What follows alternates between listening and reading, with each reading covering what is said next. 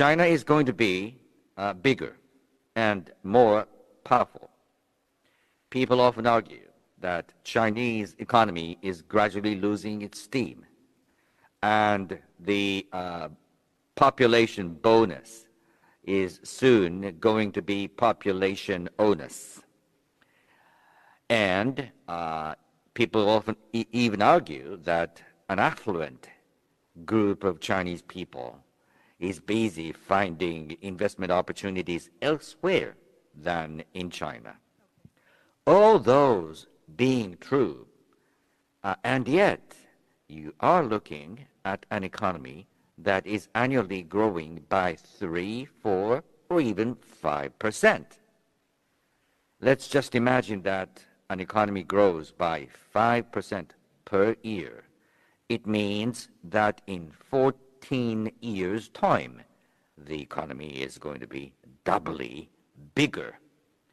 And if the economy grows even by 4 or 5%, one can easily assume that Chinese military spending and the military power thereof is going to be yet bigger, let's say in 5 years' time, 10 years' time, and so on. Japan and India are both feeling this growth of Chinese military power almost daily.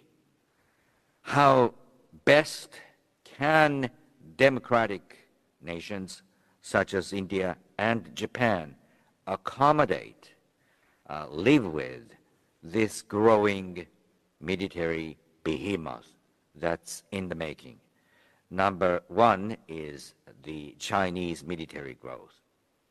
Number two, Chinese economic development has proven that it's been out of the set pattern that humans have long known about.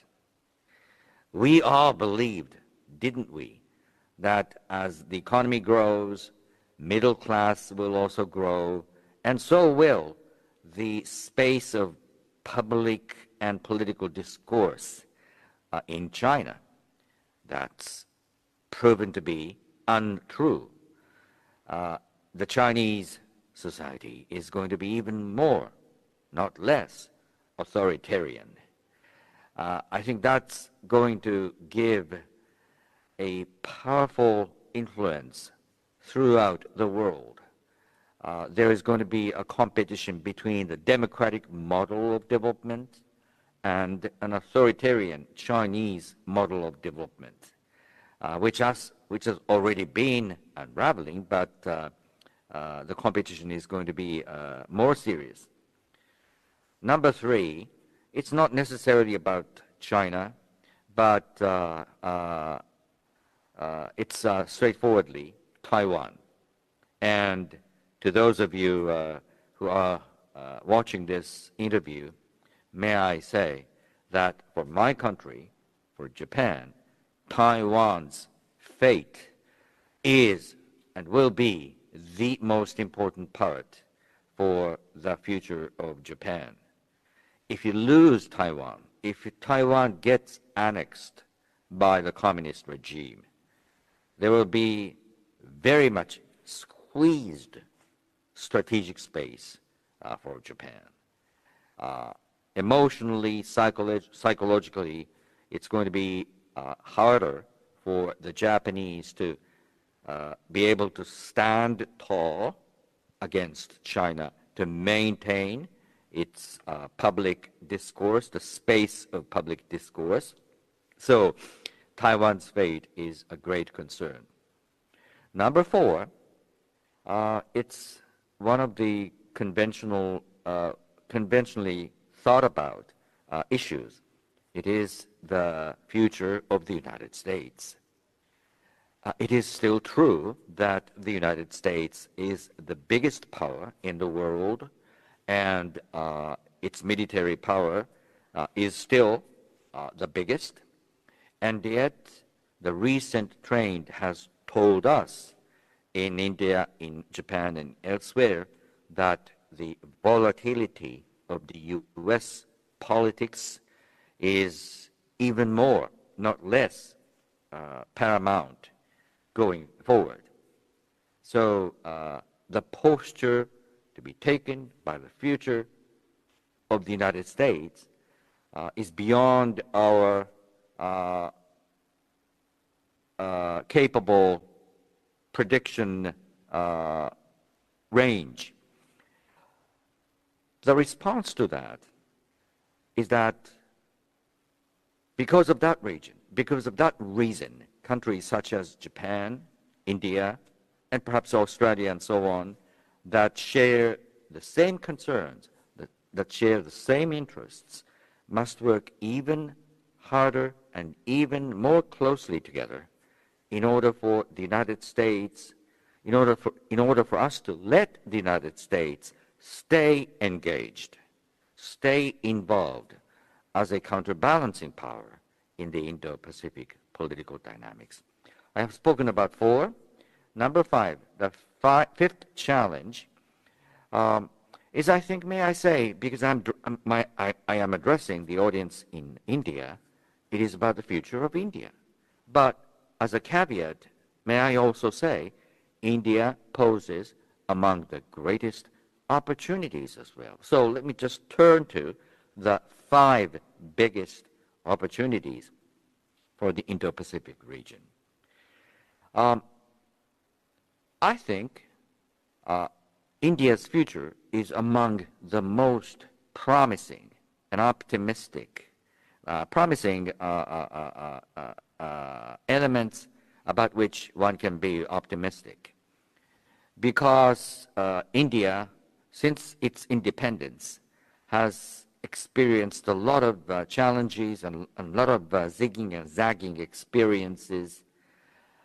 Nonetheless, India has stayed democratic, and India has never ever failed to to introduce the next administration in the peaceful manner.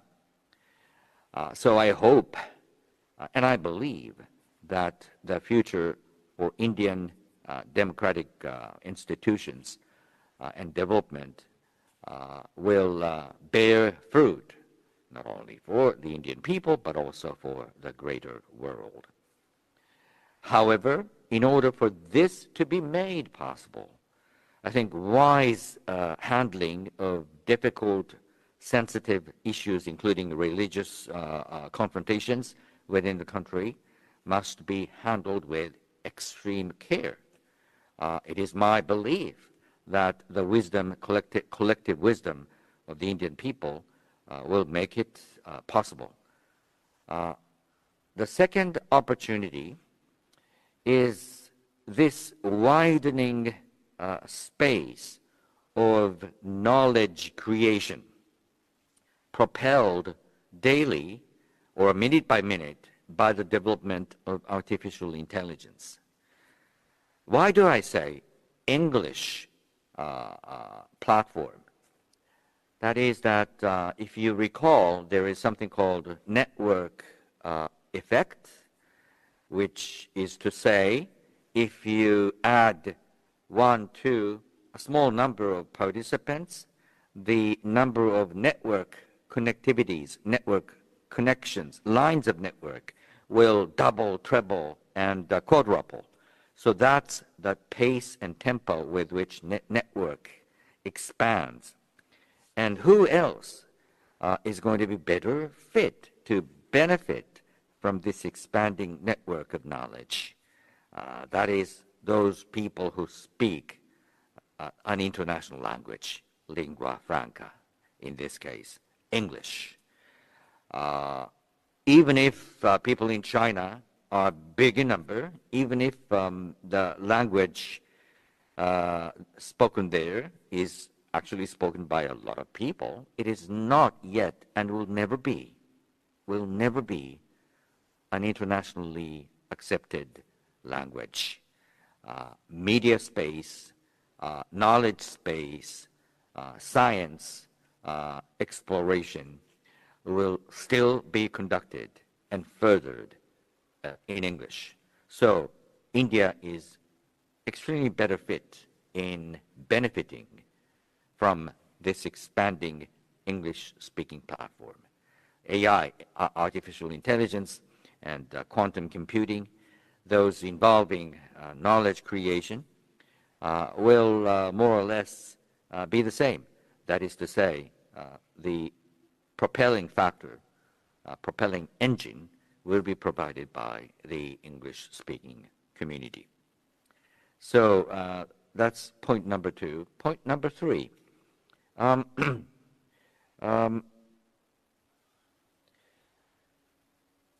think there will be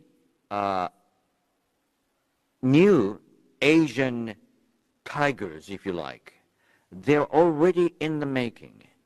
If you look at Bangladesh, Bangladesh is becoming very much fast one of the manufacturing centers in the Southeast Asian region. And I think it's incumbent upon countries such as India and Japan to, as much as possible, collaborate and cooperate with people in Bangladesh so that the development of Bangladesh is going to be both prosperous and democratic. But if you look at such countries as Bangladesh that are gaining traction in their economic development, one can be optimistic. Fourth, I have not spoken about Japan. Japan poses its own domestic challenges, the population decline, graying society. One can easily be very much pessimistic about the future of Japan. Let's look at the other side of the same coin. The grave challenges can provide you with lots of new opportunities. So I'm trying to be very much optimistic, even though the picture in front of us is gloomy, to say the least, if you look at the declining population and so on and so forth. But by solving those big societal challenges, I think Japan can still grow. And it's important for countries such as Japan to show to the rest of the world that very much mature, aging society can still grow. So I'm hoping that is going to be the case. The fifth opportunity may be found elsewhere than on the surface of the Earth, maybe in the deep seas, maybe in the deep space, on the surface of Moon, on the surface of Mars. I think it's going to be made possible for humans to exploit opportunities to be found elsewhere than on the surface of the Earth. I think that itself poses a great opportunity for India, for Japan. Both leaders of India and Japan, leaders of India and Japan have already spoken many times about the possibility whereby Indian scientists and Japanese scientists could collaborate when it comes to exploring the Earth and deep space. One has to say we have spoken about those things, but we have just talked the talk. India and Japan must now walk the talk. Have I covered those 10 negatives and positives? Absolutely, absolutely, Dr. Taniguchi. You have given us that extensive elaboration of how the Indo-Pacific Quad and particularly India and Japan relations are going to forge in the coming years. A round of applause for Dr. Taniguchi, and we then move on to the next session. Yes. Thank you very much, Megha, for that.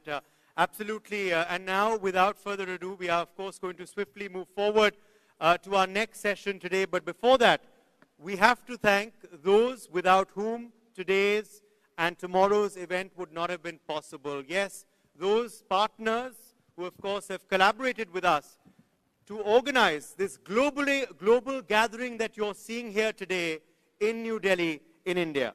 This event today is powered by Adani, State Partner, Government of Haryana, State Partner, Government of Rajasthan, State Partner, Government of Madhya Pradesh, State Partner, Government of Chhattisgarh, State Partner, Government of Uttarakhand, Session Partner, the NTPC, National Thermal Power Corporation of India, Session Partner, Power Grid, Session Partner, Mahashiyan the Hatti Private Limited, MDH, Session Partner, Paytm, Session Partner, and Reality Partner, ACE Infrastructure, Reality Partner, NBCC, National Buildings Construction Corporation Limited, Reality Partner, Housing and Urban Development Corporation of India, that is HUDCO, Session Partner and Reality Partner, M3M, Reality Partner, Bhutani Group,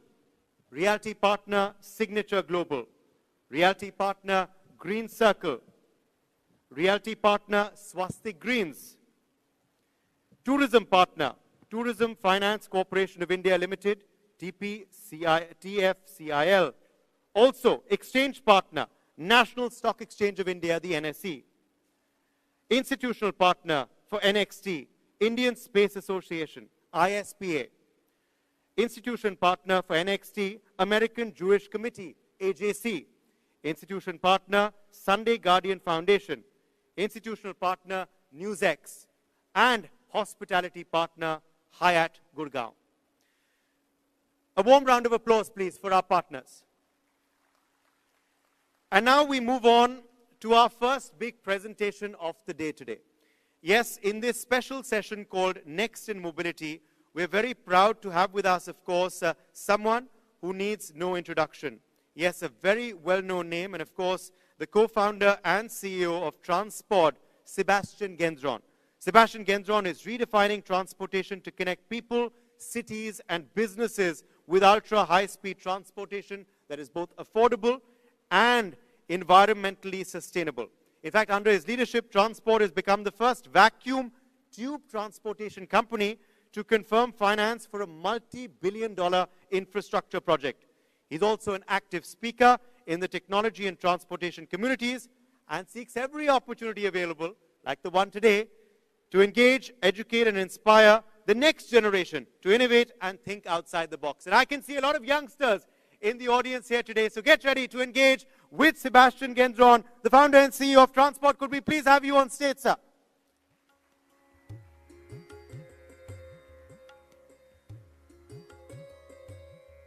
The floor is yours. Thank you for being with us. Good morning, and thanks again for the invitation. I'm pleased to be here and share about the future of mobility and what's coming next in terms of transportation.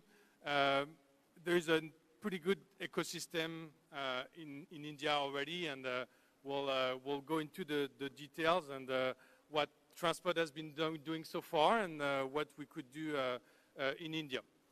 So, just to kick off our session, I would like to pinpoint the fact that if you want to develop a new mode of transportation, it has to be better than existing ones. Otherwise, it's kind of pointless to develop something new, so it has to be better than cars, trains, aircraft, and of course, boats. Otherwise, it's literally useless.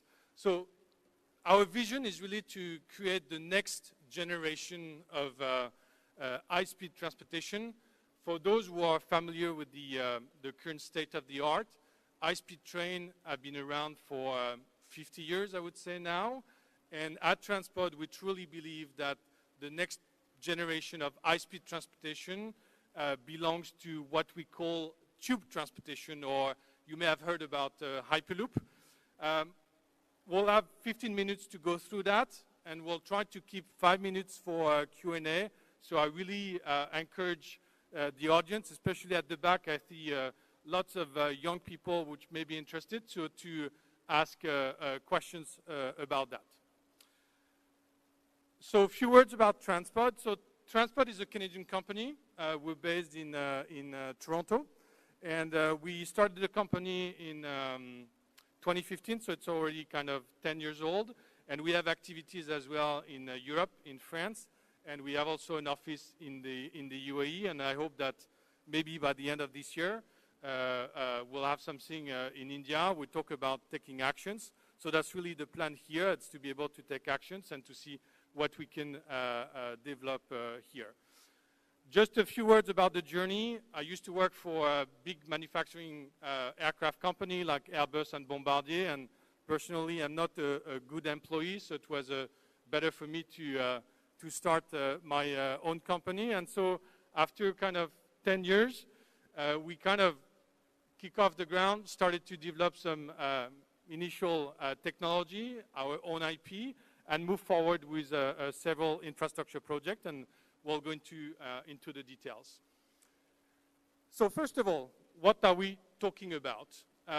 You've heard about Hyperloop and tube transportation for quite some time now, but we're talking about tube transportation. So it's literally, so it's a concept again, which have been around for more than 100 years, and it consists in a really basic way to remove 99% of the air in a tube where you allow the vehicle to achieve the same speed as an aircraft because you avoid aerodynamic friction.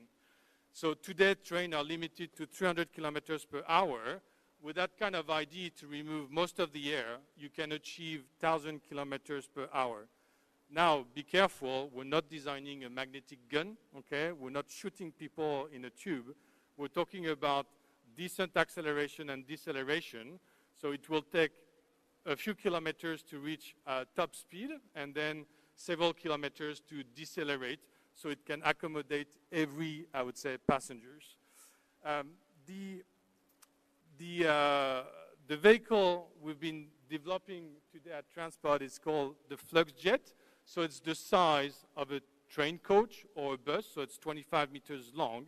But as you can imagine, in that tube, okay, so there's no air, so it looks more like an aircraft without wings. So it's really made of composite material to build that vehicle with magnetic propulsion and levitation system. The trick here is also in the power transmission. So it's kind of similar to, I would say, a subway with a power rail touching and transmitting energy into the vehicle, but we're using electrical arcs, and this is one of our key IP and key, I would say, competitive advantage over China. We just talked about China, who is kind of the country leading this development nowadays. The infrastructure itself, it's quite similar to what we already have. So the infrastructure is similar to the one we have for the subway here in Delhi. So we're talking about elevated structure.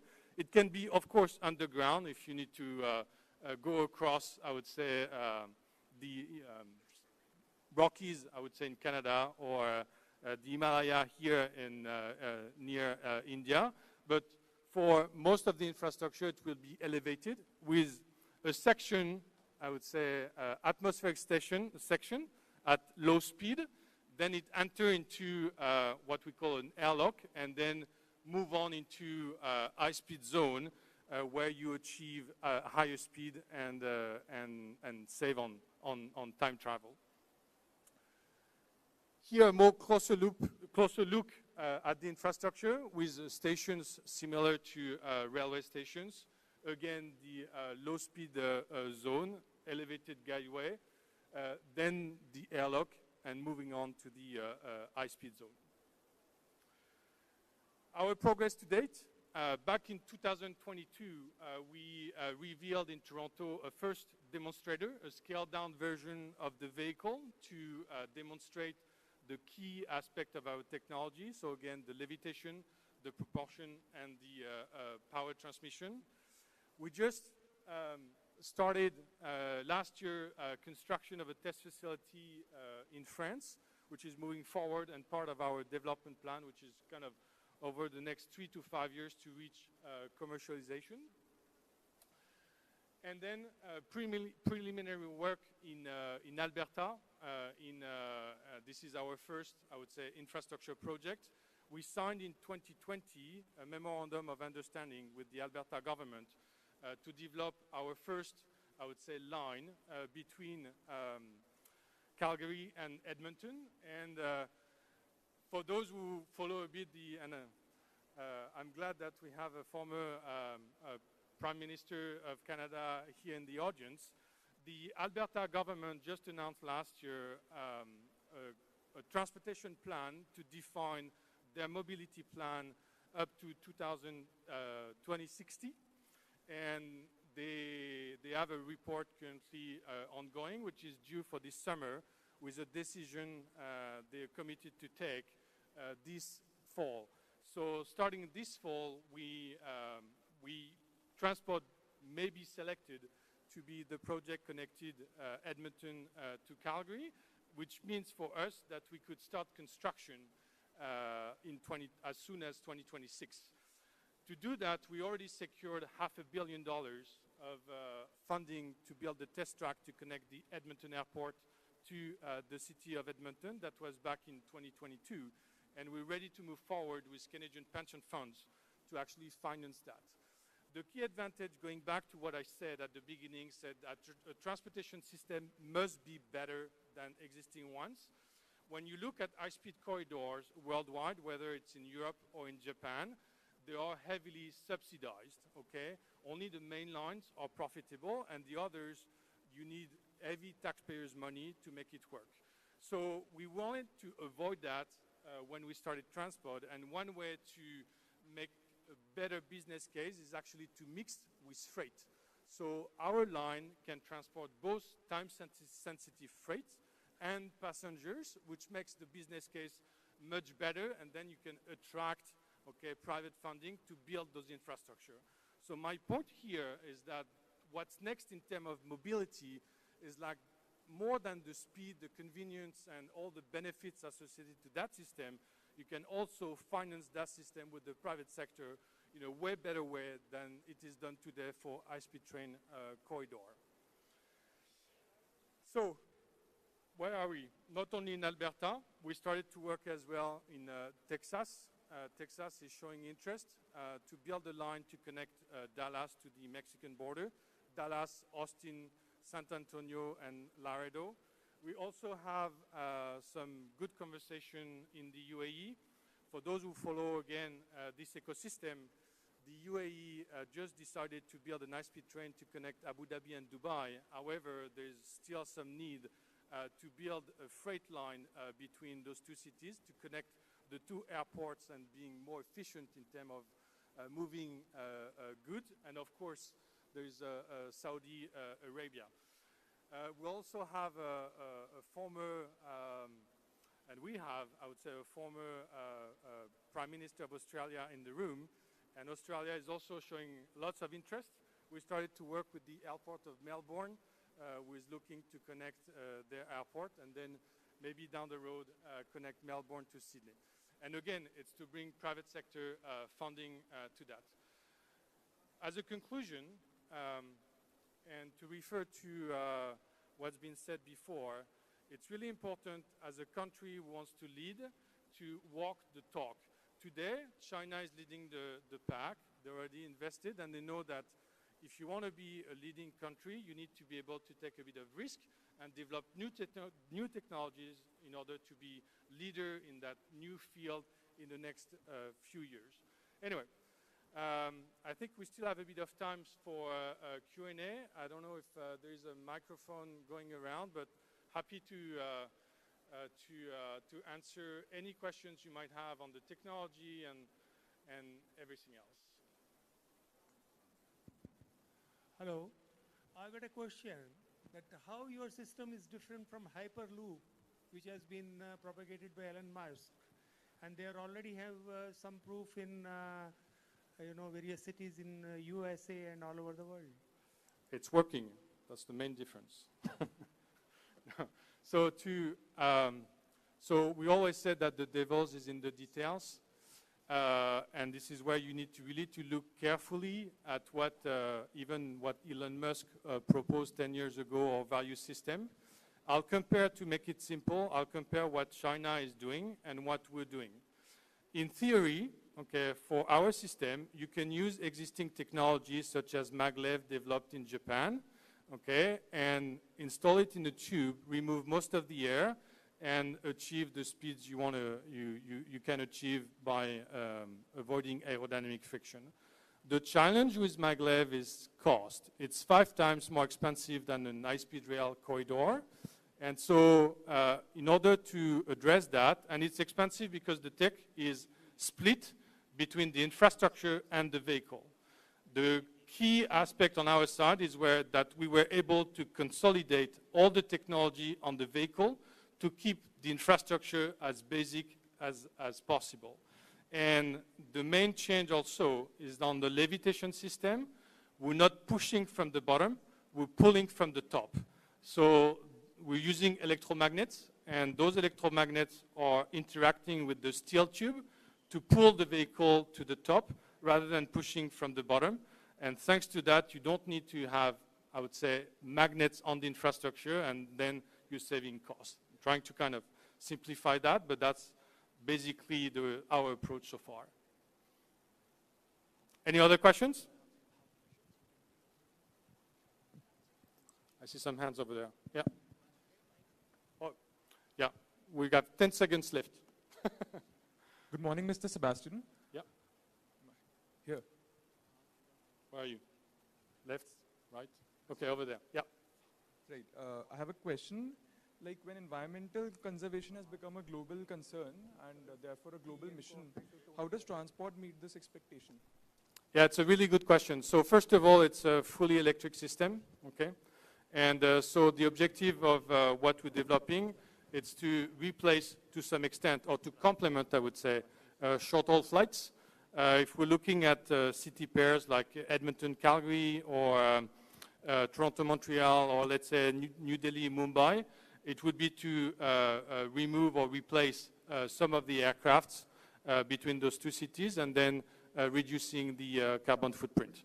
There's also a key aspect. It's to minimize the carbon footprint during construction. As you know, as you build infrastructure, it creates lots of CO2. And that's also something we're looking at to work with companies reducing, I would say, CO2 as well in the concrete, on the steel as well, and looking. So it's part also of the supply chain we're developing today.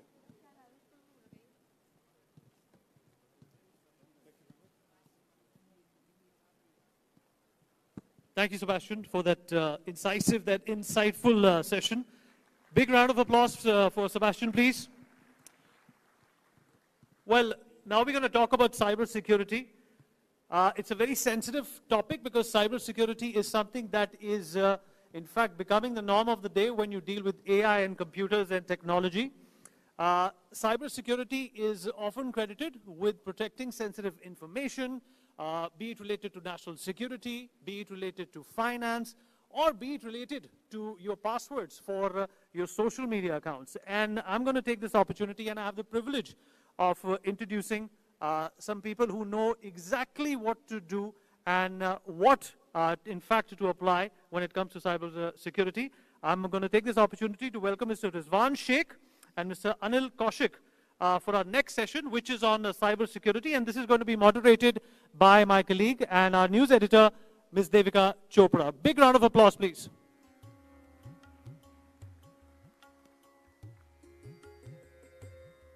Very good morning to everyone present here. Cybersecurity, it's a pretty vast topic, and luckily I have with me Mr. Rizwan Sheikh, who's an ethical hacker, and we also have Mr. Anil Kaushik, who actually does the opposite of what Mr. Sheikh does. So, you know, we're going to try to marry the two of them today to understand the scope of cybersecurity and what is next in cybersecurity. So, Mr. Rizwan Sheikh, I want to begin by asking you, ethical hacking sounds like an oxymoron, right? So if you could just begin by explaining to our guests, how do you define what hacking is ethical and what is unethical? It's a very tough question typically to define the difference between ethical and unethical hacking. It's always better to call the profile or the name with cyber security expert, because India and many other countries have their cyber law defined. Of course, some countries do have the term ethical hacking defined for the good person, but in India, hacker is a hacker, irrespective of whatever you do. So in order to tell you the difference, I would first want to define who a hacker is. I would say hacker is a person who is technically geek-sounded, knows in and out of computer systems, network, etc. Now, he is utilizing this knowledge or skills to hack and damage, destroy, defame, or deface any website. So that's the part of unethical hacking. Now the same thing, for example, we get a project of doing vulnerability assessment, making a website or a network hack-proof. So now in order to make that website or network hack-proof, we get the permission to officially hack it. But after hacking, we are not damaging or destroying it. What we are doing is, we are finding all the vulnerabilities and loopholes on the website and patching it up. So that's the part of ethical hacking. So on that, I want to understand from you, there was a time when coders would sit and code and engineers would learn these codes over the years. But with the introduction and the speed at which AI is progressing, how does that change the scope of hacking? Right, so definitely technology keeps on upgrading itself. If you see, earlier time it was during the launch of internet, the Web 1 space, it was very basic. The most advanced thing was the ICQ messengers. I am pretty sure many people here might have been using MSN Messenger or Yahoo Messenger in the past. Then Web 2 comes into picture, where we see social media sites, we see things like Twitter, we see stuffs like some of the advanced stuff where we are doing WhatsApp video calling, group conference, etc., etc. The future which is already on is Web 3, which is combined of blockchain and AI together. Web 3 is more advanced, decentralized, giving control more to the people, having a decent level of encryption to protect your privacy. But at the same time, as the tech evolves, the vulnerability or the hacking stuff also evolves at the same time. If you see AI, definitely it has many use cases. ChatGPT, one of the best examples we got. Yes. But at the same time, we got AI deepfake. Yes. If you notice, editing someone's photos, replacing anyone's face with anyone else's body, replacing anyone's audio to speak something else. Like there have been AI deepfakes available.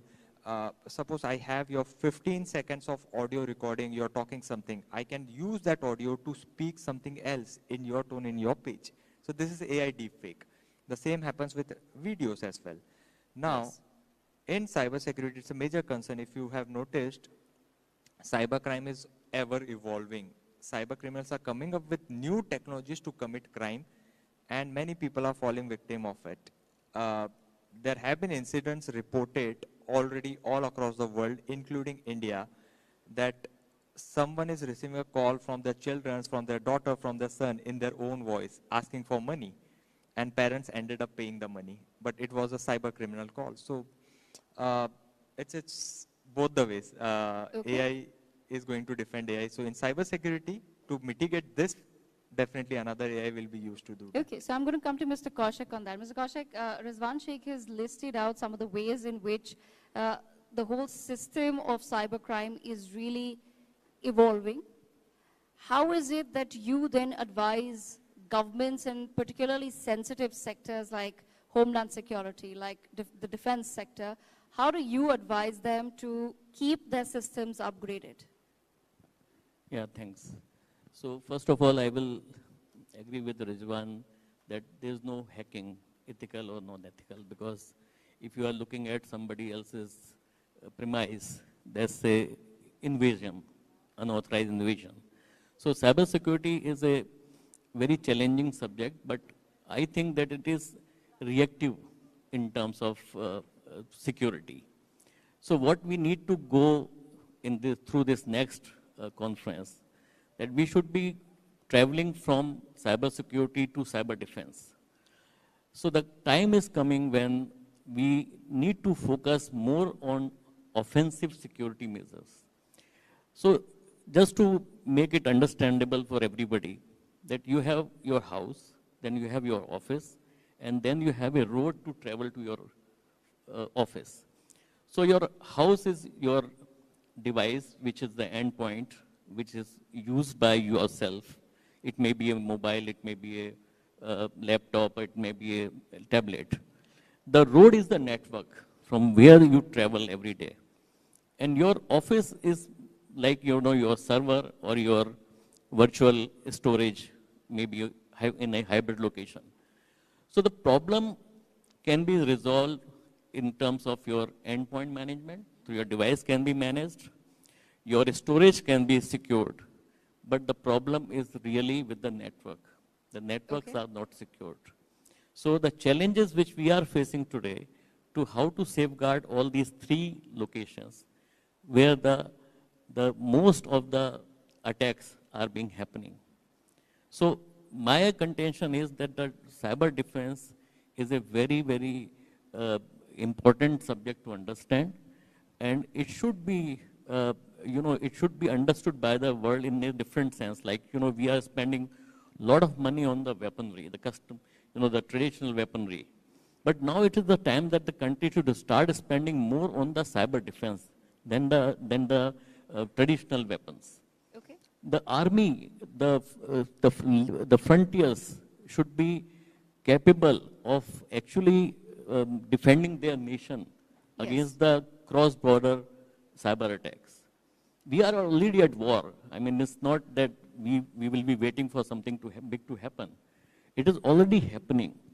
Mr. Anukoshit, could you quantify that into some examples for our audience to understand? When you say that it's not just about physically defending our borders anymore, but it's about defending our networks and our online systems, because that's essentially where the whole world gets together and meets today. We're not meeting physically necessarily. Can you quantify that? What does that mean? And we also have some ex-servicemen in the audience, so I'm sure they'd like to take that back away from this particular conference. I'll give you a very simple example. Like, suppose you wake up in the morning and you find that there's no electricity, there's no internet, there's no money in your account, so everything is being, vanished. That's the future war. The war will happen, will be on the internet. In the internet only. Suppose, there's some enemy nation which is looking to destroy your economy. What they can do? They can just wipe out your bank accounts. They can wipe out the entire data on the stock market. What will happen? Your economy will be zero. Your credit rating will be zero. There will be no transaction at all after that. Your electricity system can be demolished. So these are the future challenges for the cyber warfare, where I believe that every nation, and the nation like India, should be very ready to defend ourselves. We need to create the cyber warriors which can be working under the army or maybe the paramilitary forces. Yes, if you could break that down further, when you say we need to create a cyber war force, what would that entail? What does that look like? And would that include individuals like Mr. Rizwan Sheikh, who, like he said, that ethical hacking is essentially, we would help governments and other machineries to figure out whether their systems can be hacked or not? Yeah, so I think we need to start an integrated cyber command center where we can join all the three wings of the army, Air Force, Navy, and Army. And we can start, by forming a complete equipped command for cybersecurity defense. That is what the future is. And I think people like Rizwan could be also asset for these kind of forces. I mean, you have to learn how to break the system, then you can protect it. So the thing is start from the breaking the system, learning the break, and then you can protect it. So Rizwan, I've already converted him into a supporter of ethical hacking within the scope of 6 to 7 minutes, but I want to understand from your point of view as well. what would your advice be to governments and to particularly our defense machineries on how to go about the cyber war that looms large? One thing is wonderfully said, that definitely there is a big need to form something related to cyber defense. Now to distribute it down, I would rather categorize it into multiple attacks. For example, if you notice, there were some big unethical hacking groups working. To name it, there are some religious groups, there are groups related to disputed nations, some neighboring nations. So these hacking groups already starts attacking our websites. For example, there have been hacks on some of the educational institutions' website.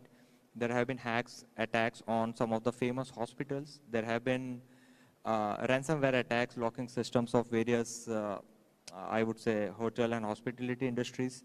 So already these attacks are on. There have been attack on the power grid, which is not being officially, like, it's kind of an allegation. It's not like completely defined, but definitely it was a cyber attack.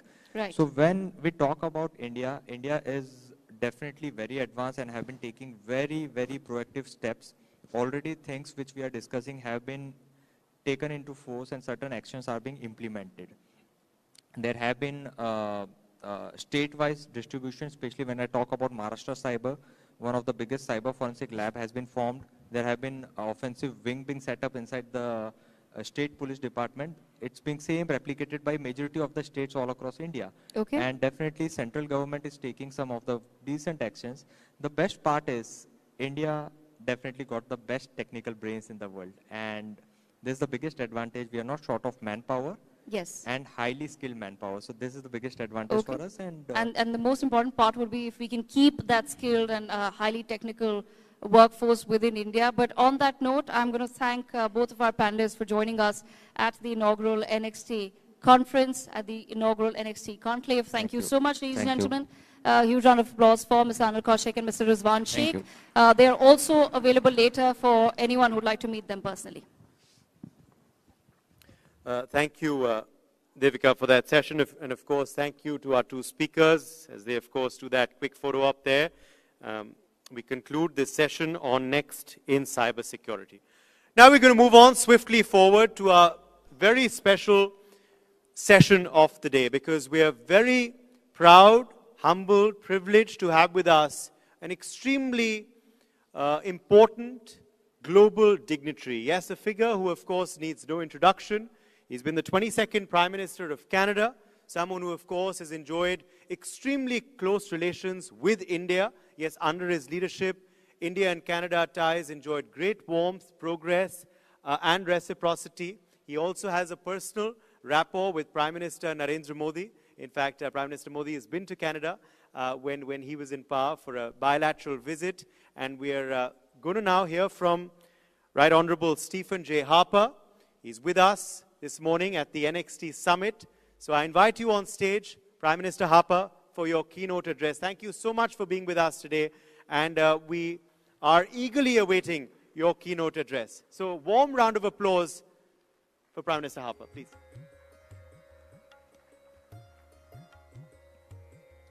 Thank you very much, everybody. I greatly appreciate the opportunity to join you here at this next forum in Delhi. This is a world-class gathering, and as such it is befitting both India's rising importance in the world, but also NEC's leading role in India itself. And what better topic for me to address today than India's role in the emerging new world order. But before I discuss the role of India in the new world order, allow me to take a few minutes to ask, what is this new world order exactly? For example, you will often heard it said that the world is moving from a US-led unipolar order to a multipolar order. I do not believe that is correct, or rather, I believe that it is correct only in part. The multipolar part may be true, but the order part is not. The world is not moving from one order to another. The world is moving from order to disorder.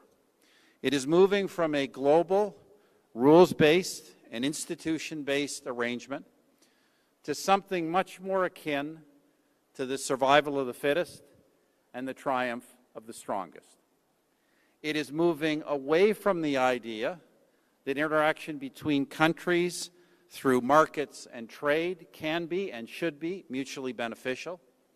It is also moving away from the idea that freedom and democracy and the values that attach to them are aspirational and beneficial for everyone. In short, it is not just a shift away from rules and institutions. It is a shift away from a mindset to a new mindset. It is a shift away from a mindset of mutual benefit to a mindset of zero sum. This has been happening progressively over the past couple of decades.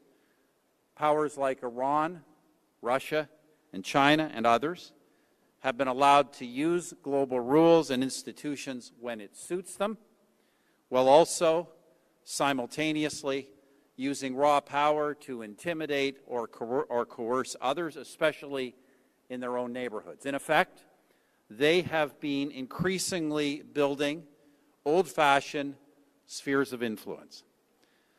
The United States, with its Western allies, has been increasingly unable to rein in these developments. But now, they are increasingly unwilling to do so. Indeed, under President Trump, the United States is now turning quite explicitly to its own version of this approach. I think of the U.S. position that Ukraine's sovereignty can only be defended if it surrenders its mineral wealth to the United States. Obviously, I'm also referring to the President's musing that Canada and Greenland should be acquired by the United States. As a Canadian, I must say that I find this a shocking development. My country has long been the deepest and most balanced economic and security partner of the United States, of any, frankly, the most integrated economic and security partner of any the United States has anywhere in the world. Yet, the American president is now openly questioning Canada's sovereignty. That has been jarring for every element of Canadian public opinion. Now, I don't make this observation about America's evolution entirely out of censure. This development is somewhat understandable. After all, the rules-based order has increasingly been used as a constraint on the United States alone. It has certainly not been a constraint on its geopolitical rivals, but it has often not been a constraint on America's own allies either, because the truth is that they have too often been willing to free ride on American economic access and security guarantees, while at the same time charting international courses without any reference to their relationship to the United States. In any case, what I'm seeing in the world is that given this new multipolar disorder, and particularly given the growing rivalry between the United States and China, many smaller and weaker countries are attempting to protect themselves by hedging between these powers.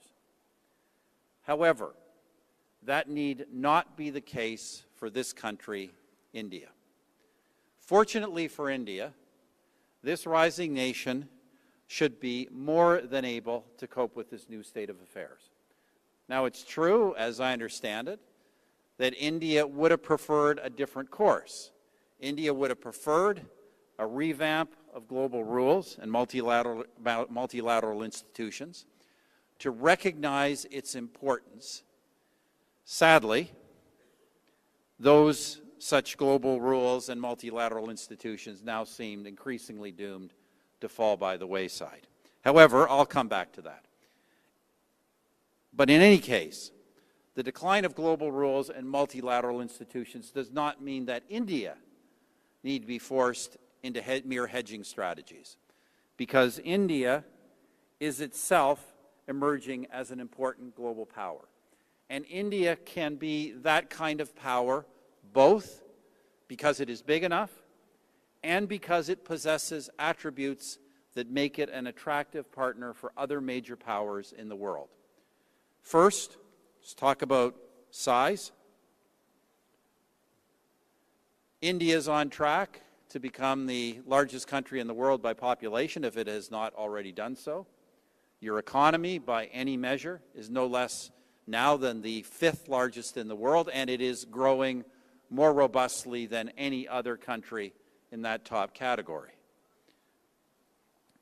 Combine this with your huge landmass and your unique cultural force, and India is unquestionably on track to become a new global power in its own right. Now, I do not say this to flatter, because India does have some significant challenges. Your economic structures, particularly in agriculture, could hold this country back. Also, India's military might does not yet match its economic strength. And military strength in this new dog-eat-dog world is really going to matter. And your influence, even in your own neighborhood, is today challenged, both by China on the one hand and by forces in the Islamic world on the other. But as I've said, India has attributes that make it a desirable partner rather than a target for other world powers. For example, you've long had a productive alliance with Russia.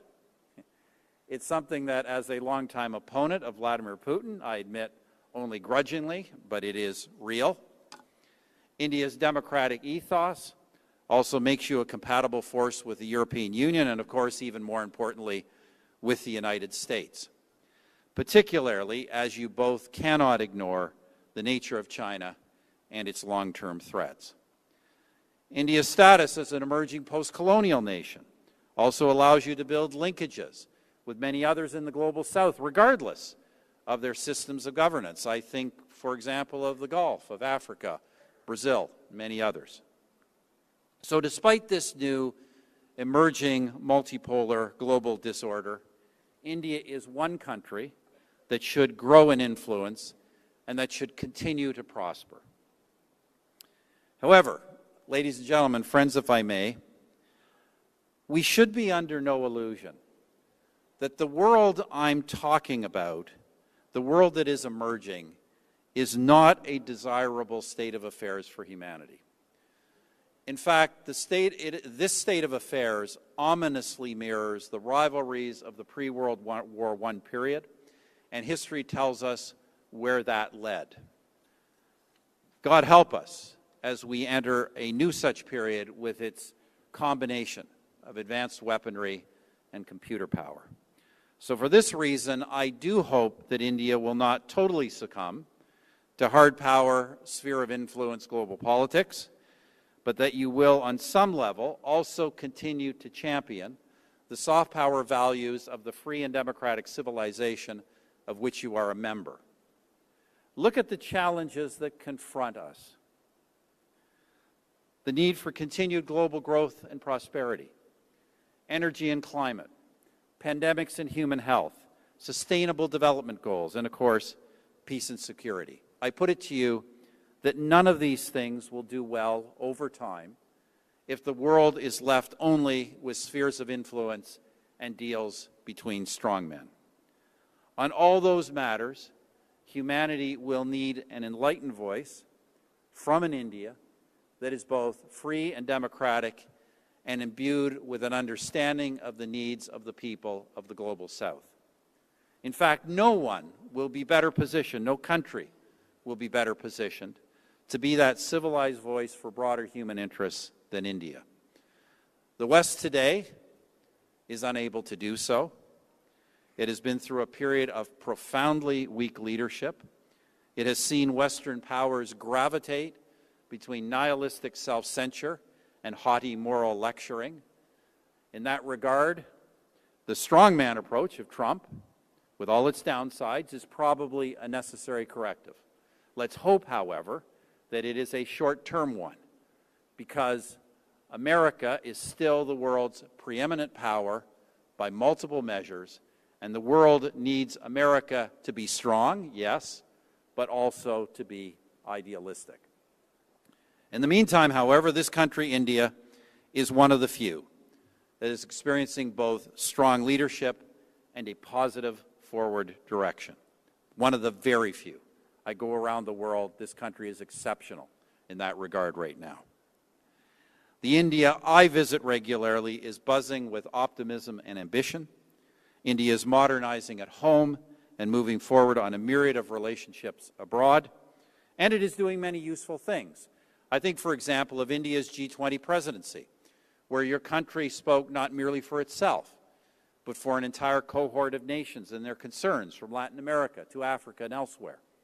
I still believe that India's rise as a free and democratic power, while distinct from the West, has the potential to lead to an Asian century, not an Asian century in the communist Chinese style of coercion and disruption, but an Asian century of benevolent cooperation and collaboration. I've spoken before of India's great potential, not merely as a mere echo of Western liberalism, but as a free and democratic society shaped by its own history, culture, and nationalism. That, I believe, is one of humanity's great hopes for light in what are these darkening times. It is, in fact, the very nature of India that allows for forums like this, truly global ones, of competing ideas and thoughtful exchange. Now, I do want to address one other question and one other set of issues, and that is the elephant in the room. And this is not an Asian elephant or an African elephant. This is a Canadian elephant. I'd also hope that my own country, Canada, will reestablish benevolent and productive relations with yours. As Prime Minister, I put a lot of effort into revitalizing our relationship. During the administrations of both the late, great Manmohan Singh and, needless to say, the dynamic Narendra Modi. There are so many ways in which Canada and India are both compatible and complementary. Both the prime ministers that I dealt with understood that. And frankly, I have been heartbroken to watch the steady deterioration of this relationship under my successor. I don't think I entirely understand why that is, and I am certainly in no position to evaluate the accusations that have been made. Suffice it to say this, that when I was in office, my government understood, and we understood without any nuance, that the vast majority of Canadians generally, and the vast majority of Indo-Canadians specifically, do not align themselves with people who would wish to see the division of India, this great country.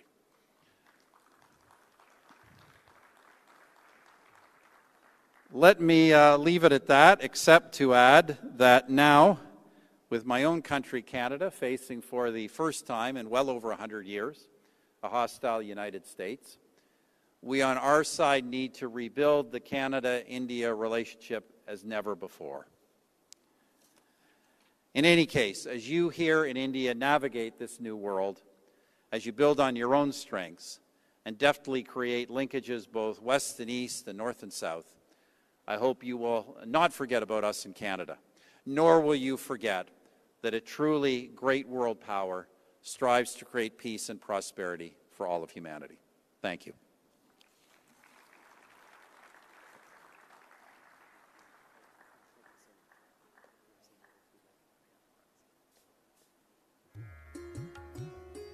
Thank you very much for that address, Prime Minister Harper.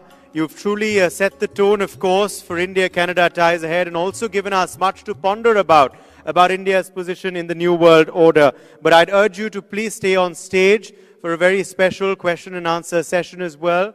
There are some further questions that my colleague Megha Sharma would like to pose to you on your address and your wider vision for not just South Asia, but the world at large. So now over to Megha for this next special session as we continue Prime Minister Harper's time with us on stage at the NXT Summit.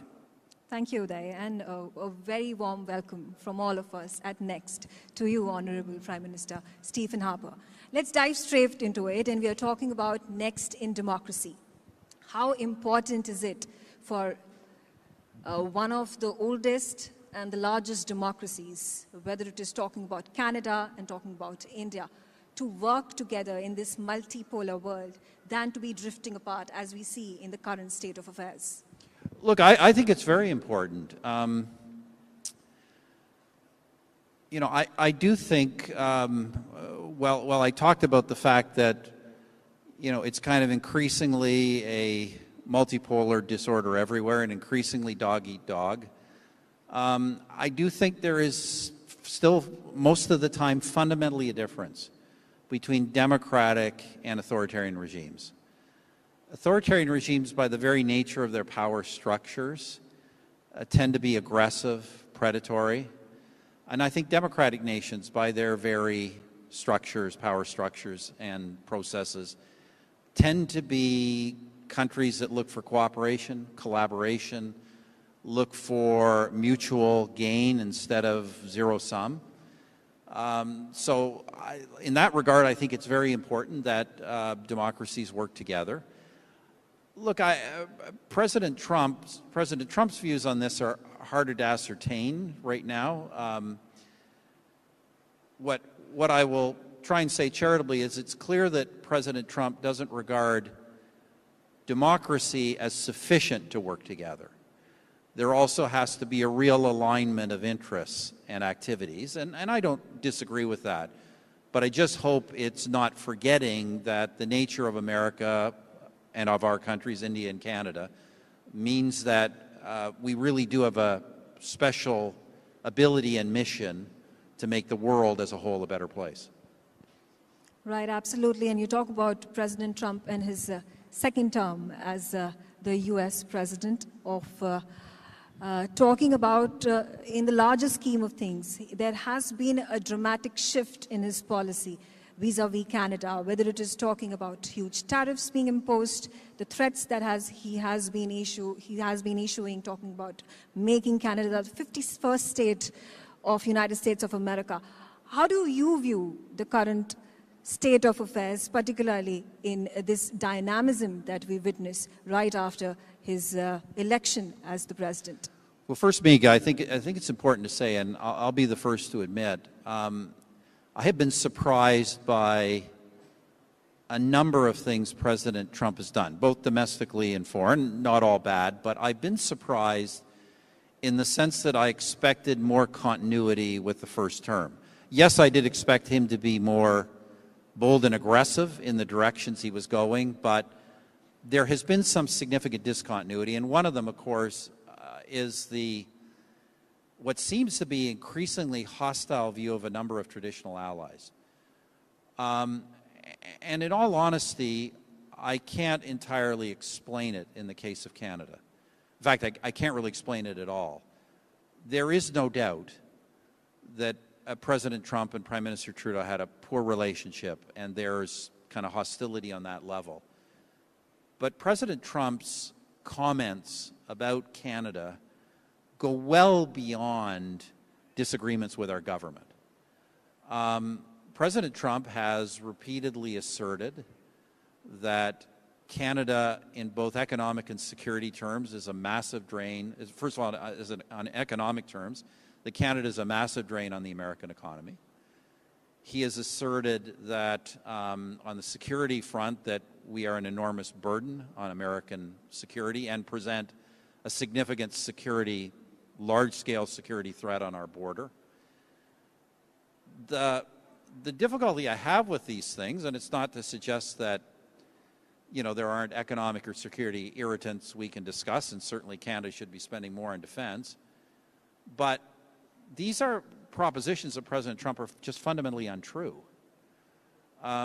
Canada-U.S. trade is 98% tariff-free and almost entirely beyond that unencumbered by non-tariff barriers. It's the most integrated economic relationship in the world. Canada is the United States. Right now we have a small surplus with the United States, but Canada is the United States' largest export market in the world. We are a larger, and many Americans don't understand this, Canada is a larger export market to the United States than all the countries of the European Union combined. It is a massive economic asset for the United States. Obviously, they are an even bigger asset relatively for us, but it's a massive economic asset. In terms of security, are there issues on the border? Yes, but the northern border is not the southern border. There are not hundreds of thousands or millions of people crossing the border. In fact, you know, I think Canadian law enforcement will tell you the flow of guns, gangs, and drugs come just as much north from the United States as they do south to Canada. In fact, I would suspect they come north much more frequently than south. So these positions of the president are just not based on fact. I will also say, Miga, because we don't know where this is headed, that I don't think they represent any significant element of American public opinion.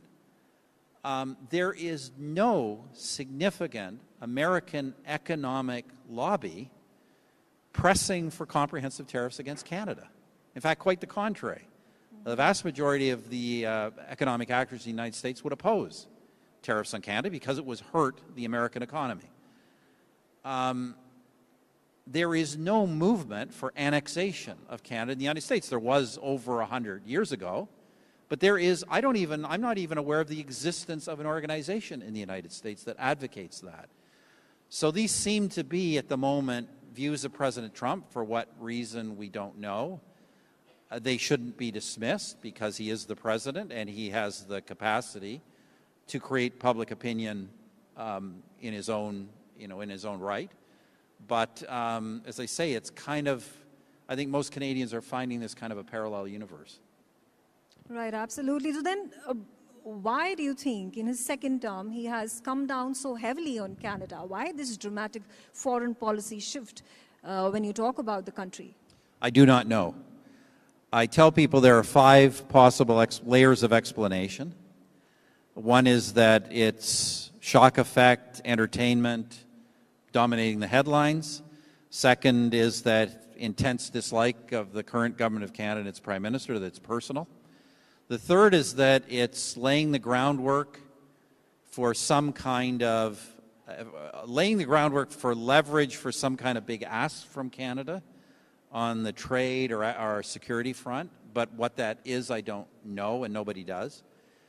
The fourth explanation is that he is actually an ideological protectionist who believes that economic activity should be moved to the United States, even if it's mutually beneficial to trade.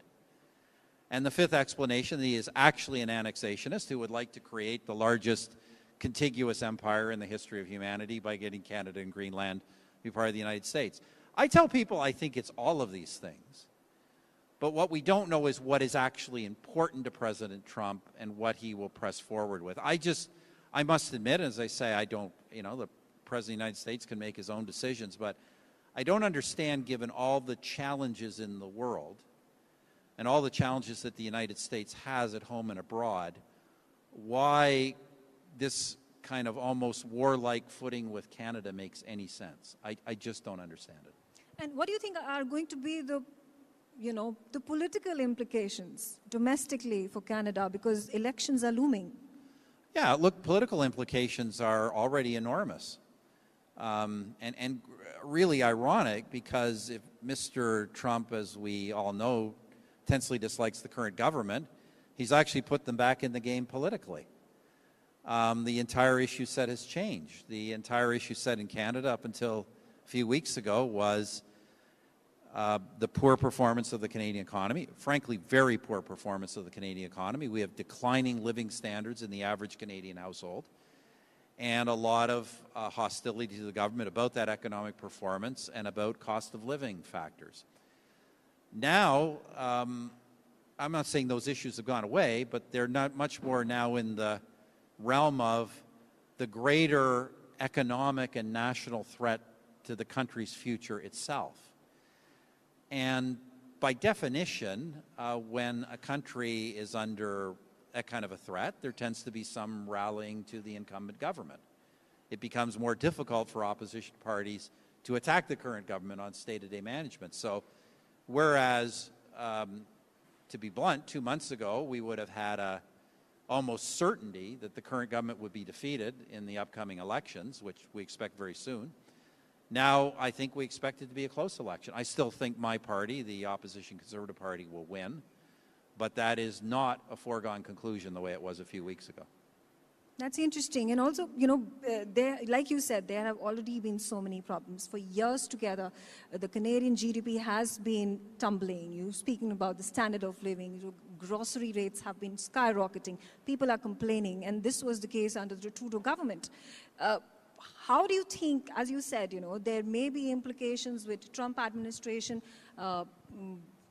coming and attacking Canada. Economic policies are then going to be impacted heavily. But how does the average Canadian think and react to all these developments? I think at first there was some of this, the first kind of tweets the president did on this, calling Justin Trudeau the governor of the 51st state, saying that, our great famous hockey star Wayne Gretzky should become the new governor. I think people thought this was kind of a joke and really directed at Mr. Trudeau. And let's remember, Mr. Trudeau is so unpopular that his own party just basically removed him from office. But the truth is that the president's statements on this have been they're impossible to dismiss as a joke. The president has repeatedly made the case now of why, not just why Canada should be part of the United States and why Canada should not exist. As I say, he has accused Canada of being an economic drain. He has accused Canada of being a security risk to the United States. And he has further even gone so far as to say that the tariffs he threatens to put on Canada, 25% across the board. By the way, important to realize, putting a 25% across the board tariff on Canada would be a complete abrogation of the tariff-free trade agreement President Trump himself signed with Canada. And he has been saying that he will do this, and that part of the reason for doing it is to force Canada economically to join the United States. These are the actual statements he's been making. So I think, Miga, it's gone way beyond something we can just dismiss as a joke. Now, look, I've told Canadians to be calm. The president has threatened many things he hasn't done. He backed off 25% tariffs a month ago. He says he's going to do them this month. I don't know. We obviously have to be prepared. But as they say, let's not panic until we see what actually happens. Let's have plans, but let's not panic. And let's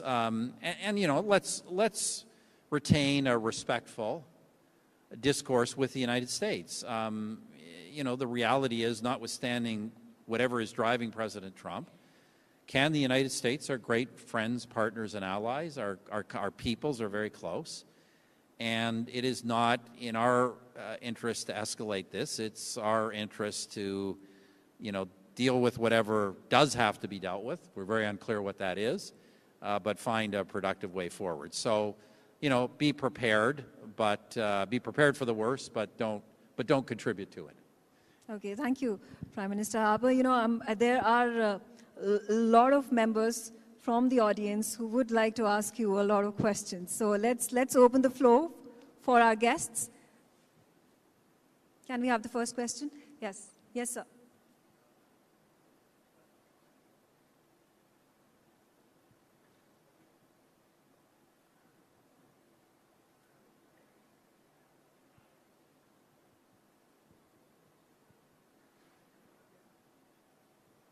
Thank you for that very insightful interview. And Shri Kartikeya Sharma, Member of Parliament, Rajya Sabha, has a very... I think we've got a mic problem. Very... Good morning, Prime Minister. I wanted to know, in the face of a hostile America, how do you see the bilateral ties between Canada, India, and also the trade relations?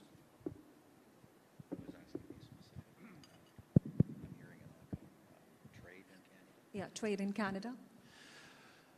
Indian Canada. Look, I believe... Trade between India look, and Canada. I believe very strongly that Canada and India need to deepen their economic relationship. When I was in office, We were successful in negotiating a social security agreement, also a nuclear cooperation agreement. We had started discussions on foreign investment protection and promotion agreement, and we'd even had some preliminary discussions on a trade agreement. So I think there's a universal agreement in Canada that we would like to deepen our both investment and trade flows with India. That has been happening, not happening at the rate it should be happening, in my opinion, given the complementarity of our economies, but that has been happening, and I certainly think now it's an imperative. I mean, obviously, given the overwhelming majority of our trade that goes to the United States, it's now more important than ever that Canada diversify its trade, and India is a logical place for that to happen. Yes, Prime Minister Tony Abbott would actually like to ask that question. Sabri, could we get that mic over here, please, quickly?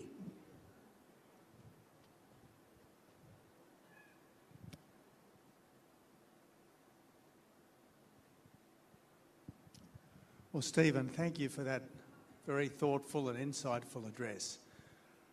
I'm going to suggest later today that on balance, Trump is more good than bad for the wider world.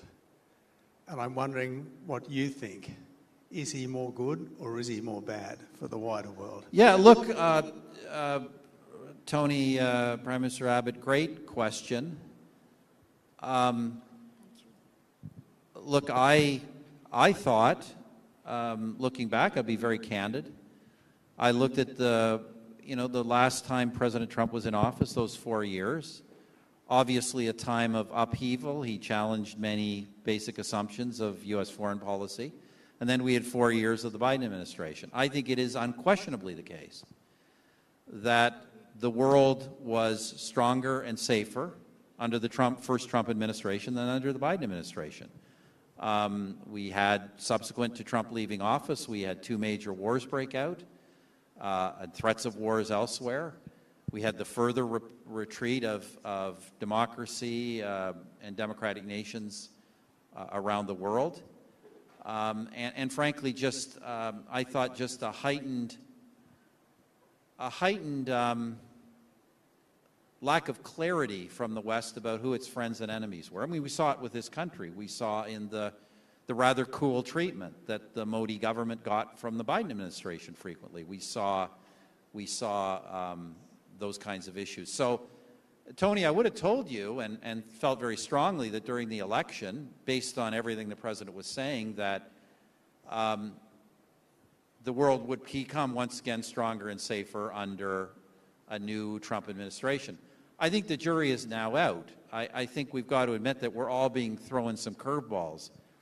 And the curveballs are 2 things, one of which I already alluded to. The president's seemingly agnostic view about whether a country is democratic or not as being an important thing. President Trump's willingness to make nice with Russia, with Turkey, and others, while at the same time launching attacks on Canada, Denmark, others, I think raises real red flags.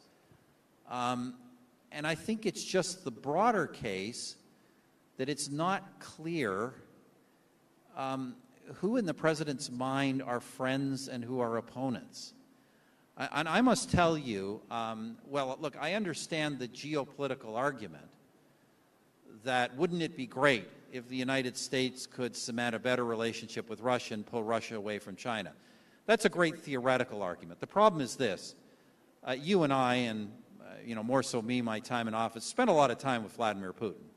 Like, I watched George W. Bush and Barack Obama try to make an ally of Vladimir Putin. Vladimir Putin doesn't want to be an ally and is not an ally and will never be an ally. He is a geopolitical rival of the United States who is intent on the destruction of American power in the world. And the fact that President Trump doesn't seem to understand that, I think, is very concerning.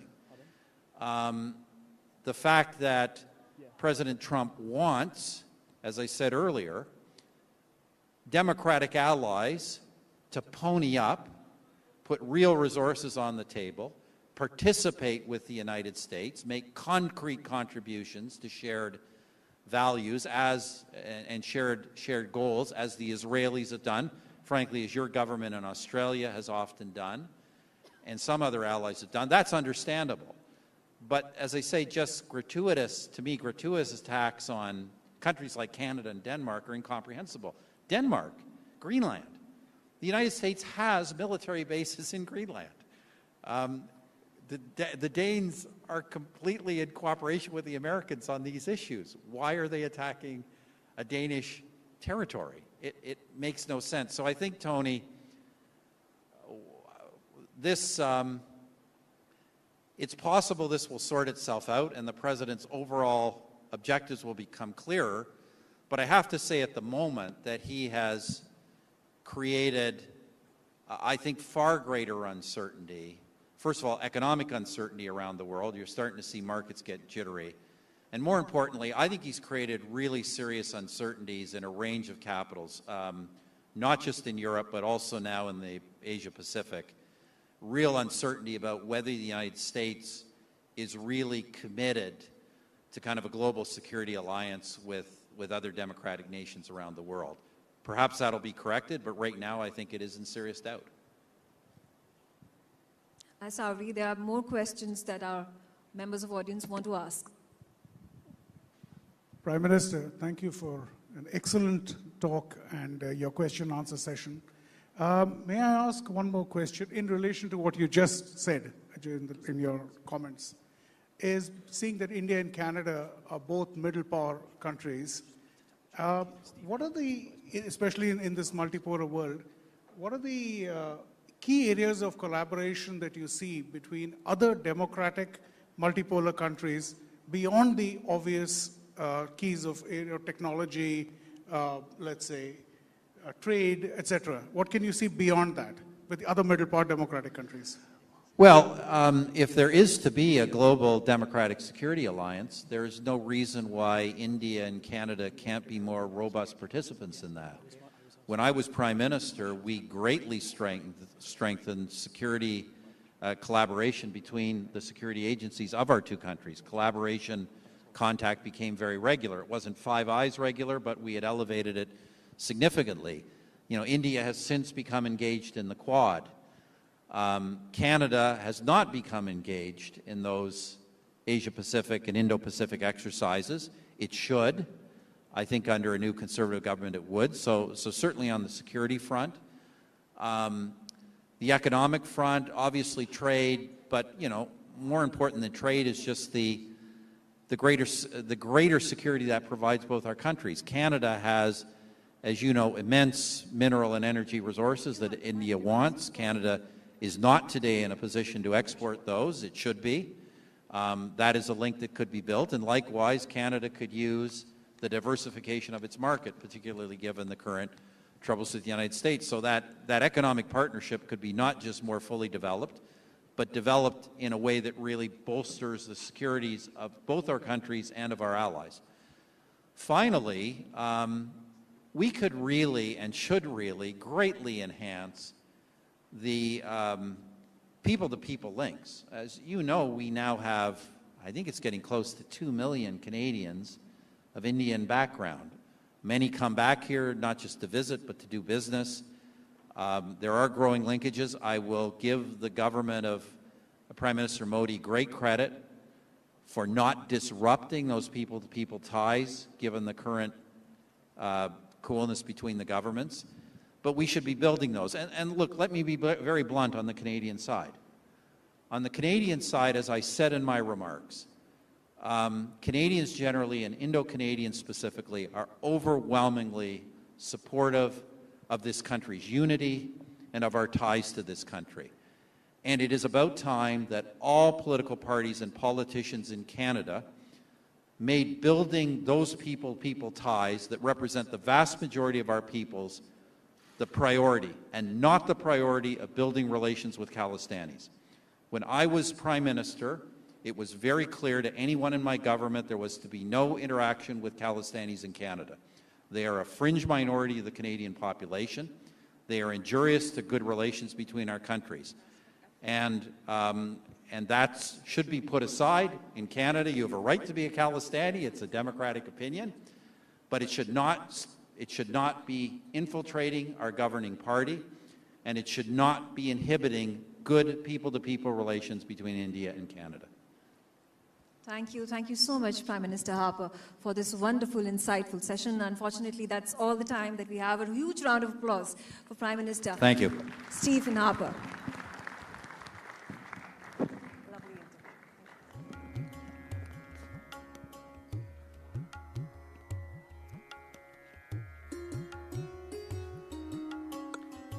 Thank you so much, Prime Minister Harper, for that insightful, important, profound reflection on what the relationship between India and Canada, at this point needs to work on. All right, brace for our next session. It's going to be a very exciting one. Well, as you know, there is a renewed interest and vigor and a lot of limelight which is being poured towards the India-Middle East-Europe corridor, which is also known as the IMEC. And this attention has come about especially after the Honorable Prime Minister, Shri Narendra Modi, met Donald Trump just a few days back.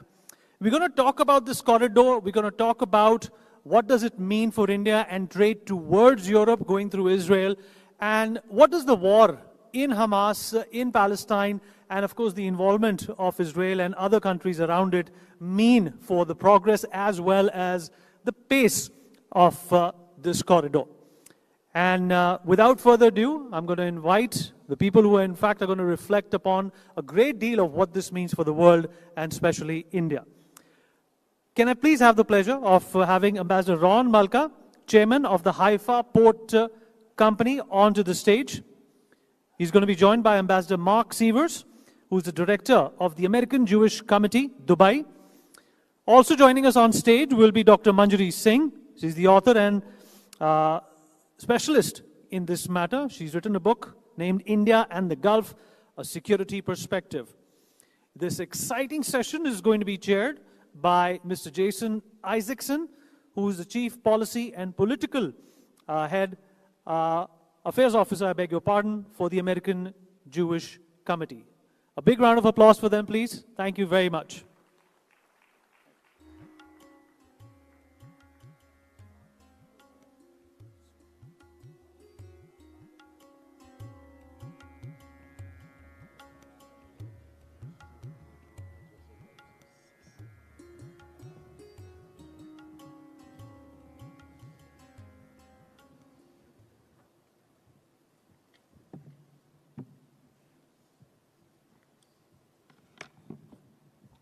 Good morning. So thank you for that introduction, and Mr. Sharma, thank you for having us here today. Presented at the G20 Summit in New Delhi in September 2023, the India, Middle East, Europe Economic Corridor was a far-sighted, potentially transformative product of the new regional thinking generated by the Abraham Accords. And then barely a month later, in October 2023, October 7th happened, and a framework of regional cooperation in which Israel would play a central role suddenly became more complicated. Now, a year and a half after it was announced, and with Middle East hostilities waning, there's increasing focus here in the Gulf and in the Levant and in Europe on putting the pieces in place to make IMEC a reality. And that's what we're going to be talking about over the next half hour. How would you describe, I'm going to ask you to begin, Dr. Singh, how would you describe the current status of the project, especially after Prime Minister Modi's recent meetings with President Trump in Washington, and also after the higher visibility that we're seeing now in official contact between the UAE and Israel? The Israeli foreign minister was recently in the UAE. We had a UAE delegation that was recently in Israel. It seems to be more possible now to talk about that relationship that has been on track since 2020, but was maintaining a much lower visibility after the Israel-Hamas war. before discussing what happened after, Prime Minister Modi's visit to the US, I would like to say that, today if you look at it, I mean, of course, the 20th century was the century of geopolitics, but the 21st century is the century of the geoeconomics. And it has become so important, geoeconomics has become so important that it is now a cliche, rather, right? So in that context, if you look at IMEC, it is truly a multilateral, a multi-sectoral, and a multi-stakeholder kind of a framework corridor, right? So in that sense, if you look at, of course, there were certain hurdles from, September 23 up until now, but the progress is not that slow. Because before the meeting between the American president and the Indian Prime Minister, there were many other things that had taken place. For instance, in March last year, India and UAE had already, signed an agreement, a framework agreement, intergovernmental framework agreement was already running between the two countries. And then by June, you see that India had formed a, Indo-Mediterranean Initiative, IMI, with the Mediterranean countries, including Italy, Greece, and other nations. So that was also, a very big deal for the countries to come forward and, to cooperate on these agreements. The third thing that happened was that IMEC has been repeatedly mentioned since November of last year in the Mediterranean dialogue, and now, in intellectual domains, also in intellectual talks also, whether it was in Kochi dialogue, whether it was in, Indian Ocean dialogue, or recently between the President of America and India. Now, the meeting this February is very important because now it is showing that there is, some concerted efforts being taken between the nations, between the partners, and it is going to be a reality, as you also pointed out rightly, that it is going to be a reality because now they are talking about the investments. Now they are talking about the $600 billion investments that is going to go in this, in framing of this corridor. And they're also talking about taking IMEC beyond Europe. I mean, if you look at President Trump's address, he says that from Italy, it will be connected to US as well. So already there's some sign of IMEC plus happening between the two countries. So these are the developments that are already taking place. And of course, like I already said, that it is a multi-regional, stakeholder, multi-sectoral kind of a framework. So obviously there will be some time, in terms of bringing everyone together. In silos, everybody is working. Like I said, that India is working with the Mediterranean countries, India is working with Israel, India is working along with, the Gulf partners. But if you look at in a concerted format, that a steering committee, a Sherpa level dialogue is yet to happen. So I think by this year or by next year, we'll see that everybody will come together and there will be a concerted effort from all these stakeholders, all the, partners, and they will form a steering committee. Thank you. I'd like to ask our other panelists to jump in to this as well. First, with you, Ambassador Malka. From the Israeli perspective, there's a lot of attention now being focused on IMEC. How does it look to you? We can't hear over here. You couldn't hear what I was saying. I'm sorry. Really, there's new attention being focused on IMEC, a great deal of excitement in Israel about the possibilities that would exist with Israel's role in IMEC. After a year and a half of war between Israel and Hamas, lower visibility being paid to the possibility of Israel being a participant in this, things are starting to change. We're seeing a great deal more attention focused on the possibilities for Israel for this greater engagement now with India and actually serving as really the hub of this connection between the Far East and Europe, and yes. South Asia and Europe. Thank you. Thank you for this question.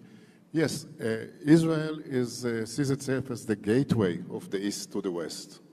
And as you mentioned, this war that started in October 7th, 23, really changed the situation and we needed just to wait to see how things calm down and let the dust sink. But now, and especially after President Trump has announced again this corridor, and since we understand that this corridor between East and West is very, very important, crucial for the world, for sustainability, for, of course, efficiency, and to make more peace and ease tensions in the region. And now understanding that after the war, the feasibility of this project is this visionary project to really to materialize is much higher. And therefore, we think that now, if we just, as Dr. Manjari said, just align the stakeholders together and make the plan, because we're still in the planning stage, make the right plan, build the right structure of incentives, understand what each stakeholder can gain and what he needs to bring to the table, understand who are the opponents, those that see threats in this new corridor, and to ease the tension, to give them comfort, to understand what they need. And in the end of the day, in order for this very big and visionary project to be really implemented, it has to be under a partnership between the public and the private sector. We are talking about a very big scale investments. And for that, we will need to the private sector and the public sector to collaborate, to work together. And of course, a project like this that is border crossing and collaboration between different countries along this corridor will ease many tensions. We know that countries that have joint economic projects are they're less likelihood that they will come to conflict. They will try to ease the tensions, to compromise, and of course we see it as a great opportunity to the world to become. And I think that the relations between India, Israel, and of course the United States are a key factor for the success of this project. I can tell you that in India, of course, Adani Group that I represent in Israel saw this a few years ago, understood the value of this chain, of this route. This is why they came and bought Haifa Port, which is owned now by Indians, by Adani, and understand the importance of this route, and of course have the vision that it will be viable and bring so much prosperity to the region. Thank you. Thank you, Ambassador. And Ambassador Sievers, I can call you Mark because we're HAC colleagues. You convened a discussion on IMEC in Abu Dhabi just a couple of months ago. From where you're sitting, and I should say as a former longtime Foreign Service officer of the United States, both the Emirati and I should say Gulf perspective on IMEC, but also the American perspective on IMEC, why is it important to both the United States and the Gulf that this project move forward? Thanks, Jason. I think it's a long-standing interest of the United States to see stability and economic prosperity spread throughout the Middle East. And the current situation is that the Gulf states are in very strong leadership positions for the Arab world and for the Middle East. And the United Arab Emirates has through the Abraham Accords, a formal relationship with Israel that's was perhaps frozen a bit in place during the first year or so of the Gaza war and the war in Lebanon, but now is coming back to much more normal status, and people are looking forward to what may come next.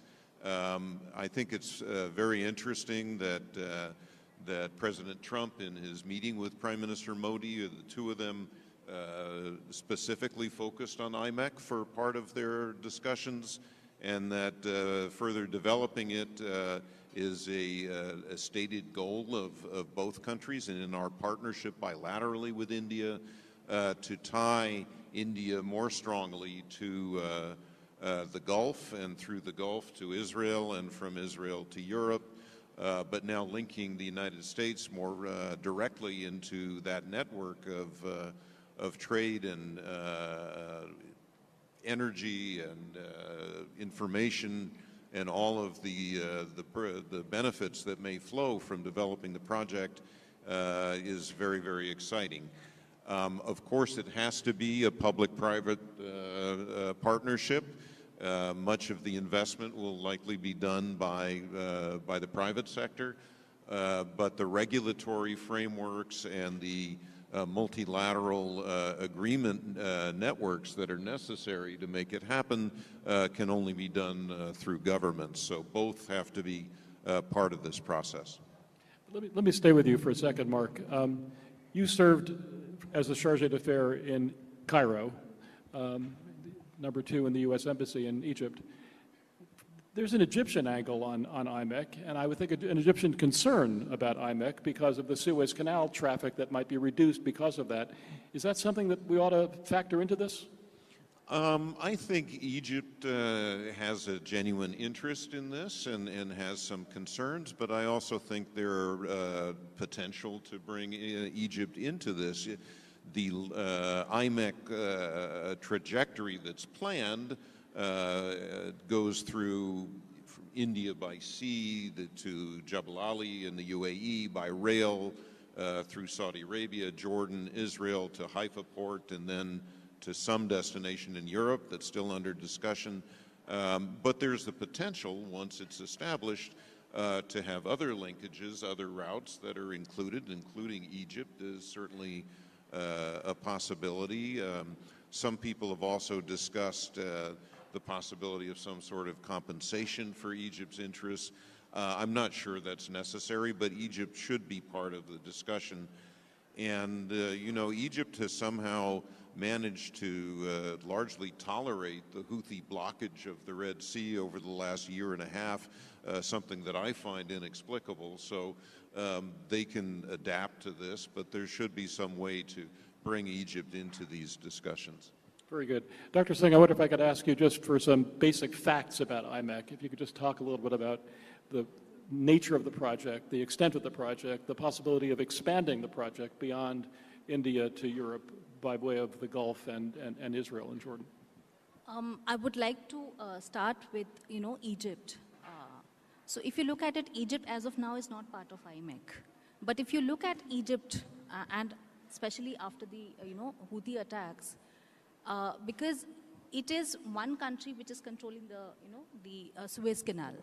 And by virtue of controlling the Suez Canal, it had a lot of pressure on its revenues. There was a lot of pressure on its, expenditure in safeguarding the canal for attacks. So if you look at from that perspective, I mean, it was estimated that around 40 to 60% of its revenues, there was a slump in the revenues after the Houthi attacks. And if you look at it, about 50% of the military spending in Egypt goes for acquisition to kind of safeguard the canal. So it is this kind of, pressure on one country is, unimaginable. It is too much for a country to handle. So in that context, if you look at this particular project, the IMEC, because there are multiple actors, there are multiple countries involved, and because there are multiple sectors, the PPP is also involved, so there is a sharing of the burden. So because of that sharing of the burden, it is a more, viable option in the coming times.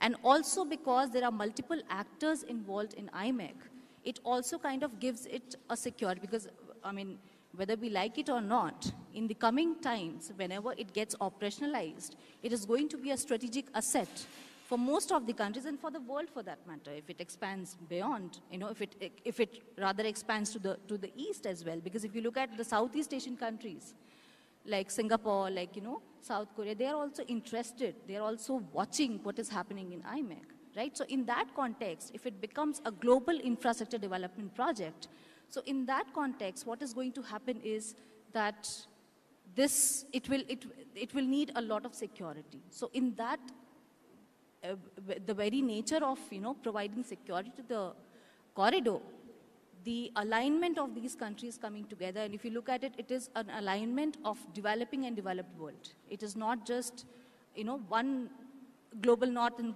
global south kind of situation. So all these countries coming together and building a, a network like this, I think it's going to be, it's going to be a very profitable asset for everyone involved in this infrastructure project. So let me pick up on that a little bit. Ambassador Malka, back to you. The aspect of IMEC that really involves kind of global power competition between the global south and the rest of the world, between the east and the west. How does IMEC fit into this equation? Belt and Road Initiative of China. I know Turkey has a plan for what, Iraq Development Road Project. How will IMEC change India's kind of economic potential to project its wealth and its investment and its engagement with Europe, as opposed to the Belt and Road Initiative, for instance? How will it change the regional power dynamic? Well, first of all, you know that the world economy is based on trade routes. And IMEC aims to provide a new, modern, alternative trade route between East and West. So it opens another alternative. An alternative brings value. For this to happen, of course, we need to see that, the question you asked before that about Egypt is exactly a shining example how we can ease tensions, maybe also with Turkey, but let's start with Egypt.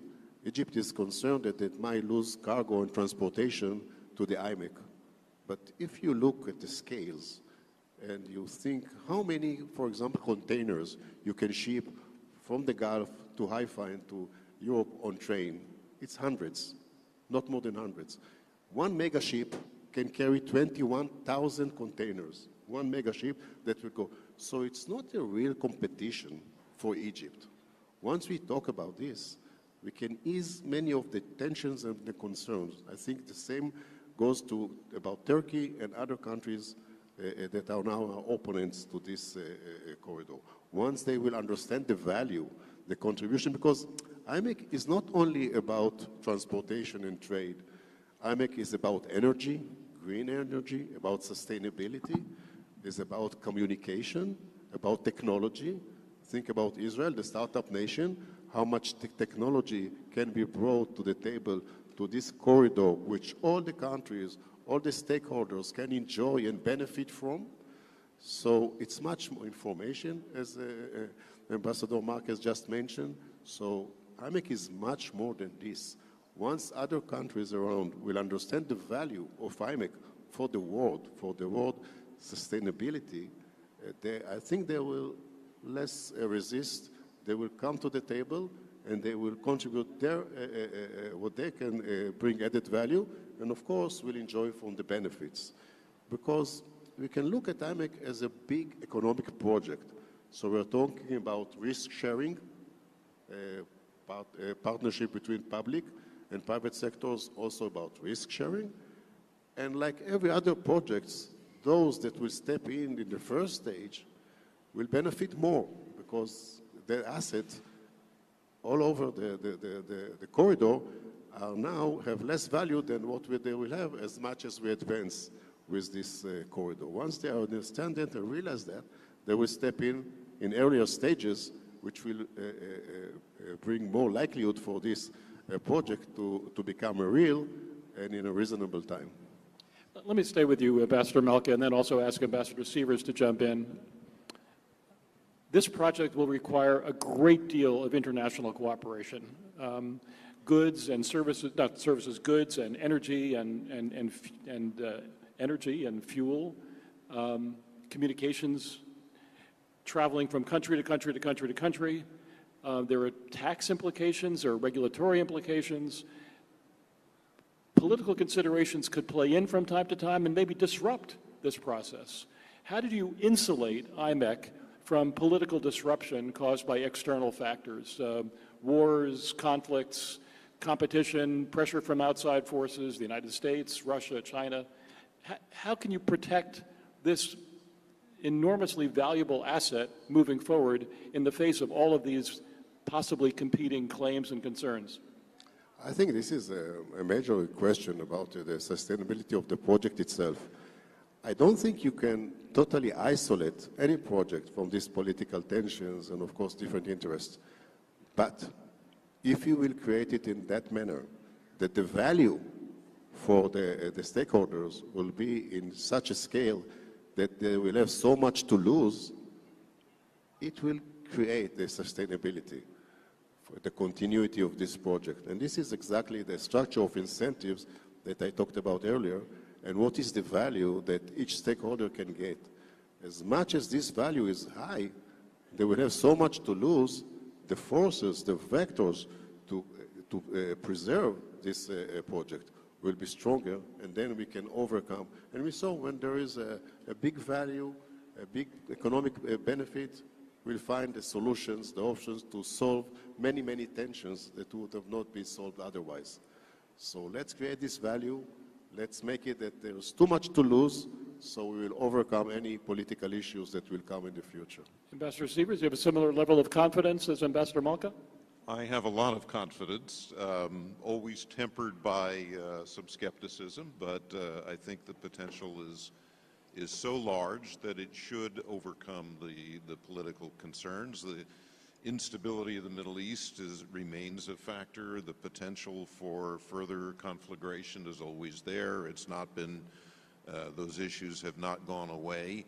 But certainly this ties in very nicely with the U.S. desire to see the normalization of Saudi Arabia's relations with Israel.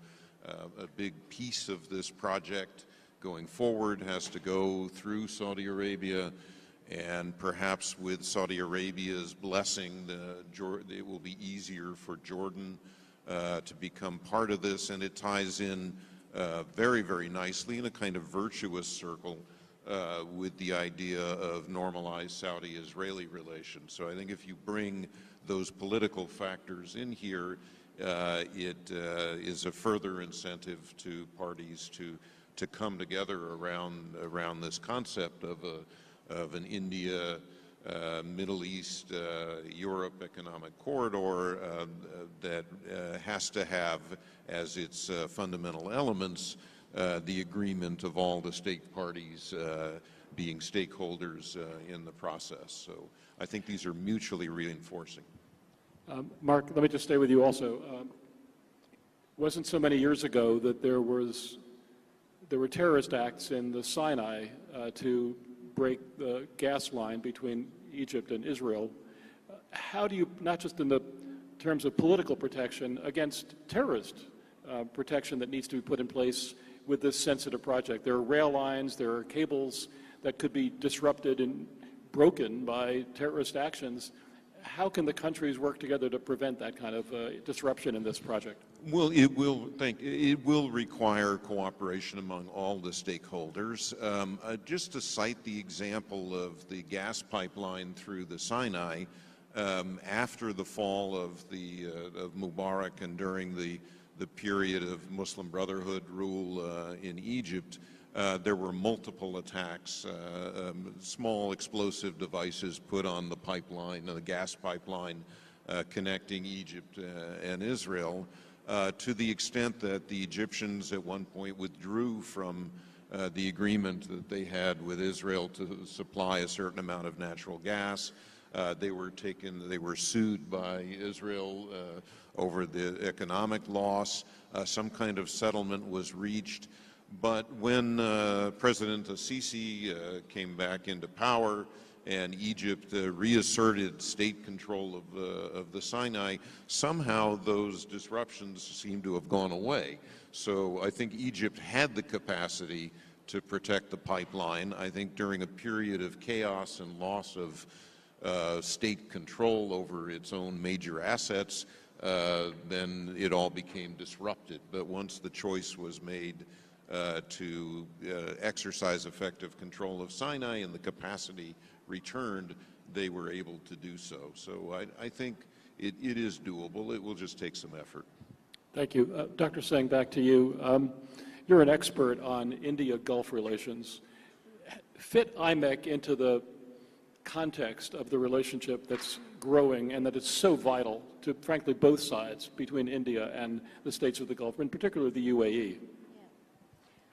So if you look at IMEC and if you look at all the partners, especially the Gulf partners, they were mostly oil economies in the past, but now they are trying to diversify themselves in terms of, not only in terms of energy, but also in terms of food security. I mean, if you look at it, 90% of the food is imported from outside in the Gulf countries. So in that context, if you look at this corridor, so it provides you freight, food, and energy, all three, and plus more, digital communication, all kinds of communications which can, you know, be built through this corridor. So that is what it is important for the region, that they want to have a food security as well, because if you look at it, most of the land is deserted. So they cannot grow food as that much. And we have also seen that, you know, in the backdrop of the Russia-Ukraine war, which used to be the food bowl of the world, the food supply to the region got severely affected. So I think both the countries have realized, both India and the Gulf partners have realized that these are the grey rhino events. Food, energy, these are the things that are going to be affected in the past, if not addressed in the present. So in that context, the IMEC corridor provides a very viable option to, you know, it is a addition to whatever is happening between the Gulf and India. Of course, there are multi-dimensional areas wherein, you know, trade is happening at one side, people-to-people contact is also there, there is energy, all of that is there. But a corridor building will provide that kind of sustainability in terms of these areas as well. So in that way, it complements the relationship between Gulf and India. Very good. Let me stay with you for a second, Dr. Singh. About a year or so, I believe, before the announcement of IMEC, there was the announcement of I2U2, India, Israel, the United States, the UAE. How does IMEC fit into that? I've heard less about I2U2, frankly, recently, and I'm wondering if we can see that coming back online in a much more important way. And also, if you could say a word about whether this IMEC proposal will either deflect from or lower the ambitions for the Chabahar project in Iran and the cooperation between India and Iran, because perhaps IMEC corridor makes it less important that India have that access to other parts of the world. That's true, but if you look at it, Chabahar is already operational, some part of it, right? So in that context, and IMEC is going to take some time. It's not going to happen, you know, just tomorrow. It will take its own time, right? So in that context, Chabahar is going to be, you know, important to India, and also because it gives a different connect to the Europe. You know, it goes through Central Asia, so it gives India the opportunity to also connect with the Central Asian market. So that's a different route altogether. So of course, it is complementing the IMEC, not necessarily being, you know, Chabahar is not going to be, you know, not so important for India in the coming time. So it stays. On the other hand, if you look at the, you know, the I2U2 you had talked about, I2U2 was happened after the Abraham Accord was signed between the, you know, Gulf countries, some of the Gulf countries and Israel, a normalization. So in that context, it was one of the first steps wherein India was also trying to, you know, expand beyond Gulf and bring the Gulf and Mediterranean together. So that was the first concerted effort in that, you know, in that line. IMEC is beyond that, right? So first you connect with the region and then you go beyond the region. So it is kind of complementary again. So it's not going to be, you know, a competition. It is going to be complementary in that. Excellent. Dr. Singh, thank you. Ambassador Sievers, Ambassador Malka, thank you very much for this conversation. Thank you, Jason. And thanks to our organizers. Thanks so much. Thank you all for your time and for being with us here. Dr. Manjari Singh, Ambassador Mark Sievers, who of course has come specially from who's the director of AJC Abu Dhabi, who's come specially for this. Same with Ambassador Ron Malka, who's of course the chairman, Haifa Port Company, and Jason Isaacson, who of course chaired that very interesting session. Thank you all very much for being with us. He's of course Chief Policy and Political Affairs Officer, AJC. Okay, we're moving forward now. Now from a panel discussion, it's time to go back to another very special presentation that you're going to see over here at the NXT stage. And this, of course, continues our endeavor to, of course, look forward at emerging sectors. And now we're moving swiftly forward to the next session, which is now going to be on Next in AI. So next in artificial intelligence. And in fact, we have a panel later on as well in this segment. But first, for a very special presentation, I'd like to call on stage the Vice President of AI and Marketplace for Uber. Mr. Dinkar Jain is with us. Mr. Dinkar Jain, could we please have you on stage for this next presentation? Let's welcome him with a warm round of applause.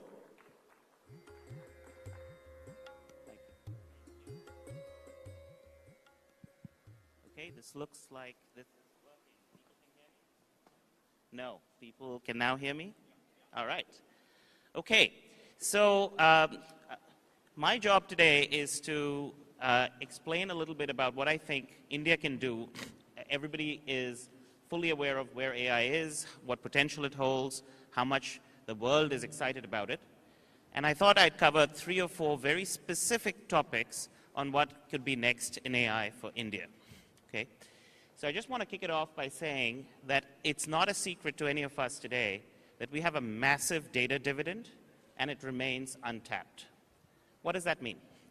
So if you look at the global population of internet users outside China, the developing world, and India as a big part of that, dominates that population.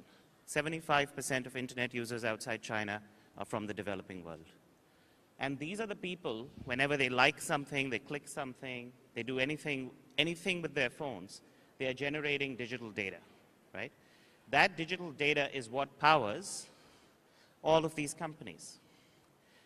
On this list, you'll find some of the storied names in the world of AI. All of these companies are powered with AI, whether it's Google search engines, recommendations in a social media app, or anything like that. That's all AI powered. And how do these companies create all of this AI? Through user-generated data. Where is that user-generated data coming from? It's coming from the developing world. But none of these companies are originated from the developing world. So this is India's data dividend. We've talked about the demographic dividend for many decades. But this is India's data dividend and the developing world's data dividend, which remains completely untapped by our own economies. Okay, so with that out of the way, let's talk about what AI is, actually, and what does that mean for us to attain the goal of Viksit Bharat by 2047. Now, this is machine learning, or AI, is one of the most misunderstood concepts in computing. So what I want to do is make sure, without any buzzwords, without any technical mumbo-jumbo, just explain to everybody what it is, okay? And it can be described in less than, 5 words that are on your screen. Machine learning is nothing but a function, like a programming function, that is created with data or programmed with data. That's it. There's no other mystery to this, okay? Now, what does that mean? A traditional program, the way we would write it, you would write a set of instructions. If this, then that, for I equals 1 to 20, do this, or whatever it is. So that would be what a traditional program would be. A machine learning program, on the other hand, you feed the machine large quantities of input-output pair data or other types of data, and you tell the machine to write the program itself, okay? That's the only change that has happened in this entire programming paradigm over the last few years. It's been enabled by cheaper compute, vast amounts of data that our populations are generating, and so on. But that's at the core what it is. So all AI systems are nothing but programs created with data. Now, if you think about the implications of this, many different types of computing programs could never be written the old-fashioned way. You could never write a program to recognize 8 billion faces by writing if statements or for loops. You have to use the ML programming paradigm to do a lot of these kinds of programs, okay? Now, this could mean ranking relevant ads or search results. It could mean, detecting fraud amongst millions of banking transactions, so on and so forth. Now, why is this interesting? Now, if you look at the history of technology, maybe 500-ish years, you'll see that what the printing press first did is it made the marginal cost of reproducing a handwritten book or a printed book far lower than what it used to be. And this created upheaval in Europe, where the Europeans were able to come out of the Dark Ages and have the Renaissance and the Reformation just because of the printing press, or largely in the aftermath of the printing press. Then you have the microchip and the internet, which made the marginal cost of information dissemination go to zero, so you could send emails anywhere in the world, and this created vast economic opportunities for billions of people around the world. Now, what artificial intelligence is doing is it's going to make the marginal cost of certain types of human judgment go to zero. Not information dissemination, but human judgment. Okay? What does this mean? All of us, to live our lives, rely on other people's services, whether it's a school teacher for our children, a college professor, whether it's transportation and mobility, whether it's healthcare. All of these types of services require human judgment. And if you could deliver marginal cost zero services in education and healthcare and things like that, you can fundamentally alter the life, the standard of living and the lifestyle of billions of people around the world. Okay? And this is why artificial intelligence is such a powerful technology, and in fact, it's an essential core broad-based technology to develop India and indeed to develop the world. We can do this overnight if we did it with AI. And the goal of Viksit Bharat, or a developed country, cannot be attained. It's inconceivable to think about that goal without India being a very prominent player in the field of AI. Now, if you think about three aspects, we've discussed security earlier this morning, but if you think about three aspects of what a developed country might aspire for, it is standard of living, right? And you have health and education in that, you have security, law and order. All of these things are cornerstones for a viable developed country.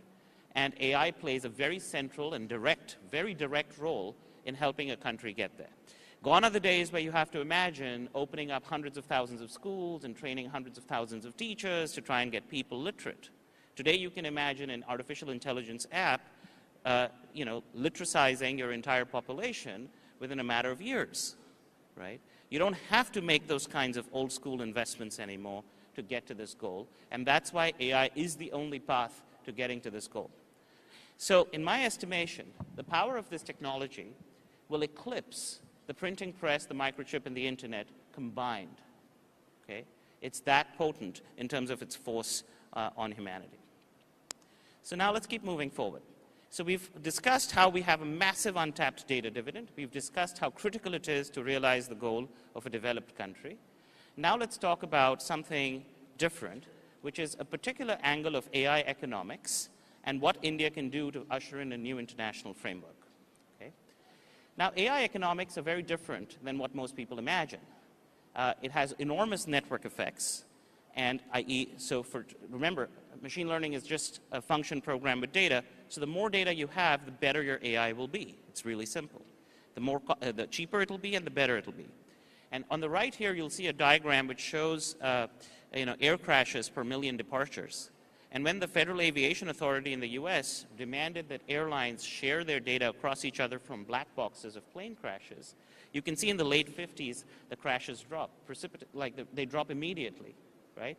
And so this shows you that when companies share data or countries share data and they use that to power learning or AI, you will get much better outcomes than you would if everybody kept their little data in their own little data silo. Now, so what we need is India to step up and pioneer an international framework, not unlike the WTO, for example, or the non-aligned movement, to facilitate the creation of these path-breaking, development-focused AIs. So what the world is trending towards is, like, let's say we have 195 countries in the world. They're all trying to create their own little AI system. So each country wants to keep their data inside their little silo and create their own AI system. Now, this is data sovereignty, but the problem is it doesn't really exploit AI economics the way I described them, because what you want is to use these data network effects to create the best AIs possible by pooling the data across countries, right? Now, the alternative here is that you take the data from 195 countries, you have a smaller set of global companies that serve global AI systems. Now, obviously, this is problematic for us, too, because we don't want all the power from all the countries and all the data from all the countries to be concentrated in the hands of a few companies that often escape democratic supervision, that often escape. They don't answer to our government's courts, that, that do whatever they want with their data, that price AI however they want to price it, and frankly are not particularly focused on the goal of Viksit Bharat, or developing the developing world. So what do we do here? The first option, I just want to declare to this audience, is not viable. If the world goes down the first option, it'll be a huge missed opportunity for all of humanity, because we will have substandard AIs in countries, smaller countries, for example, with very poor quality AIs, or complete AI dependence on some more powerful countries. And to Mr. Harper's comments this morning, in a dog-eat-dog world, that's not particularly a situation anybody wants to find themselves in today. So what is an alternative here? So if you take the second paradigm of data from 195 countries being combined into a few globally powerful AIs, you have two choices. The first choice is sort of status quo, where a few companies in Silicon Valley are able to hoover up all of this data globally. They charge a lot. They're high-margin companies, right? They're not particularly focused on applications that will help develop the developing world either. They're not answerable to courts or governments in the global south. And that's the status quo that we have today.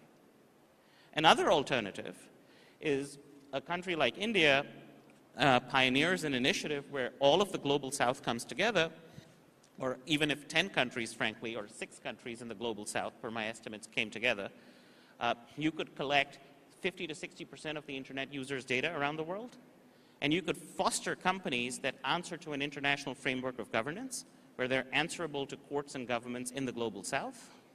And as a result, you could deliver really low-cost AIs globally in a way that's democratically aligned with the global south, that is subject to democratic supervision in the global south, and so on and so forth. This international framework does not exist, and frankly, this requires Indian leadership, and we're just not on track. There is no initiative that I know of that is really making this happen in the time scale that we need it to happen. Right? So this is my first provocation, or first invitation to this audience today, that let's try and make this happen. It's really simple. Get the data from the global south together, put it under a framework, and let's create companies that are global to solve these kinds of AI problems that we need for doing development around the world. Okay? Now, the fourth thing that I would want to emphasize is that if you think about the world we live in, artificial intelligence, and indeed AI and AI-induced companies and algorithms are basically governing, managing a large portion of everything we do. It is re-ontologizing and giving new meaning to almost everything we do, right? So whom we date, what we buy, what we believe, what gets told to us, what messages we share with our friends, how we wish people on their birthdays, how we stay in touch with people. All of these things are being induced by artificial intelligence systems and algorithms, to the point where I don't think free will is as prominent as it used to be even just 10 years ago. Okay? So now, if you're thinking about having an independent country, a democratic country, a self-reliant country, these are things that rub up against that directly, very directly. And what you have is a situation where things like our delight, our emotions, the music we listen to, our thoughts, all of this is just becoming a product of the AI industrial revolution. And that means, right, that means that to artificial intelligence systems, all of us sitting here are just bunches of numbers, feature vectors, as they're called in the term of art, talking to other feature vectors that need to be introduced to each other through recommendation systems and the like. That's all it is, okay? And so in this world, you have an AI-powered infosphere, which is becoming the principal dwelling of our consciousness. And the trouble is that this infosphere is primarily in the hands of a few powerful companies in Silicon Valley. This is absolutely diametrically opposed to any notion of self-reliance, independence, or democratic existence that we might want. Okay? Now, therefore, I would assert that the artificial intelligence systems today that are unleashed across India and, in fact, much of the world are not for or for by the people at all. Okay? And this is the problem that you need to solve. And this whole idea, the Europeans are talking about it, the Indians are now talking about it, of data sovereignty, is a very limited idea. What you need, if you want to have a polity of your own, is AI sovereignty, because AI is governing how a citizen is leading their life. And so what does this mean? So if you take, anything, I'm listing a few things here, this is not comprehensive. But if you want free speech, your communication and media distribution are governed by AI algorithms that you have no insight into. If you want competitive markets, AIs have monopolistic tendencies. If you want democratic supervision, where your regulators and courts are able to supervise how these models are built, these companies are opaque and they escape any sort of supervision from many countries in the world. If you want, to think about multiculturalism, AI systems will revert to the mean. They have what is called tyranny of the majority and monoculture. Everybody is going to, the same Croatian tomb because everybody is watching that on their Facebook feed, for example, right? I mean, you've seen this happen all over the place. Everybody in Rome goes to the same exact spot and takes the same exact selfie because that's what social media is telling them to do. Even leisure and travel is no longer individual. It's a checklist that you have to do, which AI tells you to do. So, obviously AI systems remain expensive, and that's not viable if you want to do education, healthcare, et cetera, across the global south. And lastly, most profoundly perhaps, if you want to stand for progress, AI systems are, remember, nothing but functions programmed with data. Data is a record of the past. So if AI systems were built in the 1800s, it would be perfectly okay for the AI system to say demeaning things about people with color, right? Because that would be the data that would be prevailing at the time. And therefore, that's what the AI system will learn. So if you want to stand for progress and you want to change status quo, there is no way you're getting there with just AI, especially AI controlled by a few companies. So remember, what we need is an AI sovereignty strategy, not a data sovereignty strategy, and we're far away from getting there. And in concluding motions, because I'm up against time, I will say this is my manifesto. These should be the goals that India should lead the world on, and indeed the global south on. There should be about 500 AI unicorns that are coming out of the global south by 2030. This is not an unreasonable goal. We should be targeting to be a net exporter of AI finished products by that time as well. And we need to establish a global treaty like the WTO, where you have data cooperation, democratic supervision, and profit sharing of these AI companies clearly laid out, where there's good trust between multiple countries. And by the way, you only need 5 or 6 countries with the biggest populations to get there. You don't need an entire kit and caboodle of 100 countries. And lastly, I would say that you have an opportunity here in India to serve as the prime data custodian and the prime AI steward for all of this, because this is the largest data bank in the world because of the Indian population, and it's a country with established democratic and legal norms that can be extended to project this sort of leadership and soft power around the world. So that's all I have for you guys today. Thank you for paying attention.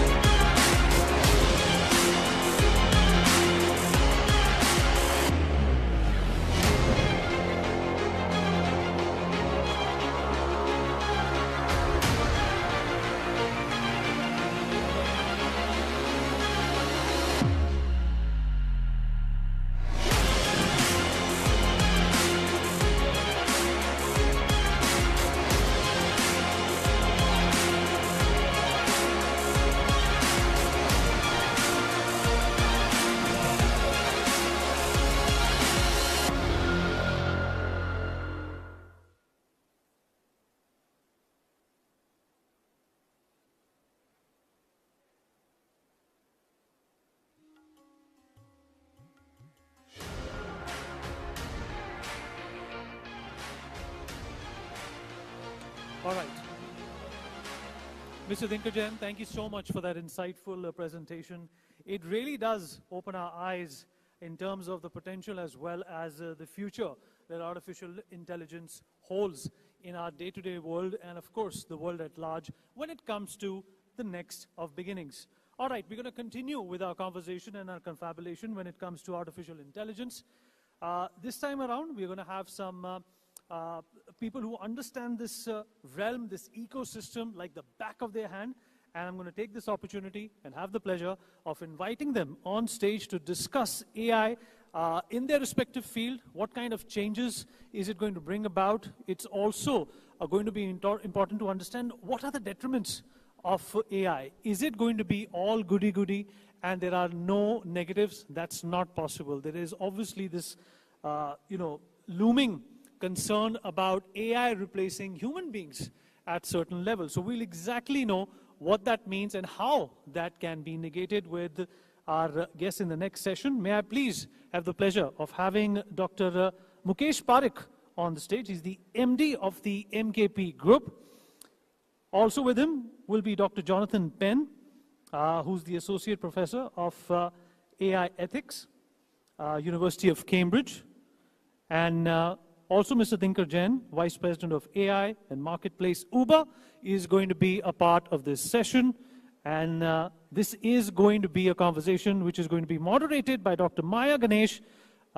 She's from the University of Cambridge, Leverhulme Center. Please, a big round of applause for this engaging and this wonderful conversation. 4 chairs, please.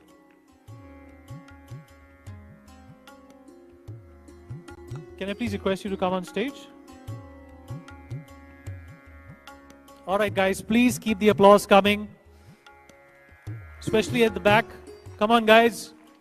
Young people at the back, show some energy, show some vigor, please. Thank you.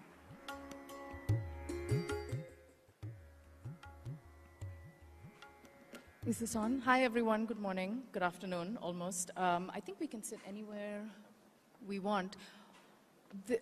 This is a hybrid panel. I think by now we're all quite used to hybrid conversations following just everything we've been through in the last few years. My name is Dr. Maya Indra Ganesh. I'm Associate Director at the Leverhulme Center for the Future of Intelligence at the University of Cambridge, and I study the social and political and cultural dimensions of AI.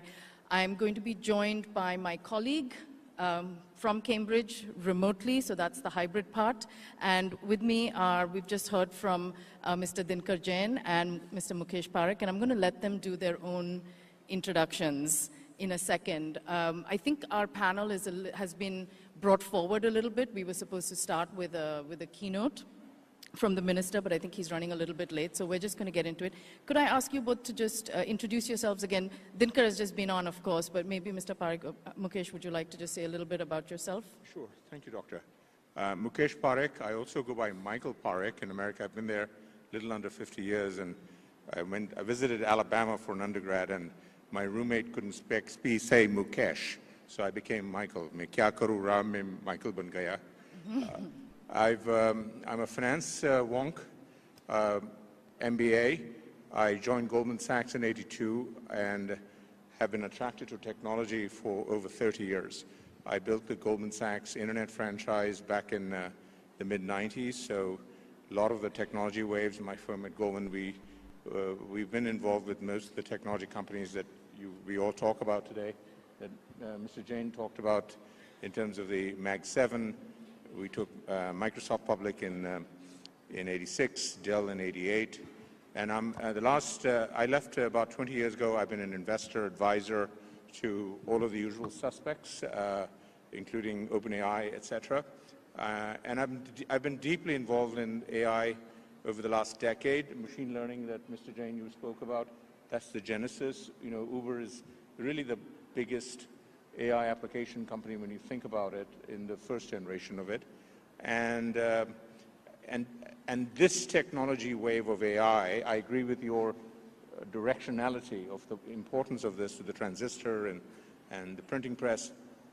But I'll just say one thing, if I may. Okay. That everything we've been talking about is addressed to ourselves. Don't give all the good stuff out right No, in the I'm beginning, not. I'm is not. all I meant to say. I just wanted to provide context, Okay. only in the sense that it's not about me, but the AI is very unique relative to the technology cycles of the past. Mhm. And it's very easy to make comparisons to the old things, but there are some big differences that I want to touch on. Okay, great. Well, I think we've just heard from you, Dinkar. I'm hoping that my colleague, Dr. Jonathan Penn, is online. Well, I can see him on the screen here. I don't know if everyone can see him because he's not on the big screen up here, but we can see Johnny down there. You can see him. Okay, that's great. Well, thank you so much, Johnny, Dr. Penn, for joining us. It must be like 6 or 6:15 in the morning in London, where you are. Could you just say a little bit to introduce yourselves? Introduce yourself so we know who we're meeting today. Of course, thank you, and thank you for having me here, everyone.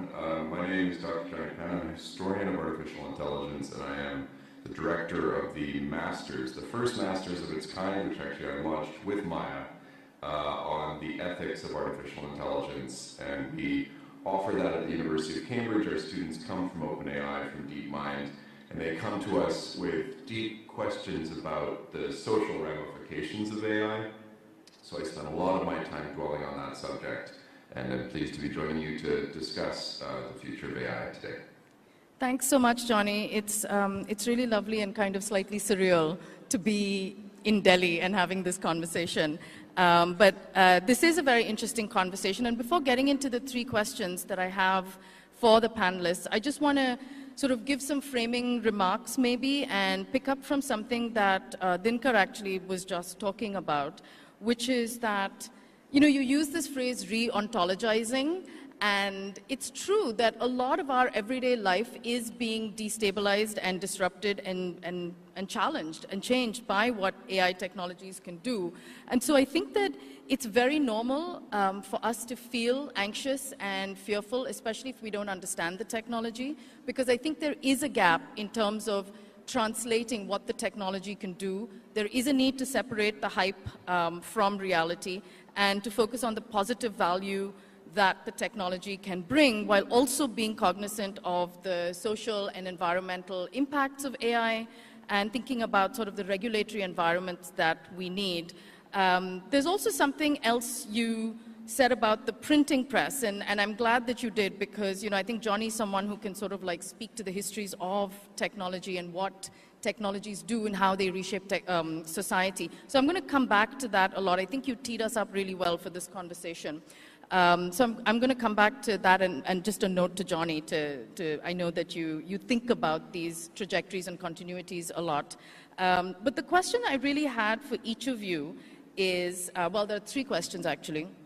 The first is, in your areas of expertise, in your areas of everyday work, research, and practice, what do you see is coming next? And I'd like you to try and be as specific as possible and think about what matters to your sector and industry. Second, what needs to change for this to come through, for this to come to pass? And third, what exists already that we can leverage to make happen? I hope that was not too much, but please feel free to ask me for clarifications if you'd like to. Okay, who'd like to start? Maybe we can start with Dinkar. And then maybe we'll each take each of you can take the question, what comes next, and then we'll pass it on to the others. Sure. So your questions are what's next, what exists, what should change, and what exists to help that change, right? So I would say in general, just to pick off where I left, like you have AI systems globally that have these crazy network effects where the more data they hoover up, the better they become.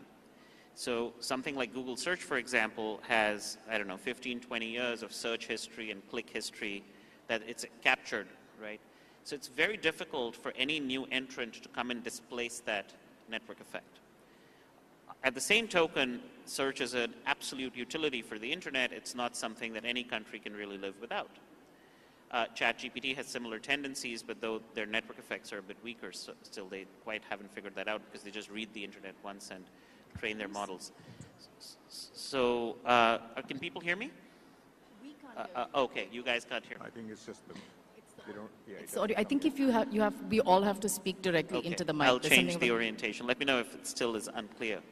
So basically, these network effects create such grips on these domains, and AI is so foundationally critical to people's lives that we really need to think about how to change this by making sure that either you have regulated monopolies where these things are managed like utilities under intense democratic supervision, or you have certain laws that don't allow for exclusive rights over these data sets, such that many different people can compete in an open market, right?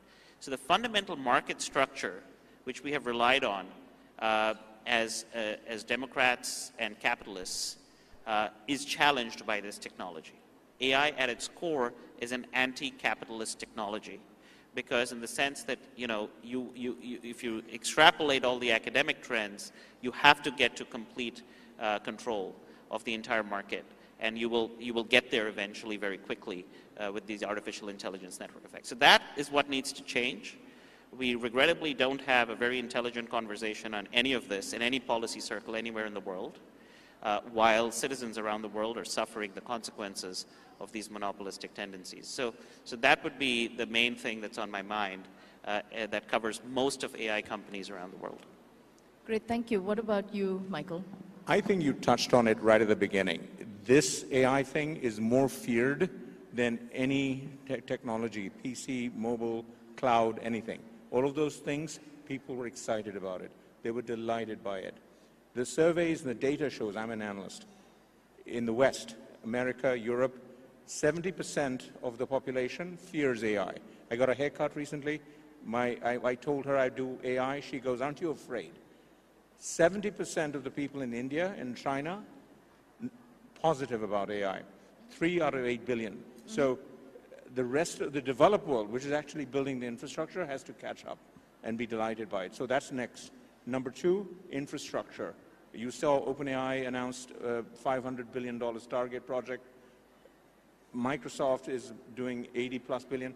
We need more infrastructure. And Sam Altman was here in India a couple of years ago and said, India doesn't do foundation models. I think India has a huge opportunity to do foundation models. Mukesh Ambani is doing a 3 gigawatt data center. I've spent the last 3 or 4 or 5 years on data centers. We need a lot more infrastructure. And it's just at the beginning of the beginning. More power for that. So that's really next. And that means more spend in this cycle in the next 3 to 5 years than we saw in 20 years of the internet. Meaning, at Goldman, we helped raise $1 trillion to build the fiber connectivity for the internet. This time, we're going to see $1 trillion in less than 5 years in terms of data centers. So huge amount of infrastructure before AI, we can all actually use AI to do all the cool things that we are hoping for. Great. Thank you so much. I want to pass on to you, Johnny, if you can talk about what you think comes next. What do we need? What needs to change for that to happen? And what can we leverage that we already have? Thanks. Yeah, and it's very interesting to hear from my colleagues on the panel. Thank you both for sharing. I'll echo the investment that's coming. We see around $300 billion of CapEx put in this year, plans to be spent this year by the big American tech companies. That's a significant amount of investment.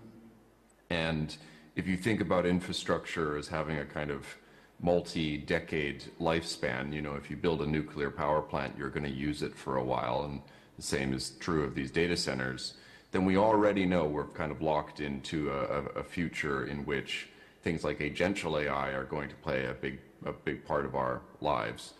Agential AI hasn't come into the conversation yet. I'll throw it out as something that is going to be transformative. If you have a premium account with OpenAI, you can use their operator function already. That tool was demoed to me here in London on Tuesday, and I've played around with it a little bit. It searches the web on your behalf. You can tell it to find a book that you want within a 3-mile radius, and it will search every website in that area and use it as a human would, move through the bookshop's website, see if it has the book you want, buy that book. And the unusual thing for the future is if you scale that up to every human user having an AI agent working on their behalf. Because if you think about the internet as we've known it as, a series of highways, there are going to be more robot drivers than human drivers. That's a simple way to think about it. Now, there's lots of social ramifications, economic, political ramifications of this. It's going to be a bit of a mess, I think, in the short term. I'm interested in the ecological ramifications because all of that requires a great deal of electricity and has just been mentioned in terms of the kind of infrastructural change we can expect. Europe's electricity grid is expected to need about $1 trillion or $1 billion worth. Now I'm getting my numbers mixed up. A significant amount of money to kind of alter it so that it can accommodate data centers, AI data centers, at least in that context, and it's true in the States and elsewhere as well. So what should happen, as has been mentioned, I think maintaining democratic norms is going to be difficult but critical in this next stage. And in part, I think, if we were to approach this just economically, I think the kind of democratic strategy is going to be strongest because it will allow for the most experimentation, or at least kind of sustainable, healthy, societally healthy types of experimentation, because it's not clear to Sam Altman, to Elon Musk, or any of the other kind of big players in AI exactly how they're going to make their money back.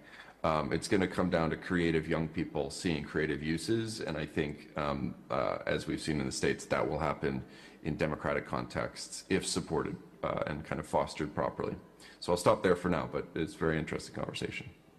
Thank you so much. I'm curious about, a couple of things that came up in terms of the big picture issues around democracy and geopolitics. I think that's the kind of regulatory environment or the kind of trade environment that sort of emerges from that is going to be important. I think that's going to play into the environmental and the energy requirements, because as we've been hearing, this is like not something that one country can do on its own. We need to kind of be able to share resources on it. And the third thing that's of interest to me is, this question of work and jobs. This is actually part of the fear. The reason why a lot of everyday people and companies and organizations sort of have anxieties is because you think about jobs. I think in the West, definitely, because there is stagnation, there is a challenge around work, there are concerns about jobs, but I want to sort of emphasize that it is actually only skills that I think we must focus on, not entire jobs. I mean, some jobs will definitely have significant change, but how do we protect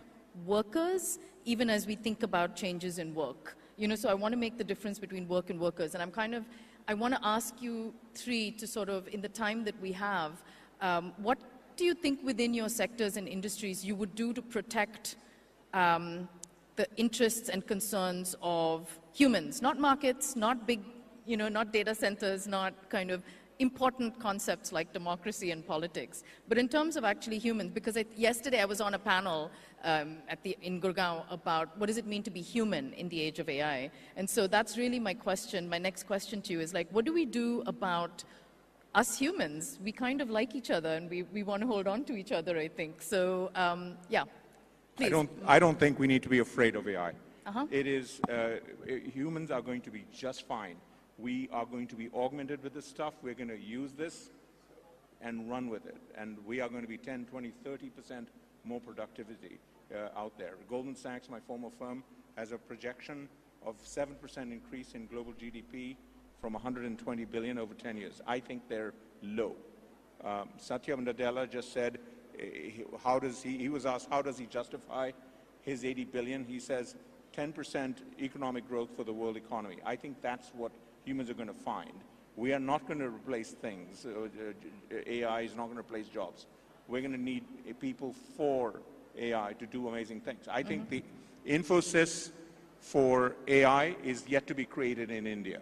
I agree with you on the data opportunity for the internet, and I agree with the opportunity to coordinate the governmental response, but I think it's going to happen bottom up in places like India, because we have 3 to 4 times the number of STEM engineering and bright minds and 35-year-olds and 20-year-olds to do this stuff. I can't be more excited about them.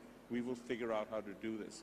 Humans are extraordinarily adaptable. Last thing I'll say, because I came to Delhi for the first time in 10 years, Uber, I'm waiting for Uber. Delhi airport is the most requested of 700 airports around the world. All my drivers, they barely speak English. They are making a wonderful living. This didn't exist 10 years ago. This same thing's going to happen in 10 years from now. We'll come back to India. India, people are going to do so many amazing things because this is there. Job loss is not the core issue, is my humble view. Okay. Thank you. Dinkar, do you want to, in the time we have let me try and left. keep this in under 40 seconds so that Johnny can weigh in on this question. So there's 2 types of issues. One is, what does it mean to be a human? Not an economic laborer, but a human in the age of AI. I'll not address that. That's a very interesting question. The second is, what does it mean to be an employee or a worker in the age of AI? I think we have to understand a few things. Number one, technologies have always displaced labor, whether it's even the industrialization, the industrial revolution. Like, you know, machines have always moved the boundary of what humans are better at and what machines are better at. And the age-old theory of comparative advantage offers us an answer as to how that'll evolve. The second thing is, as a human race, if we can produce more, the question of who gets what rent on that is a secondary question. It may be that a bunch of people are just sitting around doing paintings and poetry while they get a check from the government, right? I mean, like, so the ability of the economy to produce more and expand the production frontier should not be held back by the fact that labor needs to be structured a certain way. The labor paradigm for 1800s is new. It came after the Industrial Revolution. The labor paradigm for 2100 could be different.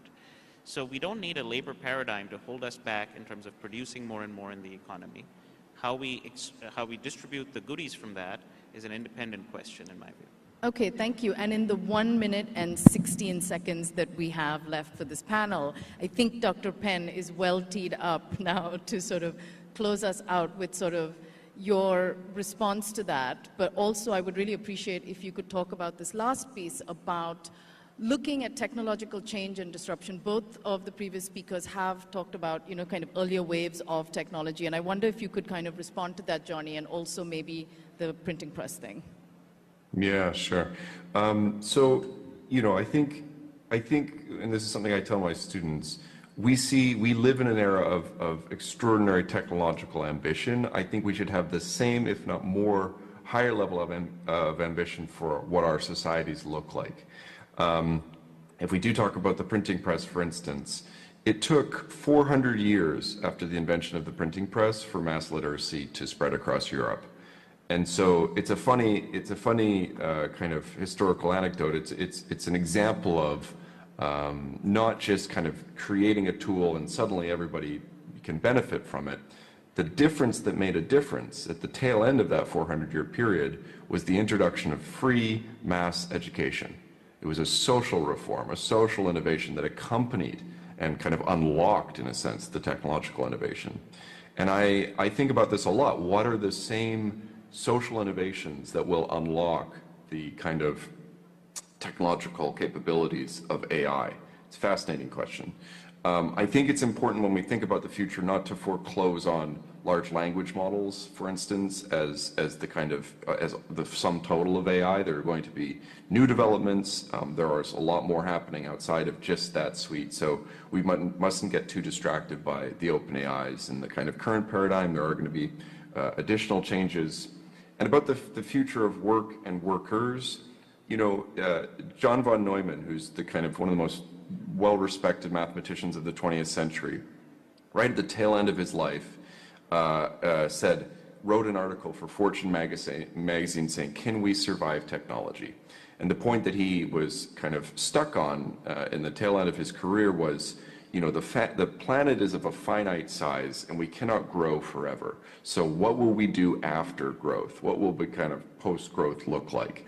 And I think to kind of square this with what does it mean to be a human in the age of AI, in my lifetime, in my experience, I think the people that get at the question of what it means to be human most deeply aren't the technologists, aren't the economists, aren't even the business people often. It's the artists, the poets, everybody else. And we need to, as you guys have alluded to, kind of create the conditions that they can still contribute and not have to be an Uber driver or something else, if that's the only way to make a living.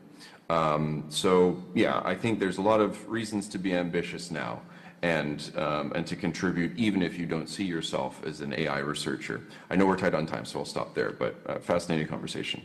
Thank you so much, Johnny, for that, and thank you both. I think our time is up, but I think it's been like really interesting, and thank you for your thought-provoking contributions. And I think the prompt that goes out to everybody is like, what is the social innovation that's actually going to accompany the important changes that we're going to see coming in other areas of our life? So thank you all very much, and I'm happy that we could have this chat. Thanks, everyone. Thank you.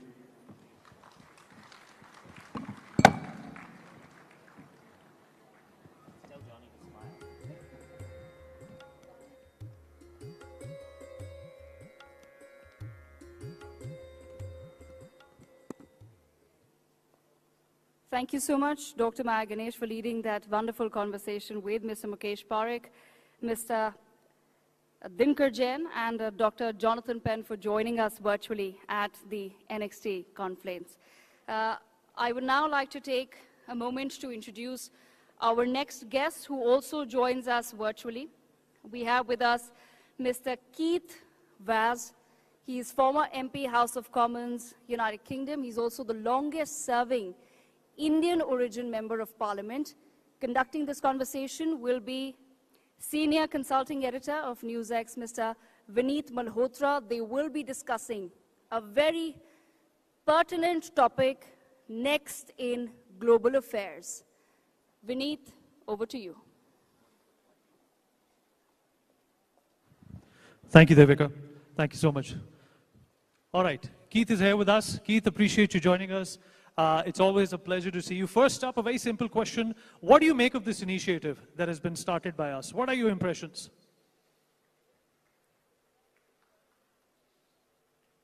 Greetings from London. I'm so sorry that I can't be there in person. I really wanted to be with all of you in New Delhi, because I think this is a very important conclave.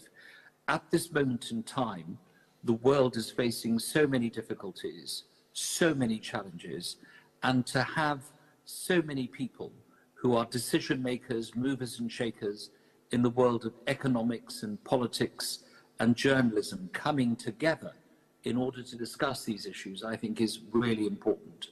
I think this has been a long time coming.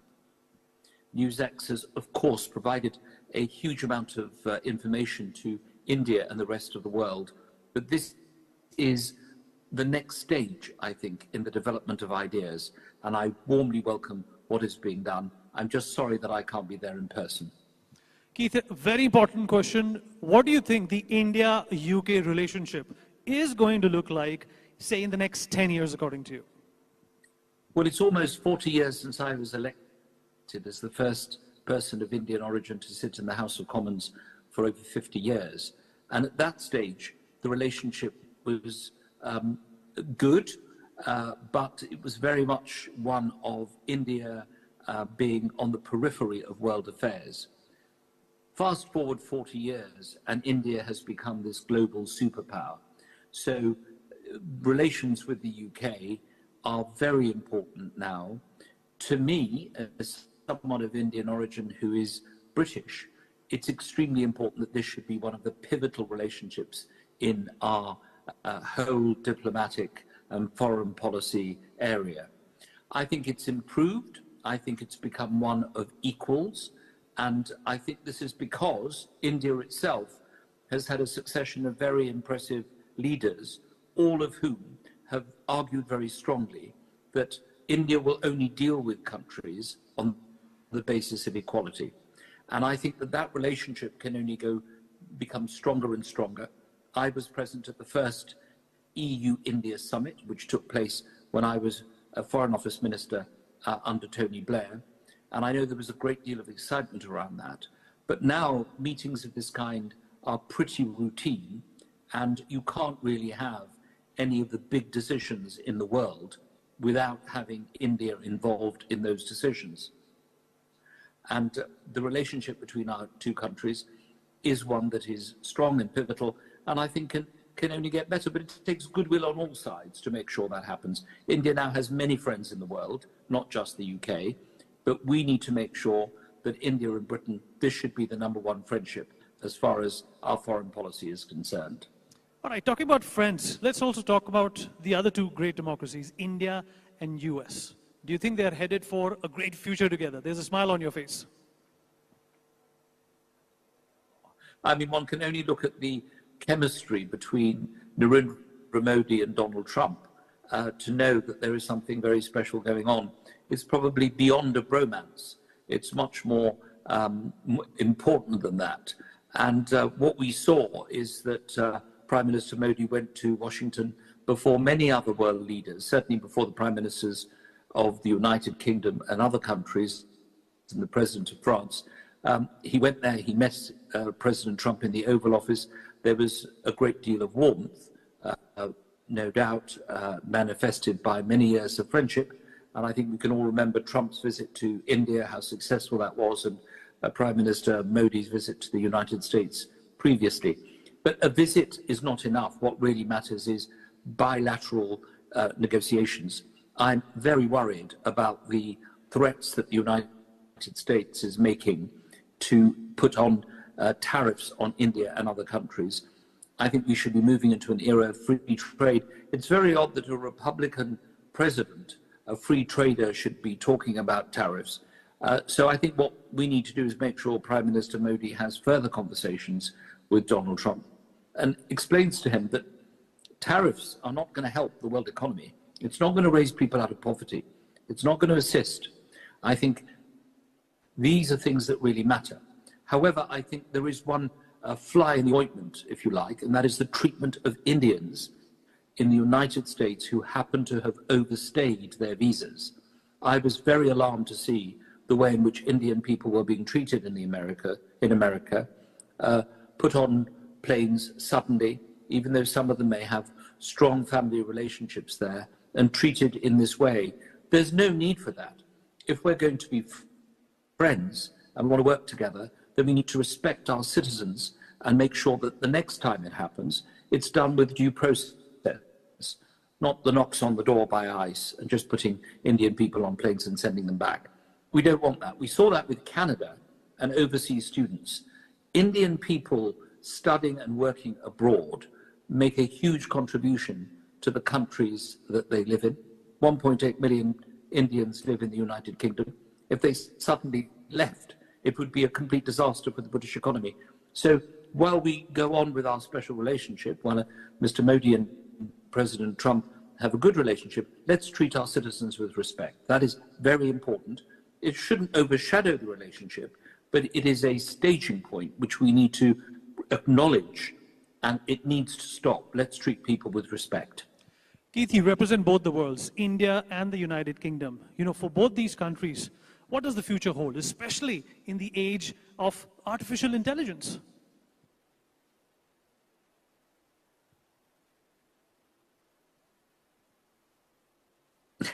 Well, I would love to represent India, but unfortunately I'm probably regarded very much as a British representative, having been in the British Parliament for 32.5 years.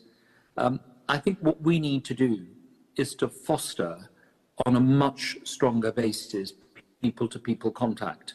And we need to also make sure in this day and age that there is a better connection between small businesses in India and in the United Kingdom.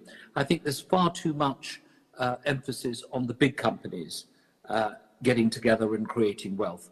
But actually the real wealth creators are small and medium-sized businesses.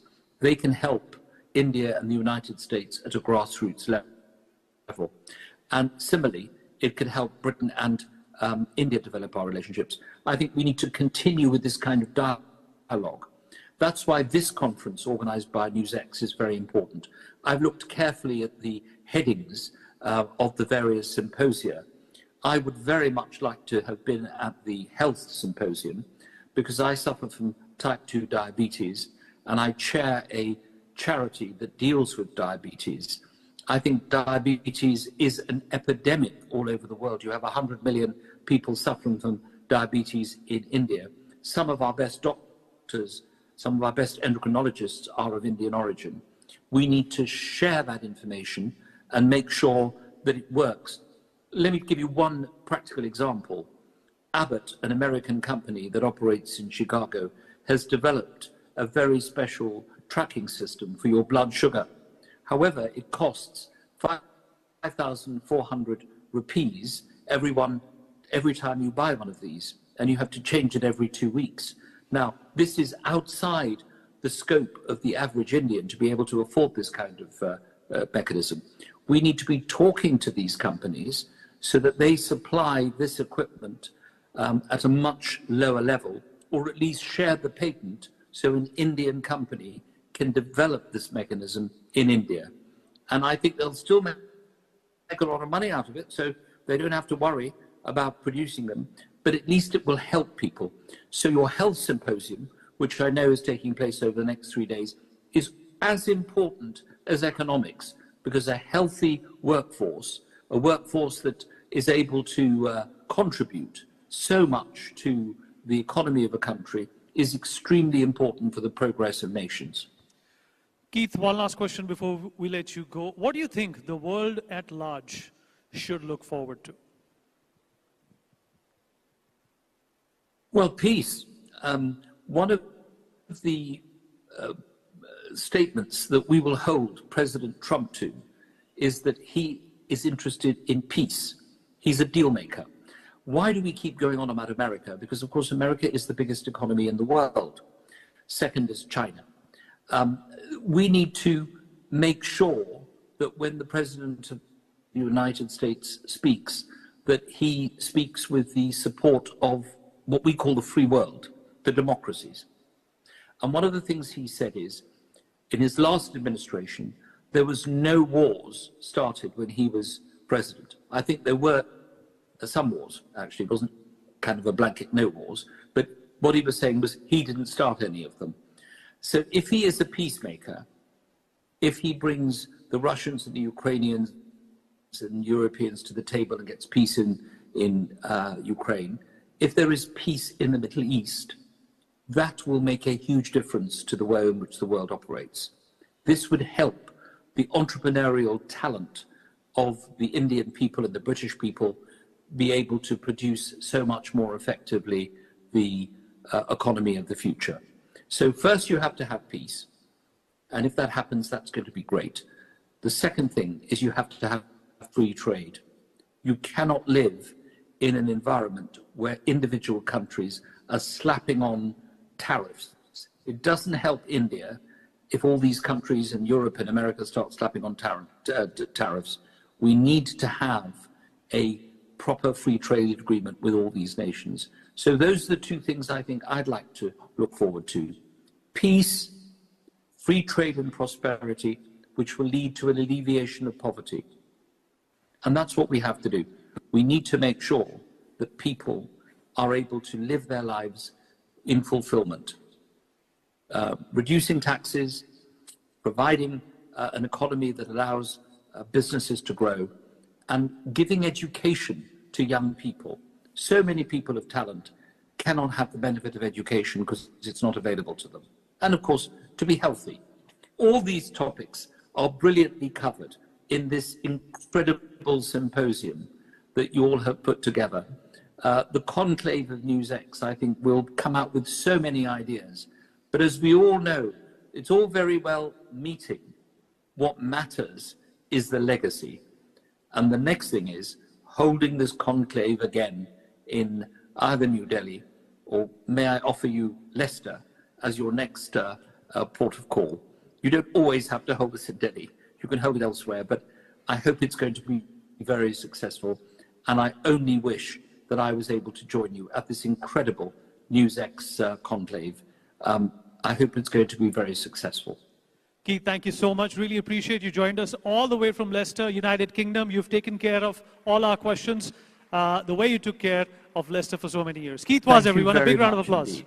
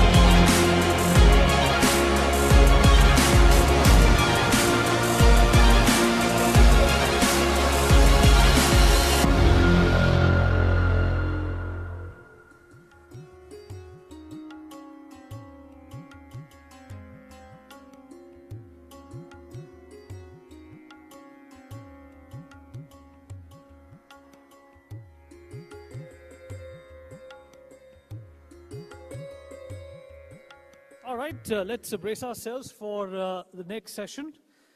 It's going to be quite an engaging one. This is next in Bharat and Germany. And of course, the relationship between both these countries have been ever so important from various points of view. India at this point in time is trying to catch up to the German economy in a number of ways. And of course, the contribution as well as the friendship and the bonhomie that we have seen by both these nations has only gotten stronger under the leadership of Prime Minister Narendra Modi. Well, our next conversation is going to be with His Excellency, Ambassador Dr. Philip Ackermann, who's the German ambassador to India. Sir, can I please request your presence on stage? And speaking to him will be Executive Editor of NewsX, Megha Sharma. Big round of applause, please.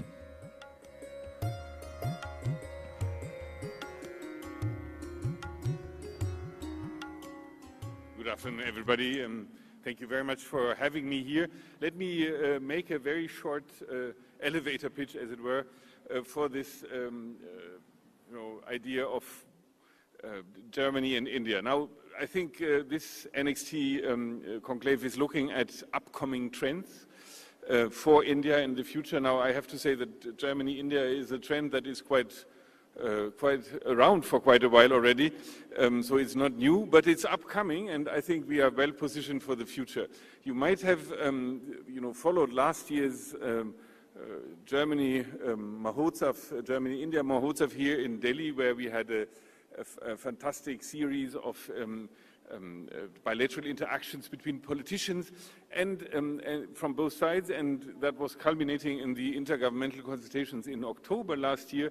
We had a series of very, very interesting military exercises together with the Indian Army, and we have this wonderful thing which we call the Green and Sustainable Development Partnership, where we work together with the Indian side on so many urging issues, so relevant issues to fight climate change. Now, let me give you 3 good reasons why this partnership will, in the years to come, going on a next level. First of all, I think business is super important. We have 2,200 German companies here in India, and the number is growing. Why? Because India becomes a more and more attractive place to invest, to come to, and to get India's expertise, get the people of India's super well-trained and educated knowledge in many, many ways. So I think we'll have in the years to come a bigger German investment here and engagement here on the business side. And I want to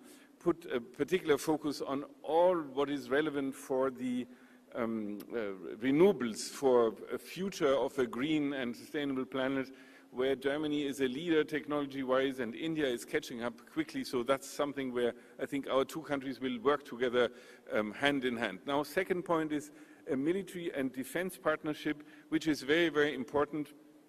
I think in the last years we have seen that the German and Indian armies and armed forces are discovering each other with more interest, and we had this wonderful series of joint exercises last year. That means also that we will be working much more closely in defense production and defense purchases. That's also a very, very good and new development. And my third point is, and that's maybe the most the newest of all points, is the question of migration. So India is a country with a growing diaspora in Germany. We have now 280,000 Indians living in Germany, 50,000 Indian students in Germany. And as we are in need for skilled workforce, as we are in need for many, many groups of professions, from IT engineers through caregivers and nurses, we will, reach out to the Indian side to get a very, very sound, good migration from India to Germany in these areas. And that's something where, I see an enormous potential for the relation between the 2 countries, the people-to-people contact and the sort of awareness raising in both countries on the other partner. So for me, that is basically the essence of the trend, Bharat Germany, India Germany, for the years to come. I'm very happy to be in the midst of it and as ambassador part of it. Thank you very much.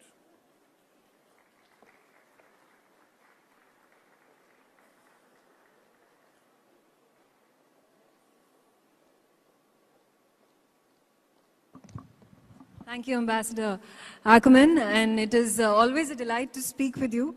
And those wonderful remarks, and we are going to discuss and dive deep into them, particularly when it comes to Bharat and German relations and what is going to be the future of it. My first question, let's get straight to it. India is on its way to be the third largest economy. It is going to displace Germany, say the aim is 2030. What are your views in terms of a larger collaboration that India and Germany can have and forge further? So I have to say that we are eagerly awaiting India to, overtake us in this statistics, because I think this is a country of 1.4 billion inhabitants with a strong and growing economy, and I think it's only natural that it moves up on this ladder. So Germany, you should not forget, is of the size of Tamil Nadu population-wise. So I think I would not be surprised if in the years to come India will overtake Germany. But that means also this growing and strong economy means room for more partnership, more engagement, and India, through its growing economy, becomes more and more interesting for German business. That's what I mentioned a couple of minutes ago. I think the more the Indian industry grows, the more the Indian private sector becomes global, the better it is for our bilateral trade relations. Right, absolutely. It's also interesting that the German elections have just concluded. There has been a conservative party that has won the election. There is going to be the new Chancellor of Germany, Friedrich Merz. How do you see the relations between both the countries moving forward under this new leadership? So, as you know, the elections took place last Sunday. We are in the first steps of what we call the coalition building. The Conservative Party, who has won the elections, needs a coalition partner to get elected in Parliament, and that will happen now in the weeks to come. It will take a certain while, maybe a month or two, but at the end of the day, we will have a stable and very sound government, which is a center government, clearly.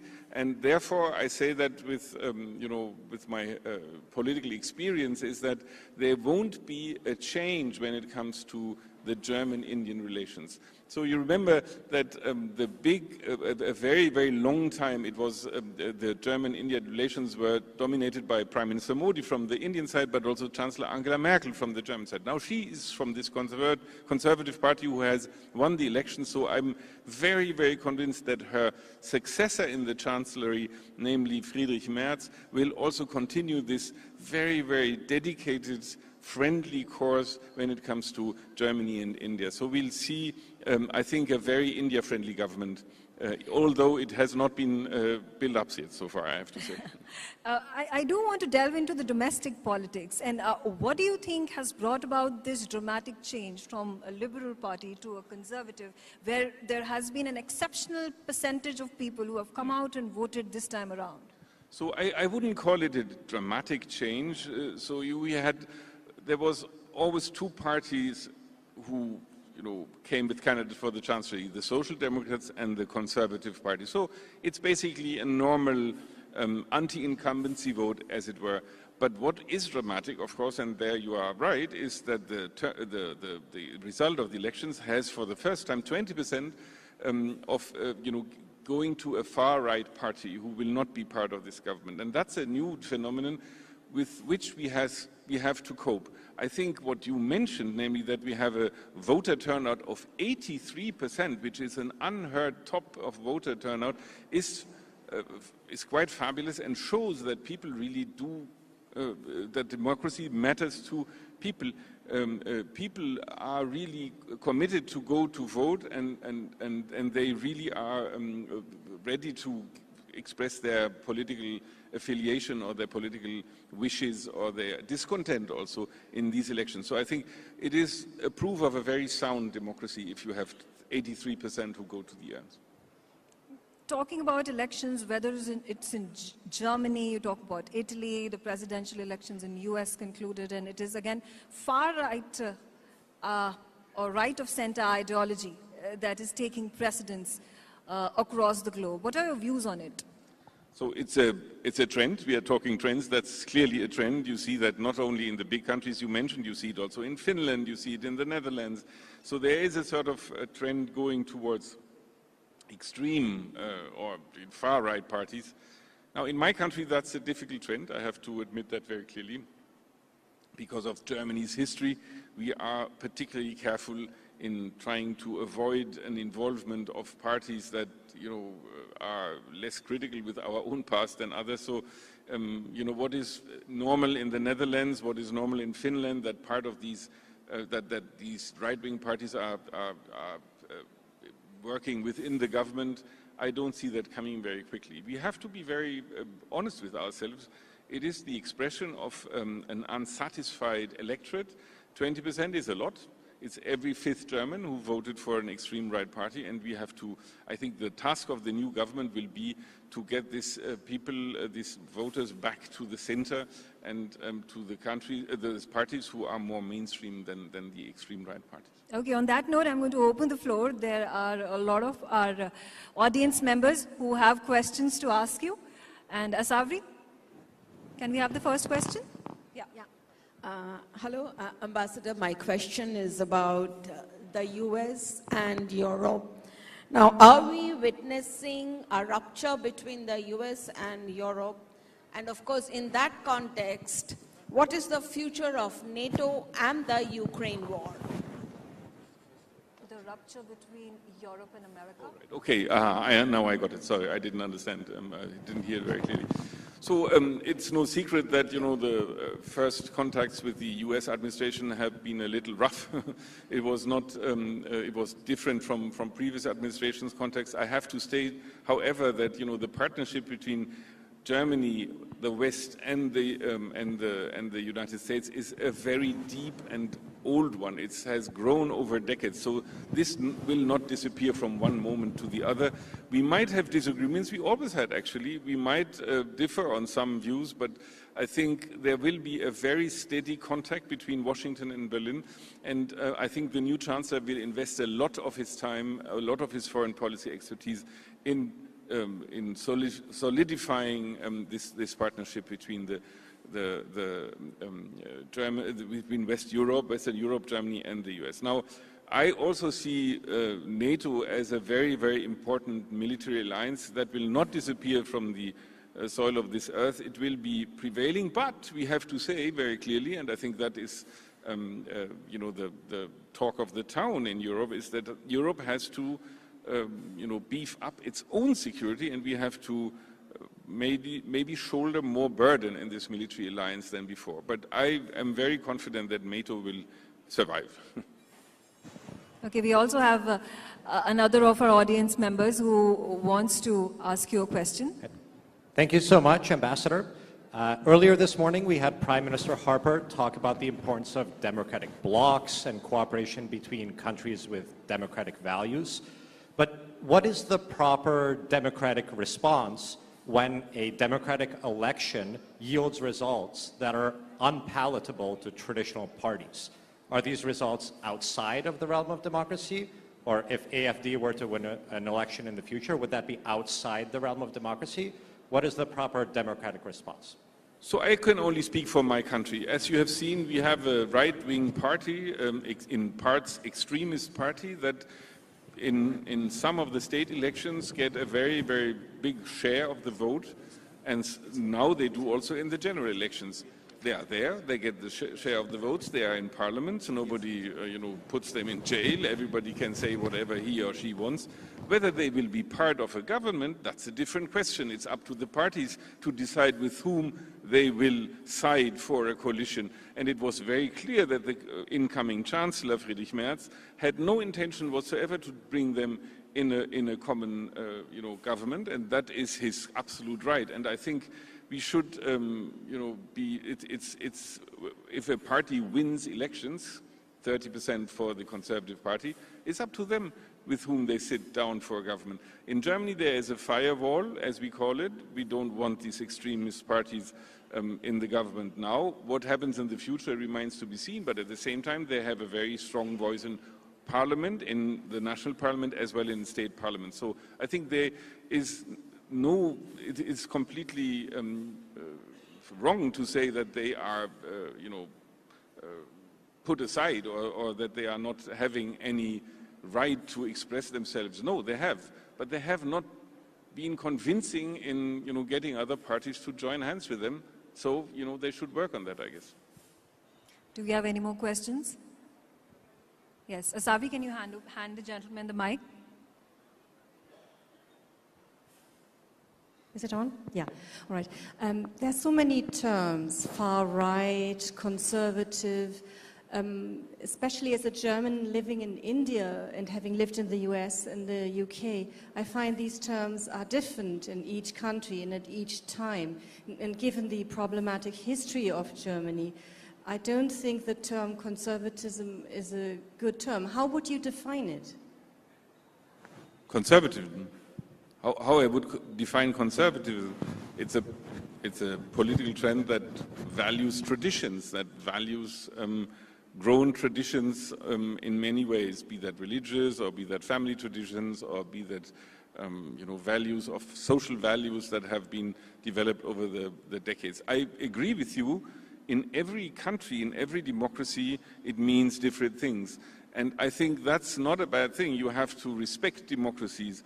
The American democracy, the French democracy is different from the German one, let alone the Indian democracy. And I think every democracy has to decide by itself what they want to do with parties that are basically on the fringes of the political spectrum. And in my country, it's more difficult than in many others. Okay, that's all the time. Okay, I have a question from PM Tony Abbott as well. Thanks very much, Ambassador. Look, I'm intrigued by the constant reference to the alternative for Deutschland as far right and extreme right. Why is it extreme right, in inverted commas, to want immigration controlled and migrants to be properly integrated into the mainstream of German society? So this is a very specific and detailed question. I can go in details now. I think we don't have the time for that, but it is clear that the far-right Alternative for Deutschland as a party has made statements that are basically in conflict with our basic law, with our constitutional law. That regards migration, that regards also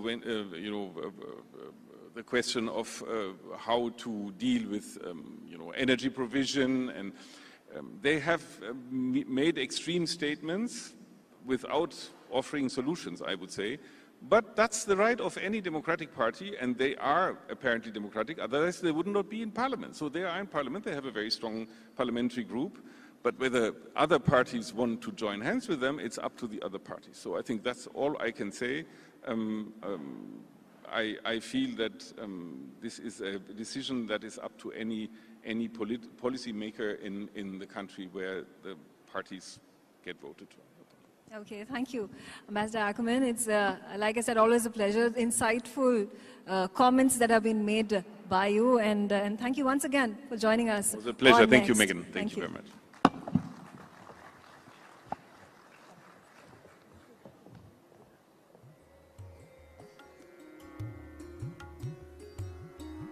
Thank you, Ambassador. Thank you, Megha, for that very engaging session.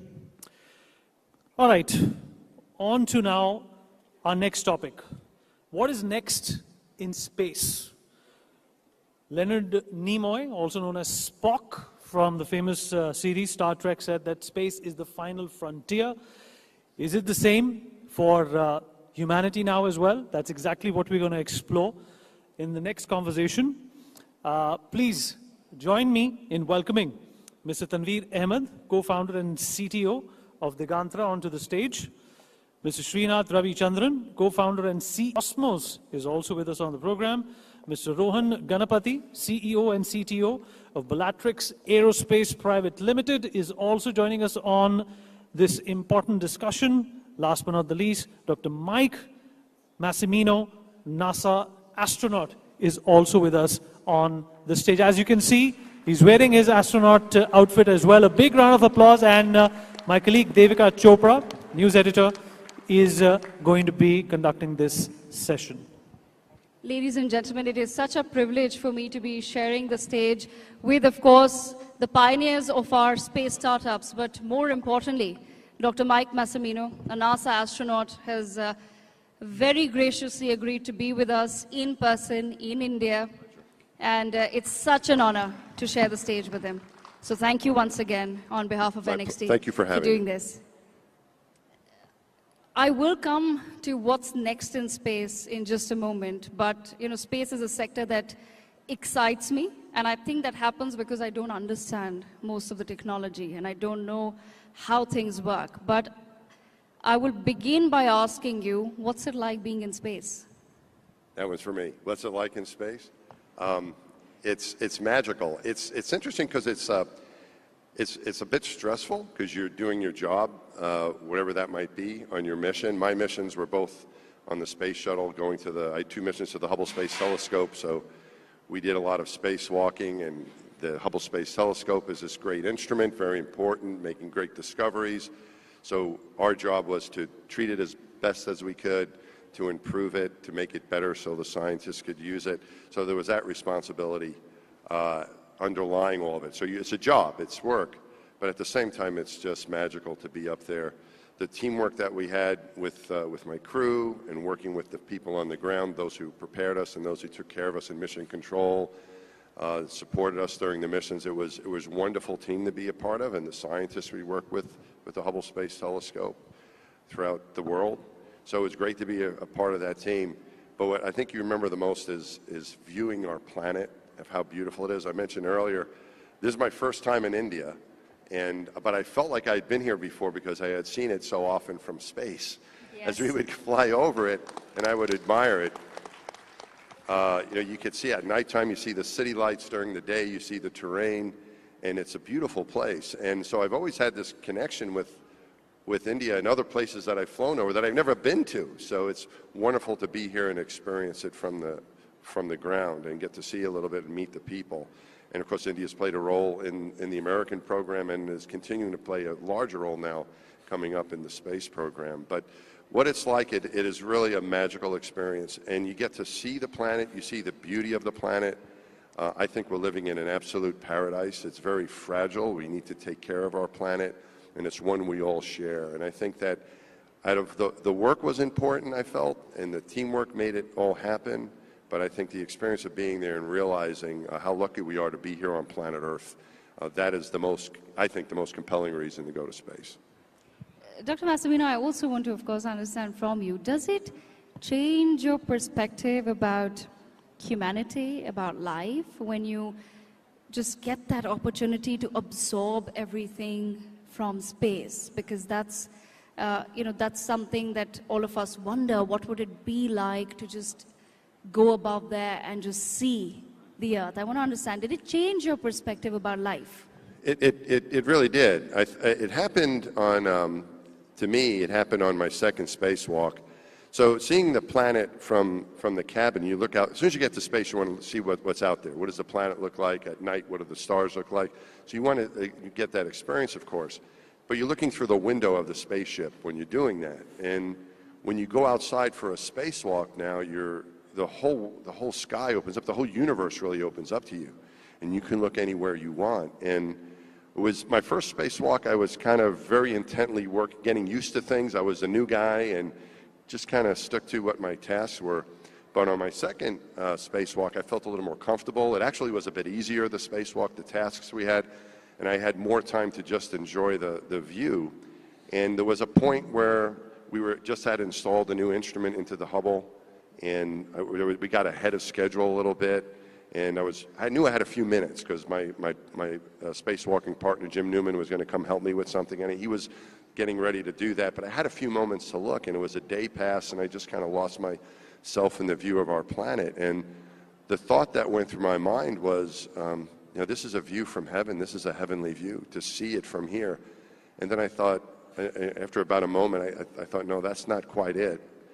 This is what heaven must look like. It's a complete paradise. And you see the beauty of our Earth, but you also see the fragility of it. It's a very thin atmosphere, and we know that it's a fragile place. But when you see it from space, you see the atmosphere, just a thin blue line. If you think of the Earth as an onion, the top thin layer of the onion is the size relationship of our atmosphere to the rest of the planet. So it's very, you feel the fragility of it. I could only see that view because I was wearing a spacesuit. But you see it as such a beautiful and a perfect place. There's no borders. It's very harmonious. And that does stay with you. I do think we're living in a very special place. We're very lucky to be here on planet Earth. We need to take care of it as best we can. And it's a place we all share. But I see that you see the beauty from space, but you can engage it on Earth. And so I try to remember that view from space every day when I am here, and it's such a beautiful place here in India. Some of the things I've gotten to see so far and getting to meet the wonderful people here, it gives you that perspective from space, but you can engage it every day in our lives here. And I think we need to try to be amazed every day that we spend here on Earth. At the same time, Dr. Massimino, I also want to understand from you, you went from being an engineer to becoming an astronaut. What was that transition like, and what really motivated you or propelled you to make that change or to accept that opportunity? Well, the astronaut job has got lots of different different types of people working in there. So I'm an engineer, as you said. We also have military people, test pilots, but people with other occupations in the military, scientists, medical doctors. I've flown in space with a geologist, with an oceanographer, with a veterinarian. So we have lots of different occupations. I think that each one of those skill sets, the commonality is the ability to solve problems. I think a STEM education, a science technology generated type of education teaches you how to work in teams to solve complex problems, how to work together to accomplish goals, and how to think about maybe a very complex problem and then figure out ways to engage it. And I think that that's the common thing that you'll find, I think, with most astronauts. We come from some sort of technical background. It might not be engineering. It could be science. It could be aviation. But the ability to solve problems. And I think that prepares you very well to be an astronaut. It gives you maybe the foundation. And then for me, being a civilian, once I became an astronaut, there was a great deal of adventure I had to get used to. flying in high-performance aircraft and learning how to do spacewalks and doing things that I thought were a little bit crazy. I was trained to do those things. So I think it's important you get that good educational foundation. In my case, it was engineering. It can be lots of other foundations as well. And then the space program is really good of training you to learn to apply what you know to the problems you're going to be working on in space. All right, so we have three more, our space startup founders here. They're in various positions in the startups, and they also have, of course, technical backgrounds like yourself.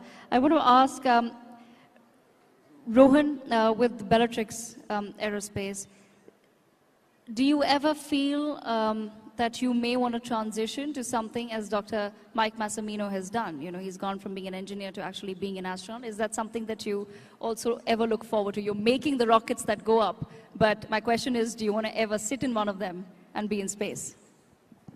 Well, that's an interesting question. Thank you for having me here. It's a privilege to sit with you. Well, that's the final goal for anybody getting into space entrepreneurship, for example.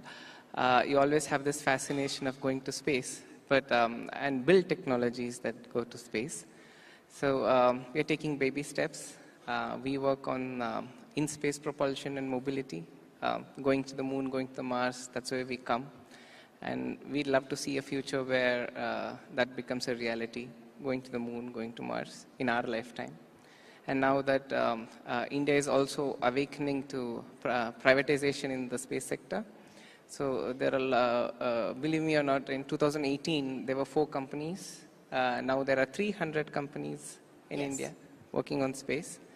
So, yeah. Yes, that's a point to note, that we barely had any, and today we have over 300 private space companies operating in India. So that's a huge achievement for our nation. Srinath, coming to you next from Agnikul Cosmos.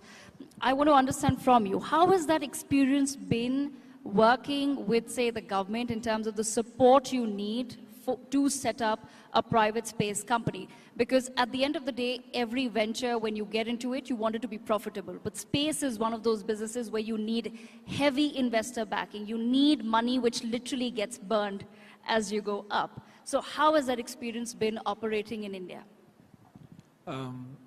Yeah, it's been very different, I think, over the last 6 years, right? So when we started in 2017, literally the number of people who asked me the question of whether it's even legal to build a private rocket company in India is way too many to answer here, right? And from there, in 2022, with the government support, we were able to set up our own private launch pad within the country. So I think that has been a marvelous transformation. In the early years, I mean, as a founder, raising money is one of the things that you always think about. A lot of questions where, you had to figure out the best explanation to say, will India allow you to launch privately, right? We had to always beat around the bush, to be honest. And that was still 2020. And then with the whole, new set of policies that have now come out, I think we have absolute clarity in telling people that policy is not the real problem. Now it's, if you can go build a SpaceX, if you have the money for it and the technology for it, you can do that in India. That was not the case in 2017. So I think as Rohan was saying, we are in the right direction. We are getting there. A lot more work has to be done, but I think it's a great starting point now.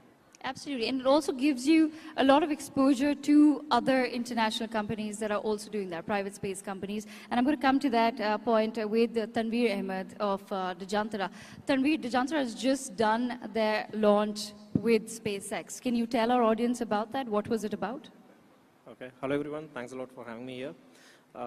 As a company, we focus on tracking space objects. So today, many of you might have come from an aircraft over here, and you had a pretty comfortable flight, I would assume, and you did not have a fear that another aircraft would come and collide into you, right? So that's space debris. Yeah. Space debris monitoring is what you're essentially doing. Yes. Yes. So essentially, we do something how aircraft's traffic is managed through tracking, by tracking with radars and things like that. We do something similar for space. We track every object in space, be it a satellite or a debris, and we ensure the traffic is managed and coordinated and ensure that no accidents happen in space. The satellite that we just launched 1.5 months back with SpaceX is one of the world's first satellites that can gather data of other space objects from space. So that's essentially what Scott, our satellite, was. And how was that experience working with other private space companies abroad? Because of course, space is one sector that would require global cooperation if it is to be a successful venture, and it can't be country-centric or country-specific, because our aim essentially has to be space for all humanity. So when we're looking at that goal of space for all humanity, how was that experience? Was it very smooth for you to collaborate with other companies? So I think right now most of the action is happening in the private space ecosystem, and most if not all of the private ecosystem is funded by venture capitalists, and by that we are it's in our blood to collaborate and build partnerships, build business cases. So I think on that front it has been fairly easy in terms of creating partnerships. But I think where sort of the challenges lies is these are the first set of business cases that are being created. These are first set of missions that are being launched. And while this is being there is revenues that is being created while these steps are taken in space. This is one of the first times where space is being quite literally commercialized and business cases are being created in orbit. So it's more of a creation of a market along with while you create technologies and scale technologies. So there's quite a lot of interesting conversation that happens while we have discussions on creation of markets. I remember one of the first conversations, let's say with Rohan in 2020, when we first, one of the first major milestones of the company, we first went to Bellatrix office and then went and signed a deal. But right now, from there till now, we are collaborating on multiple projects and seeing how the technologies that they are building, the technologies that we are building can come together and create business cases. So that's interesting sort of a trajectory that we follow. So that's really the way forward. Dr. Mike Massimino, coming back to you, I want to understand from your perspective, since our space startups are just taking off right now, what would your advice be to some of the young entrepreneurs who are getting into the space sector? Because we are discussing Next in Space. So what would you advise? What are some of the key areas of the space industry that one should be tapping in? What should we be building in India? I think that there's so many different areas that we can be looking at now, and that it could be satellite communications. It could be protecting people in space, being able to protect them from the radiation, the harshness as we're going further. The great accomplishment that India had with the Chandrayaan lander on the moon, for example, is a precursor to sending people there, and it's a very harsh area. And what was interesting about the area that the lander went to was that it's a possibility of water being there, and eventually sending people to that area. So being able to find the resources and use the resources on the moon or whatever else where we might explore, being able to support life there and protect people in this very harsh environment. I think there's so many different areas to look into, both with people and with communications and with science exploration, that I think it's looking at what people are most interested in. If I was an entrepreneur, I think I would be thinking, well, where, from what my interests are, where do I think I would be able to contribute the most? And then I think it's building the team. There's so many great young people that are interested in exploring space, not only because it's cool to explore space, but you can also be entrepreneurial in this day and age. I teach at Columbia University. I'm an engineering professor now. I left NASA 10 years ago. And the students that I've had, a lot of them are from the United States, but also from India and around the world, are so interested and passionate about the space program. If I was a young entrepreneur, I would go into the back here where we have all the students and see who we could team up with, because I think the young people today are so passionate and qualified and smart and well-educated. I think that's what I would do. I would try to attract as much talent as I could and pick an area out of there's so many areas you could go into, but pick the one that you say, okay, this is what I'm most interested in. This is what I'm passionate about, because I think there's going to be bumps in the road no matter what you do in general, whatever you pursue. So if you have that passion for what you're doing, that'll allow you to persevere through those. So I think there's so many things to choose from. For me, I would choose, human life support and what we could do to help people get to space. But it's propulsion materials. There's many areas that you could look into. I would follow the passion, collect a good team, and go for it. Okay, Rohan, I want to understand from your perspective as well. The same question, because you already reached a certain point in your journey as a space startup where you've probably studied the sector really well. So if you were to perhaps give some advice to young entrepreneurs who want to enter the space sector, what would you suggest that these are some of the areas where perhaps India is lacking, or that we don't have enough private space companies that are working on certain aspects of space? What's your suggestion going to be? Okay, it's very interesting. I'll answer in two parts. The first, we need to understand what's the space market about. Currently, it's $450 billion US dollars. At the end of 2030, it's going to reach $1 trillion. And the Prime Minister's vision is having one of the best space agencies in the world. Why do we contribute less than 0.5% to this global space industry? So you need more private people. That gives you an answer to the PM's vision. Second, as Mike said, Earth is a very fragile planet with a fragile ecosystem. And we are class 0 in the evolution scale. So we are dependent on the natural resources for our own survival. So you can't continue to mine Earth for our existence. So mining on the moon or asteroids is no longer science fiction, and that's happening. But how do you do it cost effectively? Gold is available underneath the ocean. You don't mine because the cost of mining is more than the value of gold. Similarly, why don't I mine on the moon? It's the cost. So now there are people willing to fund for this, go to the moon, mine, bring natural resources, okay, so, save the planet. Srinath, I'm going to take a follow-up on that. Go to the moon. That's always been in conversation. Of course, we managed to land on the moon, but there's a lot of chatter about becoming an interplanetary species. Do you see that happening in our lifetime? And I'm being very specific, in our lifetime. Yeah, I think the first set of deep space missions with people will happen. I don't know if it'll be at a level where it'll actually be sustainable enough in terms of scale. But I think the first set of deep space missions with people will happen in our lifetimes. If you're getting there, I think the number of technologies will have to be developed, in an economical way to do that at scale. That is still yet to be figured out, right? And that actually connects us back to the previous questions you were asking. That is why space entrepreneurship, there is so much more scope, because I'm seeing this journey happen again and again over the last 60 years. So there's a technology that's first figured out, but then it's too expensive to commercialize. And then you see some player or a group of players come in and then they execute it to some level of, economical to make economical sense. And then after that, that becomes almost like a trivial technology, and then you start building on top of that. So that, I think, about 200 or 300 technologies like that will have to be figured out for human space missions to happen at scale to say we are actually truly interplanetary as a species. But that's the opportunity also.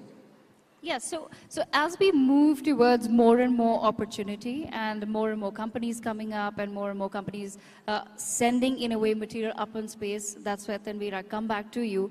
What role do you think tracking of the space debris is going to play? Because the next big conversation, say 10 years from now, is going to be that we've sent up too many things in space and we don't know how to really manage the space debris. That's a really critical part of a conversation about next in space, about the sustainability of managing the space debris. So how do you think that's going to chart out? So I think we are already at a place where I think we'll have sustained commercial human presence in orbit maybe in a decade or two. So that means orbits have always been sort of a resource where you place satellites, but right now that's also a resource where you can place humans. So once humans, lift their feet from ground, you need to ensure that wherever you are, it's pretty safe. So till now, the space has been utilized in such a way that, like any other industry like oil or gas, the resource, the space and orbits have been exploited. But right now, it's the inflection points, it's the markets have been created, enough space missions have been operated, such that both the space industry and space sustainability both has to go hand in hand. And that's when a sustainable sort of business cases would be created and sustained presence of humans will be there. So as I usually like to say, we have to ensure that our orbits are infinitely sustainable, which are not there as of today. Yeah. Okay. Dr. Vasamina, of course, I want to circle back to you and I want to ask you the same question. It's one of my favorite questions to ask, which is what I just asked Srinath as well. Do you feel that we will be an interplanetary species in our lifetime? And that's a conversation that happens a lot in the United States of America about becoming an interplanetary species. Do you think that's going to happen in our lifetime? Interplanetary species? Like going other places and living there? Yes. Absolutely. I think one of the things that's exciting for me is the opportunity we've had a lot of experience in low Earth orbit, but now the opportunity to go back to the moon. And we haven't had people on the moon for over 50 years. I was a very little boy. This what inspired me to become an astronaut. I was 6 years old when Neil Armstrong took those first steps on the moon. But we haven't been back in a long time. But we're not going to go back just for a visit. We're going to go back to settle there. And I think the accomplishment that India had with the moon landing, we just had another one launched last night from the United States, another private mission. And so it's not just governments anymore. It's also these private companies. And so we're great countries like India, the United States, and other countries that are spacefaring. It's not just their governments now, it's also their companies, the ingenuity that they have in the commercial areas to do these things. So I think now we really stand a chance to accomplish this because so many people are getting involved, not just countries, but companies. So I think that the moon is the starting point for that. We have a lot of experience in low Earth orbit, lots of, over 20 years of experience of people being there around 24 hours a day, every day since. But now, what's it like to live on a planetary surface? How can you find water? How can you use the resources there? And the moon is close enough that we can still get back if there's an emergency. We can have communications back and forth between the Earth and the moon so that when there's help needed, we can supply it. And I think that's going to be the place that will be the launch pad to go further to Mars and other places. So I'm very excited about what's going to happen. I think in the next few years, that'll lead us to being interplanetary, not just the moon, but other planets as well. Dr. Massimino, I also have a slightly philosophical question for you. So, for a very long time in India, we had a slight mindset where we would really say, okay, this is possible, this is not possible. And that mindset has shifted in the past decade, okay, drastically, as some of our startup founders have also pointed out, that the opportunities they didn't have before, which were just not possible, they're now possible, right? And we don't write anything off anymore. But that's a mindset that America has always had. And that's why you have, or rather that's the impression that we get, that America always dreams really big, right? So they follow that you dream of the moon, but you land on the stars. So I want to understand from your perspective, how do you suggest, this is a philosophical question, how do you suggest that we adapt more of that mindset where we just say, this will be possible? Yeah, I think the mindset that I think I've had, that I learned and that we had at NASA was that when you first sometimes hear about an objective you want to do, if you're dreaming big, you want to go to the moon, you want to build a space station, you want to have a lander on the South Pole of the moon, these things might seem impossible. And I think I was told by one of the moonwalkers, Alan Bean, it was a mentor, he was out of the 12 people that walked on the moon, he was the fourth, and he told me, Mike, at some point in your career, you're going to be asked to do something that's impossible. You're going to dream about something that's impossible. Don't think of it that as impossible. Start talking about it with a group of creative people. Start exchanging ideas. And what you'll find is that it's not impossible, it's just really, really hard. So I think when you have these impossible dreams, I think it's important to have a good creative group of people with different ideas. This is why I think countries collaborating and getting a very diverse mixture of people together is important, because you're never going to solve the major problems, the difficult problems, if everyone thinks the same way. You need people that think differently. And then you start realizing, okay, maybe it's not impossible, it's just really, really hard. And the other thing that I tried to keep in mind, and I found like in my life, because I applied many times to become an astronaut. I was rejected twice. I was medically disqualified once. And I just kept trying, and I felt like, you think things might be 1,000,000 to 1, and it can't happen, but that's not true. It's just very unlikely, some of these impossible things. And the only way that something is truly impossible is if you don't try, or if you give up. If you don't try or you give up, then you know the outcome, and yes, it is impossible. If you don't try, it's impossible. If you give up, it will be impossible. So I think that's what you need to keep in mind is, no matter how hard it is, don't give up and surround yourself with a diverse team of thinkers to attack the problem. That's an absolutely lovely thought. I just have another 1 minute left, so I'm going to quickly go across the aisle here.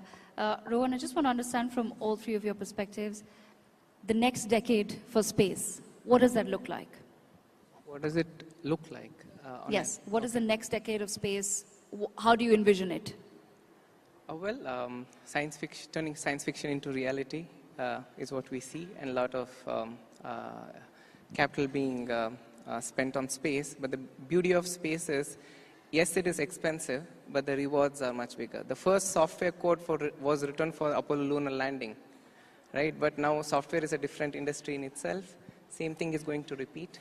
You're going to see that Apollo era, the 60s, the late 60s. So that's what we predict for the next 10 years. Okay, Srinath. I think adding on to Rowan's point, I think at least in India, it's going to become a lot more commonplace, not more normal to talk about it. When we started Agnikul, I was a little shy to go and tell people that we were building a rocket company. I think that will become a little more normalized, and that's a sign of the country and the community actually embracing space to also be something that you can actually build careers in. You can actually have a so-called normal trajectory in that one as well. So I think that is going to be the next decade. And I think you guys are setting a great example for parents and young people in the audience as well. When they see you as successful entrepreneurs in the space sector, I'm sure they take that back home with them, and some dreams get built here as well. Tanvi, I'll leave the last word with you. 20 seconds, please. Yeah, I think we have launched both in Earth orbits and interplanetary orbits. I think in next decade we'll be doing that at scale. So I think I would like to end it with launch, baby, launch. Okay, all right. That's great. That's a great thought to end it on. Once again, I thank Tanveer Ahmed, Srinath Ravichandran, Mr. Rohan Ganpati, and last but not least, and once again, sir, an honor to have you with us, Dr. Mike Massimino. Thank you so much for discussing the next in space at the inaugural NXT conference. All right, thank you for that amazing space session, if we can call it that. Yeah, before we in fact get into our next conversation, we're going to have a look at this video. बिजली कब आएगी और पंखा कब चलेगा? चंटू साहब, पहले पंखा आएगा, फिर बिजली आएगी, हैं? पहले पंखा आएगा, फिर बिजली आएगी। ये पागल है? तुझे पता है क्या? पहले पंखा आएगा, फिर बिजली आएगी। बानी को क्लास में। तंतु, कल का बोल रहा था? पहले पंखा आएगा, फिर बिजली आएगी।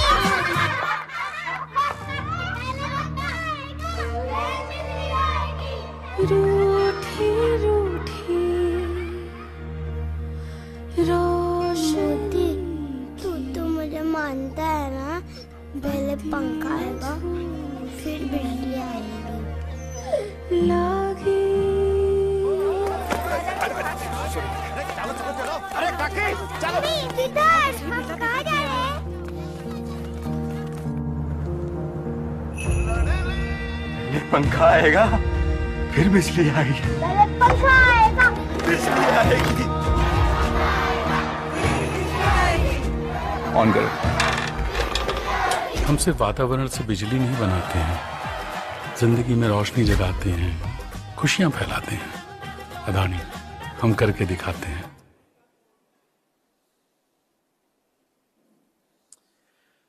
All right, wonderful. On to our next session. We're going to continue talking about space. A bit of a caveat for this session, that this next session is going to be in Ruski, which is Russian. You all have headsets on your table. You can put them on if you want to understand the translated version of this very important conversation, folks. You know, space is something which was initially dominated by the Americans, then the Russians, and of course India has been butting into this race and has done incredibly well.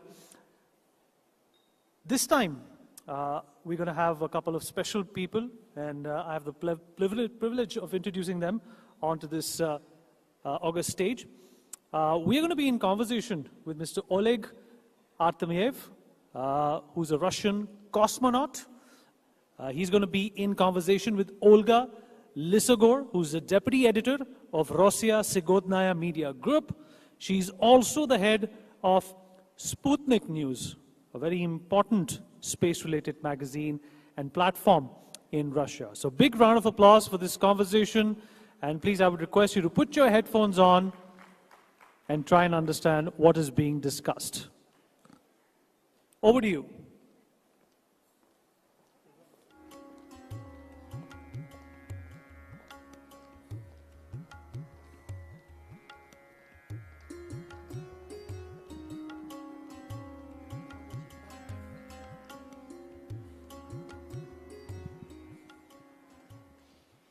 Дамы и господа, добрый день.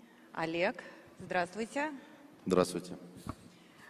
Большое спасибо NewsX за эту возможность пообщаться с настоящим космонавтом. Можно сказать, мечта детства сбылась.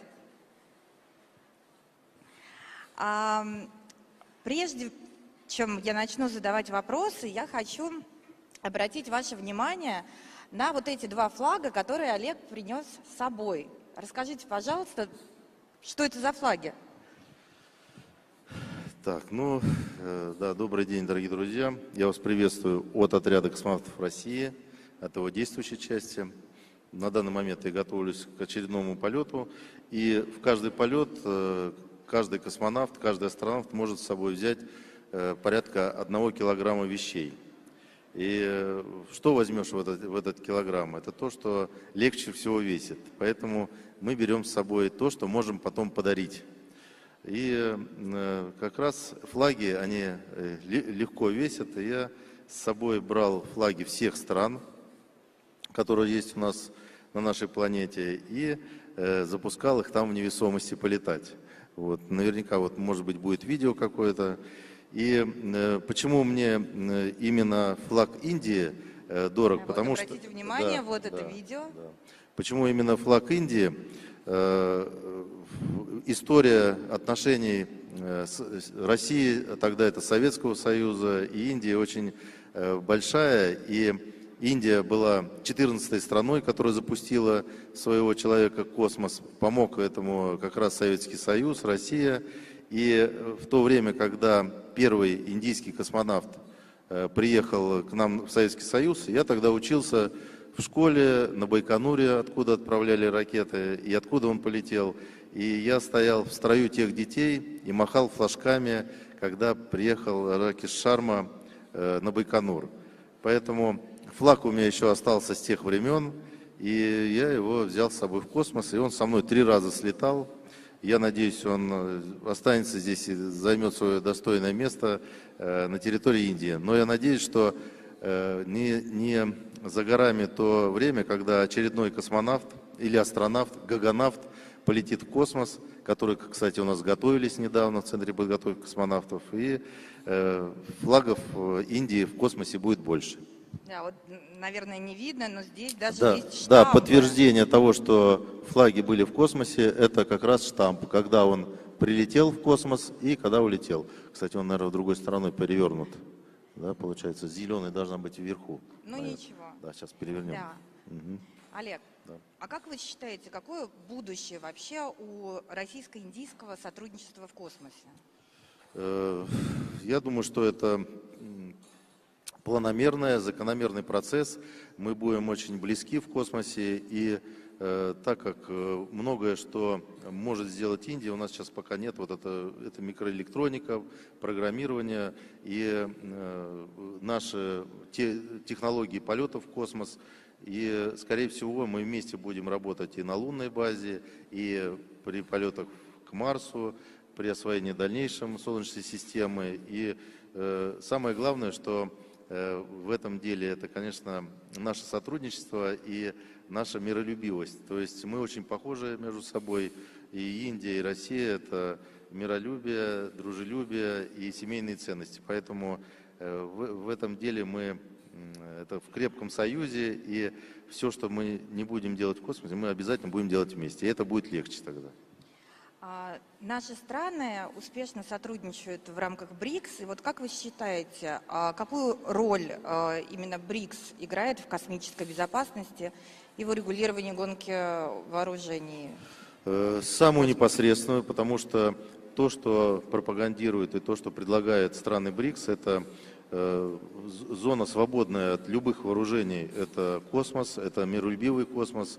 Сейчас очень много документов, которые исходят от БРИКС, они связаны с тем, что зона работы в космосе, она должна быть свободной от оружия, и та миролюбивая политика, которую проводят страны БРИКС, она свою роль сыграет, и я надеюсь, что все планы, которые сейчас исходят от стран БРИКС, они будут подтверждены, будут сделаны, и я надеюсь, что к БРИКСу присоединятся еще больше стран, и я надеюсь, что те попытки выведения вооружений в космос, они как бы не будут иметь места. Ну, я надеюсь так.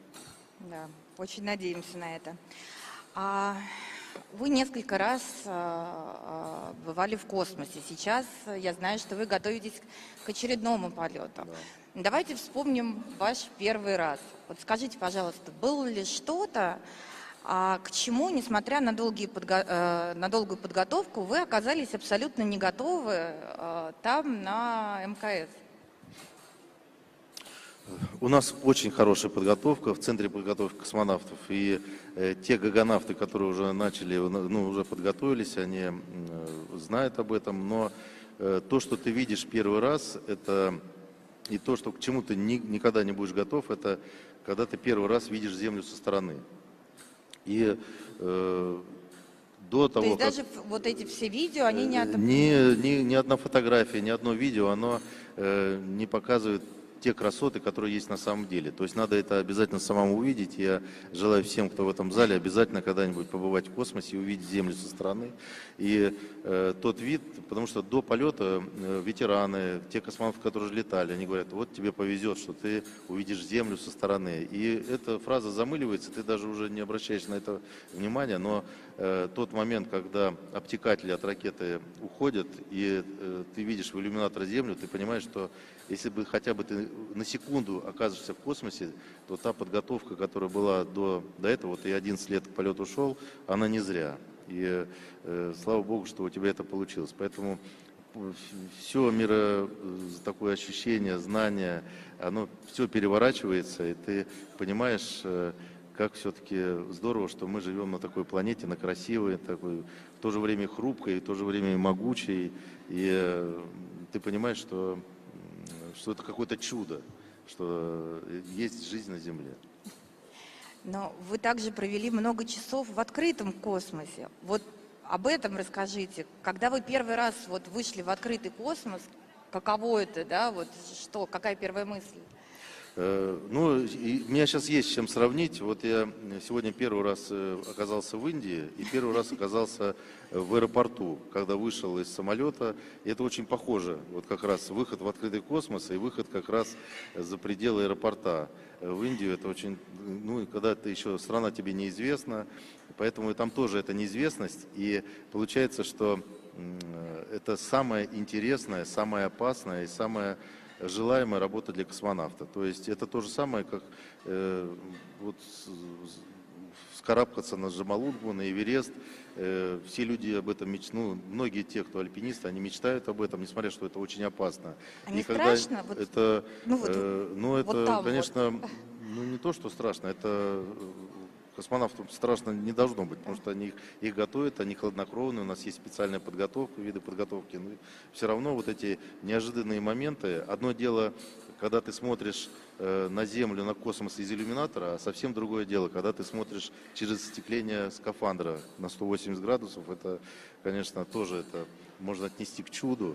И опять же, это еще раз повторю, это самая опасная работа, которая только может быть в космосе, это работа в скафандре. То есть это маленький корабль, только он не на реактивной тяге, а на мускульной тяге.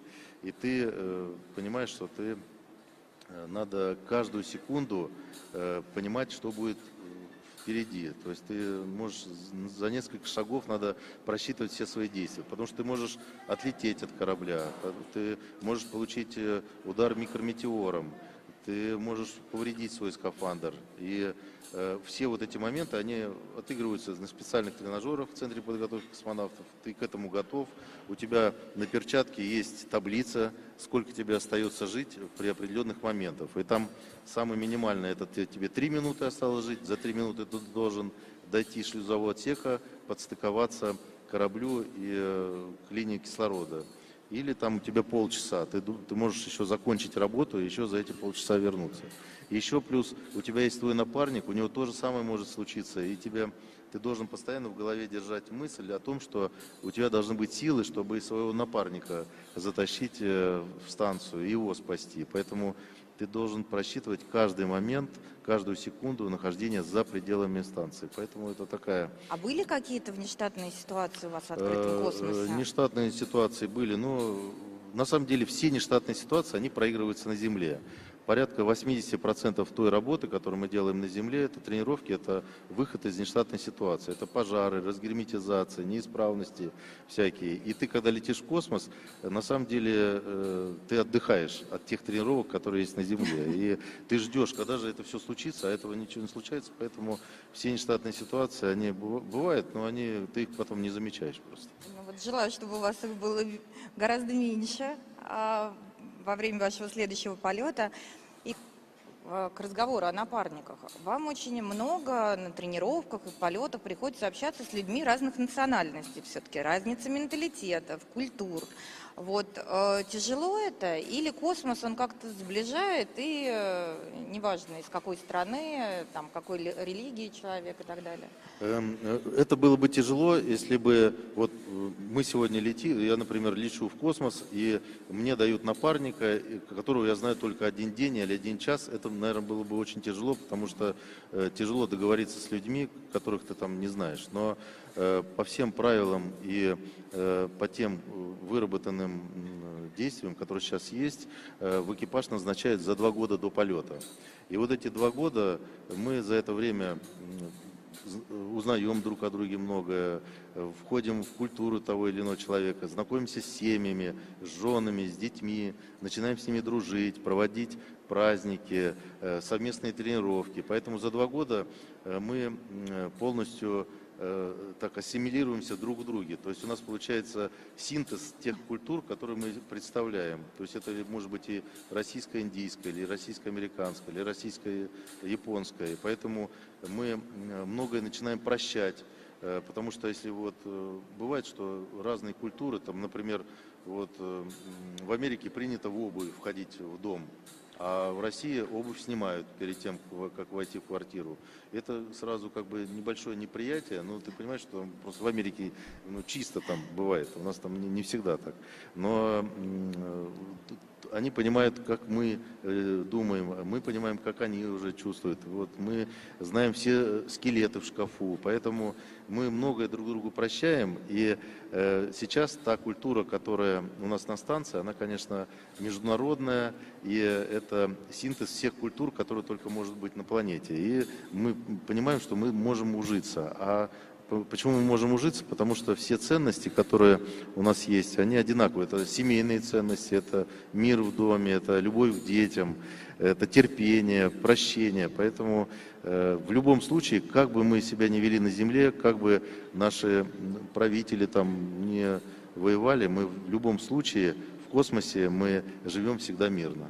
А продолжаете общаться после полета? Да, обязательно продолжаем. Вот я летал уже 3 года, и у меня, в смысле 3 раза, и получается, ты летишь в одном экипаже, приземляешься в другом. И вот у меня за 3 полета у меня есть 6 чатов. Каждый чат это экипаж, там вот, например, экипаж 55-й экспедиции, 56-й, там 69-й, 70-й. И вот эти чаты, мы в этих чатах поздравляем друг друга с днем рождения, с национальными праздниками стран, с днями рождения детей, там, родителей тех или иных астронавтов, космонавтов, гагонавтов там, или тайконавтов. То есть это мы продолжаем общаться и надеемся, что обязательно встретимся в космосе. А скажите, чего вам не хватает здесь, на Земле, что есть в космосе? Вот как раз вот этого мирного существования. То есть, получается, когда мы сюда прилетаем, мы заложники той пропаганды, которая есть в той или иной стране. То есть мы можем судить о событиях поверхностно, а там они совсем по-другому видятся. То есть там многое прощается, и вот этого прощения нам здесь не хватает, терпения. Это правда. И последний вопрос.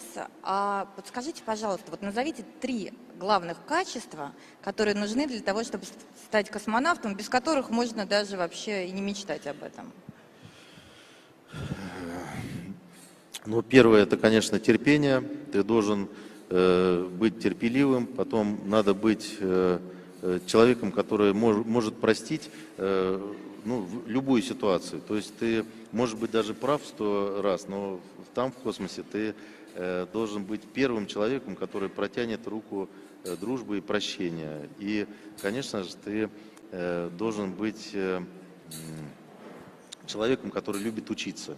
То есть ты любознательным должен быть, потому что все-таки в космос нас тянет любознательность, что-то попробовать то, что никогда не видел, или исследовать что-то. То есть надо быть такой с исследовательской жилкой и всепрощающим, терпеливым человеком. Прекрасно, спасибо большое. Я думаю, что всем было очень интересно. Ну, мне в первую очередь. Да, спасибо.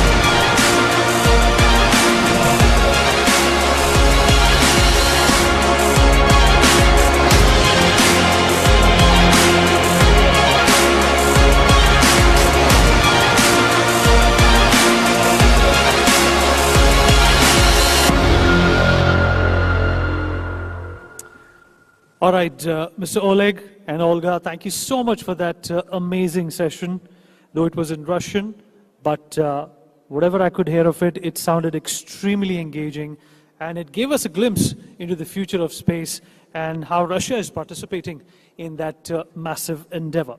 Okay, on to something that perhaps, we use every day, almost all the time, and without which our lives would be extremely difficult. And I'm talking about Google. So what's next in Google? Google is a certain way, it does a certain things, but it has also been an engine that has evolved consistently, in tune and concomitance with the changing landscape of technology. To talk about this and give a presentation, we have with us Ms. Saparna Taneja. She's from the Google DeepMind India team, and she's going to give us a very engaging, a very promising presentation about Google and what's next for Google.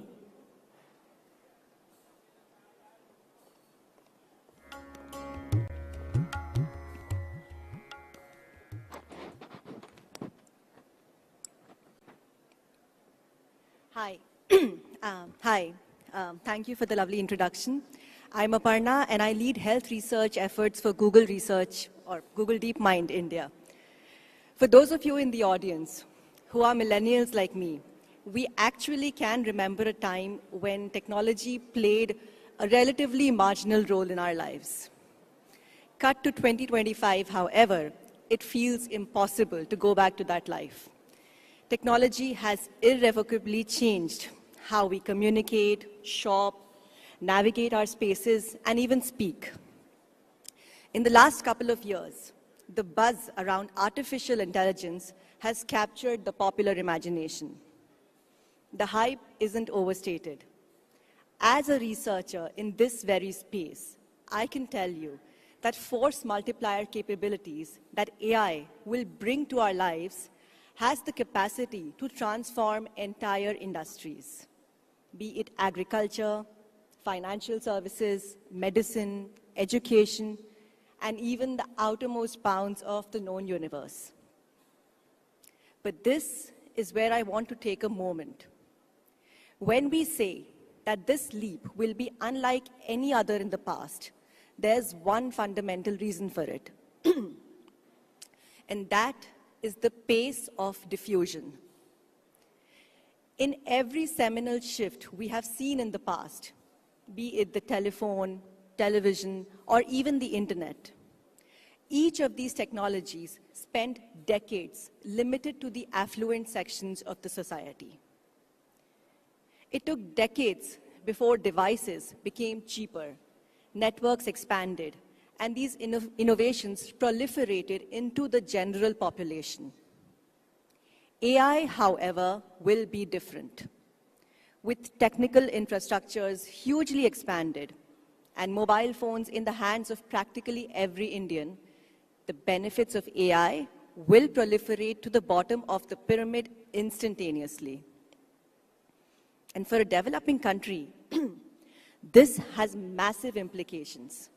It can fundamentally transform our approach to citizen services, disaster management, healthcare, and access to credit for the people who need it the most. And when we talk about India, its complexity and multifarious nature is always mentioned.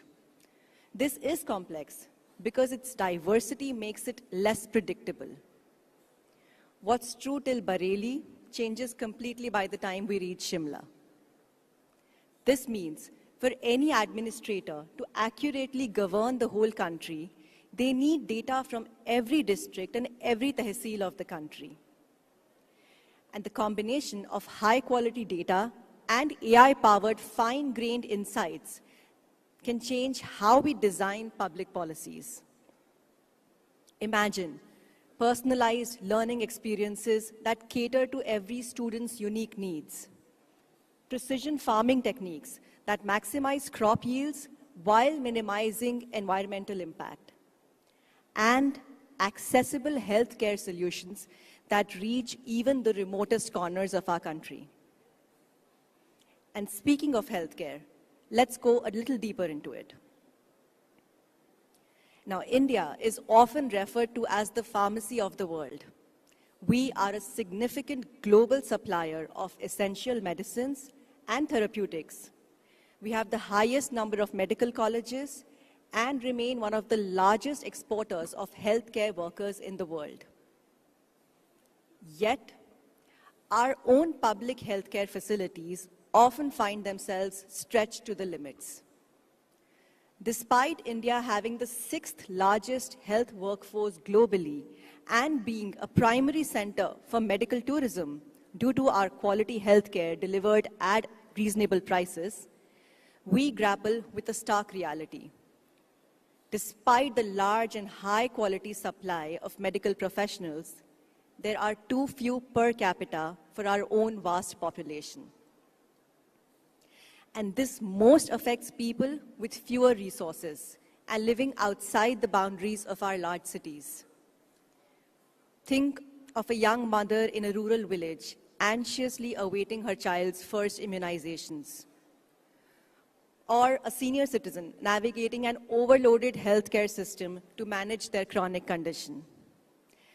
These are everyday realities for millions of Indians, highlighting the urgent need for accessible and inclusive healthcare solutions. Child undernutrition, high maternal mortality rates, and a growing burden of non-communicable diseases weigh heavily over our communities. And this is precisely where the potential and promise of AI emerges. Not as a replacement for human compassion or professionals, but as a powerful ally, a force multiplier in the quest for reliable quality healthcare. Through collaboration and innovation, AI has the potential to transform how we deliver care, making it more efficient, equitable, and patient-centric. I see 3 key areas where AI can transform healthcare in India. Firstly, making hospitals and healthcare facilities more efficient. Secondly, multiplying doctor capacity. Sorry. And finally, in preventative healthcare. Now let's dive into each of these areas. Anyone who has ever been in a hospital will know what a massive operation they run. From coordination to patient mapping, it's a complex and intricate balance of logistics and care. AI can bring in huge operational efficiencies, whether it's digitizing prescriptions like Google's DocLens does, or managing patient records, automating follow-up reminders, and even gleaning insights from patients' health tracked over time and alerting healthcare providers to concerning trends. This can free up invaluable time and resources for healthcare workers and also make the entire process smarter.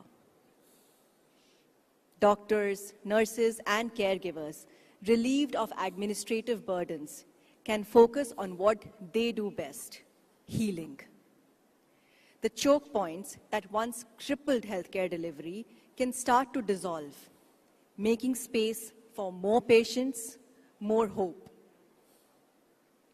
Globally, our work with HCA Healthcare on generating nurse shift summaries using AI showcases how AI can reduce administrative burden and empower nurses to provide the critical care that patients need.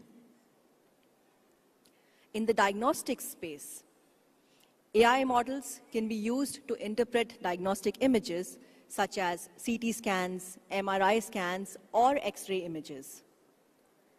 Because these models are trained on millions of such scans and data, they are equipped to pick up even the slightest of irregularities and highlight them to the radiologist or the specialist doctor, playing a huge role in accurate diagnosis and early detection.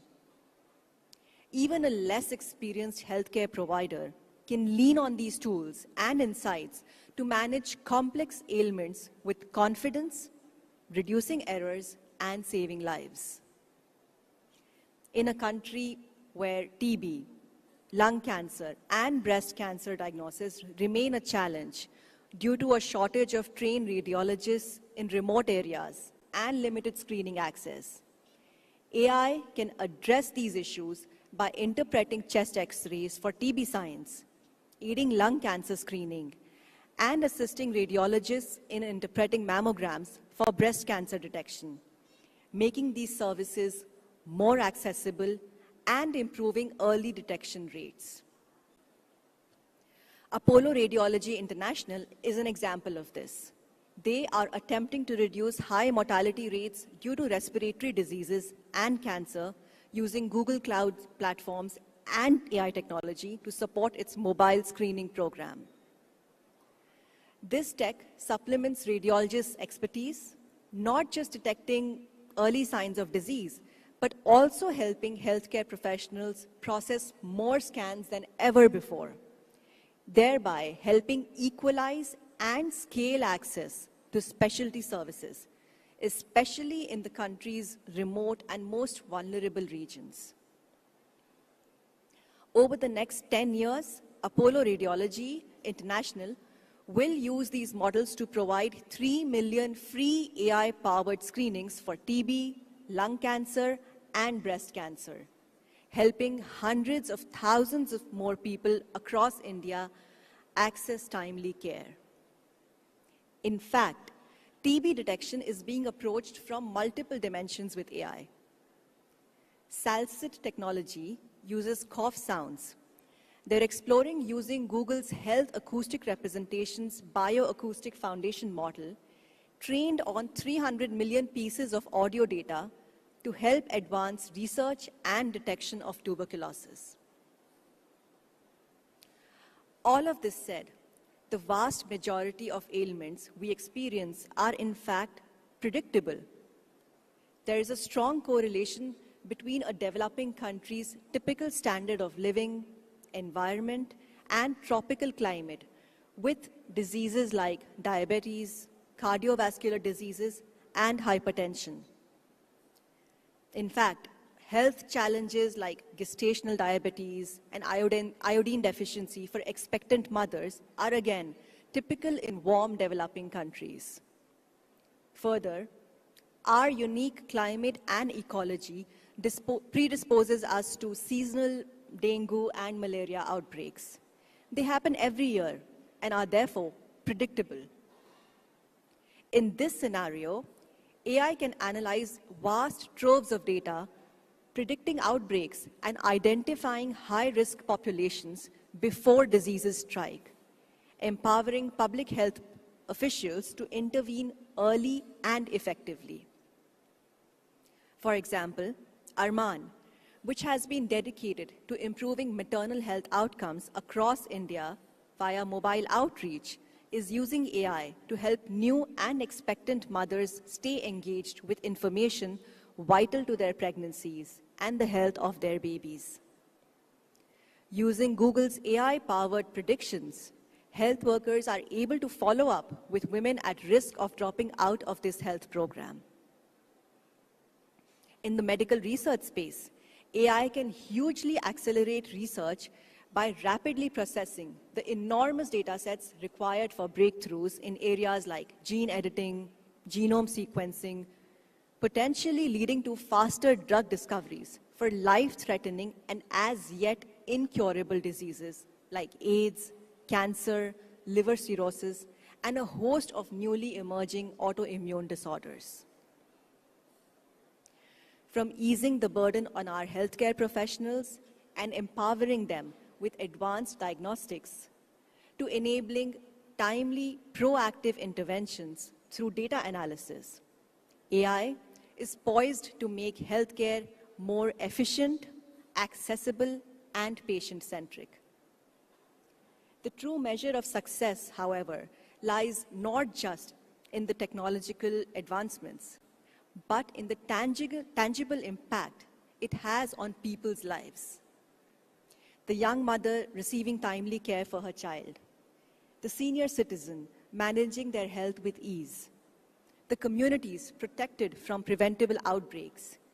These are the stories that will define AI's impact on India's healthcare landscape. While AI is not a magical bullet, it offers a powerful set of solutions to address India's healthcare challenges.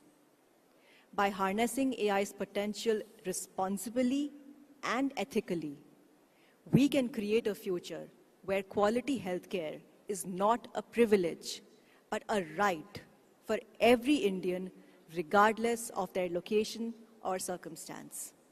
Thank you.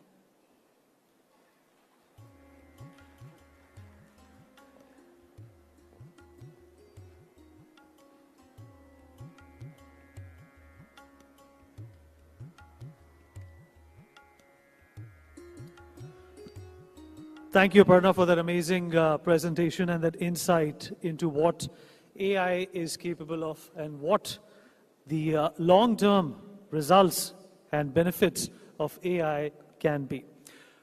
All right, everyone, we're going to break for lunch at this point in time. I would request all our guests and delegates to congregate at level 1, meeting room number 6 for lunch. The audience, there's lunch for you on your right-hand side and towards my left. We'll be back in half an hour. We'll break for lunch right now. Thank you.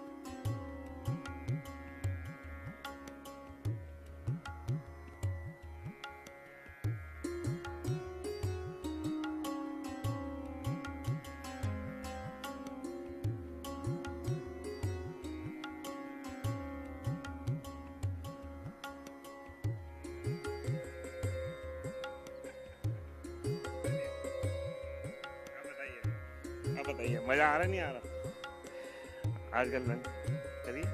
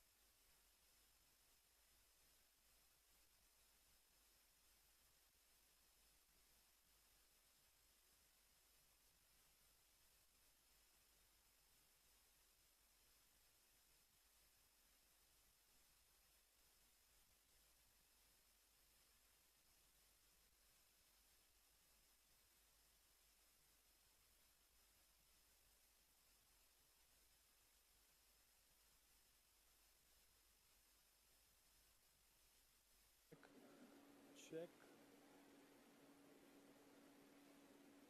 Check. Check one. Good afternoon, everyone. I hope everybody has had lunch. We're going to begin very shortly, requesting everyone to settle down. The second part of our next conclave is going to begin any minute, requesting everyone to please settle down. Please take your seats once again, especially people at the back. Kindly settle down, take your seats. We are going to start momentarily.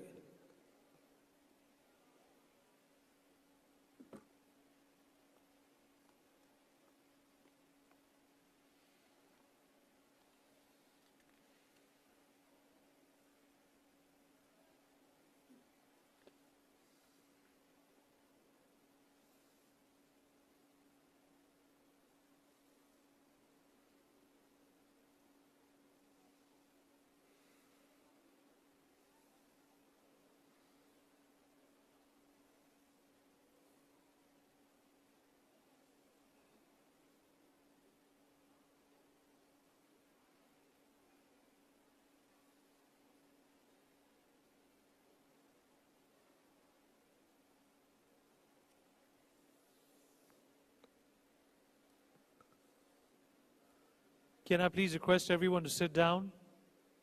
Everybody, please settle down.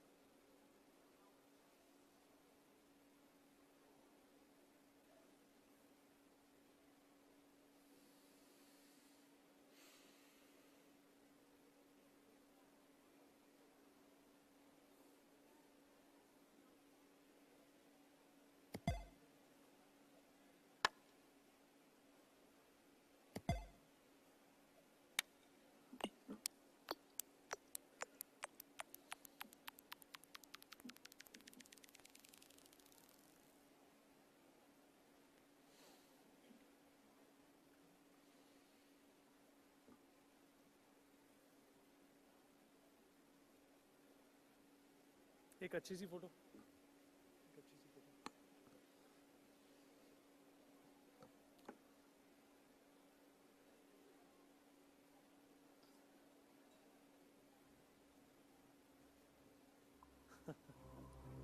Thank you.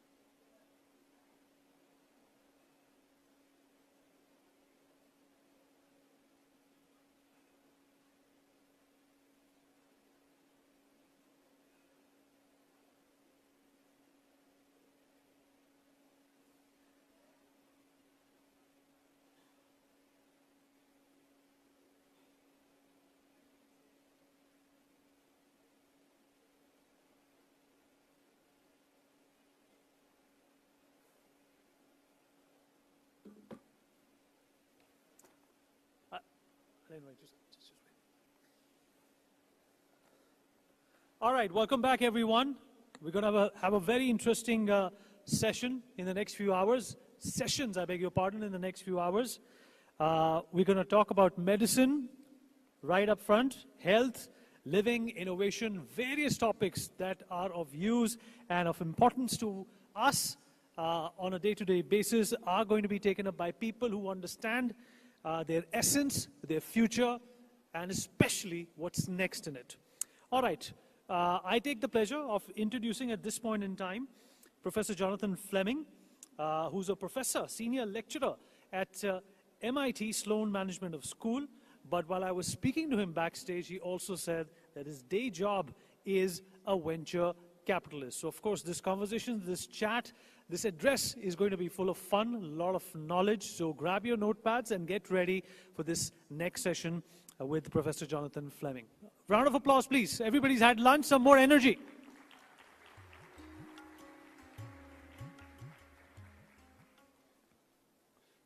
So one of the first rules that you're given if you are somebody who speaks at conferences is don't be the first speaker after lunch. And so what I'm going to try to do in my brief talk is to stimulate you a little bit and get your blood going again and get you ready for some of the great sessions that are going to follow.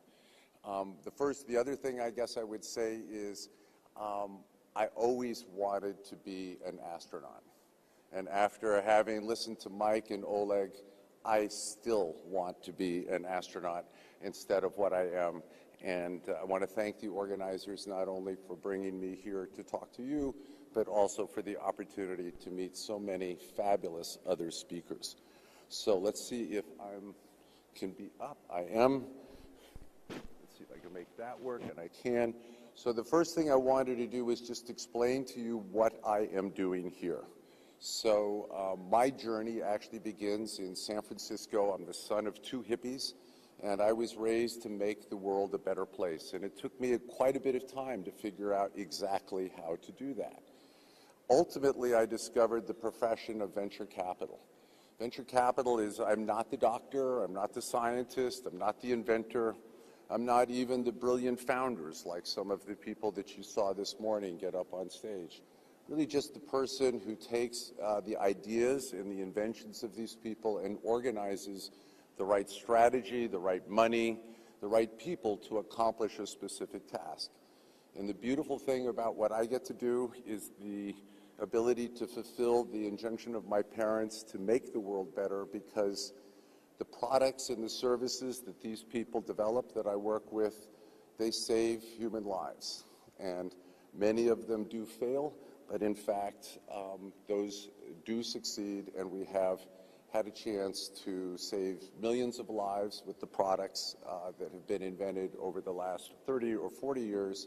I'm going to try to give you some inkling of what I think is going to come next.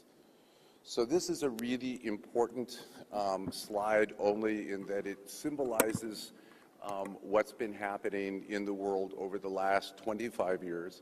There's been a lot of talk about AI and about computation and obviously about the internet, but maybe the most important thing that happened now 35 years ago was the first sequencing of the human genome. For the very first time, we were able to actually decode the underlying source code of what it is that makes us human. That first effort cost the United States government $3 billion to do the first one. By the time we get to 2001, it's only going to cost us $100 million. Today, all of you can have your genome sequenced for hundreds of dollars. And the amount of data that that will put into the system about how human beings function and operate, both when we're healthy and when we're sick, is going to be as big and important as any of the other things that we've talked about today. And here in India, just as I heard from the gentleman who came from Uber, that we need to put more data in the system, India needs to put a lot more energy into creating the capability of sequencing the genomes of Indians. This sequencing of the human genome, this explosion of medical knowledge has led to extraordinary accomplishments in healthcare, whether it's ability to find cures for HIV, for hepatitis C, for COVID, all of those things and many, many more have been a result of this explosion of scientific knowledge. And what it has done is it has lengthened our lives. When I came into this world, the average life expectancy for a boy like me, born in the 50s in the United States, was about 65 to 67 years of age. If that had stayed true, I would no longer be here by now. Instead, this explosion of scientific and medical knowledge has added 20 years on average, not just to my life, but to everyone's, because what this chart shows is that indeed this life expectancy increase is something that is happening all over the world. And my point to you today is that we can continue to add to that. We can actually add more additional years and decades to people's lives, even people alive today, and we don't have to invent any breakthrough new medicines to do it. The first thing that we have to do is that we just have to be able to use the medicines that we have today more effectively, to find the right medicine at the right time for the right patient. The second thing we have to do is take the medicines that we have and make sure they get out into the world so that the entire global population of the earth can benefit from these advances and not just the people in the developed world. We need to focus a lot more on the prevention of disease. The cheapest way to prevent a disease or to cure a disease is not have it to occur in the first place. We need to focus a lot on getting humans to take better care of themselves. This is a field called behavioral health. Good luck with that. And we need to use technology to automate care. One of the most important things that's happened in the last few years in the field of medicine is the field of replacement parts. 4 years ago, I would not have been able to walk up these stairs to this podium because my knees were gone, essentially had no knees. Today, I stand before you with 2 knees that are made of titanium and that were printed by a 3D custom printer, and I can walk and run and chase my grandchildren like I was 40 years old. So one of the examples that I work on, the company is actually created by a Canadian Indian American out in Silicon Valley, takes the incredible complexity that we have today in treating cancer. Just to give you some idea, for solid tumors alone, there are over 246 drugs approved by the FDA to treat a patient. So if you are a doctor and you have a patient with cancer in front of you, you can do surgery, you can do radiation, you can do many different kinds of drugs. Which drug for which patient, under which circumstances, at which time? And this is a field where the promise of artificial intelligence is absolutely being realized, and these are products that are now being submitted to the FDA for approval. Robots. Robots are going to be incredibly important in the future in terms of getting care out of academic medical centers and into communities and homes where more advanced procedures can be done. This particular robot came out of, it's being developed in Boston, out of MIT, and what it enables you to do is to put in a femoral line or a central line or an IV line in any setting, done by any human, anywhere. I myself, not a healthcare worker, have put a line into in this case it was a cadaver, using this robot. And so what this means is that instead of having to fly to Boston in order to have some advanced procedure, increasingly Boston will fly to you in the form of the robot. I mentioned screening and prevention. So there are 128,000 cases reported in India of cervical cancer every year. Last year, there were 78,000 reported deaths. By comparison, in the United States, about 1,000.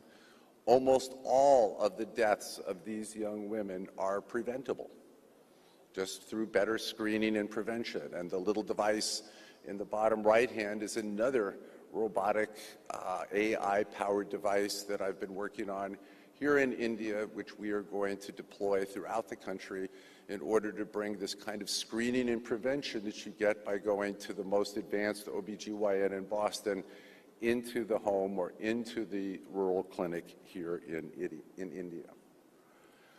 So the next mountain that we have to climb in healthcare is the brain. Diseases of the brain are going to be the ones that really start to kill us more as we get better and better at treating cardiovascular disease or diabetes. And addiction is going to be one of the major problems, at least in the United States, that we are grappling with. We had over 100,000 deaths last year just from overdoses. Depression, schizophrenia, Alzheimer's, Parkinson's, ALS, all of these are diseases that we are working on in the biotechnology and in the advanced medicine sector. But I have to say that we still have a very long journey in front of us. One of the areas where we do have incredible hope, and this hope comes directly from that first slide that I showed you about the cost of sequencing a human genome. So in the past, we have viewed diseases such as Alzheimer's or Parkinson's or ALS as a single disease. Like we used to say, you had cancer. Today, if a young woman presents to a doctor, we don't say that she has cancer. We would say that she has a lesion in her breast characterized by the following genomic signature, and we would qualify it and specify it in a number of important ways. And today, there are 9 primary different treatment paths to treat breast cancer. So when I was 6 years old, my mother passed away from metastatic breast cancer. If she got that diagnosis today, she would have a 93% chance not just of being treated, but a complete cure. So taking that same approach of untangling a disease such as ALS and really understanding the different pathways, which different genetic mutations or different environmental pathogens start to create the cascade of disease, and treating them differently is going to be how we are going to unlock these diseases. And I am participating now in several global clinical trials with ALS patients where we're not trying to cure the entire population of ALS patients, but we have identified genetic subtypes of patients that we can cure. And we can cure them with these new genetic medicines that we develop in Boston. And we do have, for the very first time, genuine hope that getting an ALS diagnosis does not mean that you are not with us in 3 years. So this is maybe the most exciting area of the brain that I can talk about, because the others get a lot harder. Behavioral health is one of the hot topics in the United States. It's pretty much hard to go to any kind of healthcare conference or where people are talking about either the challenges in the healthcare system in the United States or things that people are working on. But we really do have, as humans, a need to grapple with the wiring of our brain and how it leads us into these addictions. So whether it is smoking or alcohol, whether it is drugs, whether it is gambling, something that is now legal in the United States, and we have a growing problem with addiction, or our addiction to our phones, which I also think have a very deleterious effect on your brain. All of these come under the rubric of behavioral health. And you are now seeing in the United States dedicated centers and communities that do nothing but treat these 5 things. People walk in with these addiction problems and try to get them treated.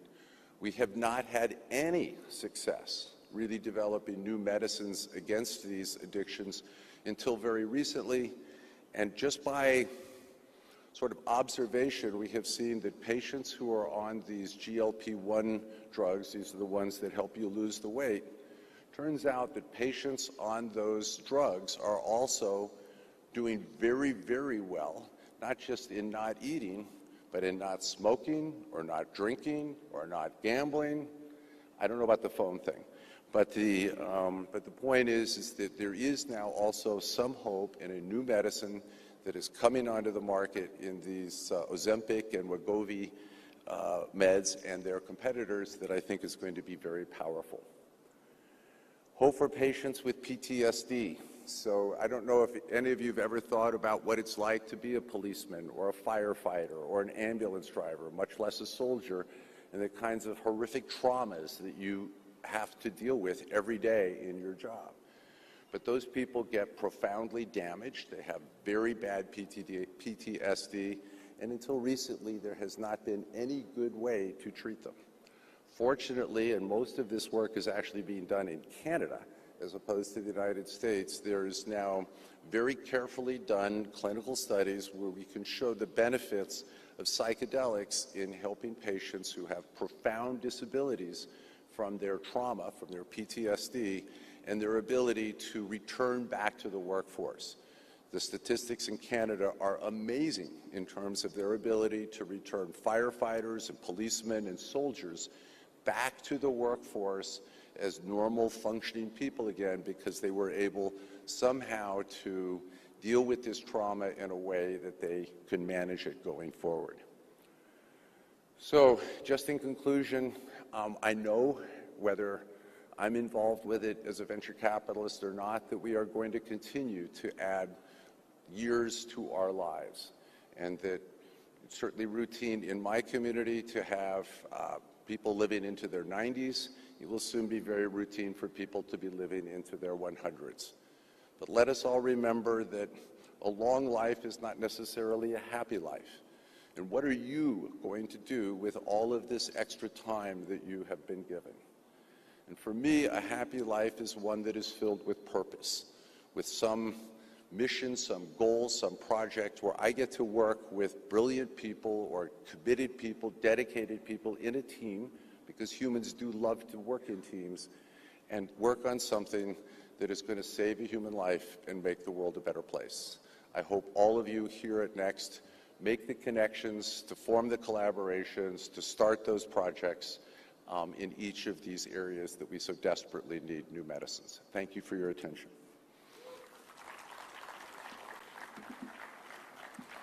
So I think I'm being joined up here. I'm going to be told what happens next.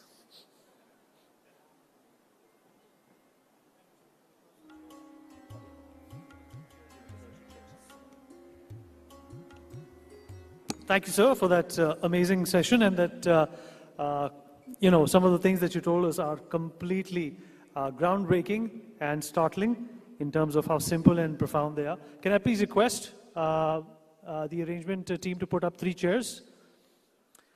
All right, at this point in time, Professor Jonathan Fleming continues to be with us.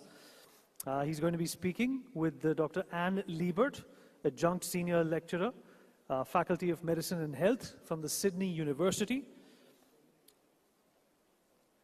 We also request the presence of Dr. Jitendra Kumar, MD, Biotechnology Industry Research Council, on the stage as well. And Professor Jonathan Fleming is going to be chairing this session. We're going to have another 30 minutes of some deep thinking and deep analytical conversations about medicine and its far-reaching effects, and what's next, shall I say, in medicine. Over to you, sir. So my third guest is... He's not there. He's not there.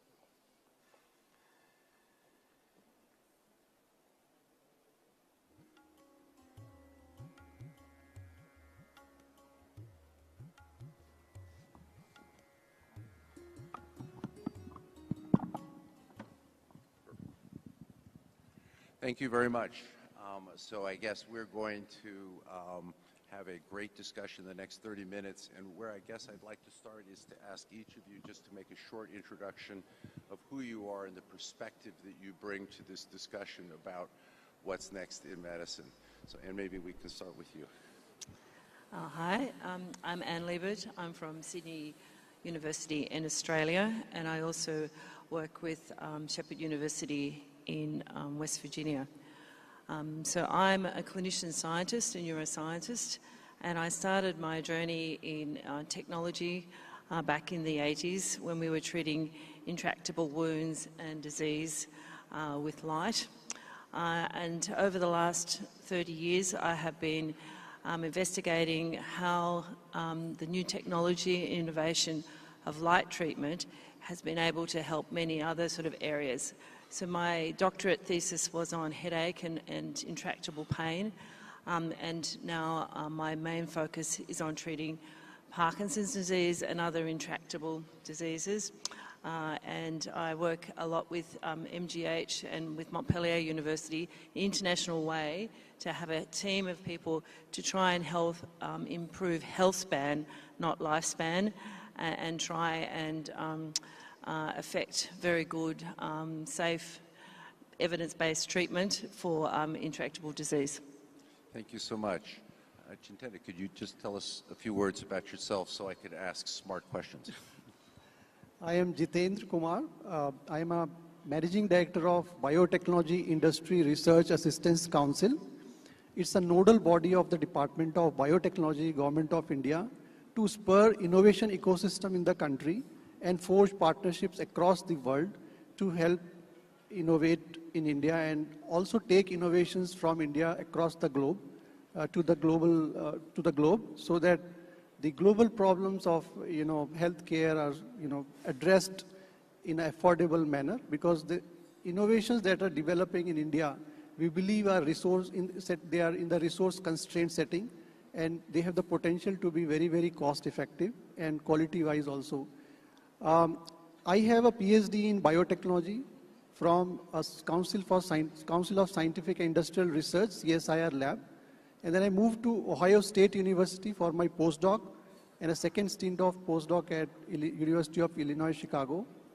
And after that, I tried to move into the innovation management area, and I did an MBA from Fisher College of Business at Ohio State University, and then came back to India to see how these technologies that are developed at the laboratories can be translated into a commercial product through entrepreneurial means. And I worked at different, in Hyderabad is one of the very prominent clusters, innovation clusters, and then Bangalore. I was heading Bangalore Bioinnovation Center, and then moved to Delhi recently, a year back, to head this nodal center of Government of India to spur innovation ecosystem in the country. Thank you. Thank you very much. Well, let's since we are here in India, let's start with you and ask, in the United States, we are very focused on this next sexy new medicine that we can invent, something that modifies or fixes your genes or things like that. And I would imagine in India the perspective is a little bit different. When you think about what's new in medicine or what's next in medicine, I would imagine that inventions that make it easier to take your medications or make them less expensive or make it so that you don't have to go to the hospital in order to get your medication, that these would be the kinds of next innovations that one would like to see in India. Am I correct in that? Yes, you're very right. The kind of innovations that are happening in US, maybe very, very deep tech, are also happening in India, no doubt, but it's not as prominent as we would like it to be, and slowly it will come into that direction with the setting up of Anusandhan National Research Foundation. We will have a lot of funding to fund the cutting edge, deep tech. For the country, choose fresh and local. Your timing and your portions matter. When you eat, what you eat, and what time you eat. Early dinners. I know India loves late night meals. Please bring down your dinners. This is for your blood sugar levels, for your digestive health, acidity, and a lot more. Chew your food well. Bless your food. You don't have to be religious to bless your food. A simple thank you is a prayer of gratitude. Limit junk 10-minute deliveries. You can never cook healthy food in 10 minutes. I want you to understand that. When we are supporting the Prime Minister's vision of overcoming obesity, it is the little things like this that will matter. Balance your macros, India. We are a carb-heavy nation. We have to increase our activity, reduce our carbs, and have our macros balanced. Eat mindfully, prioritize home-cooked meals. It's something that we call Ghar Ka Khana, which is your home food. Men, learn to cook. Teach your sons how to cook. It's such a beautiful stress relief activity to learn how to cook and cook your own meals. And reduce oil, cut it down by 10 to 15%. One of your meals can be steamed, one of your meals can be poached. This suggestion is by our Honorable Prime Minister. Overcoming obesity or any disease will be synonymous with nutrition and movement. The Fit India movement, which is the brainchild of our Prime Minister, encourages every Indian citizen to take personal responsibility when it comes to our own fitness. Simple things. We're not here to talk about complication. We're here to talk about moving daily, training holistically. What does that mean? You're training for strength, muscle, endurance, stamina, flexibility, mobility. These are not things that we think you need. This is what your human body needs every day. And so we got to train holistically, mind-body exercises like yoga, pranayama, meditation. If you didn't have a 1 hour slot for your workout, do 45 minutes. If you didn't have 45 minutes, do 30 minutes. If you don't have 30 minutes, do 15 minutes, because something is better than nothing. I know everyone's been enthusiastic to be here the first day of this amazing conclave. How many of you did your workout this morning? Put your hands up. Even if it was 15 minutes.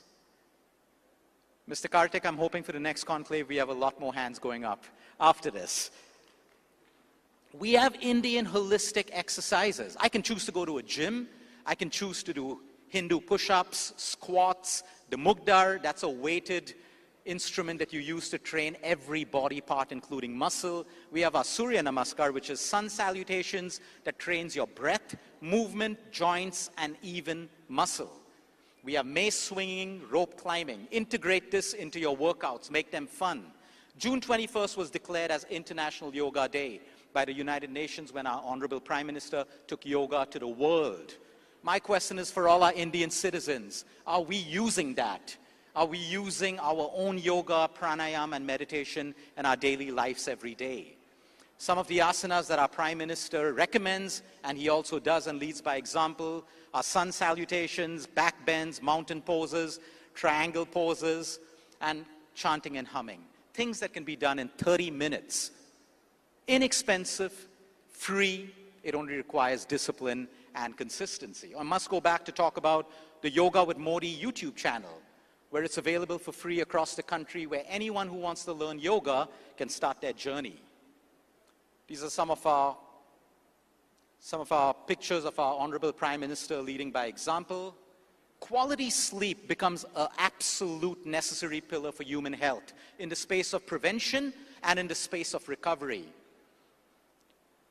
All the magic happens while we sleep. All the magic in the human body. A medicine will treat the symptom. It can cure your disease. All the repair, the regeneration, our genome behaving the right way will be influenced by our environment that we create for ourselves within us through nutrition, sleep, movement, emotions, and externally, the quality of our air, water, social connections, and community, which is where I pause to make an honest and a humble plea to our government to support us with clean air, clean water, and honest food. We ran a campaign for the Fit India movement called the Sleep Deeper India campaign all through last year, where we reached out to millions of Indians across the country, encouraging them to change their sleep habits. People who improved their sleep, we took all their data, and I am going to share with you the top lifestyle changes to sleep better and deeper. Number one was breath and pranayama. 5 minutes of deep breathing the right way before sleep can move you from the sympathetic nervous system to the parasympathetic nervous system. I want all of you, if you don't know already, to Google something called left nostril breathing. You can fall asleep deeply and beautifully by just changing the way you breathe. Now, left nostril will help you to calm down and sleep. Don't confuse this. I had people doing the left nostril breathing in meetings and feeling sleepy. In a meeting, if you want to stay awake, you do right nostril breathing because that energizes you. Everything in the human body is balance. the way we breathe. Air moving and circulating through our body can create energy or can move us to the parasympathetic nervous system. Connecting with natural light, resetting your circadian rhythm. First thing in the morning, what would you choose? Looking at your phone or connecting with natural light for even 10 minutes can help you reset your circadian rhythm for that night of sleep. Exercise, a brilliant lifestyle change to sleep deeper. Chanting and meditation, spirituality and mindfulness.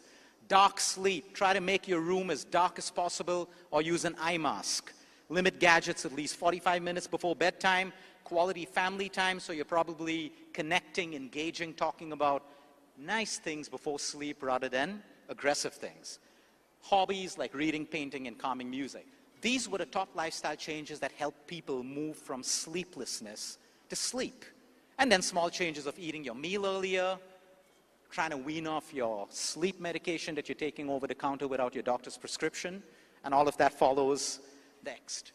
Our fourth pillar is emotional wellness. The one thing I see in every disease today is a connection with stress.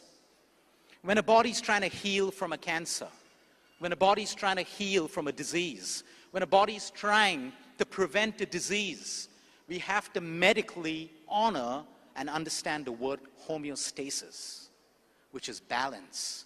How do we achieve homeostasis? There are many ways. The calmer we are, the more time we spend in the parasympathetic nervous system, your body is working for you. Your immune system is working for you. When we're in a constant state of chronic stress, anger, resentment, guilt, always fighting, always on the go, not giving ourselves a break, we're out of homeostasis. We're out of balance. Our body doesn't work for us. It works against us. Some of our most powerful lifestyle tips to improve the emotional health and mental health in our country. Wake up, soak in natural sunlight first. There's no sunlight, connect with natural light. Walk, breathe, fresh air, practice mindfulness. Again, it's a plea to our government to help us with fresh and clean air. Meditate, pray for inner peace. I want people to reframe stress. Stress has become a bad word. Oh, I'm stressed, I'm stressed. It's not a bad word. I want us to see stress as a challenge to overcome, not a threat. We all see stress as a threat. With a threat comes fear, anxiety, and the cycle gets vicious. Slow down, enjoy life. We have one life. Slow down, be busy, be ambitious, but learn how to slow down. You have a lot on your plate today. How are you going to create relaxation? How are you going to create balance? Build strong social connections and community. It is so important for our happiness. Spend most of your time making money, doing what you want, but please build your emotional health because it has a direct connection with your physical body and disease. Engage in service and volunteering.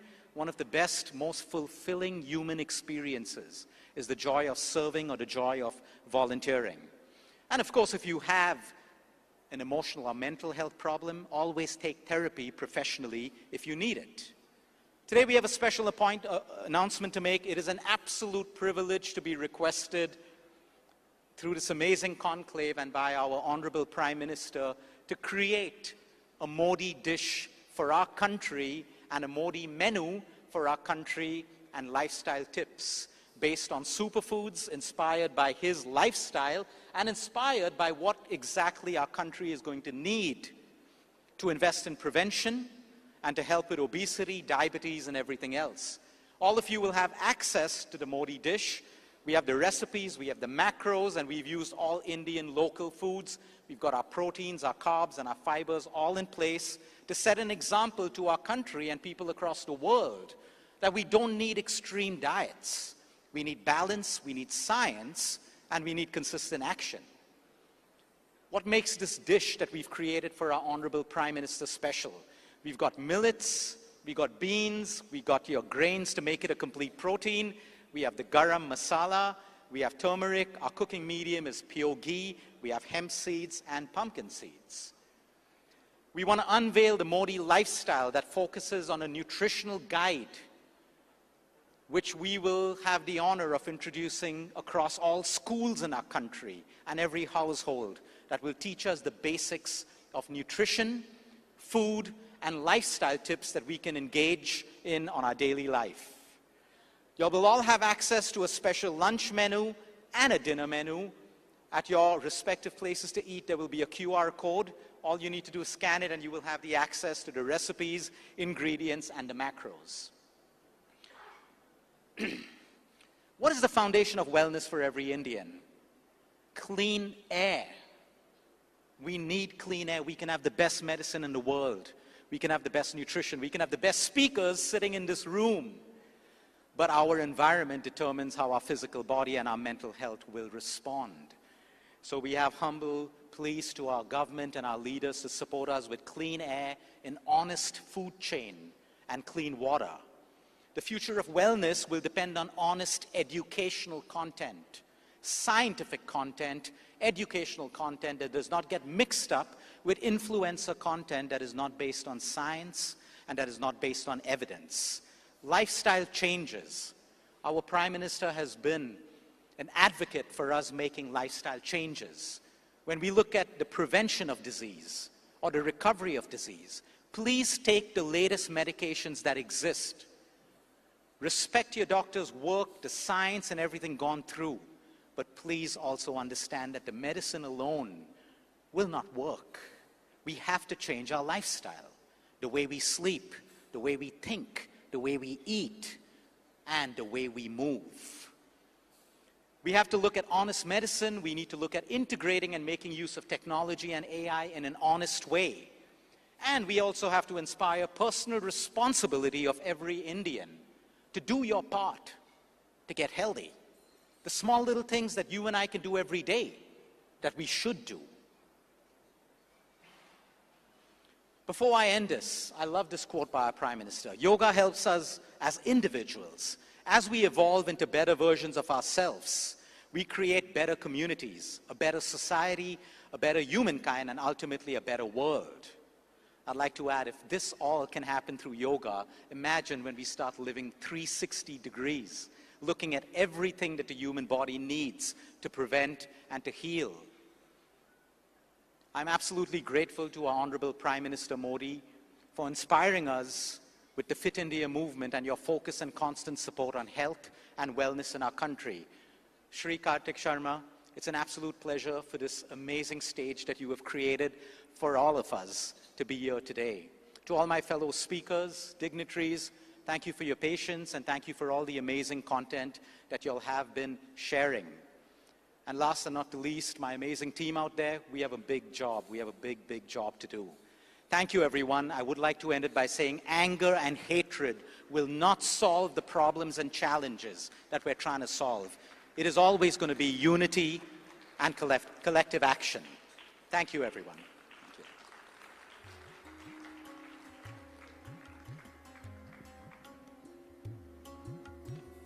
We have questions. Are we doing question and answers? No, right? No. Thank you so much.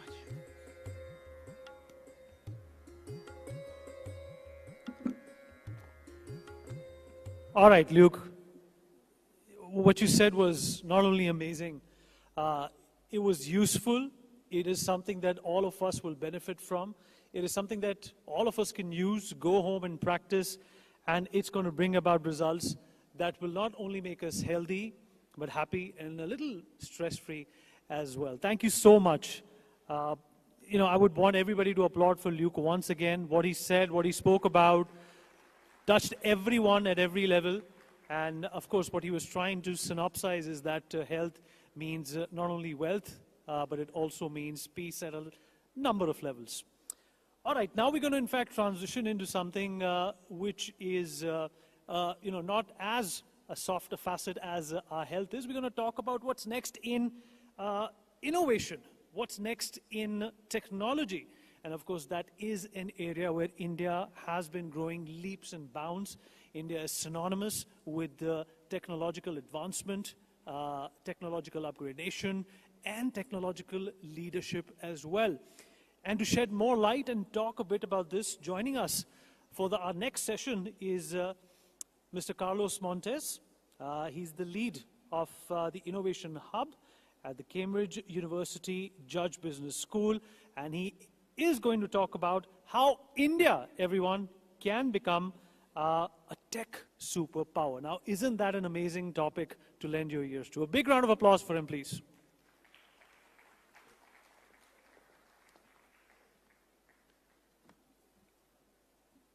It's an honor to be here with you. I'm originally from Peru, but I've been in the UK for some time.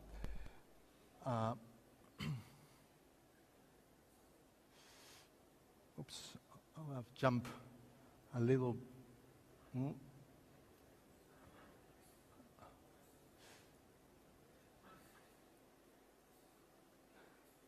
It's not coming. And it was quite a change from the previous conversation on lifestyle, so it's like... Just click once, don't click it. You can see the button. Is it working now? No, it should be come there. Yeah. It should be addressed, you know, so the visuals are quite important in this. Yeah, now it should work. Yes. So it was critical because I wanted to, you know, although this is about how India can become that tech superpower, so very ambitious, but I start with this dress that I think, you know, it was famous 10 years ago. So for those that will remember. So some of you, if I ask you what color is this dress, I'm asking the two colleagues there in front, you know, what color is this dress? You will see, some people will say it's a gold color. How many people here see it as a gold color? You raise your hands. Other people will see it as blue. So it's the same picture, but yeah, there is a blue person. I actually see it as gold, and I cannot be persuaded that it's blue. And my family cannot see how I don't see it as gold. So I think I wanted to introduce this because through this conversation, I want to present things to you with a different lens. And we never like to change lenses because we are used to one kind of lens. And my lens is not a lifestyle, although I have done some lifestyle work actually with Jamie Oliver in the UK, but it's about political economy, and that's super boring. And you know, I apologize to you from the beginning because there is nothing people think more boring than economists. And my colleague from Uber said already that, you know, what can an economist say that is right? And I think, you know, but I will show some obvious things, you know, besides this one. So this is an idea from a billionaire, so maybe you can listen to him. He's Peter Thiel, and he's from PayPal farm. You know, so he, you know, he's with Elon Musk, he's one of the, you know, and he says that what's really important is not what we talk, but it's the contrarian ideas. It's the ideas that we, you know, are perceived not, as not right by the majority of people, right? And so in the interviews, when he interviewed people, you know, the question that Peter Thiel would ask is, you know, I cannot even read that question that he asked. What important truth do very few people agree with you on? You see, I cannot even read it, but this is what Peter Thiel would ask, you know, to you or to you in any interview. And because he says that that's how you build businesses. And of course, he not only created PayPal, but most of the, you know, the important companies. And my contrarian view, after, you know, working for 30 years with the, you know, European Union, the World Bank, the Cabinet Office in the UK, you know, all these places, you know, 30 years ago with the Prime Minister of Ethiopia, with the World Bank, my simple view, which, you know, people will think is obvious, is that solving national problems is not about resources or technology, but about understanding and managing the competing interests within a nation. Okay, we think as a nation like we are teams. I'm from Peru, so Team Peru plays against Team Chile, but it's not as simple. We have different interests within each of these teams. And again, this is an AI-created PowerPoint. My colleague didn't help me, so not all the images will be perfect. That states and citizens corporations triangle. But this point is simply to say that when we look at a country or a place, it really helps. And this is actually used by the investors in banks. So this model can be put into mathematics. So what the state wants. What's the objective, the main objective of the state, or the political leaders, or the institutions that are with the state? We will say it's the common good, but as an economist, we are not romantic. Okay, we really just see things maybe a little bit too much as self-interest. But the logic is that a politician will want to gain and maintain power. That's the rule of the game. If it's a good politician, that's what they need to do. Corporations as well, for economists, is simple, maximize profits. And citizens, you can have prosperity that people interpret it, as well-being, freedom. We have different ideas of what that will be. But with this simple model, people could look at different countries, right? So North Korea, to put a simple case, in North Korea, if you are a politician there, you need just to have the support of your essential supporters, right? Who would that be? That would be the officials from the party, the military, and as a state, what you need to do is reward those essential supporters. So you provide private support to them, private benefits to them, and that is the way that the regime will work. Scandinavian countries, Finland, Switzerland, they historically have had a broader, and this has been also changing, but it has been a broader set of the population that bit. So the aim of the regime is to provide public goods for the entire population. So that makes them more citizen-centric. So briefly, Peru, just to mention it, obviously, these are Peru and Ethiopia, countries of more unstable kind of coalitions. And in the case of Peru, for example, we have had 6 presidents since the year 2000 that are in jail or indicted. So that just shows you an idea. In Ethiopia, again, there are narrow groups that get into the power, into power, and it's contested by the groups that are excluded. So that's how you understand a simple analysis of the political economy. And then you get countries like China, US, and EU, political, powers. And, in a simple way, we can say that China is a state-led country with periodic market reforms. The US is a corporate-led with periodic populist interventions. And the EU is a citizen-centric with comprehensive regulations. So, just for illustration, this has some data, but for illustration, and because it was done with some initial numbers, you can see that countries on the top is where state power is higher. Countries on the right, so Japan, UK, US, will be more where corporate power is more predominant. And on the left, where there is more citizen power, so Norway, Denmark, Finland, Estonia. So the reason I use that triangle is because when we talk about technology, and we always say, oh, AI is going to solve everything, the printing press, we heard before that the printing press did not solve everything. It took 400 years until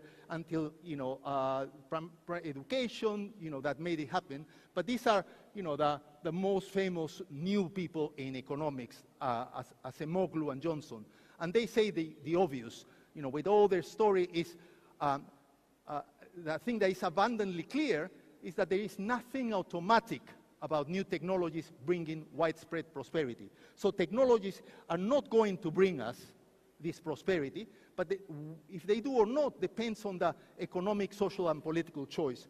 So the choices that I mentioned before, if you were more into the state side, or more in the corporate side, or more in the citizen side, that's what's going to determine how your technology actually works. So when we say that in India, technology could work in this way or that way, it's going to depend on exactly, how it fits to the model that we have. So it comes to the obvious things, that China obviously has a technology model, that it's state-led, with limited market, unpredictable regulations, state-backed, where data collection favors the state. In the case of US, obviously it's corporate-led, minimal regulation, and corporates own the data. And this is something that the colleague from Uber mentioned on how actually all that data is, with the corporations. And the EU is more citizen-centric, has comprehensive regulations. They have the GDPR, a very detailed list of regulations. And so from that is to say that obviously these countries have done incredibly well. And they have, incredible technologies, but with the strengths that they have, there are also risks. So obviously, with China, with all those impressive developments in their technologies and high growth, there is the risk of powerful surveillance and social control. In the US, the Magnificent Seven, as they are called, all the Googles, Facebooks, Metas, etc., they control 35% of the S&P 500. And they are global platforms, they have disruptive innovation, etc., they venture capital.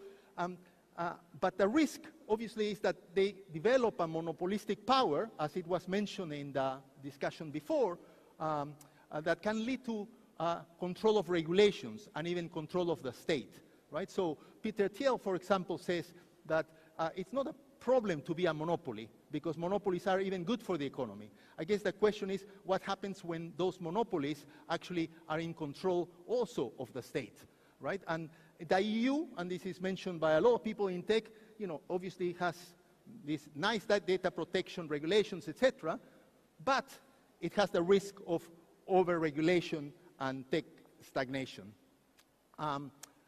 In terms of India, how, and I discussed this with a few colleagues, before to see, is that the world has observed the incredible emergence of India.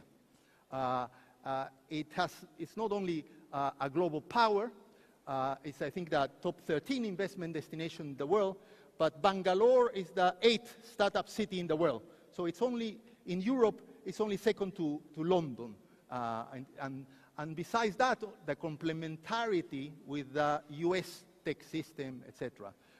On governance, obviously, it's the world's largest democracy and peaceful transitions, a world leader in public technologies, and a talent pool, was mentioned before as well, is the largest English-speaking engineer pool in the world. So that's an incredible set of assets in terms of defining what technology it could adopt and what to do with its technology.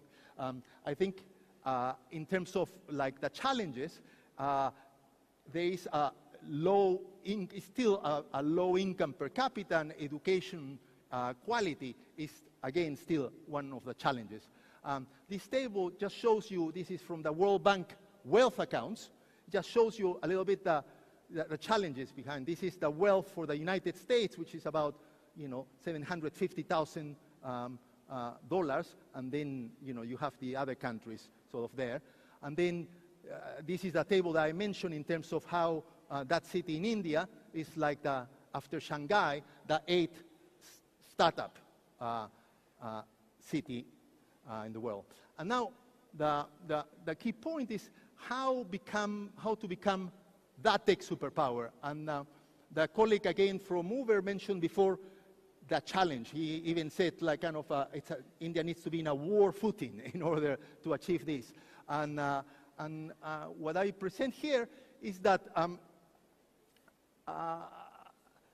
a key thing that India needs to do is look at the options that other people have taken. So China has made amazing progress, but at the same time, it had a historical time of open trade, etc., that it's not available anymore. And the fact that India has the world's largest democracy as well makes it, difficult to sort of look at China as an example.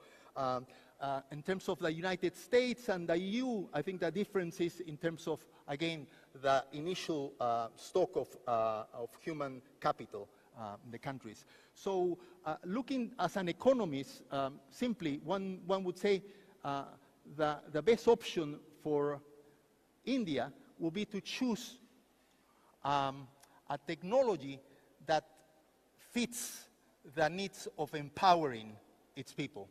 And so that's something that we all would agree with. But I think the challenge is that sometimes the political economy does not lead you to that, because, you know,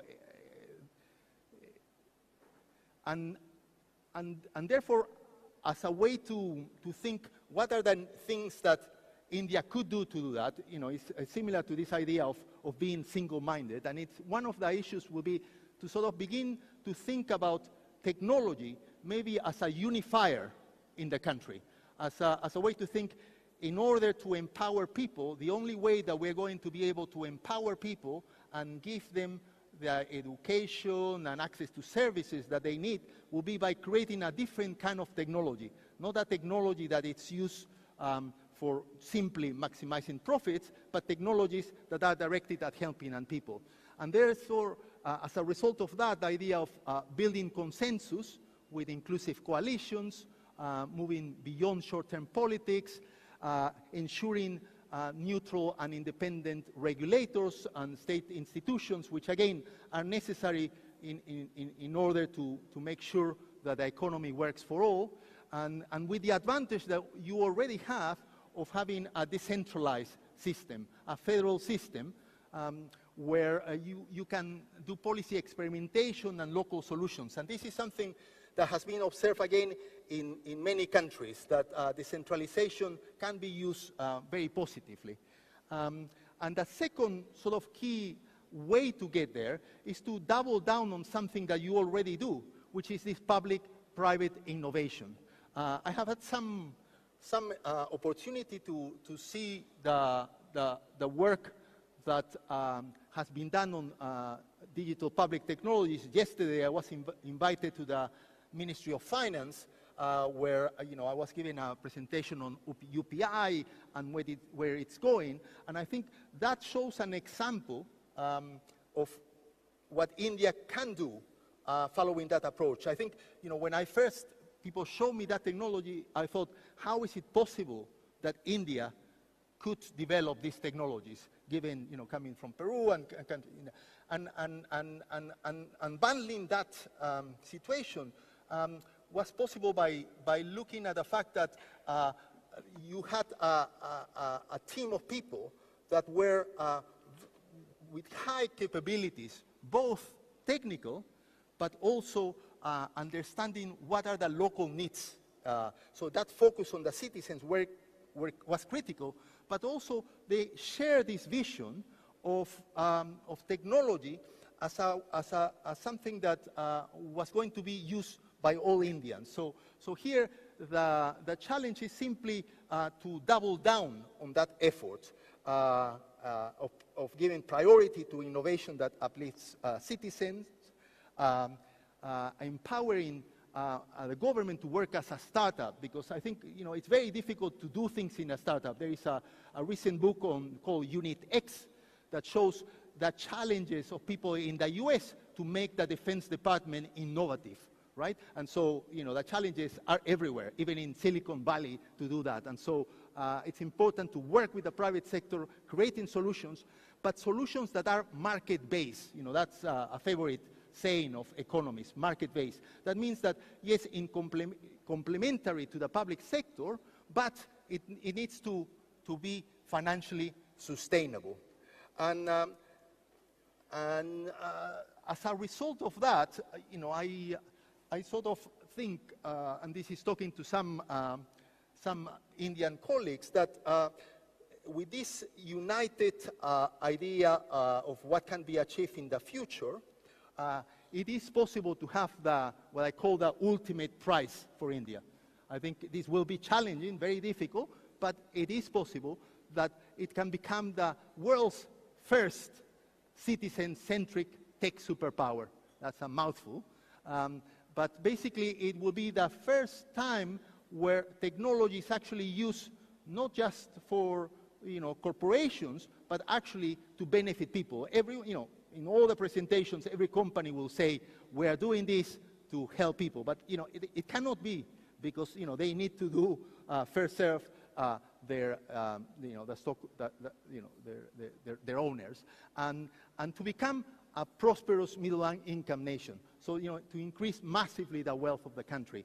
And I was told to use the concept of Vishwa Guru, because I think it is possible that following this and following solutions that will be good not just for India, but for the global South, it can inspire through example and leadership. And so that's my wish for India. So thank you so much.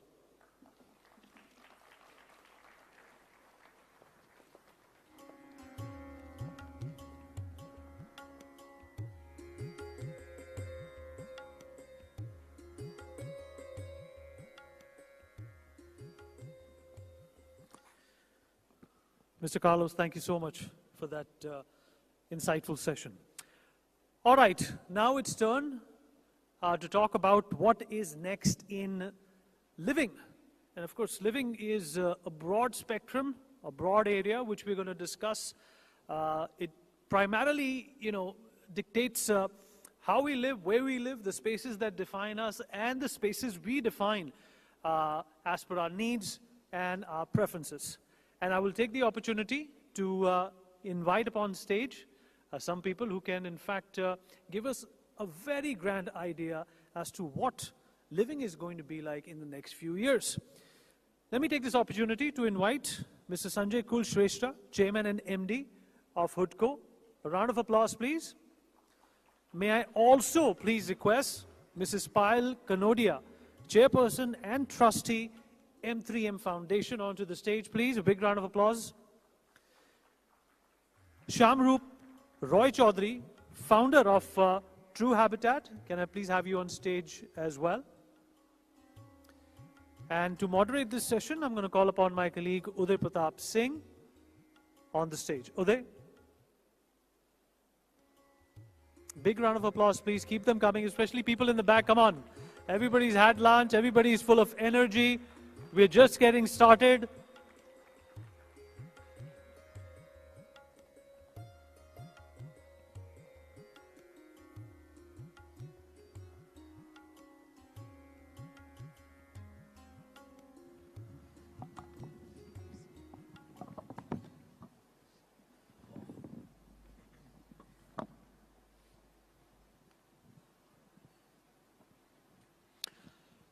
Hello and welcome to those of you just joining us, and welcome back to those of you who are still with us, of course, at this first day of the NXT Summit 2025, where we're, of course, delving on the future of various sectors in our country, not just, of course, with domestic experts or leaders, but with global leaders and innovators. And now we're going to do that for, of course, the living sector, the real estate sector, housing sector.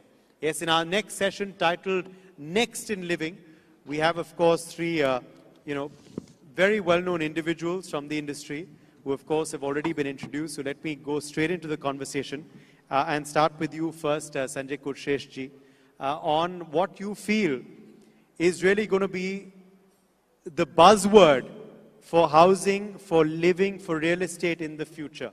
Where do you see the sector headed, and how much progress has really been made in the last few years in particular in, of course, the affordable housing sector, but overall in the real estate sector as a whole? Thank you. I think the living sector, which includes the housing and the infrastructure, Government of India has a big push to create an households, and we had came out with PMAY 1, now the PMAY 2. The Government of India wants that every head should have one roof. So by 2047, I think we will be having an sustainable, smart homes for everyone. Nevertheless, we have a target of 5 years that PMAY 2 had came, wherein the urban and the rural population will have the housing needs scattered through these programs. So when I say about the housing, I think housing is the epicenter of the development, and they are the actual key for the Viksit Bharat. And everything which is going along, it starts from the housing only.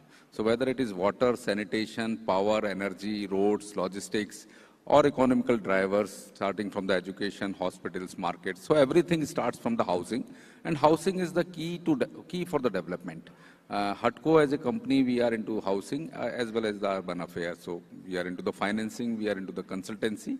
And as a strategic organization of the Government of India, we had taken the responsibility that all these things has to come in a timely manner, in a sustainable manner, in a smart manner, and in a very eco-friendly manner. So I think the future is very bright regarding the housing, and a lot of things regarding the standardization of the sustainable product has been done. Standardization of the layouts has been in process. We are doing R&Ds also to have a sustainable material for house building. So all these things are in line, and a lot of things we had already achieved, and I'm sure that within a year or so, most of the things will be coming to the ground.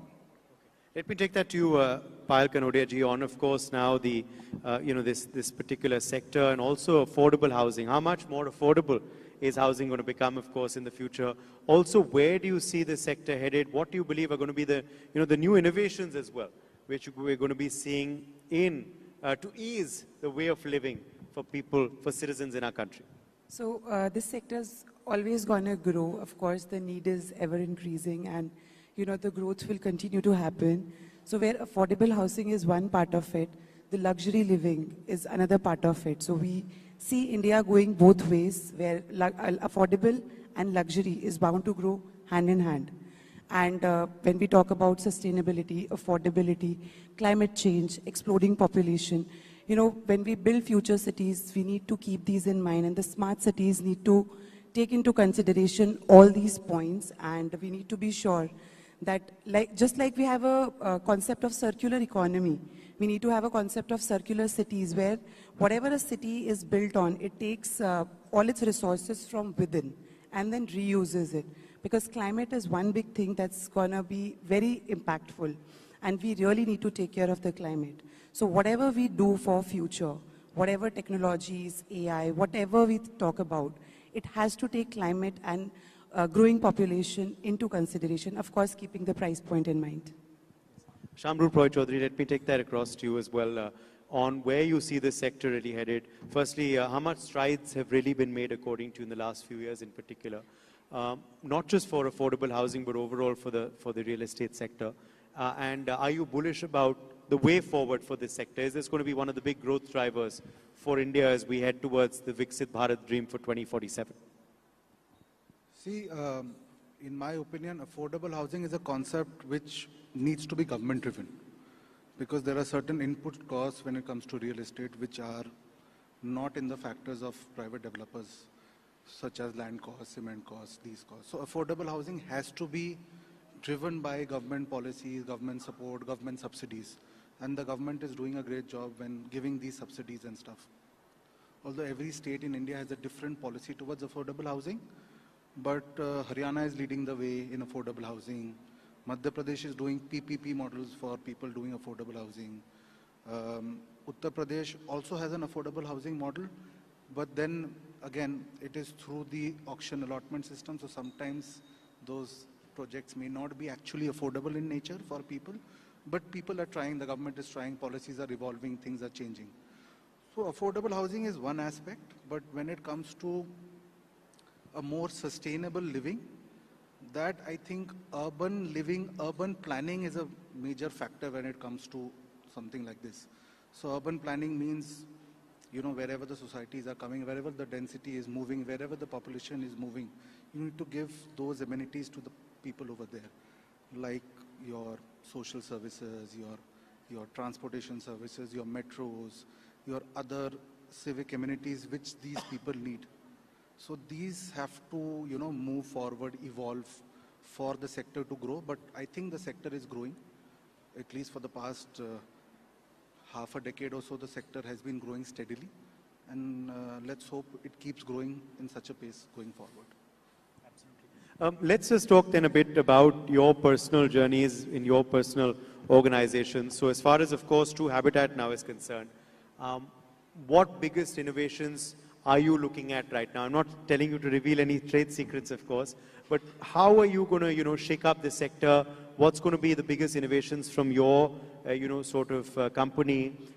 Where do you see your company growth going as well? Are you also looking at potential global collaborations? Is that something also that could we see in the real estate sector? I know big real estate players have come in the past, but is that something we could continue to see? We're seeing so many global leaders from different fields here at the NXT Summit. So True Habitat was mostly formed with the idea of doing affordable housing per se, and we're doing about 1 million square feet of affordable housing, which is a little more than 1,000 units in Haryana.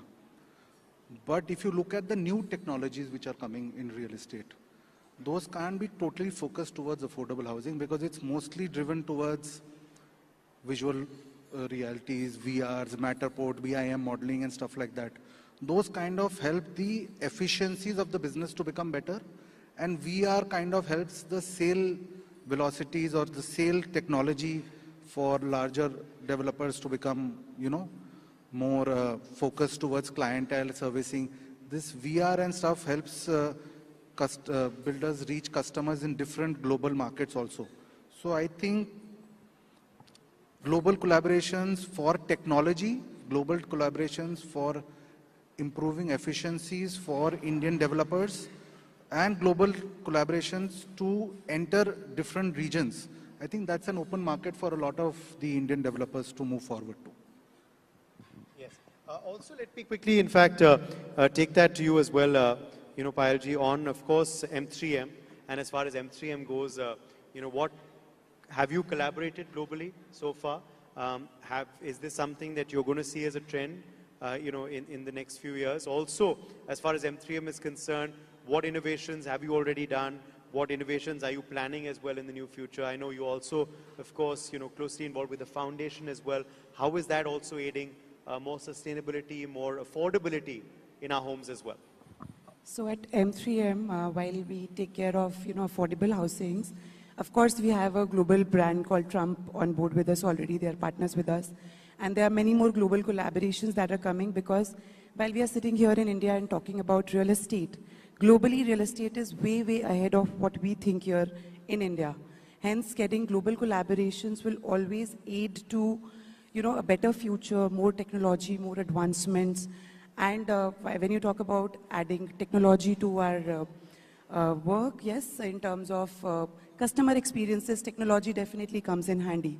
It gives customer more personalized experience, more customizations are possible. When you talk about your sales, your algorithms, there the technology comes into play. And when we see future of construction, AI-driven construction, of course, might happen in future, but currently, when we talk about, we're talking about 3D models for real estate buildings and other stuff. So technology definitely is playing a significant role today, and I'm sure in future it's only going to grow larger. Touching the foundation bit, while we build homes in the urban landscapes, in rural landscapes, the foundation is working towards building homes, building their families for the underprivileged people. And of course, we are working on environment, climate. So as to balance the effects that we are causing here in urban areas, we are working towards, especially climate, like I touched upon earlier, it is very important. So we are building, greener spaces. Even through the foundation, we try and plant trees, restore water bodies and other stuff so that we can balance out the effects that's being caused due to construction. Sanjay ji, let me take that to you. What about HUDCO? And, how innovative have you all been in the last few years? Anything planned now for the near future as far as, of course, your organization goes? Yeah, I think this is the era of the disruptions, and this is a very transition mode, and HUDCO as a company of Government of India, we are taking full advantage of the technology, starting from the e-offices. So if you come to my office, there is no files, nothing noting kind of papers. We are working on ERP systems to optimize our costs as well as the turnaround time. So our borrowers are taking the advantage of that. But I want to continue what the panelist was telling, that what will be our final destination, that what will be the destination of the Viksit Bharat. I think we need to manage our resources in the best possible manner because the conservation of the resources is utmost required, be it through the digitalization, be it through the land reforms and taking advantage of the AI or blockchain technologies, or means finally we have to manage our resources. It starts from air, it starts from water, from land, the finances, the waste, the sewage. So each and everything has to be moderately used, and we need to use the technology for managing all our resources to optimize the benefits to be delivered in time. Let's now talk a bit about some fun stuff as well. Now, sort of look towards the future. AR, VR. Do you see this coming into housing and homes as well? Also, there was all this talk about, 3D homes, printouts. What is all of that? So, 3D generated homes. This technology is not new actually. It's been there for a while. Earlier, the cost of these homes used to be larger in nature. It used to be $40,000-$50,000. But recently, if you see the technology of 3D printed homes, there's something which Godrej also has done in Gujarat. It's quite prevalent in America because, you have these small houses in the rural landscape where the 3D printed homes come, and those have come down to the cost of $10,000, $20,000, depending on the size of these homes. So it's just a matter of time till it comes to India. Also, the technology coming to India versus the cost, focus towards the Indian population is something which has to be seen over a period of time. But it's just a matter of time it will come to India. And as far as VR is concerned, a lot of the larger developers like M3M and these people, they're already started doing visual realization of apartments for customers, for their sales realization, customer experience using softwares like Matterport and stuff. So I think that is a trend which is picking up, and it will continue to pick up because all the customers are now more technologically savvy. So they understand these things. Just to add to that, I think technology is something that's more than homes. It's going to get lifestyle to India. So it's going to get, it's going to bring out better customer experiences, customized homes. So today you can literally control your house or home from a remote place also. You can decide when your room is going to get locked. Your staff can only enter your room at this hour and clean. So all these technologies already exist. This is only adding to the lifestyle, which we are currently talking in India. It has been existent in West for a long, long time. Of course, do you believe this is something that could see potential collaborations as well, further collaborations, as you're saying it is there in the West? Yes, of course. We need to look at collaborations because this already exists. So for example, at M3M, we lately experimented the cleaning of the facades of building with drones. So it's something new. Till now, we only see those pulleys and trolleys hanging with two men and, trying to clean the building facade. And it's a visual disturbance also. So currently, we experimented with that, and it was trending on social media, and it was very well appreciated. So these kind of technologies, of course, we need to bring from West, collaborate with them, get to India, and make real estate more advanced. Luxury as well. How do you see the definition of luxurious homes changing? Luxury in terms of, customer is demanding more customized homes, more brands. Earlier, the requirements for branded fit-outs was not there. Currently, that is there. Customization to the extent of individual needs of a family member. So today, that is the luxury. And that is what we are talking about today in real estate.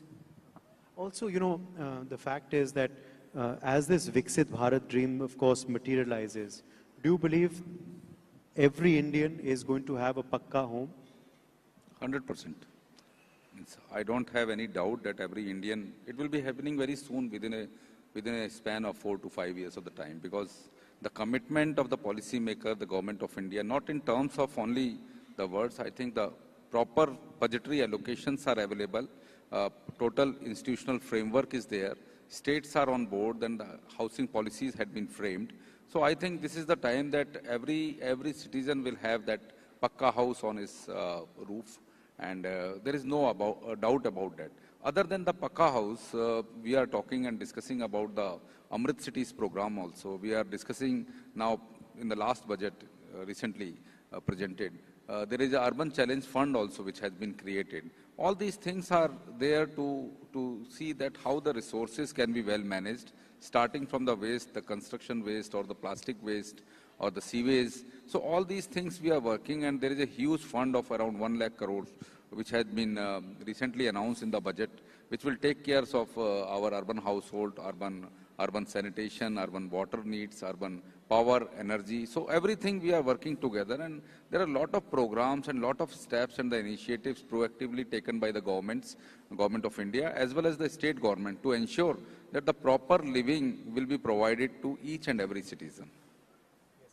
And also, at the end of the day, of course, do you also believe that the real estate sector is a sector that sometimes overlooked by the budget? Of course, this year it wasn't, as as Sanjay ji just said. But do you believe it can really contribute to our economy and this $1 trillion goal? Currently, if you ask me from my personal learnings, experiences, whatever we do at M3M, I think the real estate is the biggest contributor to the economy because it is something that is making people move from rural landscapes to urban cities, and the cost of development, the contribution to the overall economy of the country majorly is coming from real estate.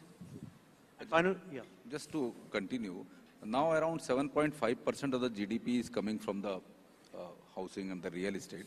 And by 2034, we are expecting, by 2047, we are expecting it will be around 15%. So it will be a quantum jump in the percentage contribution from the sector towards the total GDP.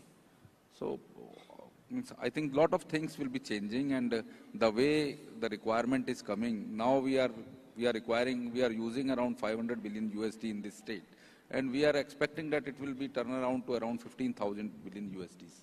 So a lot of things are happening, lot of money requirement is coming, and that is where these financial institutions are coming into the picture.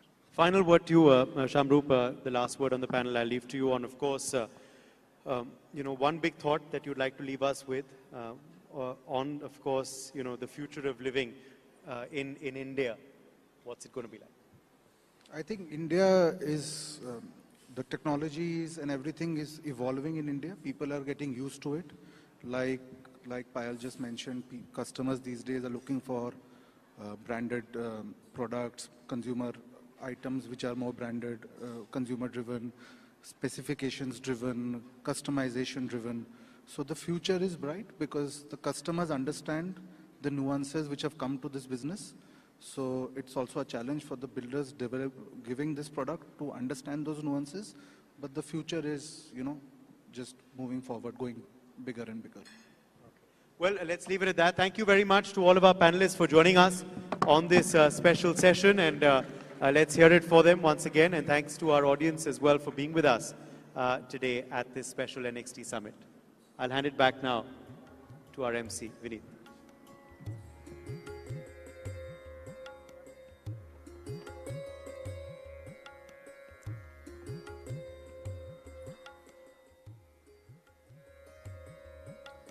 All right, Udai, thank you so much for that.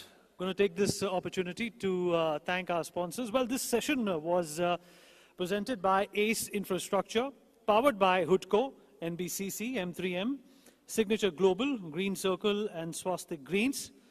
And before we move on to our next session in innovation, we're going to play out these videos for your reference.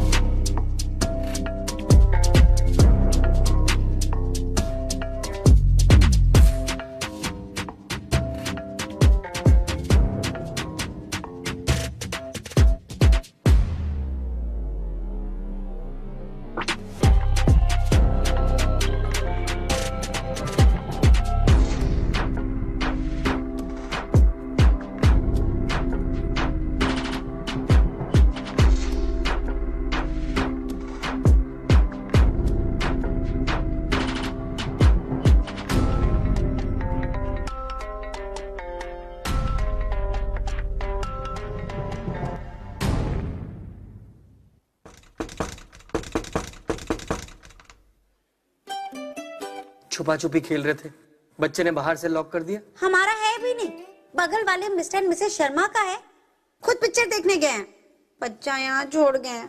घर के साथ अगल बगल की जिम्मेदारी विरासत में मिलती है क्या? बिल्कुल नहीं। सिग्नेचर ग्लोबल के एक्सक्लूसिव अपार्टमेंट्स बने ही हैं सिर्फ आपके वास्ते। नो अगल, नो बगल, नो दखल। Signature global.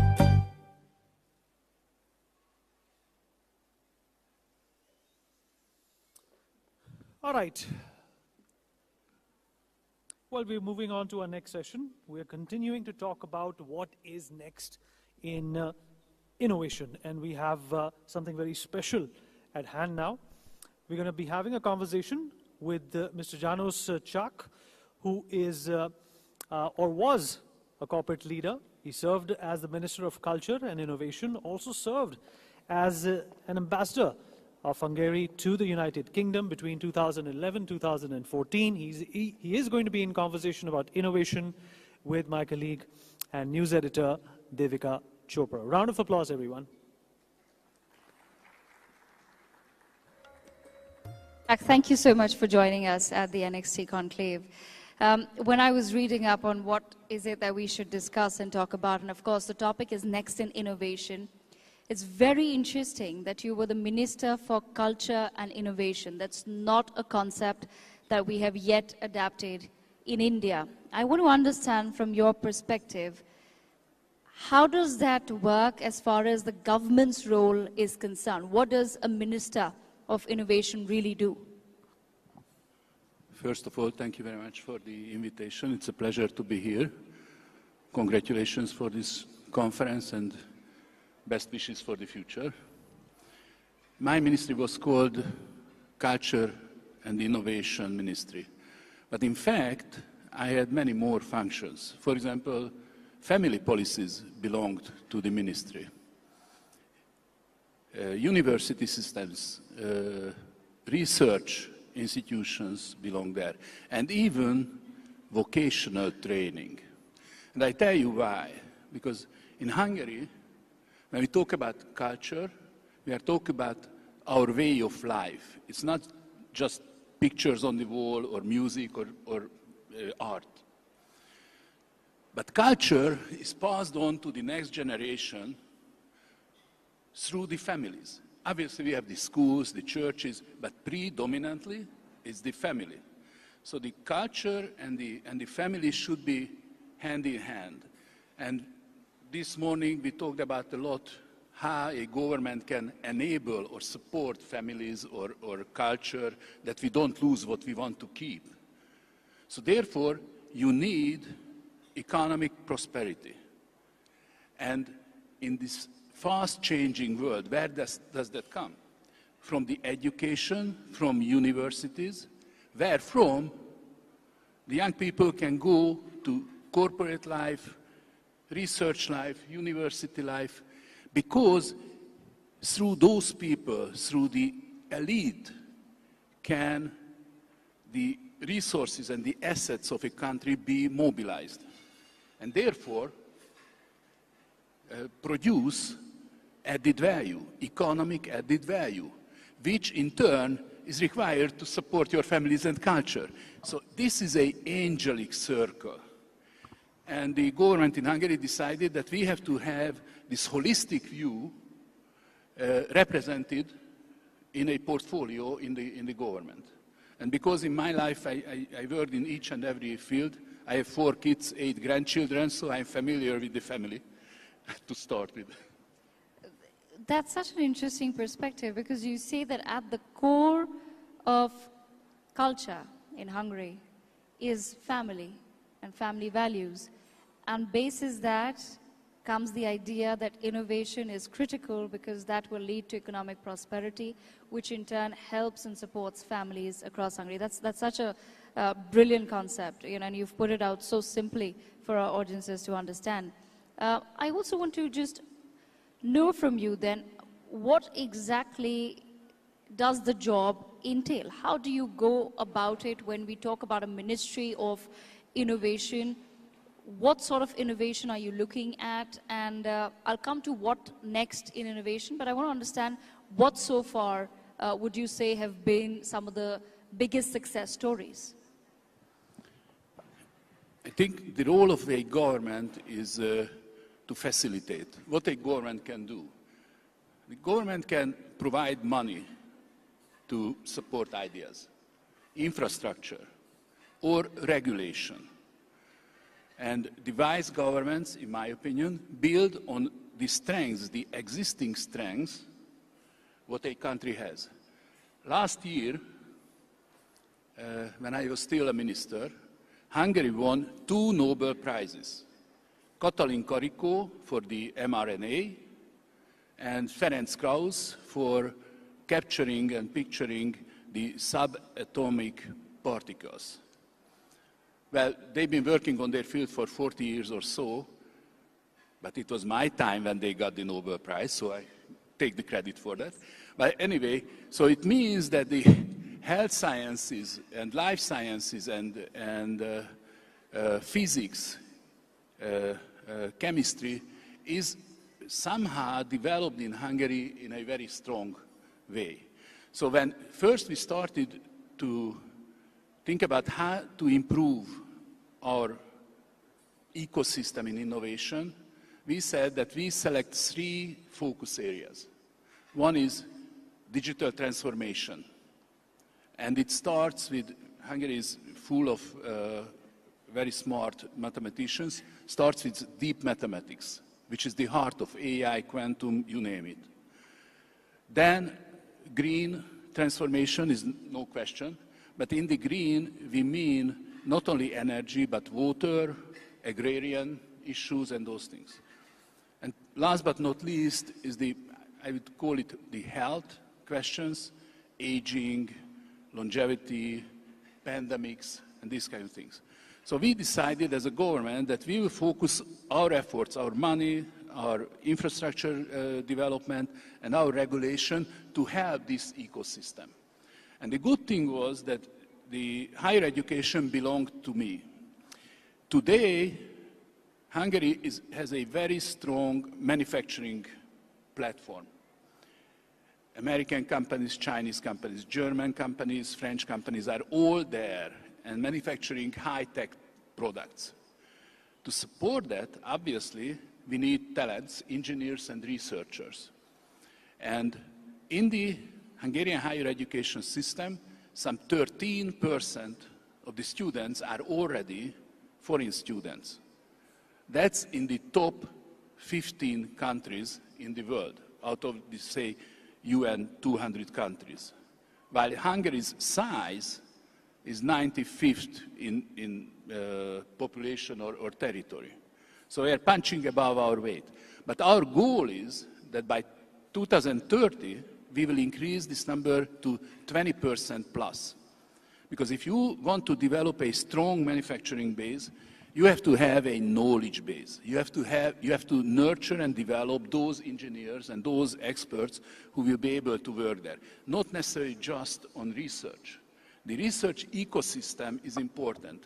What we did, that all government money, any penny that is spent on innovation, will be spent on projects where clearly demonstrated that there is a cooperation, association between the corporate sector, research institutes, and universities. Because the university students should see corporate guys walking on the corridors and researchers. MIT in Boston was made based on that idea. So this, focusing on fields, focusing the money to follow the policies, and I would say over the years, and obviously my predecessors, this is a new ministry, but there was Ministry for Innovation, the number of patents, publications grew significantly. So there is a response. We are far away. Just to give you some European numbers, in Europe, the best innovators spend some 3% of their GDP on innovation. Yes. 2/3 of that usually comes from the private sector, 1/3 from the government. But And in Hungary, we are at around 1.5%. But the very interesting indicator that in Europe, in the best countries like the Netherlands, Austria, and others, they have some 1,000 researchers per 1 million inhabitants. Oh, wow, okay. 1,000 per 1 million inhabitants. We are 2/3 of way through that. Because most probably you know, ideas happen not when you sit alone at the dinner table, but when you mingle with your colleagues at the printing machine or the coffee shop, because you trigger each other's thoughts. Mr. Chak, so if I were to summarize it, what I understand is that there is would you say that there's an equal focus that's required on both building the knowledge base as well as having in-house or other, talent within your country that can convert that knowledge into manufacturing units? If you were to say to any country, give your opinion or suggestion, what is the weightage that you would give to each of those aspects? How much should a country focus on knowledge and R&D, and how much should one focus on setting up those manufacturing units and other factories and in making infrastructure that actually invites companies from abroad? Rather than answering how we do it, this morning we heard the former Canadian Prime Minister, and he talked about China's rise, both in manufacturing and in research and innovation. Because the two goes hand in hand. If you look at President Trump's speeches, what he says that in the US, they have to somehow reestablish the American manufacturing base. I have my doubts because the skilled workers are not there, and there are many questions around that. But the US clearly is a leader in innovation and research. Yes. But if you don't have then the application in manufacturing, that you won't have a balance. Now, in Hungary, we woke up, I would say, 15, 20 years ago, and we said that, okay, it's not fancy to have factories, and these are very modern factories, by the way. It's not fancy, but if we want to support the research and create room for the research, we need manufacturing. And we started inviting manufacturing corporations. There are only, I would say, 3-4 countries in Europe where the manufacturing as a percentage of the GDP is above 20%. Wow. 30 years ago, even in the UK, it was 20+%. Today in the UK, it's 7-8%. Mm-hmm. So then you are very much reliant on imports. And think about the pandemic or any disruption in the global value chains. You are in trouble. So you have to have both sides. And I think each country has this potential. I would say the most important is that while politicians create this manufacturing base, in parallel, you have to create the ecosystem that nurtures potential new talents. And that's the universities. Okay, interesting. So that's the university, as you said, for the talent. I will come to that point in just a second, but you also mentioned the slump that the entire world witnessed during the COVID-19 pandemic. In a way, all of humanity was together fighting that pandemic. I want to understand from your perspective, you raised an important statistic about manufacturing as part of as percentage of the GDP, and how it was 20+% many years back. However, it's come down. Do you feel that was the reason why several European nations have actually been facing the economic slump ever since COVID-19 happened, because they didn't give enough emphasis to both the pillars, as you've mentioned, to manufacturing as well as knowledge and R&D? There were several factors. For example, in Germany, the problem was that the Mittelstand, the mid-sized corporations, the next generation or the third generation is not interested. So they are selling, and most probably the buyers just buy the market and shut down the thing. I think the most critical issue was that in Europe, many people fell in love with the green transition. Yeah. Yes. So that meant that manufacturing, and from the US as well, manufacturing went to China and other places. But if you think about in China, the energy production, I would say 80% is from coal. Pretty dirty. While in Europe, it's natural gas or nuclear or that kind of stuff. So when we relocated the manufacturing, we actually worsened the global atmosphere.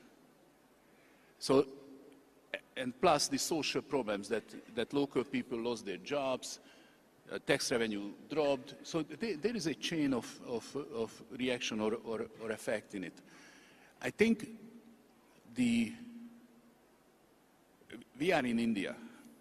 And we Hungarians, we came from Asia, and we are very proud of that. We think about kind of balances, and each country has to have his or own balance. And India is a special case because you are at this stage of your development where you can make decisions. Yes. And you have the economic growth to support the government to create an innovation and culture ministry. And focus on creating the potential, both in manufacturing and in education, higher education in particular. Very interesting, and I want you to help elaborate on that aspect as well. So what role do you think India would perhaps play as far as innovation is concerned in the coming decade, in your experience or in your understanding of where India stands today?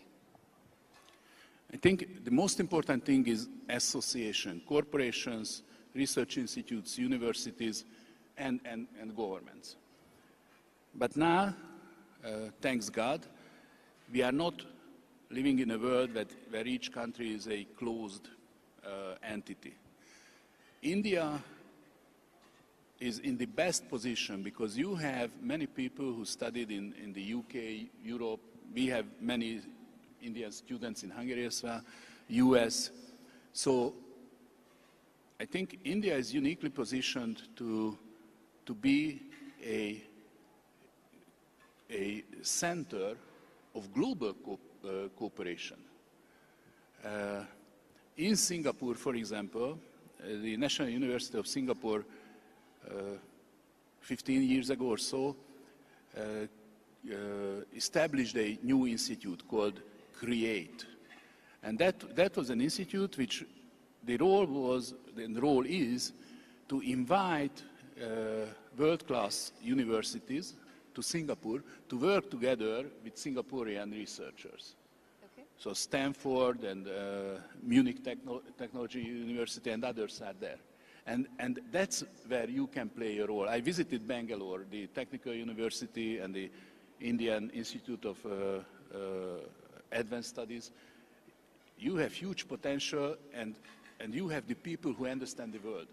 Now the question is whether you can bring projects here. Mm-hmm. And you can bring people to live here to see for themselves. For example, I, as a minister, I established kind of scholarships. 3 to 5 years, you can bring your whole family to Hungary and work together with Hungarian researchers, and not only Hungarian researchers, and corporations. Again, association, ecosystem. So, Ms. Chak, we were earlier discussing about this aspect of collaboration, and we were talking about innovation for humanity as a whole. You've elaborated on India's role, but if you were to advise the Indian government a little bit more on what would it possibly take to take that collaboration forward, what would your advice be? My background is economics and sociology, and I believe in institutions and incentives. So, for example, when a government spends money on supporting research or development, the condition should be that corporations, universities, and research institutes are involved. And this is not a new model.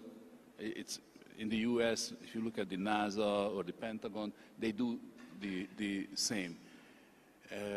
It's fascinating what can happen when corporate guys, university professors, students, and researchers meet. And first, it was very hard because it was like silos.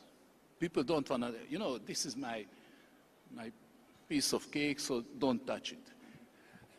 I think those countries who are the quickest in breaking down or pulling down those walls or silos will be most successful. And again, just as we did, you have to look back and see where India has been successful anyway, where you have schools of knowledge or champions of things. I used to work with Tata Group, Jamshedpur, you know, that's Yes. a 150 years old story. And what a story.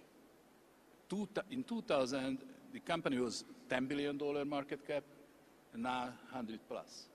So the whole world is for you. Yes.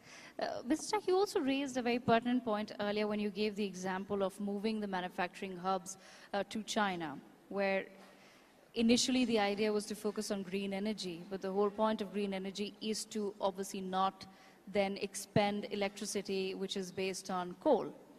How does then the world, or how does Hungary perhaps strike the balance between in this sort of a situation where you definitely want to innovate, but you end up in a situation where the innovation, as you mentioned, could possibly be hampering the world more? How does one strike that balance? I don't think that there is an answer for that, because luckily these developments happen based upon the actions of many countries and many people.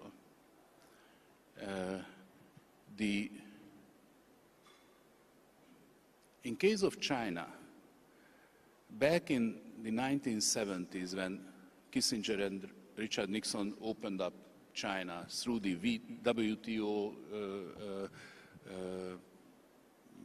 joining China and recently, what happened that China first was obviously a copycat.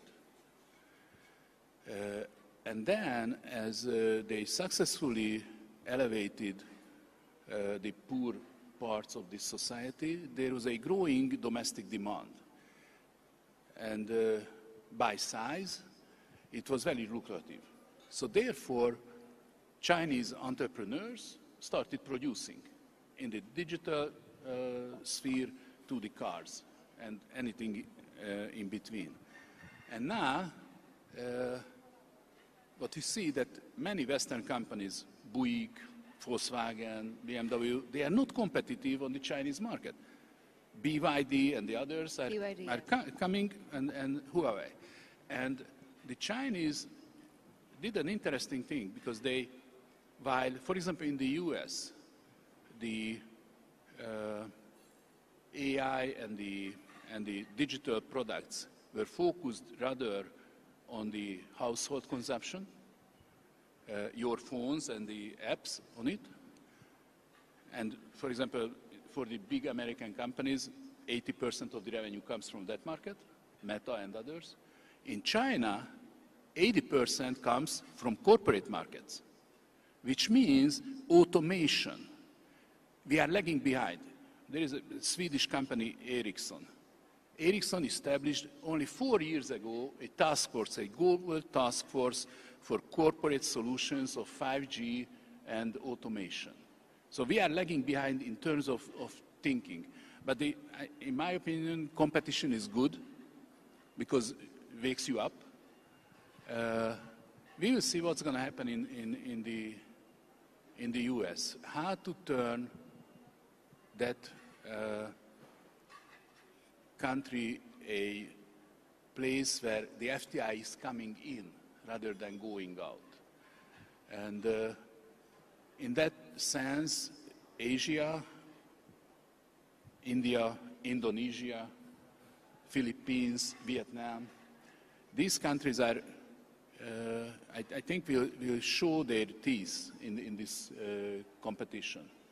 At this stage, Vietnam and other places, Thailand, they accommodate Chinese investment to pass by the American sanctions, but that means that the knowledge will be there.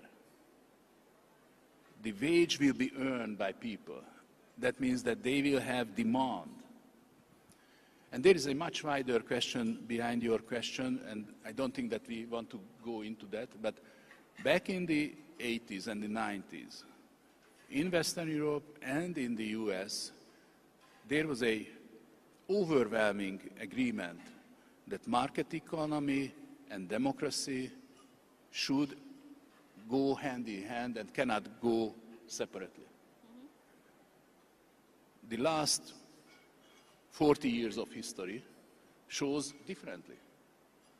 So the social sciences are lagging far behind in terms of understanding how come and how far a market economy can work within a non-democratic, in our sense, non-democratic system.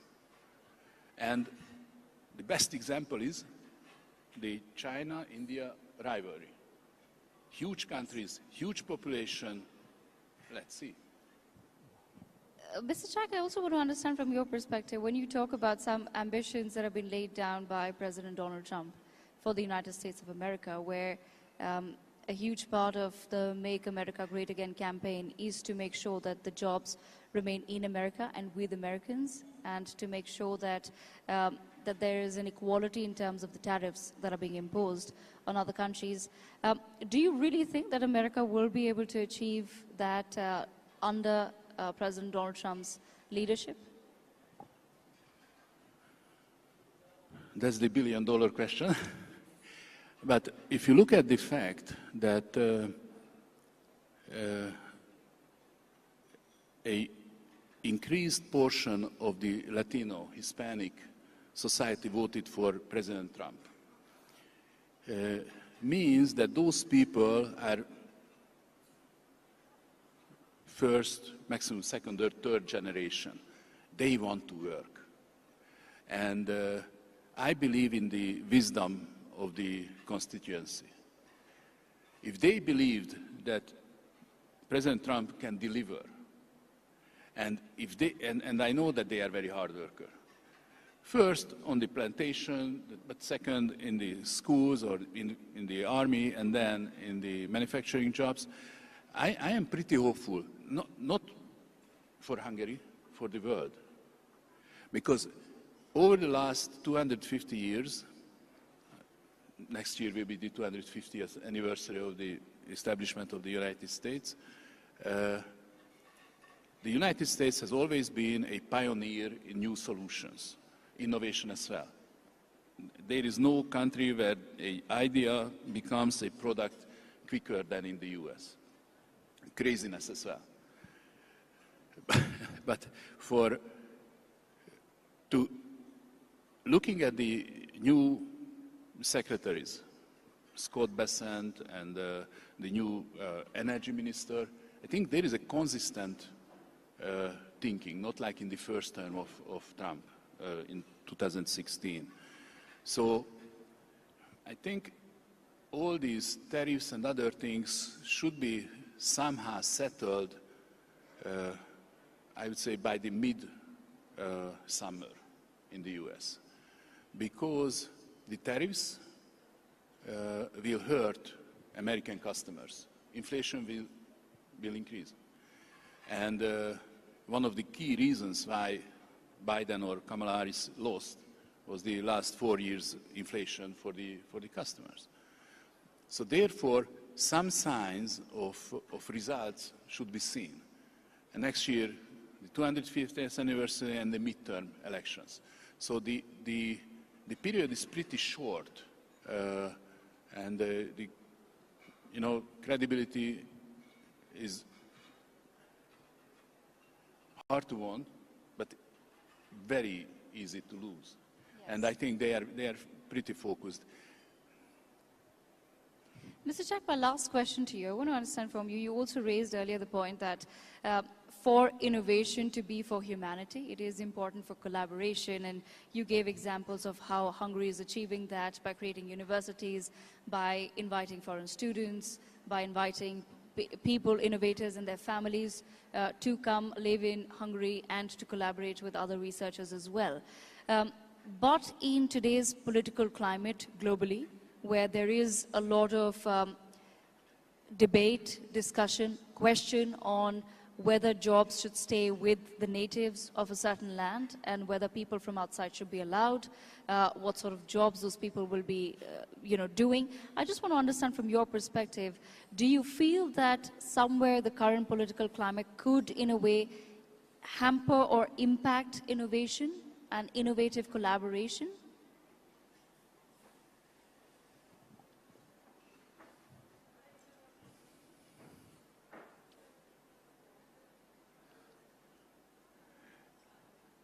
I would say at the top notch of research, I don't really see problems in international cooperation and, and exchange of people.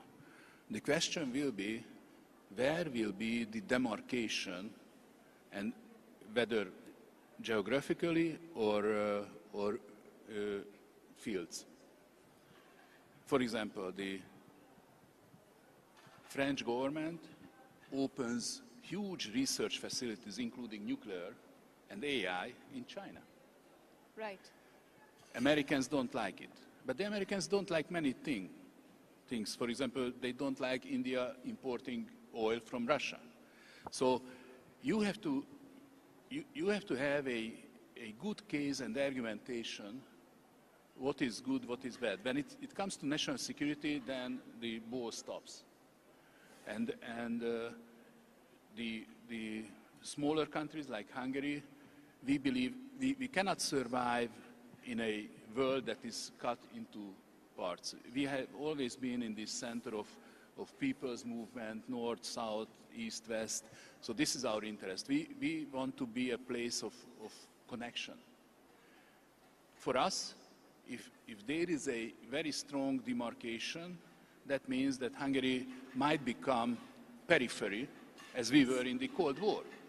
But if there is a global decoupling, so to say, then India's potential will be crippled as well. So this is why I'm saying, I told it to a reporter, that India has not only economically, scientifically and intellectually, but politically has a very significant role in the world. Because if my Prime Minister talks to President Trump and they are good friends, a country of 10 million talks. If a country of 1.5 billion talks, that usually being heard. So that's my advice, that India is a 5,000 plus years old culture. Proud and full of experiences. And I'm not saying that you are shy because you've been performing in the international diplomacy and other fields greatly, but the world needs you. Okay. Well, Mr. Chak, that's all the time that we have for this wonderful conversation. Ladies and gentlemen, a huge round of applause for Mr. Janos Chak for joining us at the NXT Conclave. It's been a wonderful, wonderful session on Next in Innovation. Well, thanks again for that session to the former Hungarian Minister, Janos Chak, who of course joined us here at the NXT Summit. We of course getting dignitaries from across the world, and this last one of course was a very prominent individual from the European country of Hungary.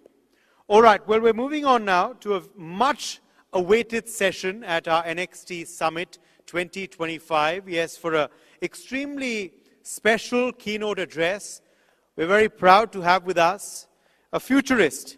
Yes, someone who, of course, has a lot of admirers across the world, but right here in India too. I am talking about Alec Ross. He's with us here in New Delhi for the NXT Summit, and he's gracing the stage now next. Let's hear it for him. Alec Ross, could we please have you on stage?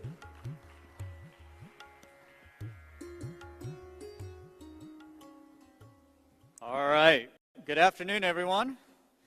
So one of the things that I particularly appreciate about this conference is the diversity of the people speaking. We've literally gone from a Hungarian minister to an American cowboy. So I'll be bringing the perspective. We've talked a little bit about America and America's place in innovation. While I'm an academic and I write books, I come from the sort of cowboy world of entrepreneurship and venture capital. Started a company in a basement with 3 buddies without 2 cents to our name and grew it into a global company. And now I'm focused on supporting other young entrepreneurs around the world, including here in India. And what I want to do is I want to give a perspective about some of what I think is about to happen. Not looking out science fiction, looking out 20, 25 years. But let's talk about not what people are so focused on necessarily in 2025, but let's look at 2026. And underarching all of this, when we talk about the raw material of the economy, I can't help but think that land was the raw material of the agricultural age, iron was the raw material of the industrial age, and data is the raw material of today and tomorrow's world. He who owned the land and controlled the land during the agricultural age had the economic power and had the political power. During the industrial age, he who owned the factories and controlled access to the natural resources had the economic power and had the political power. In today's world, he or she who own the data, control the data, or can harvest meaning from the data are those that are creating the industries and businesses of the future. And we're doing this in a world that is digitizing in such a way, I don't care whether we're talking about housing, as we were talking about 2 sessions ago, or culture, or anything else. I no longer believe there actually is a digital sector anymore, but rather I believe that all sectors are in fact digital. And all sectors are in fact being transformed by technological forces, the most recent of which is artificial intelligence. And I am going to dedicate some time to discussing artificial intelligence and breaking down some of what is happening, at least from my perspective as an American and having just spent several months in the United States at the headquarters of a lot of these big companies. I want to give a couple pieces of data to sort of frame this data-rooted economy. Just 10 years ago, so 2015, not a long time ago, 10 years ago there were 15 billion networked devices in the world. These are our smartphones, there are laptops, but more significantly, and certainly more significantly for India, they're the sensors in our supply chains and in our factories. Today, just 10 years later, that number has gone from 15 billion to 75 billion. 15 billion to 75 billion. And just in the last year, the end of February last year to this period, we've gone from 62 billion to 75 billion. And that is not because we're putting more cell phones in more pockets. It's because we're digitizing industries that historically were non-digital, from transportation to agriculture to manufacturing. And within all of this, if we think about the last 10 years, and I were to frame sort of what the global models have been, if I were to do this very undiplomatically, I worked for President Obama for 4 years as a diplomat. I'm not a diplomat anymore, so I don't need to be diplomatic. I'd say America innovates, China replicates, Europe regulates. And that's sort of a very sweeping statement to make, but it's mostly true. It's mostly true. And so my question, even with Deep 6, the most recent Chinese model, an LLM was an American innovation. Deep 6 was trained using American chips that it largely bought on the black market through Singapore and trained on OpenAI's model. So the great Chinese innovation in this respect was that it figured out how to less expensively and more efficiently do a sort of B-minus job of an American LLM. Now, I'm not going to spend the next 15 minutes insulting China. I'm going to point out some areas where I think that they are moving from replication to innovation.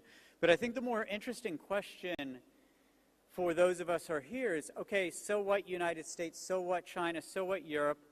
What about the other rising powers? What about India? What about the Gulf states? Where do they fall within this frame? And what I would say is, I'll repeat something that was said from the stage earlier. It's that the future is not something that's guaranteed. It's something that's made up by a series of choices.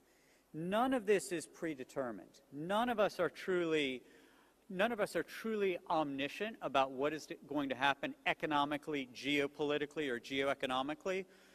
What I will say is that India is in a good position, but it's not in a position that will guarantee success over the next 5 years in terms of being able to truly innovate. And what I want to do is unpack that a little bit. You know, I've invested, over the last handful of years, I've invested $900 million into 45 startups on 5 continents, including in India. I've done that with my partner in the United States, my venture capital partner, who is Indian American, Shield Tile. And what's interesting is we think about India, and as we invest in India and elsewhere, the big thing that's coming right now with artificial intelligence is that India, if it doesn't significantly invest in and lead in artificial intelligence, it's going to lose one of the 2 great advantages it's had over the last 10 years. One great advantage has been its large market. It's not going to lose its large unified market. But one of the ways in which India has been so successful is that the base unit cost of labor for a highly skilled, highly educated technical talent has been substantially lower than it's been in the United States or in Europe. So I flew to Delhi yesterday from Zurich because I sit on the board of directors of a Swiss company. And we employ a huge number of engineers in India. Why? Because they're smart, they're hardworking, and the basic cost of labor is lower in India than it would be in Switzerland or in the United States. But the interesting thing that's happening right now with AI, we've been talking about increased productivity by virtue of digitization for 20, 25 years, and it hasn't happened.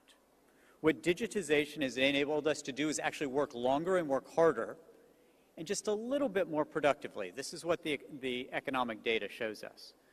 But what's interesting is if you're sort of a nerd like me and you really get into the data, what we're seeing is that over the last 18 months, AI is delivering the promise in terms of increased productivity that people have expected for the last 20 to 25 years in digitization.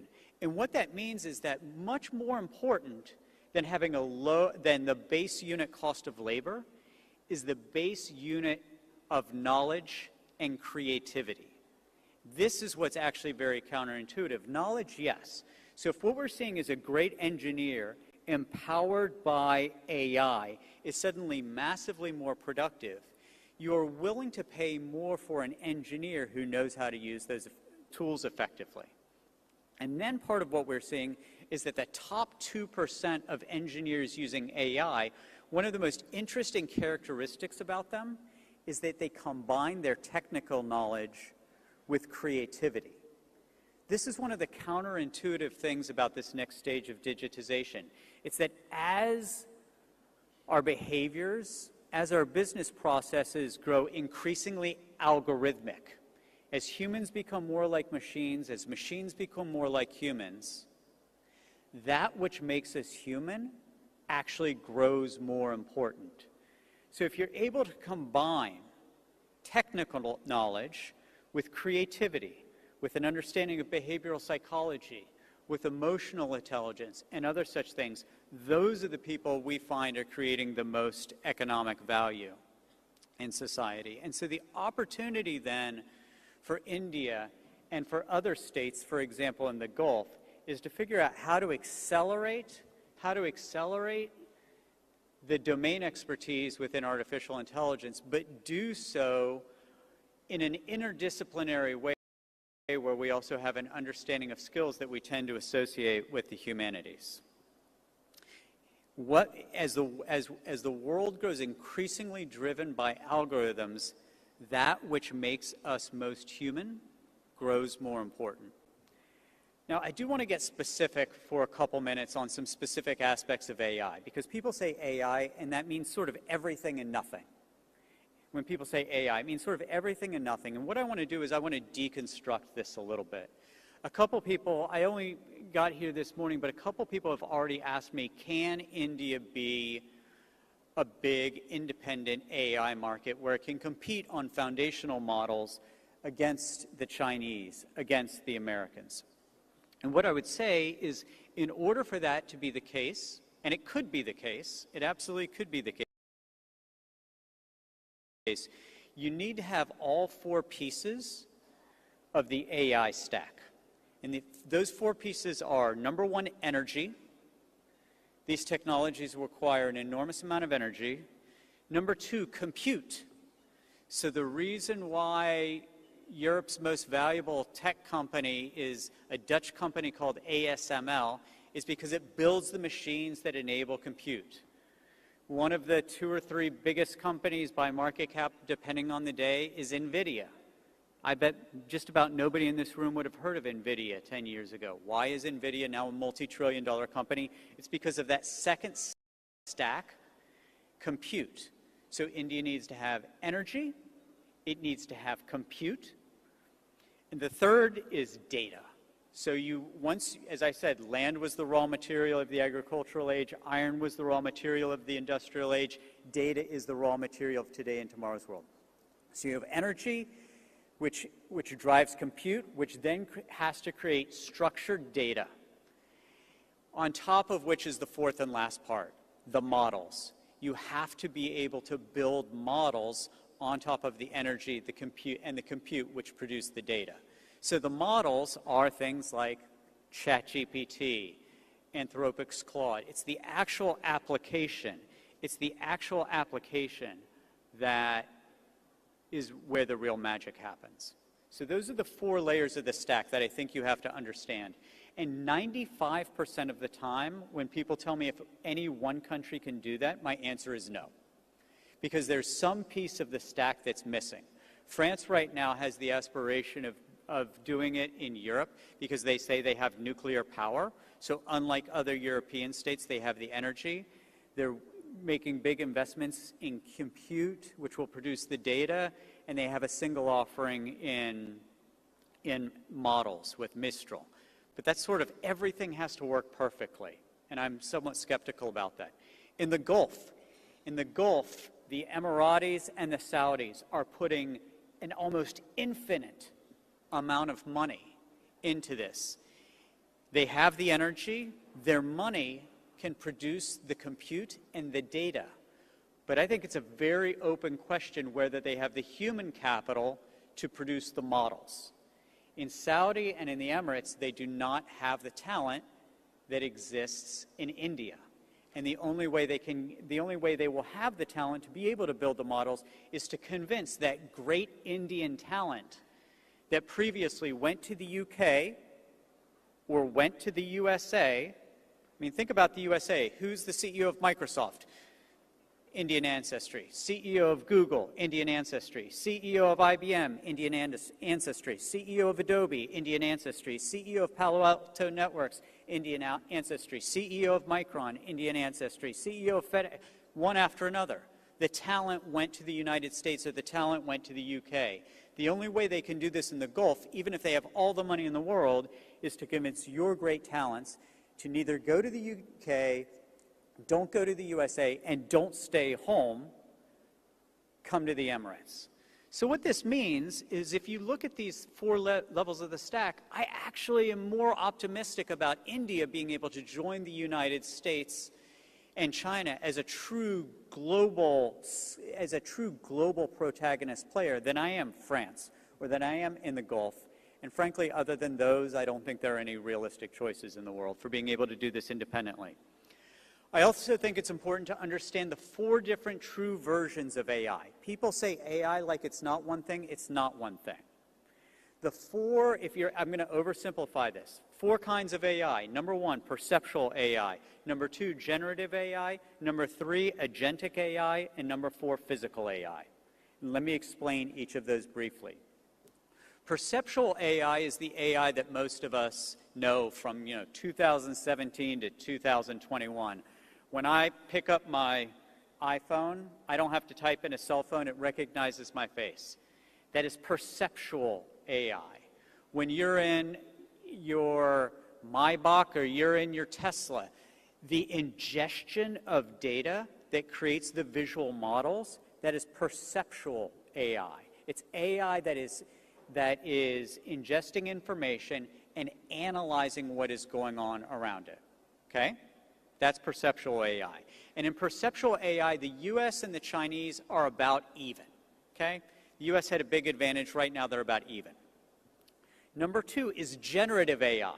Most people, when they say AI now, they're talking about generative AI.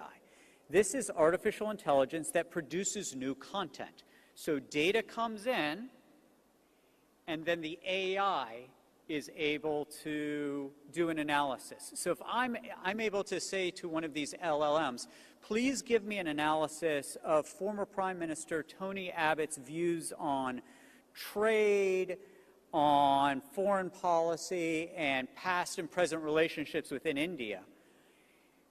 What that LLM is able to do is it is able to produce original content based on querying sources at my direction. That is generative AI. That's what everybody's focusing on. At this conference next year, that's not what people are going to be talking about. They are going to be talking about agentic AI. And if you go to the cool kids tables in Silicon Valley or in Shenzhen, they're talking a little bit about generative AI. They're talking a lot more about agentic AI. What is agentic AI? Agentic AI is AI with autonomy. So when I ask my LLM, when I ask my generative AI for an analysis of Tony Abbott's views, it is going out and it's culling information, it's giving me what I asked for. Agentic AI is task-oriented. So what that would mean is I can't do it now, but I'll be able to in about a year. I'll be able to tell my AI, instead of flying back to the United States tomorrow, I want to fly to Sydney. I want to fly with no more than one stop. I want you to book me a business class ticket. I want you to find a 4 or 5 star hotel at under $500 per night. And I want you to query my Facebook friends who live in and around Sydney, let them know that I'm in town, and find out who's available for a drink after I get there. Hit that button and it happens. That's agentic AI. Now, agentic AI, that's a consumer model of agentic AI. A B2B agentic model of agentic AI, I think is going to come sooner and I think represents a lot of opportunities. This is in a case where the agent of one company talks to, usually, the agents of another company. So let's say you make bottle caps. I sit on the board of directors of a company that makes bottle caps. The agent, the AI of my company, can speak to the agent, the AI of another company, and say, hey, we need 30 metric tons of this kind of aluminum at this processing grade. We need it on these dates across these delivery dates. Can you give me pricing and availability? And the other agent responds with the information. So that's what's coming. The fourth stage, and in agentic AI, so perceptual AI, the US and Chinese are about even. Generative AI, the United States is way ahead, in part because it's very difficult to censor large language models, and the Chinese will not accept totally open models. In agentic AI, the US is a little bit ahead, I would say, on the consumer models, and the Chinese in the US are about even on the business-to-business models. The area where the Chinese are ahead is in category number 4, which is physical AI. Physical AI is the combination of artificial intelligence with the physical world. These are our drones. These are our self-driving cars. These are the robots and the robotics that are in most of our factories. If you go into truly advanced factories right now, one of the things that will strike you is how few human beings there are and how automated and how AI-driven they are. I want to take all of this sort of conceptual stuff. I'm running out of time, but I want to give one very concrete example of what this means in almost banal terms. I'm going to go back to my bottle cap company, all right? I sit on the board of directors of this company, and it's headquartered in Italy. I spend 40% of the year in Italy. And you can't, I mean, what could be more old-fashioned than aluminum bottle caps? But what's interesting is we produce 40 billion a year. So if you're drinking a Kingfisher in Delhi or a Heineken in the Netherlands or a Corona in Mexico City, it's one of our bottle caps most likely. And in the middle of COVID a couple years ago, we decided to invest very heavily in AI. You're like, what does that have to do with making bottle caps? We've used it for 3 things. Number 1, predictive maintenance. Number 2, managing the waste products, managing the industrial wastes. And number 3, being able to remotely direct our production lines. So we can sit in Italy and direct our production lines in Brazil and China. What happened? Our margins went way up. And we were able to do this without firing a single employee. What we told our employees is you have a choice. You can either be the master of these technologies or its slave. We will give you all the training to be its master, but if you won't accept the training, then you got to go. Because we want the machines to be the slaves, not the humans. So our margins went way up. What did we do? We bought our competition in the United States. We bought our competition in Canada. And we doubled our production in China. So instead of being colonized by the Americans, instead of being colonized by the Chinese, this family-owned company in Italy is now number 1 globally, and we were the colonizers. We took over the Americans, we took over the Canadians, we doubled in China. And I use this very concrete example for this audience because I do believe in India, it's the application layer that billions and billions and billions of dollars of value can be drawn out. It's not, don't try to be the next ChatGPT or the next DeepSeek. Build the AI models for agriculture, for manufacturing, for transportation, for energy. If you think about all of those areas of expertise that already exist in India, I'm telling you, there are tens of billions of dollars to be made in building the applications that live on these foundation models. And I'll just close by saying, as I think about how many of my friends in the United States are Indian American, how many of their parents came to the United States, you know, either with degrees from the IITs or coming to the United States for graduate school, they came for the American dream. It's the same reason that my great-grandparents emigrated from Europe to the United States. What I think is really interesting, just to inject a little bit of politics into things for 1 minute, is with the rise of India and with the United States taking a little bit different posture to the rest of the world, and certainly with immigration, I think the opportunity in a certain respect is to have an Indian dream. Instead of just thinking about how your labor can go to the Emirates or the United States or the UK, how world-class companies can continue to be built and grown here. And the choice is not to leave and to make more money, but to create enormous value and wealth and well-being here in India. Thank you very much.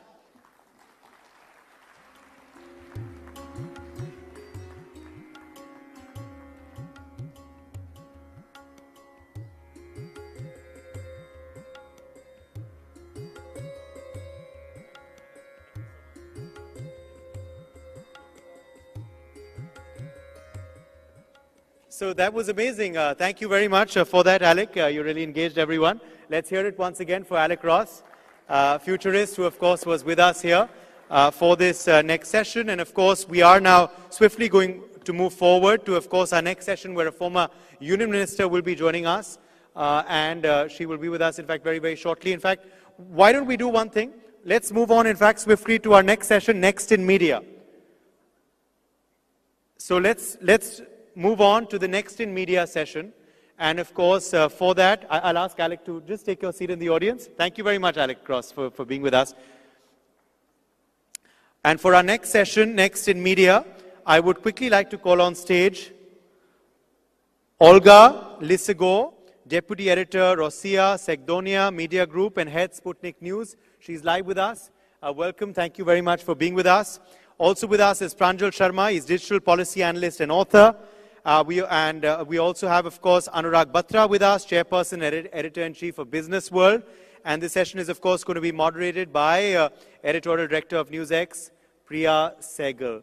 So thank you all for being with us, and let's quickly have you on stage as we move, of course, swiftly to our next session. We're going to be speaking about, of course, about the media. So which way, of course, is the media going? Which way is, of course, the the media landscape shifting and changing? That's something our next session is, of course, going to be focusing on. We are very happy to have all these erudite, of course, faces and names with us, and we are awaiting their session now.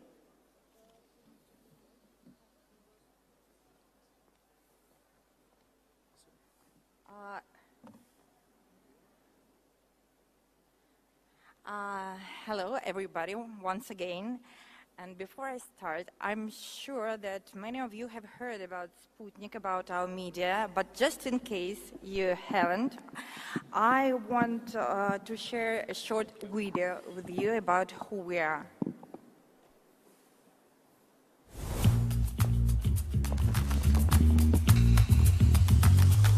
Sputnik is a global multimedia news and radio broadcaster.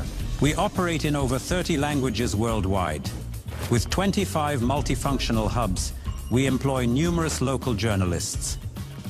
Our extensive network of correspondents spans the entire globe. This allows us to swiftly deliver exclusive reports, breaking news, and unique footage straight from the scene, all presented by our virtual hosts without breaks or days off. Sputnik provides fast, accurate, and up-to-the-minute coverage. This is why our content attracts around 20 million views daily. Our global radio audience exceeds 210 million listeners. Sputnik broadcasts in English, French, Arabic, Spanish, Portuguese, Turkish, Persian, and Serbian. We are the only international media outlet active on Iranian radio. We have more followers on Weibo than all Western rivals combined. In Turkey, no other radio station offers as many original programs as Sputnik. In Serbia, Sputnik outshines all other news media in citations. Sputnik India provides content in Hindi and English, with over 9 million views on X Weekly. Our correspondents in Moscow and New Delhi work tirelessly to deliver in-depth analyses and exclusive stories to you daily. Our posts gather millions of views and comments on social media and make major Indian media talk about us. As our voice is getting louder across the globe, we will continue telling the untold. Thank you. Now you know a little bit more about us. And I would like to start with thanking NewsX for organizing this outstanding event and for the chance to meet so many outstanding persons here, and of course to boost people-to-people ties between Russia and India. Well, in the past several years, our two countries have made incredible progress together. And the BRICS summit in Russia's city of Kazan in 2022 once again proved the strong ties between our leaders and made the headlines around the world. Sputnik aims to be the driving force behind the Indo-Russian partnership.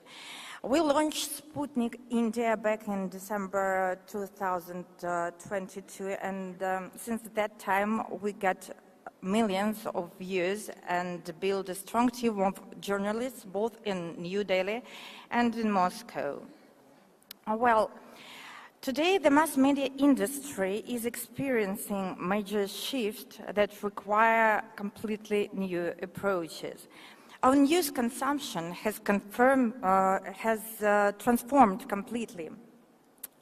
People today prefer to get news in shortened formats and videos. This is happening because we're exposed to such a vast amount of information daily that people simply get tired of news and seek the quickest and the simplest way to get informed. Since our attention spans are shorter than ever, the content that is quick to engage and easy to digest is more likely to capture and retain viewer interest.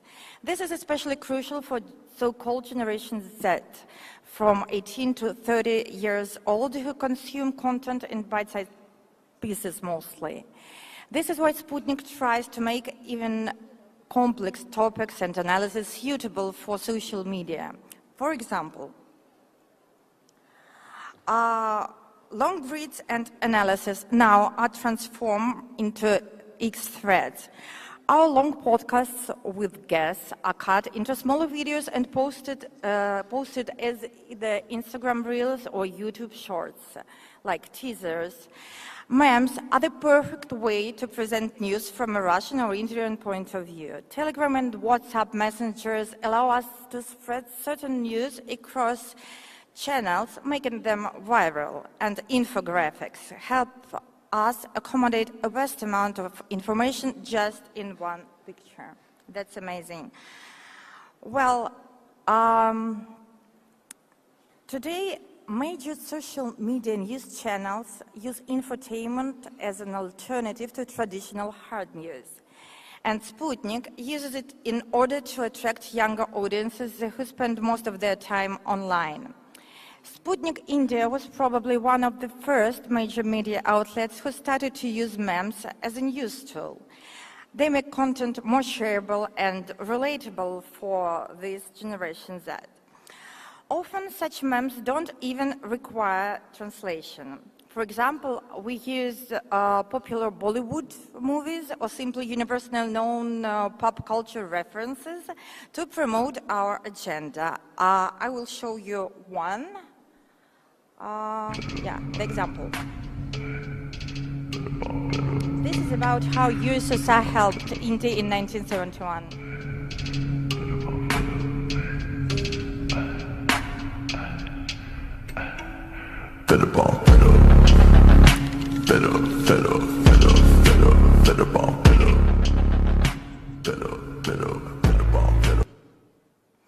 And these memes actually got millions of views and hundreds of comments on Sputnik's accounts. And what is the most important about that these memes always have a hidden message. We use jokes to explain politics to people indirectly. This way, they don't feel like a certain political agenda is being imposed on them. At the same time, memes give our readers a sense of belonging, so they're most likely to visit our page and check what else we have. Here, where they see that we provide also serious content, so I guess we simply found a perfect balance between infotainment and hard news that is important. Well, actually, speaking about technology, I believe we should embrace the opportunities the digital era gives us. Because thanks to that, we can do a lot of things that like 20 or even 10, even 5 years ago, we couldn't imagine, like journalists. I think my colleagues will share this point of view, because it's amazing how we can do very difficult work that before took hours just in 1 minute. We perform text-to-speech conversation, add AI voiceovers to video, do the translations, transcriptions, and even these virtual presenters, these are my favorite things. No vacation, no salary, perfect workers. So, and let me show you the example of how Sputnik uses AI to generate digital avatars. We have a very famous philosopher, Alexander Dugin, and he has no time to do his program weekly, but we decided to make him artificial. The events that took place in the United States after Donald Trump's presidential election victory والتنصيب ونقل السلطة تشير إلى أن que somos testigos de un proceso veloz de una revolución conservadora en Estados Unidos. Değerler sistemi önceki yönüne neredeyse taban tabana zıt bir yönde değişiyor. Trump और उनकी team जिन सिद्धांतों की घोषणा करते हैं, साथ ही पहले कदम जो वे उठा रहे हैं, contredisent complètement l'idéologie libérale de gauche. يهم يا عالم أقفاوي ويانا يا زنبالي يسلة إنا يا درجة مسارة نوى. Actually, he speaks 4 languages, but for Sputnik now he speaks more than 15. Okay, I have just 30 seconds left, and yes, of course, there are many risks about AI technologies and journalism, and I hope to discuss it with my colleagues a bit later. But what I want to add is that,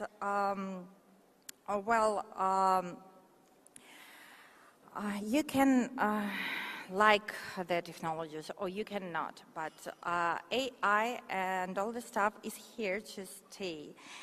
And digital media has created a world where public opinion can be shaped just from smartphones, and we can see it daily how Trump or Elon Musk do that. But what we should do together is to decide how to use it to our advantage, and that's why the conferences like that are so important, because only together we can develop the mechanism to regulate tech and use it for benefits of mass media. Thank you.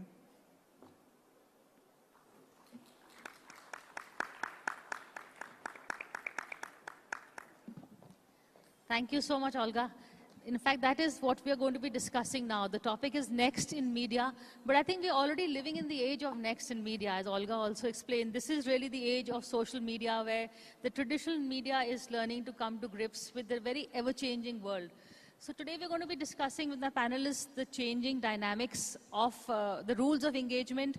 How do we do within a very interactive, participatory, and real-time news that it keeps breaking. And also in mainstream media we have, of course, editorial control. Here everyone with a cell phone is the journalist, is the part of the media, so there are no checks and balances. What happens in that kind of a world? On the one hand, it is democratization of news. On the other hand, you do get victimized by fake news. You get the algorithm bias. There are fake narratives.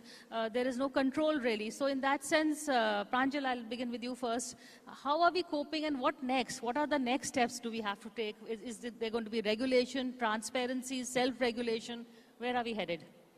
Okay, thank you, Priya. And thank you, Olga. That was very brilliant. And I must say that I'm a great fan of what Sputnik has been doing.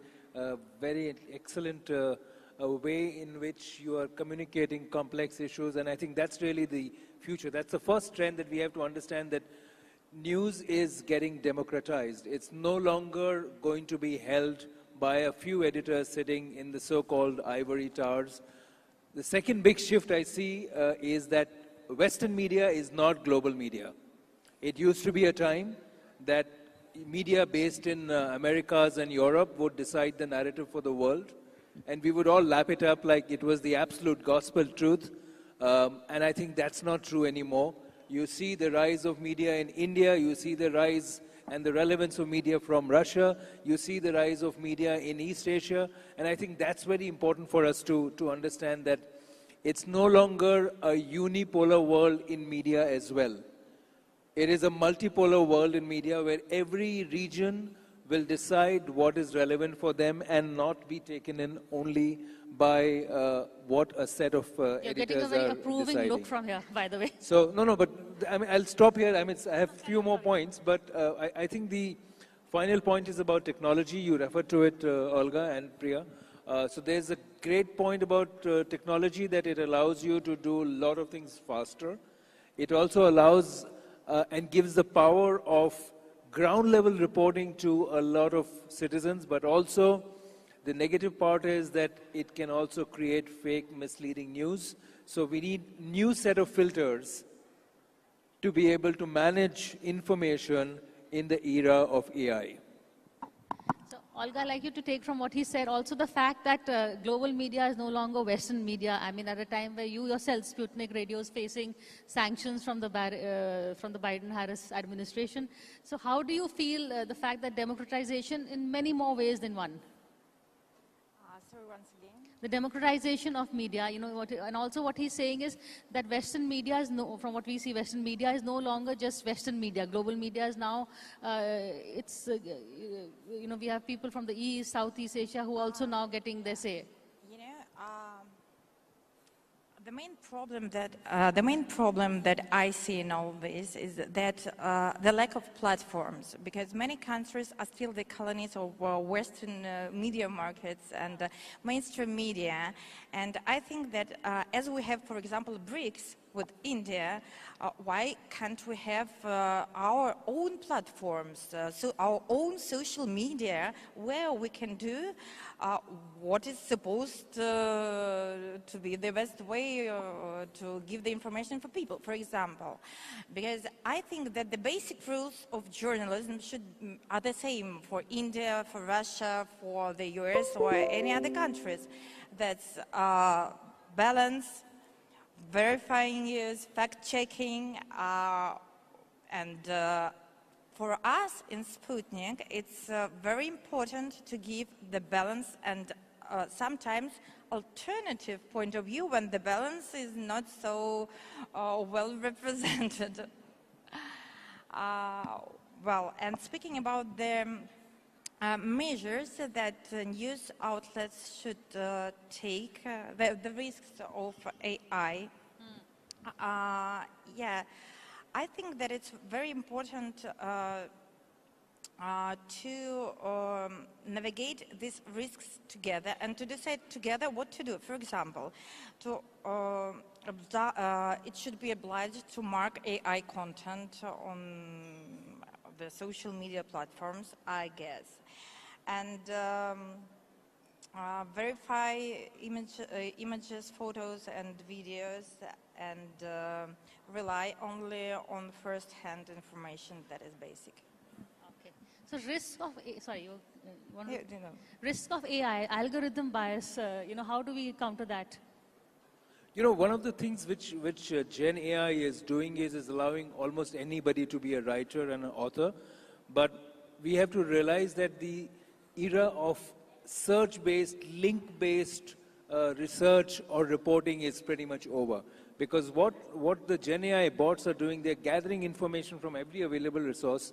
They don't tell you what the source is, but they'll give you a summary of what's going on. So it could be based on outdated information. It could be based on malified sources. So we don't know. So there has to be, and that's why I want to dwell on this. In the era of AI, news gathering, information needs a new set of filters. Editors were the filters in the traditional media, mainstream media, in news, in print, in television and radio. But today, you need a new set of filters. These filters will either have to be algorithms or people who are overseeing what the algorithm is doing. If you do not put a new set of filters, then we will be pushed into an era of such haze that we won't know the truth from the falsehoods.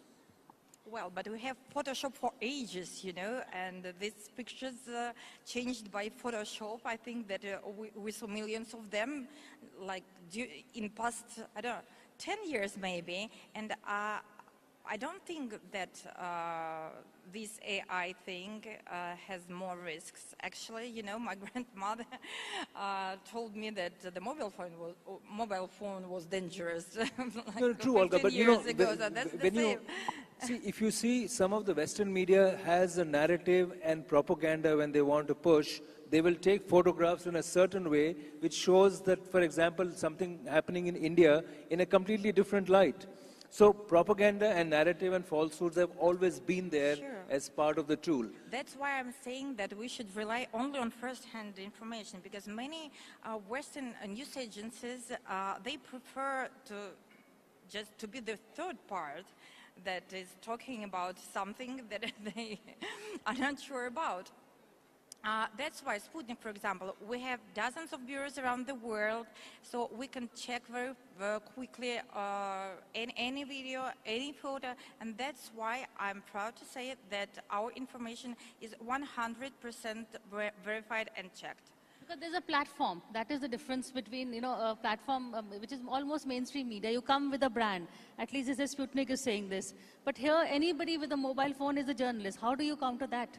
So this will happen, there'll be a process. See, even the credible media organizations today, when they began, people didn't know them. It is over years and decades that they built credibility. And those who did not build credibility, they were not respected and they lost the market. Individuals who are also doing similar work, whether on YouTube or others, over a while, there will be a situation where the genuine ones will survive and the ones which are fake will fall away. But it's not as easy as it should be, because some of the ones who are online also have a lot of backing.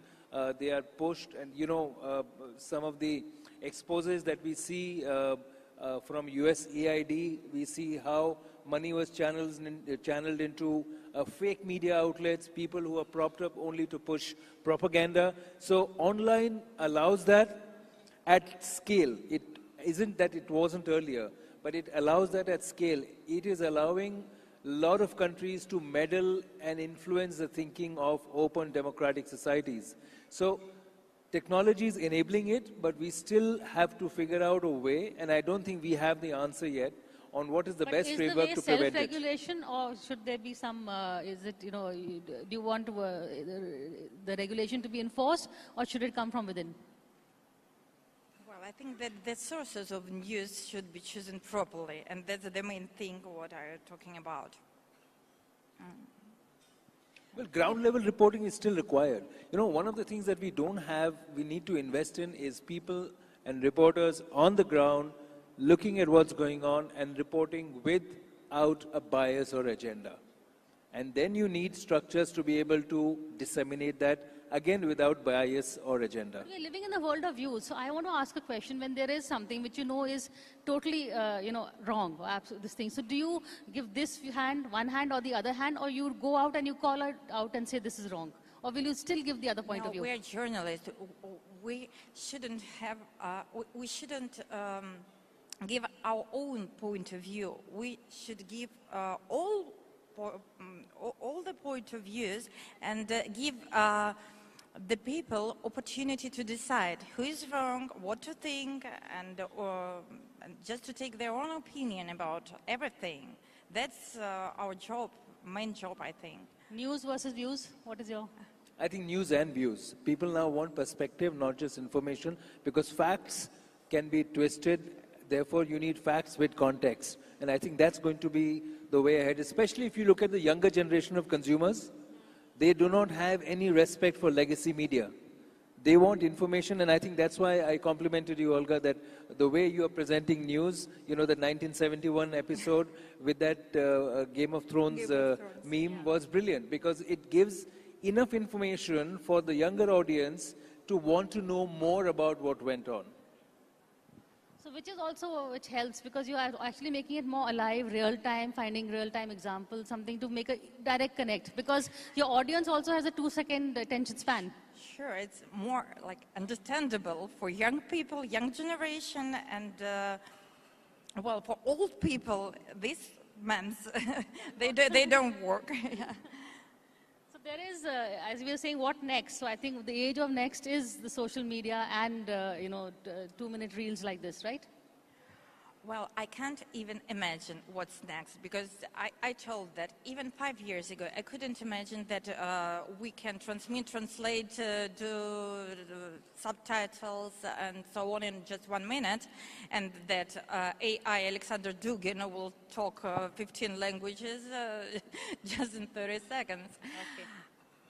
I think the next thing, Priya, just to close, is we need to have more collaboration in the global south on media. We have to collaborate at BRICS level. We have to collaborate in media on a lot of non-Western platforms to make sure that we are in control of the narrative of what's happening in our part of the world. Thank you both for this conversation, and I would also like to welcome the very articulate Smriti Irani is here. I think she's seen both sides of the media, so she would know something of what we're talking about. But thank you both for this conversation. Thank you. Thank you. Well, thank you very much for that session, Priya, and of course our guests who joined us for it, both Pranjal Sharma and also Olga Lisagor, who of course has come in and given us, of course, that power pack presentation on Sputnik News and, of course, also on media in Russia. So that was, of course, the special session on Next in Media.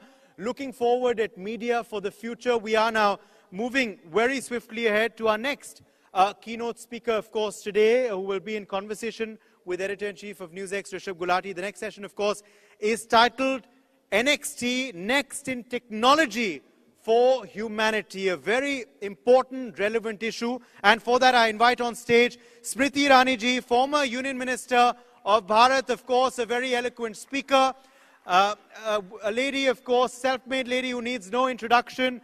And we are very, very happy to have her in our midst today for this next session. In fact, it's going to be, of course, a riveting conversation on Next in Technology for Humanity.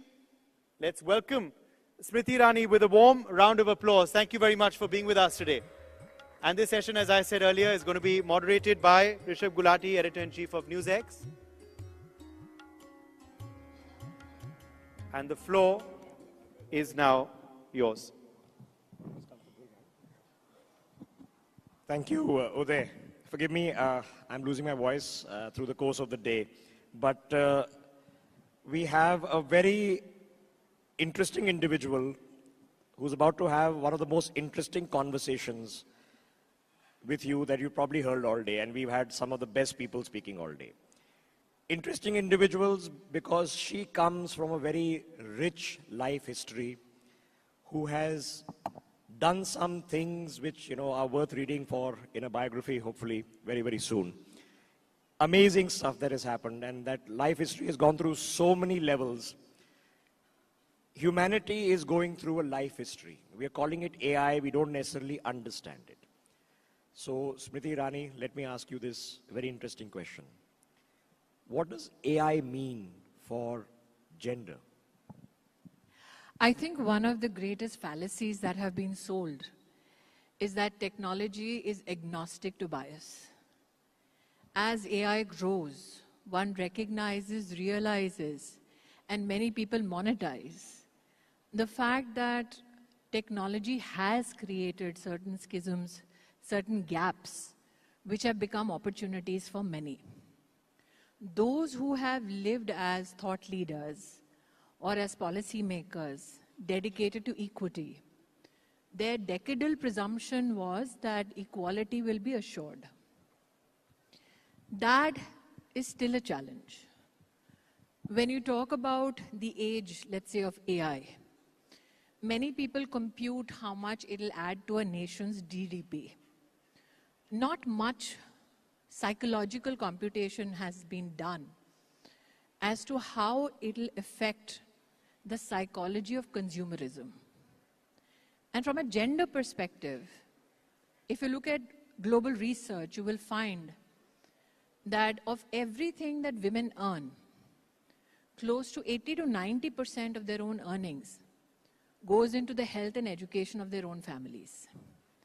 Now, as technology enables consumerism, you will find today that research says 72% of purchasing decisions are affected by algorithms. One would presume that that algorithm would deepen your engagement as a woman on spends of education and health because you are genetically predisposed to it. But what happens is that technology and the Journal of Psychology especially says that women through algorithms get 22% more spending on perishable consumables and are 30% less likely to get algorithmically driven data sets or content which encourages them to invest.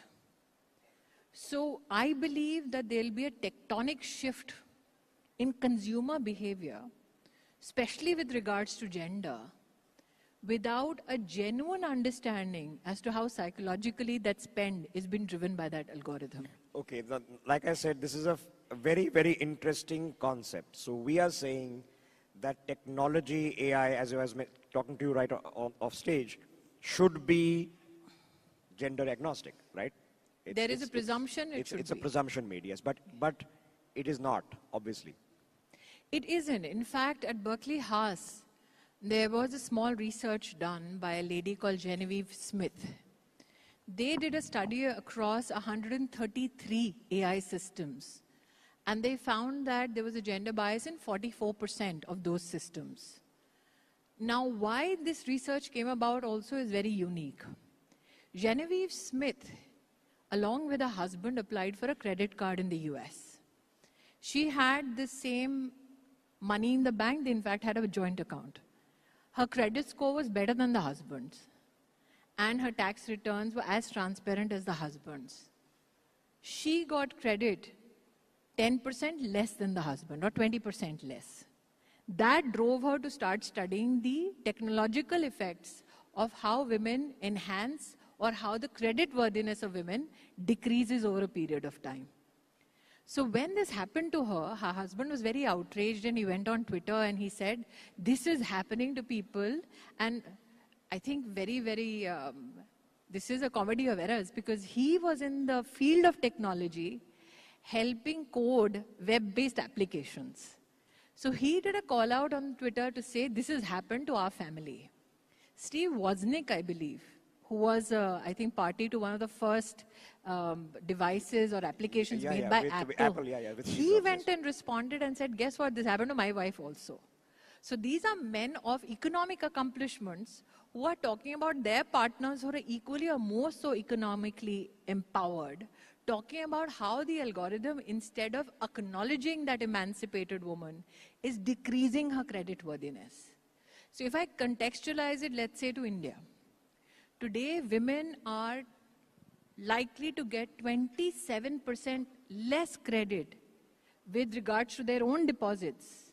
And if you look at men, analytics will ensure that they get 52% of credit equivalence as compared to their deposits. Okay, so let me understand this as a concept. So you are saying that because the algorithms are being driven by data sets, and the data sets will tell you that historically, because of bias, men have earned more, have had earning capacity because of the bias, and if the data set is trained on the bias, they will then lower credit score the woman forever. They will enhance or they will sustain the bias. Everything we know as generative AI is basically the scraping of all information across the internet. Yes. Not only about all information, credit score, behavior. So if the entire internet scraping has got them this kind of an information set or data set on which they have built their enterprise, everybody else who's building applications on the basis of that enterprise, can you genuinely imagine them to get out of their enterprise, put on the equity lens and look at it differently? So this is the same problem that AI can't do left hand because it has a right hand bias. This is not only a money problem. Right. Anybody in the automobile industry today knows that internationally a lot of AI is being used to check safety measures. So if you look at those AI systems or those technology systems, you will find to see the impact of collision on the front driver's seat, they use a male body or the dynamics of a male body on an AI system. They do not anticipate a female driving and the impact on a female body. They do not anticipate a pregnant woman driving. And research now has showed that in the same scenario, because women at the secure testing drive phase itself are missing as a consideration in research, 44% women are more likely to be injured in the same kind of accident that a man may have, and 17% more are likely to die as compared to men. Okay, so if it perpetuates bias, I mentioned left hand, right hand. You ask an AI imaging tool to come up with an image of a left hand person writing, they can't, because it is such a bias that all the images they're trained on are right handed. So when there can be a racial bias when it comes to the data scraping that you're doing. Yes. We've seen that as a Most problem. facial recognition systems, 80% of them are based on either a white skin or a male. Even fingerprint scanners. Absolutely. So the second then layer comes in is that if we human intervene, which is what happened very famously with one of the biggest companies, tech giants, that the AI then refused to, for example, show African American faces. In fact, refused to create in them fact, in because the there's human credit card, intervention. the credit card reference that I gave you, the bank's algorithm refused to digitally correct the system. The bank had to manually correct the bias. So it's not only this one instance that you're talking about which had a racial bias. It's the computed even, I think, new firewall against any attempt to correct bias that even a bank of repute, and this is an open research which anybody can look at. So the presumption, like I said, that is it only about consumer behavior? Is it only about credit worthiness? Is it only about, let's say, how much credit card score a woman will get? No, it's also about safety. For instance, by the year 2030, because there is a lack of, or there is amplitude of money for health innovations for every other person except women, the loss to global economy will be around $15 trillion. Now, many would wonder, what has that got to do with a nation's economy? So if you are a menopausal woman and in the workforce, let's say in the US, the computation of loss only for menopausal female working within a company and companies collated was $2 billion. So health innovation will never look at this issue and say this is a very, very genetic issue or gynecological issue with women. It has nothing to do with an economic impact. So one presumed, let's say a decade ago, that these are the risks that maybe AI or technology can red flag so that policymakers can work cohesively towards bridging those gaps. You know, this is fascinating because if you take the example that if a company historically has had more male than female employees, when an AI system is trained to sort through CVs, it will by default say that you are more likely to pick a male employee, so therefore it sorts out more male employees and it perpetuates a gender bias. So obviously then, ma'am, there is a layer 2 to AI that needs to be evolved. What is that layer 2? I think that one has to be also in some way accepting of the fact that as long as you just make the gender case for it, you will not see a policy shift. You have to economically evidence it for governments across the world to understand the economic loss. For instance, there is a report which computes the loss of female jobs because of automation and AI in the US. 79% of the jobs currently held, around 59 million women in the US, they will lose their jobs and they are most at risk to lose their job to automation. Now, imagine if these women are contributing to a family system predominantly on health and education. Can you imagine the economic loss to that community, that system, on those two verticals of spend? I think one of the greatest tragedies which has happened on the issue of gender is that we've always had a rights-based conversation on it. If there was an equal amount of conversation on the economic impact of not ensuring equity, we would have not seen the kind of bias which right now is hidden in a lot of rhetoric. But we would have not seen it if we had made an evidence-based economic case for it maybe a decade and a half ago. Okay, so huge amount of effort is now being made to reach the goal of artificial general intelligence. And we are going to be devoting hundreds of billions of dollars in the compute and the hardware to get this done. If we do this, how do we, as people studying these matters and understanding these matters, what do we tell the tech guys? What do they need to do? The tech guys are in pursuit of the new frontiers of technology. They are not in pursuit of equity and equality. So that's the wrong ask. Today, of the world's AI professionals, only 22% are women. 17% are in somewhat leadership positions. India, in fact, if you look at the numbers for 23-24, you'll be shocked. Generative AI courses, the surge in the number of women who want to understand generative AI is 720%. But generative AI courses which can help you become leaders in AI, that in India for women has gone up by 800%. Which means women understand that it's not only essential to be a consumer of AI, you have to lead in that field. Otherwise, there is not a lot of agency in just becoming a consumer. You don't want to be an enterprise which white labels and builds on an enterprise. You want to be an enterprise. But for you to be an enterprise, you need to understand the technology. So do not expect the technologists. They are chasing the next frontier of technology. For instance, I think Pranjal was here and he spoke about Davos. In Davos, everybody is talking about Anthropic, AI agents. You come out of Davos and in 3 days, you had DeepSeek. You are still recovering over DeepSeek. And suddenly Microsoft comes out with its quantum chip. So technology is rapidly changing. But that technology has been in making for a number of years. The issue is, who are the people who can tell technologists or companies that this is an aspect that you need to ensure is relevant enough when you develop technology? That, I think, is a lens that only policymakers and thought leaders can bring. But can policymakers and thought leaders influence the data sets? Because the AIs are being trained to literally think for themselves on the basis of data sets. Not to think about data sets.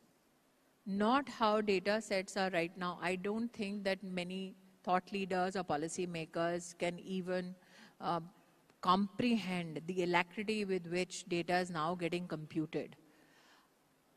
Why I'm saying policymakers need to put a lens at it. Quantum computing, if you look at it from a financial market point of view, in the financial modeling, they'll talk about risk analysis. They'll compute, let's say, the time taken in terms of fractions for what you would normally take a century. They'll do it in, let's say, 2-3 hours or 10 hours. Now, if the model is not built to recognize these little fissures, then you'll have a problem.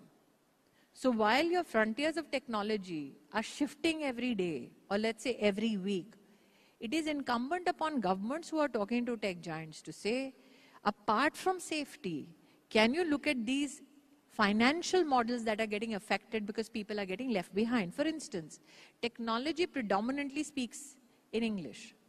There was a time when people thought that technology means you need to know how to code. Then comes a system like Claude, in which all you need to know to code is English. But how many people around the world speak English?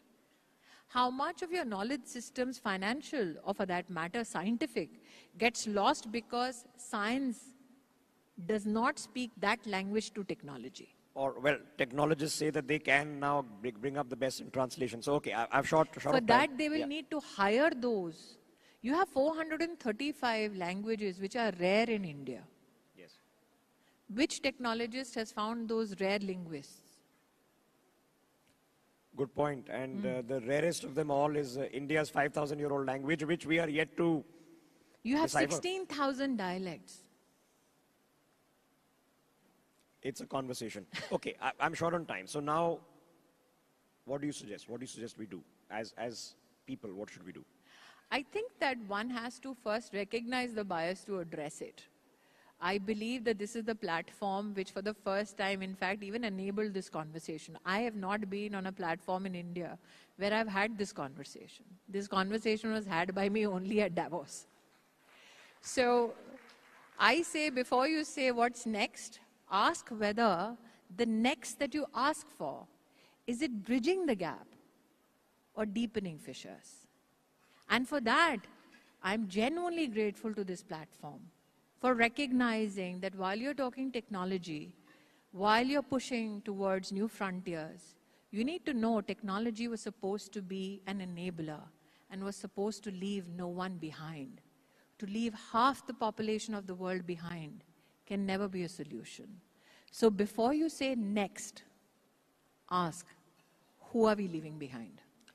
All right, I think we've got our clip for technology then to process and put into some algorithm.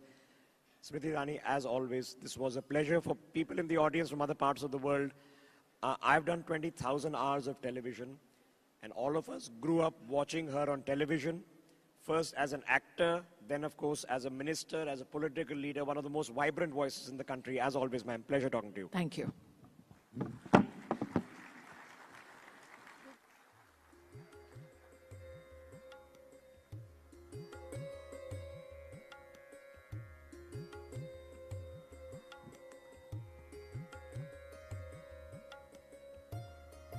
Smriti Irani ji, thank you for that amazing conversation. Rishabh, thank you so much. We're going to have you back on stage momentarily. All right, next up, we're going to have another enthralling, another insightful, wonderful conversation. Amongst us at this point in time is Honorable Union Minister for Science and Technology and Department of Space, Dr. Jitendra Singh. India has made immense foray into space. India has done extremely well. India has been knocking on doors which were considered to be forbidden for us in the past few decades, but now all of that has changed. India is a destination which is much desired and much invested in when it comes to space. And Dr. Jitendra Singh has had a huge role to play, a massive role to play in that paradigm shift. May I please call upon Dr. Jitendra Singh onto the stage, and conversing with him will be Editor-in-Chief of NewsX, Mr. Rishabh Gulati. A big round of applause, please. This is going to be an amazing conversation as to what is next in space.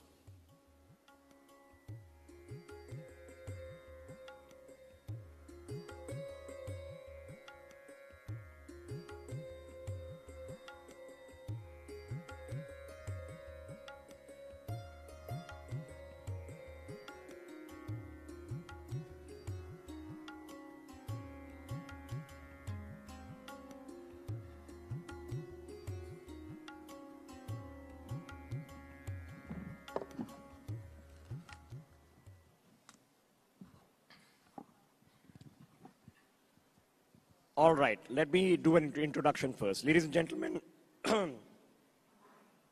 Dr. Jitendra Singh is, of course, a medical doctor by profession.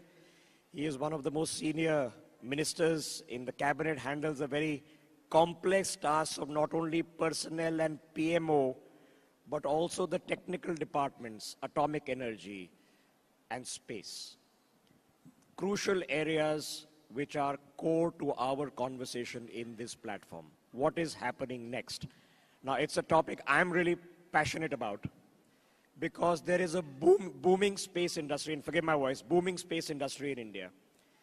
We are about to have our first private sector space launch.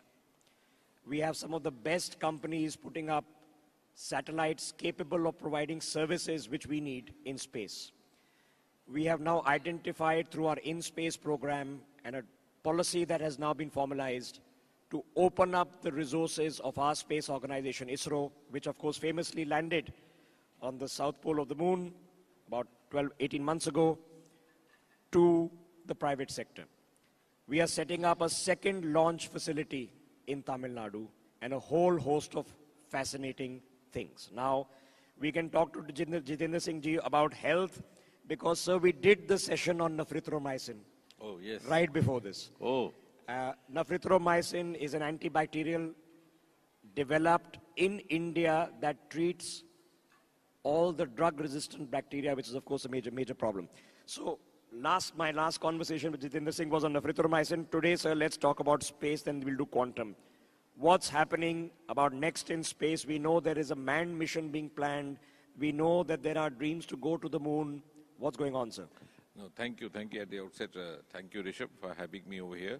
And I must compliment for this beautiful conclave. I think possibly the first of its kind over here. And I'm sure it's going to be a trendsetter for many such more events to happen.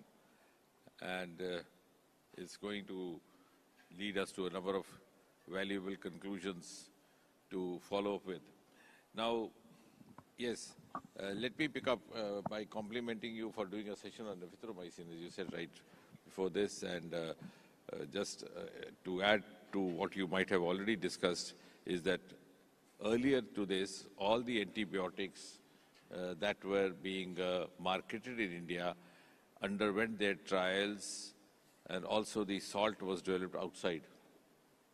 Of course, we got it here, we manufactured it, marketed it, but this was one such antibiotic which was indigenously developed, tried, and I'm proud that I'm associated with the Department of Biotechnology which did that, right from the first antibiotic that we had somewhere in the late 90s, the penicillin, which was founded by Alexander Fleming and was rated as queen of drugs. The successive generations were actually alien. So we have actually opened up into a new arena in the medicinal drugs as well. And of course, that's a beautiful example of public-private participation, because all the trials and the salt was developed in the public sector, as he said, the Department of Biotechnology. And then they partnered with a private pharma house called Wocards. So having said that... Yes, so the head of BRAC was here to discuss this, yes. Oh, that's fine, that's fine. So you want me to talk about space? Yeah. Yes, I do, sir. So, see, I think what is amazing, the space story of India is in itself going to be a case study in the years to come. Because the entire shift or the quantum leap that has happened in the last 4-5 years. And it's important to understand the strategies behind that. I mean, before I come to the future missions, because, and of course, some of the recent missions that you referred were amazing, because ISRO, the Indian Space Research Organization, was established in the year 1969, which has gone down in the history as the year when the US landed its first human being on the surface of Moon, Neil Armstrong. And ISRO was just being born. But today, they have landed on the southern pole of Moon before anybody else.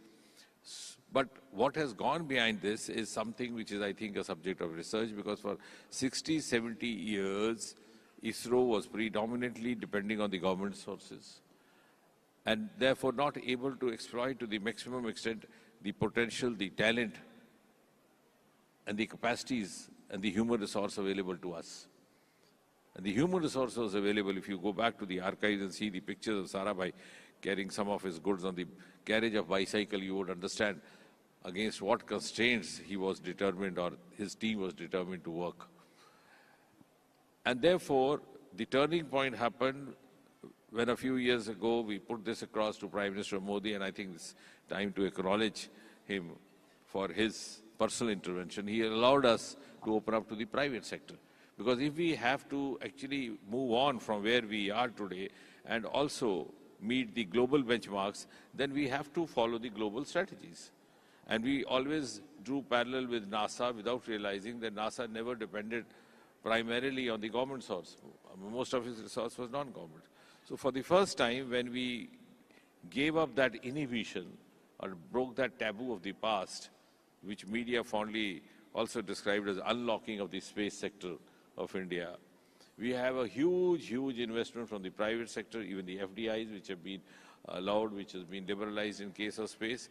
And the result is that our first generation startups are not only world-class, but they have turned into massive Okay, so I'll plug them, because Srinath and Tanveer and Agni Cool, Bilat the Jantra, Pixel, all of them were here, sir, this morning to have these conversations. And they were sitting with Mike Massimino of NASA, and Oleg has been here. He's, of course, from Russia. He's a cosmonaut. So we've had fascinating conversations. But how exciting is it for people who don't know? So Pixel has just done a launch, and they do multi-spectrum analysis of Earth imagery. They've done a launch on with SpaceX. Bellatrix, Agnikul, they're doing rocket testing, and maybe within a year or so they'll have rockets to go at least to near Earth orbit. Yeah, the other one which also came almost at the same time, the Skyroot have set up actually a rocket factory close to the Hyderabad airport. So that means there was huge amount of potential which was not finding the right kind of outlet or the right kind of enabling milieu which has been provided now. And now that it is there, I think the best testimony is that we had this European Union delegation over here in Delhi these days. You've just come from the meeting, and I know some of it's off the record. And I believe the Prime Minister has spent several hours. So This is something we are taking very seriously. Yeah, but what I was going to tell you is that this morning itself I happened to be with the commissioner responsible for space sector. And he said that 21st century is going to be the century of space, and India is going to occupy that space. So I think that is how now the world has started looking at us. The space sector of India, the manner it has undergone a reshaping or rejuvenation in the last 5 years or 6 years has actually changed the perception about how India is looked at by the rest of the world. And not only that, I think our achievements in the space sector have also given us space in the media. Otherwise, in conclaves like this, science was hardly a subject of a very elaborate discussion. But now there are exclusive conclaves dedicated to space sector. Okay. So I think that's pretty much every interview I've done with him for the last several years is we've always picked up on space. No, that's very kind of you. What I'm trying to say is that it has generated a huge amount of popular interest. At the same time, it has also given us an esteem and confidence, a level of confidence to relate to the rest of the world. And the world now has begun looking up to us, not as followers, but as a country which can offer some leads, cues, as we are doing, right? In case of Chandrayaan, as you said. Now, for example, the SpaceX mission, which was launched on the last day of the last year, 31st, it has come out with a novel experiment of growing seedlings in the space, that program called Crop. Or orbit. Talk about the future, what's happening next? Yeah, see, this 2025, we began with this SpaceX, which was the last day, then a NavIC satellite. Now, very soon, we'll have a US satellite being launched, which would be, again, dedicated to the kind of work that you're doing, communication through satellites. And then we have a NISAR satellite, which is a collaboration between NASA and ISRO. It had to be done somewhere in September, October, but it had to be put off. Some component of the American collaboration was found to be redone. So they took it back, and now I think by March it will happen. Then we'll have 2 or 3 test flights. That's a polite way of saying that NASA had to redo it. Okay, all right, fair enough. Yeah, I'm glad you said that.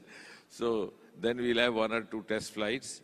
And finally, maybe towards the end of the year, we'll have a final, you can say, dress rehearsal flight for Gaganyaan, the first human mission into the space. Of course, we had a human being in the form of Rakesh Sharma in 1980s, but that was a Soviet mission. So the final flight towards the end of this year, which would carry a female robo called Vayo Mitra. She'll perform all those tasks which are to be expected by the human astronaut and also come back safe. So when all that is accomplished, and we are also confident of getting back our astronauts safe, because sending them up is important, equally important is getting them safe back. And that's a very collective and collaborative, integrated effort where the naval guards are involved, the Navy would be involved. So when all that is accomplished, then hopefully in the beginning of next year, or maybe towards the middle of it, an actual human mission will happen. Okay, so... And then if you talk of the calendar, then 26 hopefully would be marked by Gaganyaan, 27 with Chandrayaan 4, which will have that Tell us something. Chandrayaan 4 is now. What's the next mission? We've docking done South Pole. What's next, sir? Docking and docking. Okay. Which will do docking and docking. Also collect the samples which are already there in Chandrayaan 3. Then 27, we'll have a Venus. Okay, so let me hold you there. Chandrayaan 4 is going to land on the surface of the moon. Yes. Then take off from the surface of the moon, dock and send and come back to Earth with samples. Yes, it would. Yeah, it will dock and also possibly try to take the samples which have been collected, get them back. And that's why our SpaceX was very important, because it's a huge bearing on the successful accomplishment of our subsequent missions. Chandrayaan 4, of course. Venus, of course, is going to happen in 28. But when we are also planning an international space station, indigenous space station called Bharatiya Space Station by 2035. For that also docking and docking will be very important, because you have to make the astronaut move in. Not only that, docking and docking also comes into application when, for example, you want to supplement the payloads, or you think a satellite is doing a good job, you don't wish to get it back, you want to prolong its life. Okay, so and by 2040, I think will be the landmark year when actually an Indian astronaut lands on the surface of Moon. So, ladies and gentlemen, you've sort of heard it here. This is not next month's plan. This is a plan for the next 15 years. And of course, space research sometimes takes those kind of time scales. But all right, in terms of the excitement factor, are we seeing the same transition that we've seen in the United States? That NASA goes more into research and the private guys do more into near-Earth commercial launches. Is that what we're going to see, sir? Yeah, see, gradually we are now very new to the private sector. But of course, we have the communication satellites, the navigation satellites, and we also have the Earth observatories. And the private sector is gradually now, entering in. So I hope the manner it evolves will move in that direction. But of course, there is a fascination in sending up these rockets, and it sounds a little romantic also. But equally, I think accomplishing is our Earth observatory satellites, which have given us a kind of an esteem of being a country more accomplished in disaster preparedness compared to several other countries. And so accurate now that we are catering our inputs to most of the neighboring countries, all the SAARC countries also. So I think the private sector, as it finds, some of these areas which you mentioned, getting them better outcomes, they would step in, because after all, they also have to sustain. Yes. Because it's easy to start a startup, it's difficult to sustain it. So sustainability comes from a very close synergy between research, academia, startup, and industry. And a huge lot of industrial mapping is also, behind the scene going on. Because if they find that you have many takers for Earth observatories, like for example, now our forecast system is becoming almost a part of life. For example, in the heavy downpour in Mumbai during the monsoon season, people are now getting habitual of looking at their watch to decide whether to carry umbrella with them or not. So we have a program called Now, which gives you an accurate forecast for the next 3 hours. Now, tomorrow, when a private agency finds that, okay, this is now going to sell this, so they would step into that. Fair enough. So it'll be, kind of a reciprocal thing happening. Okay, fair enough. So let me put this into perspective. And similarly, the communication satellites. Now we have more of television channels, seeking our services. So also, and that's the reason that the private parties are coming to seek our services in PPP model for communications. And we set out 72 communication satellites for some of the private players who were engaged in the communication industry. Ladies and gentlemen, I'm out of time, so let me put some of these thoughts in perspective. He said TV channels, that's my neck of the woods. There are 970 television channels operating in India, of which 350 are news channels. Believe it or not. India today is consuming 20 gigabytes of data per month. India is a huge market, and that's why I said the individual. private sector also will be determined, will be definitely driven and motivated by all these facts, figures that you are narrating. So these are not plugs, they're not advertisers, but watch out for Pixel and Dijantra and Skyroot and Agnicool. And just to put it in perspective, you've heard of the cosmonauts, the astronauts. We're going to be calling them Gagannauts. Jitendra Singh, as always, sir, what a treat it was. Thank you for taking out your time. Thank you, Rishabh, for a very informative conversation.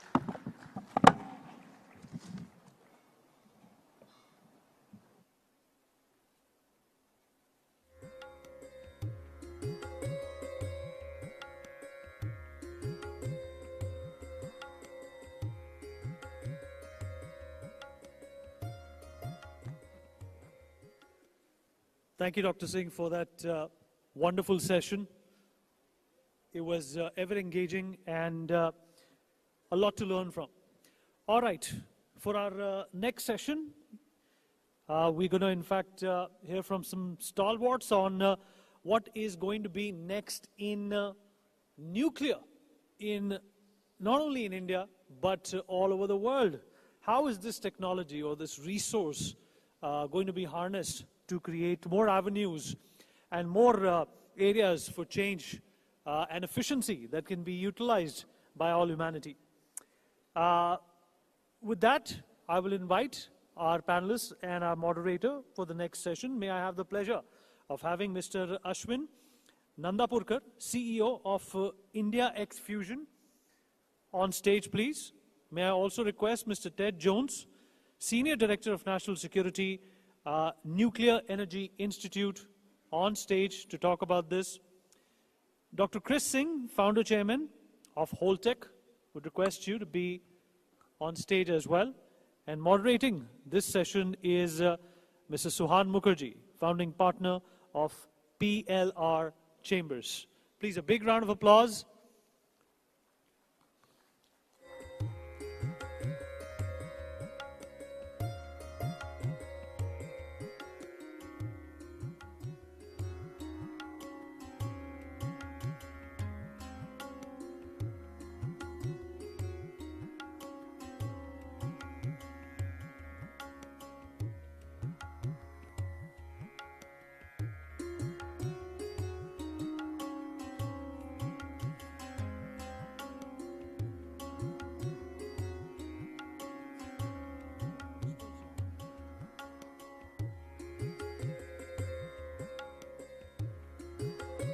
And now it's time to move forward, of course, to our special Next in Sports session. Absolutely. And before, of course, we move to that Next in Sports session, where, of course, we're going to have a very well-known name and someone who, of course, needs no introduction. We are first going to have, of course, a session on Next in Nuclear. And for that, of course, and Next in Nuclear is, of course, remember, a very, very important, pertinent issue. It's an issue, of course, it's a domain, it's a sector where we are seeing tremendous collaboration between India and other countries, of course, abroad. What is the potential for this, though, going ahead? That is something we're going to focus on. Remember, this is an energy of the future. As the world, of course, moves to alternative sources of power, and particularly, of course, renewable and cleaner energy, our next session is, of course, extremely topical. Next in Nuclear is our next big focus. And joining us for this session is Ashwin Nandapurkar, CEO, India X Fusion. We also have with us Ted Jones. He's live with us, Senior Director for National Security, Nuclear Energy Institute. Also with us is Dr. Chris Singh, Founder Chairman of Holtec. It's a fabulous panel, and this panel is going to be chaired by Suhan Mukherjee, Founding Partner, PLR Chambers. He's our special session chair at NXT 2025. Firstly, could we please have a warm round of applause for our next panel? And now the floor is yours. Over to you, Suhan. Thank you very much. Good evening, everybody. I wonder if Chris can hear us. Chris, are you connected? Yes. Okay, great. Yes, Suhan, I can hear you, but the video is somehow not working. I cannot seem to unmute the video mute. Okay, could we have Chris up on the screens as well so that the audience can see him?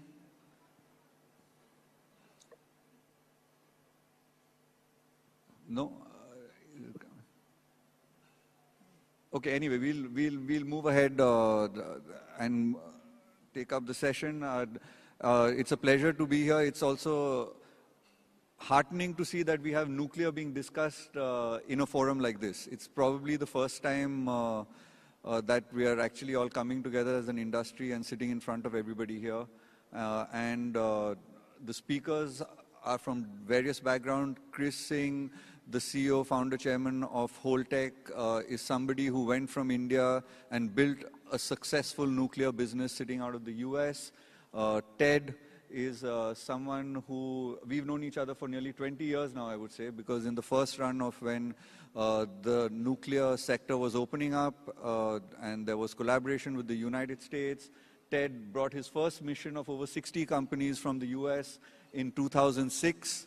We're still there to see a lot of success come through as yet an actual business happening, but I think it's heartening that the budget spoke about this, and Ashwin is here to talk about fusion when we move forward. But my first opening remarks, I would request, Chris, if you could tell us, how you built Holtec and the ecosystem that enabled you to build the business of Holtec sitting out of the US that spread across the world, across multiple jurisdictions, and I know that you now have manufacturing in India as well. If you could shed some light on what are ecosystem enablers for the nuclear sector to actually develop in a country.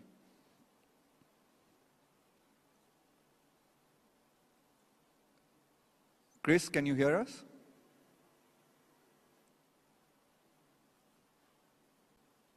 Okay, maybe we can start with Ted, who also has membership from around the country, and different countries around the world. On how do you see ecosystem development and what are models that India could look at to increase private participation and an opening up of the market? Well, it's a very timely question since India seems to be considering private sector participation in the nuclear energy sector. The United States is one of the few countries in the world that has had private sector leading in the nuclear energy sector from the beginning. An invention of the commercial technologies was by General Electric and Westinghouse with the boiling and pressurized water reactors many, many decades ago. And since then, the U.S. has a very large ecosystem that includes a lot of public-private partnerships. And internationally, we have been very comfortable working with both governments and private industry. I think the U.S. has a pretty strong record of industrial partnership with technology transfer and localization and even standing up new nuclear industries that in some cases have become rivals in their own right. So I think India, with its dynamic private sector, has a huge possibility to deploy nuclear in different areas as it's required today. And I think there's a lot of companies in the U.S. who would be interested to explore partnerships. So why didn't the momentum that we built up that led to the 123 agreement and thereafter, the liberalization in terms of the partnership and legislations in both countries that enabled India to firstly become the first nuclear weapon state to actually get a lot of waivers and to be able to participate in international civil nuclear commerce, not actually concretely have new plants being built, technology being transferred, capital moving across these countries? Yeah, that's a good question because it was 2008 when the U.S.-India Section 123 agreement was concluded. And so that's a long time ago. We could have built some nuclear power plants by now. I think a big hindrance was the policy on liability that was implemented 15 years ago in 2010. This just introduced some deviations from international norms, and U.S. companies and other private sector companies as well were just a little unwilling to do something that they don't do anywhere else in the world. But there does remain a great interest in partnering in multiple dimensions here in India. And I think that with consideration of reforming some of these policies, you could see finally this potential realized. So the speech of the finance minister recently when talking about the budget, it was very clear that she put it out on the floor of Parliament that there is going to be amendments to both the Atomic Energy Act as well as the liability law. What would you like to see, quick few points on what you would like to see in those amendments if, and I will say that you represent more than just US industry given that the Nuclear Energy Institute has membership from Europe, Japan, etc. And it's also been one of the liability has been one of the hurdles that the French have also not participated, and the agreements of what was previously Arriva and then EDF to build in Jaitapur has actually not moved forward, even though there was a revised agreement between NPCIL and EDF in 2018. And I can say, having chaired the Civil Nuclear Liability Committee on the Indian side, that there are Indian companies that have also been hesitant to move forward. So what are the top things that you would like to see as part of that change?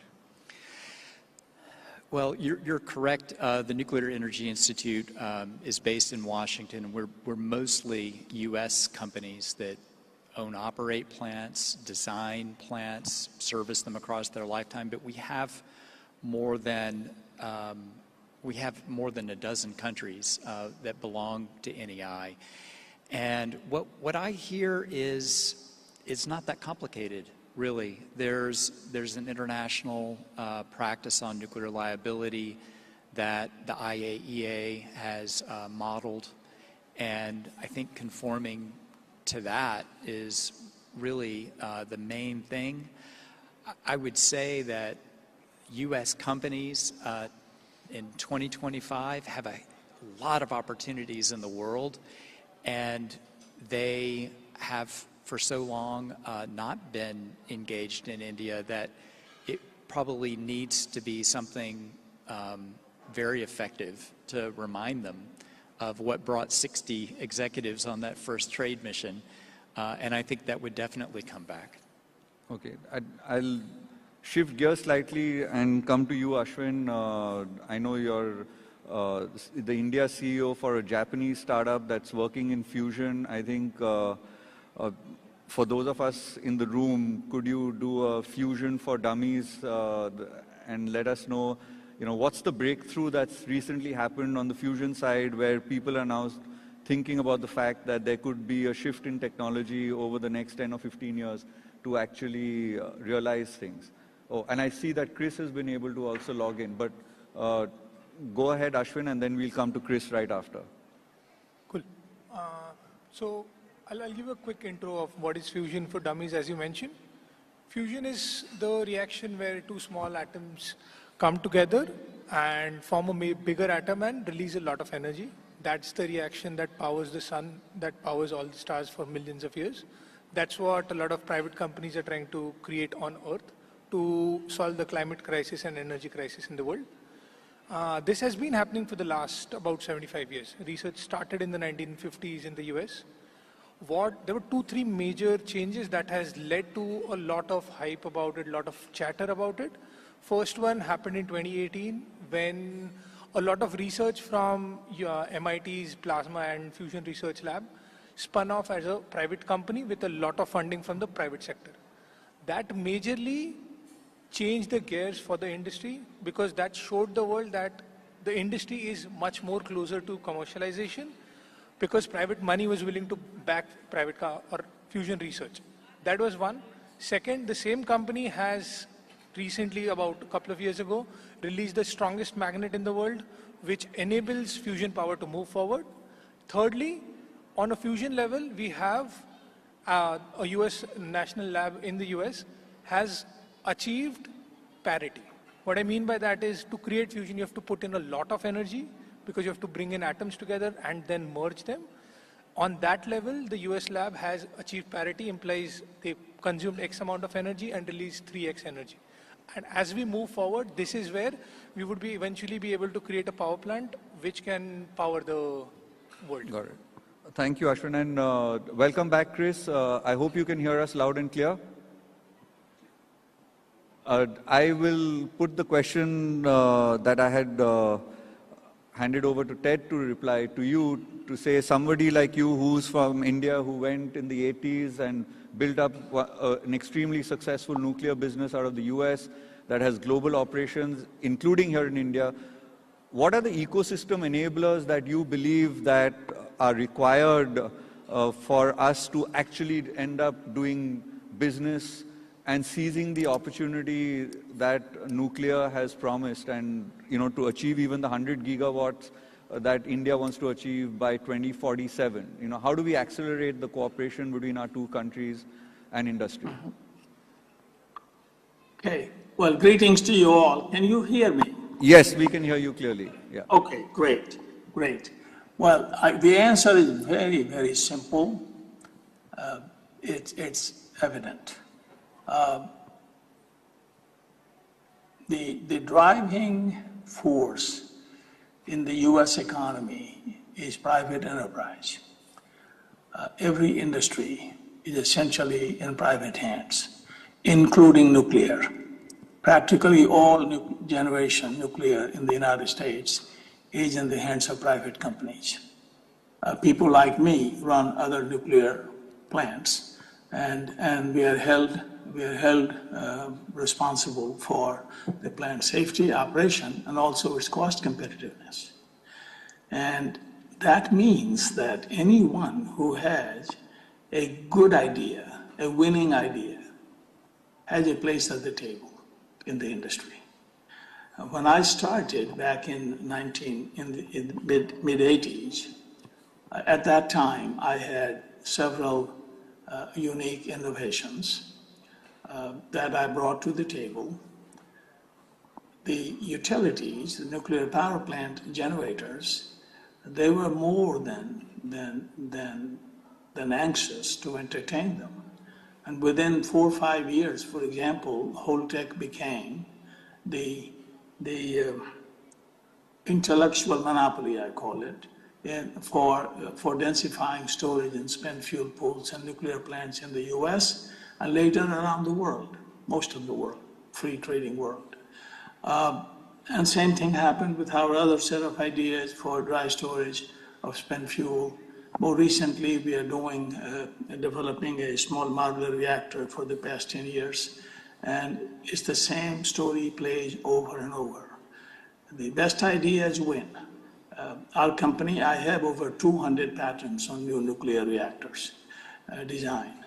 And we have as you know, we have a manufacturing facility. We provide turnkey services and equipment. All this directly feeds into the meritocracy that the United States is. And that is in direct contrast to government ownership. It just doesn't work. Or to have even private ownership as a monopoly. U.S. has continuously tried to erode public government ownership and make it private.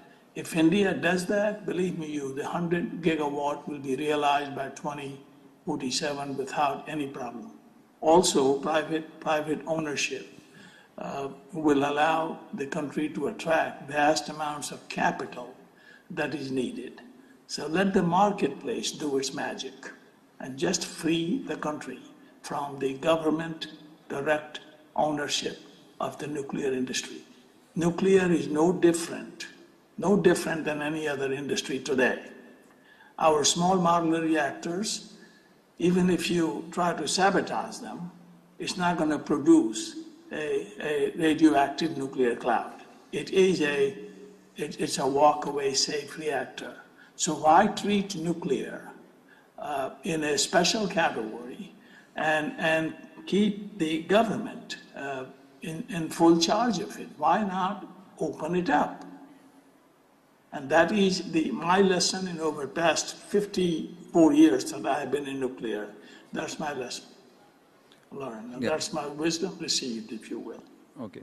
No, thank you for that, Chris. And I mean, I think there is a public fear here, and if we were to go by the statements of the government, there are certain strategic sectors where they won't maybe go to 100% privatization, but there is a likelihood that we may see a joint venture model happen, or we could possibly see liberalization as far as SMRs are concerned. And would that be a model that could still attract private capital and technology, where we see an initial few steps on joint ventures between the public sector and the private sector, and step-by-step build up to complete private sector ownership over nuclear generation plants? Yes, there is some wisdom in it to go slow and not to make a radical change overnight. SMR is a perfect place to do this because, as I said, the criterion for admitting an SMR in India, technology in India, should be that it be walk-away safe, because that will give public the confidence, that will give the capital requirement also, as you know, is not as large as it is for SMRs. So it will allow private capital to flow in, get some plants built, and then we, in a well-measured way, open up the market to larger private ownership as the government hones its control. How you control an industry without actually running it, that's the secret sauce here. Okay. How do you do it? So that will take time, and that's okay. But we got to move. The world is not standing still, as we all know. And in the SMR world, there is international competition. I would expect that aggressive rising economies like China will offer SMR at India's doorstep. Countries that are what people call the Indosphere. There will be efforts to sell SMRs. If India doesn't provide one, others will. Got that. And that is not going to be good for India's geopolitical situation. Understood. Quickly, Ted, since we're running out of time, where do you think the opportunity lies for India to actually take advantage of the renewed interest in nuclear energy? Because you've seen all the big tech guys, Microsoft, Amazon, Google, all coming in to invest into that. Where is that play that India could actually participate in and make a difference? Yeah, the only impediment there, other than private ownership, is the liability, nuclear liability. And that is the only impediment that keeps foreign companies from investing. And I tell people it's the Bhopal experience, which is a sad and horrible tragedy, but realize that the total loss, damages paid in Bhopal were less than $500 million. And that was a massive tragedy. Nuclear plant accidents in the Western world have not caused any such level of human tragedy. Actually, we haven't had a human fatality directly from the nuclear accident.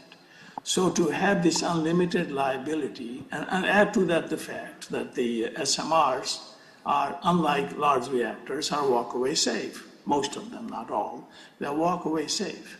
So why have such a ridiculously large penalty, liability that hangs in the background and keeps commercial businesses from participating in India? That is the problem. Okay. Let's get rid of the liability law. Make it more in line with what exists in other countries. Got it. Thank you, Chris. Ted, if you could just answer that question quickly, because that's what's next for India in the sense of becoming part of the global economy on nuclear. Yes, I think that with the coming to the market of the SMRs, such as the Holtec SMR, India has a tremendous opportunity that never existed in the era of large reactors. These smaller reactors, they're more like building airplanes than building airports.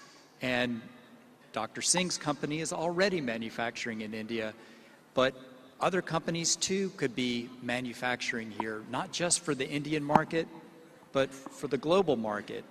And I think that U.S. companies need Indian partnership. I think together we can produce these reactors to countries that need them, not just India, but even the United States.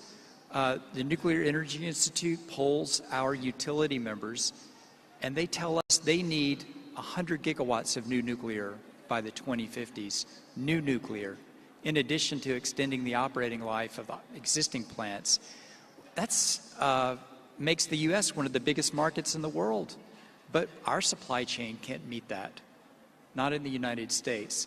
So we need India to help us in the United States, and as well as here and around the world. It's a huge potential for partnership, not just in supply chain, but in investment as well. And I think that it's a bright future if we could just sort out these policy barriers that Dr. Singh referred to. Okay, thank you, Ted. Okay, Ashwin, quickly in under 15 seconds, what should we be doing to boost the fusion piece as India? Because I remember there are now, a few years ago, there were 1,000 people working. Now there are 4,000. There's one startup out of India that's been funded. What do we need to do next to drive fusion research? I think it's very simple. We need to participate. India as a country is not participating in fusion, and that's all we need to do. Just be there, just be present on the stage, global stage, if not global, at least local stage. We have talent, we have research, we need direction. As the private sector, we need certain direction from the government, and that's all I would say. Just participate in fusion, because that, I think it could be the biggest contributor to Vikasit Bharat in 2047. And that's what I would say. Just participate. So you would say academia, private sector, government just participating in what's going on globally in the fusion industry. Exactly. But majorly from a government perspective, because we don't have clarity if what the government is looking at. What are they looking at for next 10 years, 20 years, 25 years from a fusion perspective specifically. Okay. Thank you. I think we are over time. Dr. Singh, thank you for joining us from the US. Look forward to you leading the charge as well, as part of the diaspora on bringing India into international nuclear commerce. Thank you, Ted. Always a pleasure to be chatting with you on what India should be doing along with the US and other countries. Thank you very much for being patient listeners. And we'll end the session here. Thank you. Thank you. Okay, bye.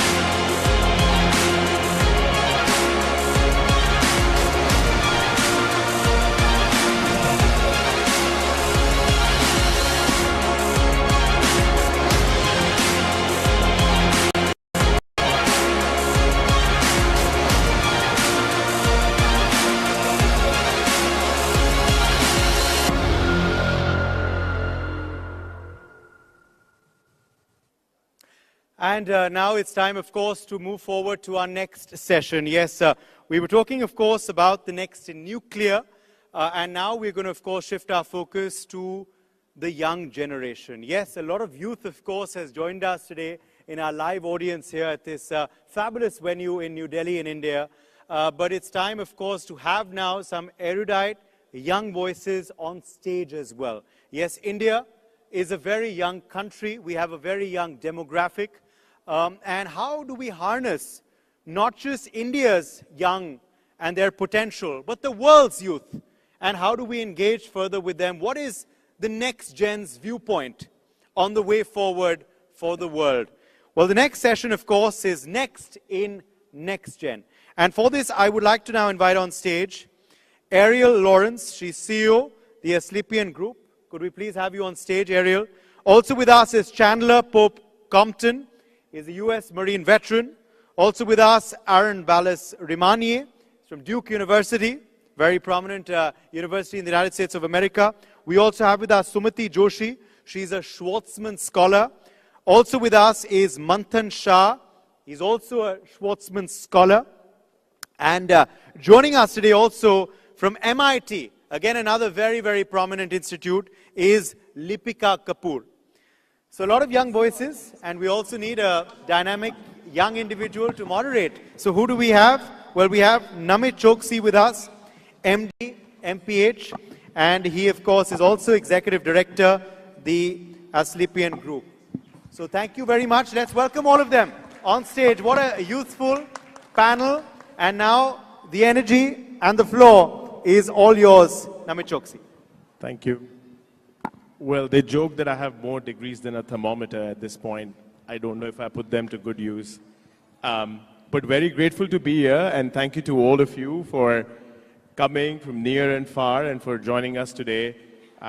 This has been a phenomenal experience, and I hope all of you are really enjoying. For all the folks in the audience, you know, the question could be, what's next in Next Gen? It's really a panel where we are trying to attempt the impossible, which is trying to predict the future.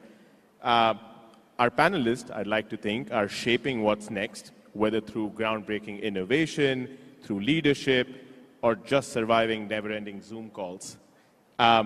We'll tackle all questions, big and small. What's changing? Who's leading? And will AI take our jobs or just do our emails for us? Let's find out.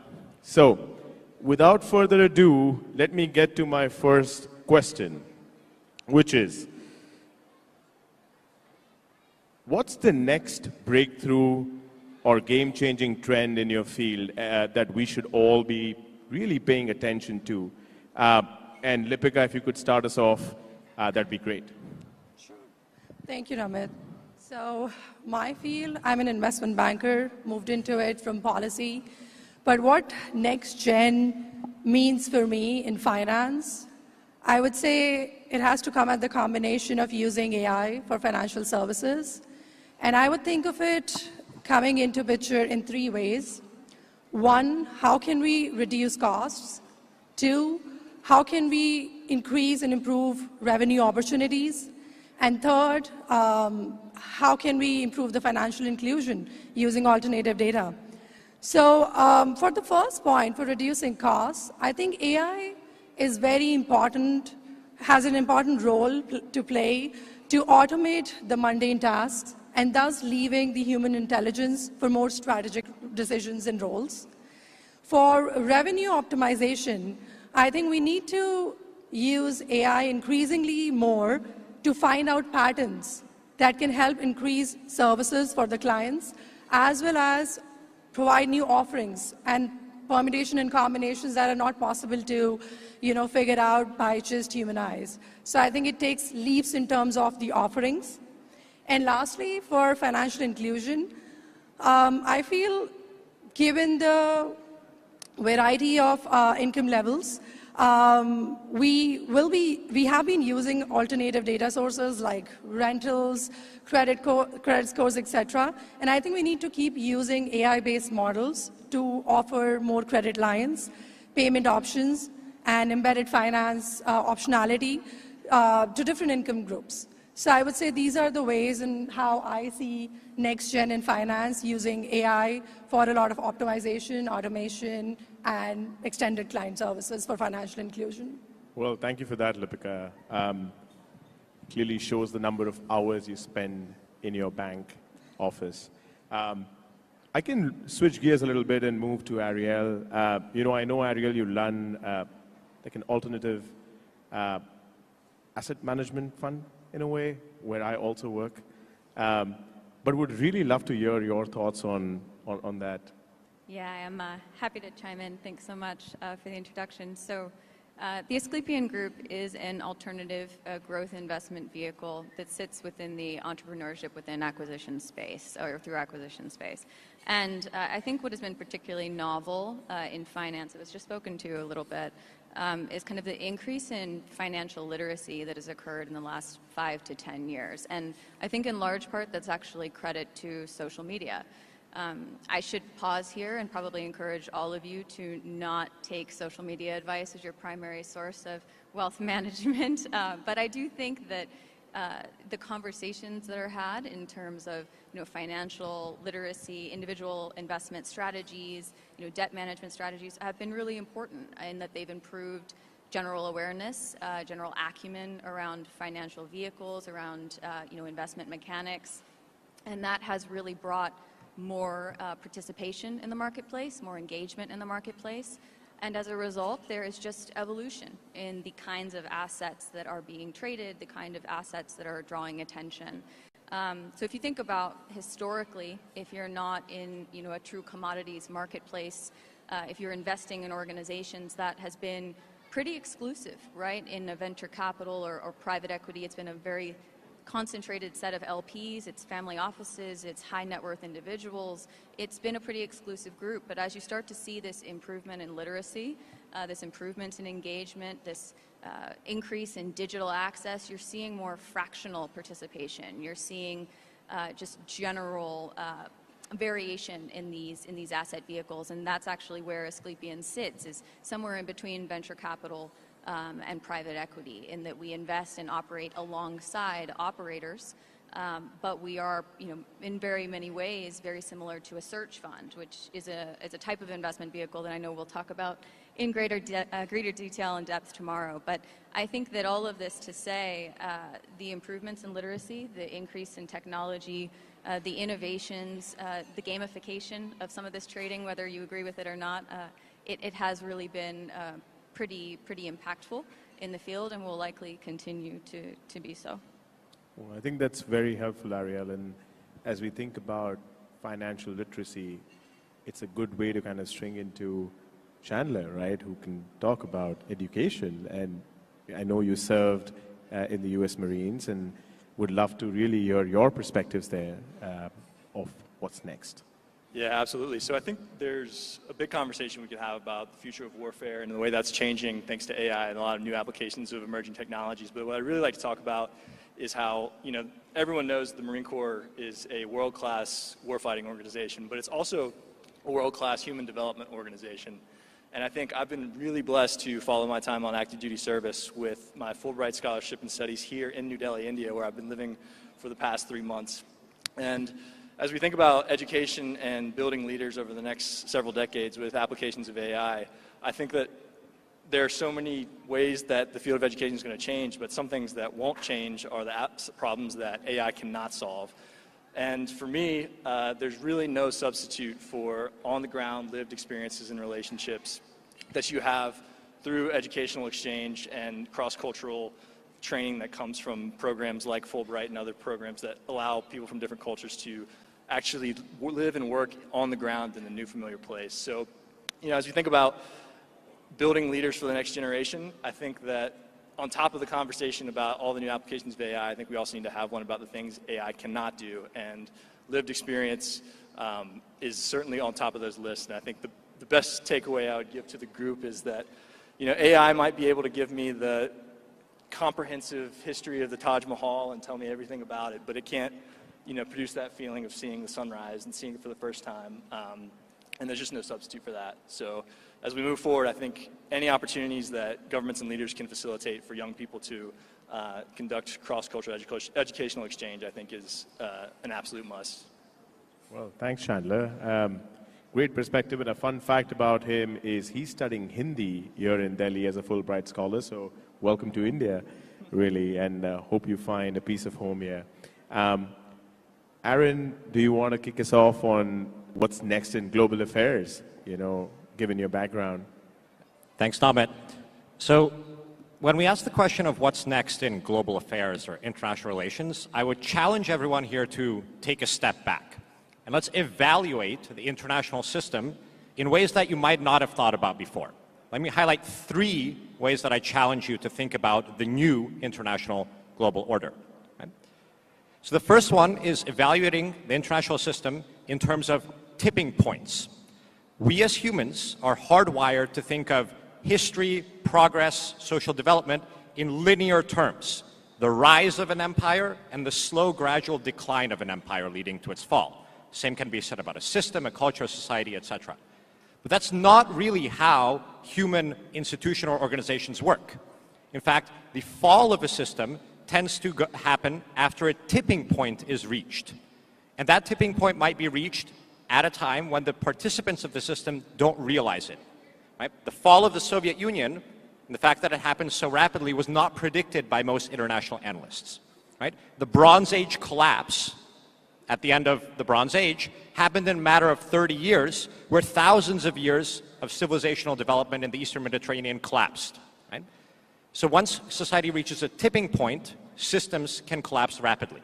And I want you to think of the global systems and the institutions we're enmeshed in, NATO, the United Nations, international law, and so forth, as these complex systems that, unbeknownst to us, can easily reach a tipping point and collapse much more easily than we thought. That's my first challenge to you. The second challenge in thinking about the global order is thinking about how the global balance sheet is composed. Historically, right, if we think of the world's assets equal liabilities plus equity, most growth in assets was driven by a growth in equity, actual value creation from products sold and extracted from the ground and services delivered. But in the past 50 years or so, most asset growth on the world's balance sheet has been driven by debt, a liability, not equity growth, right? Especially in developed countries, where debt is easy to come by because interest rates are lower than in the developing world. So in a world drunk on debt and asset creation through debt creation, developing countries are actually at a disadvantage because they're not able to get debt and increase debt assets as efficiently as developed nations are. So think of the world's balance sheet and think of the new era of increasing assets through debt rather than equity.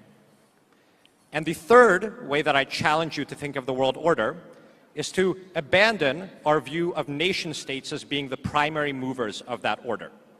Actually, if we look at history, nation states being the primary actors of international relations is an aberration. Even in the history of, say, this country and its relations with the rest of the world, as recently as 200 years ago, the East India Company, a private corporation, had more effect on India's relations with the world than any state actor did. We are seeing the emergence of that kind of international order where other actors, for example, private actors, have more of an impact on the international order than nation states once had. If I'd been on this panel 5 years ago, I would have said that maybe we can conceptualize Apple having its own foreign policy at some point. Now I would rather say we can think of Tesla as having its own foreign policy. No, it's not that far of a stretch. So when you think of the global order, Aaron, in the interest of time, back. I'm probably going to cut you off, but really popcorn it over to Sumati and really talk about what's next in nonprofit. And if you can kind of kick us off there, Sumati, would be wonderful. Yeah, thanks, Namit. I'm going to take a little bit of shift from policy and business to think about the third pillar of society. It's often said that social change is brought together by 3 pillars. You think of government, you think of community leaders who are driving the change on the field, and the third one is philanthropy. So private capital for social good. What's next? I think what's next is on 2 fronts. One is that we're sitting at a cusp of a great wealth transfer. Its moving generations is expected to be around $84 trillion. Moving from the last generation to this one, which means 1, a move to younger people, and 2, an interesting move to more women. As women move up the economic mobility ladder, we have more women in businesses, we have more millionaires, and hopefully billionaires. That also means there'll be more women in philanthropy. That's interesting because there are a lot of studies which say women give differently. They give with a little bit more of a heart than we've seen traditional philanthropy operate with. It's trust-based, they center community. It's not about giving community leaders a seat on the table, it's about building a table with them. So there's a lot of co-creation happening in this space. We're also seeing a very strong focus on equity. So as foreign policies change and government agendas move, there is still a very strong focus on equity when it comes to young women who want to give to issues that matter to them, to women who look like them and have lived experiences like them. So I think the big change, in my opinion, in this space is really the seeding power, where money does not equal power, and you really value experiences, the work that people are doing, and center people who are in the forefront of this work. Very well summed up. Thank you, Sumati. And last but not the least, definitely, Manthan, if you want to kick us off on what's next in climate change, which is one of the hot topics currently, just share your perspectives as an investor there. And I know you do a lot of advocacy work too, so over to you. Thank you, Namit. It's wonderful to be here. Thank you so much for the invitation. Today, I want to talk to you about changing the vision and the language of climate change. But before that, let me tell you my story. I grew up in a small town, and I saw my father weld steel and metal together to make fabrication equipment. And growing up in constraints, I saw like one has to work really, really hard to break free from that. Over the next 10 years, from age 6 to age 16, I tried to become a national champion and write a book. And in that experience, I realized to achieve anything meaningful, one needs a plan, but not enough time. And I think the same applies to climate change. I admire leaders who pursue moonshots, Mr. Kartikeya Sharma, Professor Brian Cox, Professor Brian Greene, Mr. Awais Ahmed, who have challenged the status quo and done something amazing with business, enterprise, technology, so on and so forth. But at every meaningful global conference like this one, at NEXT, we often hear global leaders talk about pledges and commitments for net zero and so on and so forth. But right now, I'd like to share how we are at the midpoint in the climate transition. We are 27 years after 1997 of Kyoto Protocol and 27 years to the 2050 global decarbonization goals. Yet, most of our heavy industries, steel, cement, aluminum, so on and so forth, still rely on fossil fuels. And in fact, the dependence on fossil fuels has increased to 87%. So in this entire conundrum, I realized that we are missing something very important. We are not convincing the local business to adopt to climate change. Last year, at COP28, I was organizing a pavilion for Saudi Arabia, and there was a 200-page document talking about how Saudi Arabia was trying to transition to net zero. And as I opened the first page, it was full of jargons. SBTI, Scope 1, Scope 2, Scope 3, so on and so forth. I was a bit perplexed. I was Googling what do these jargons mean. I asked my friends and colleagues, and they were also a bit flummoxed. And that's what took me back to my beginning, like the same father who welded steel together. If I couldn't understand what SBTI or Scope 1, Scope 2, Scope 3 meant, how could I convince someone like my dad to buy a steel which is 30% more expensive because it's green steel? So I think going ahead to achieve net zero, to get in there win time, we need to simplify our language, keep even more bold ambitions, have a plan, but act with urgency as if we have no time. Thank you. Thank you. Just to wrap up, and since this is very fitting, since we have two former heads of state here already, one question, and I might ask just a couple of you, is really, as the next generation, what are the qualities and leadership traits that you believe are essential for the leader of your country? And what do you guys really look for, when you look at a leader in your country? And maybe, Ariel, you can kick us off, and I can then popcorn it to someone else.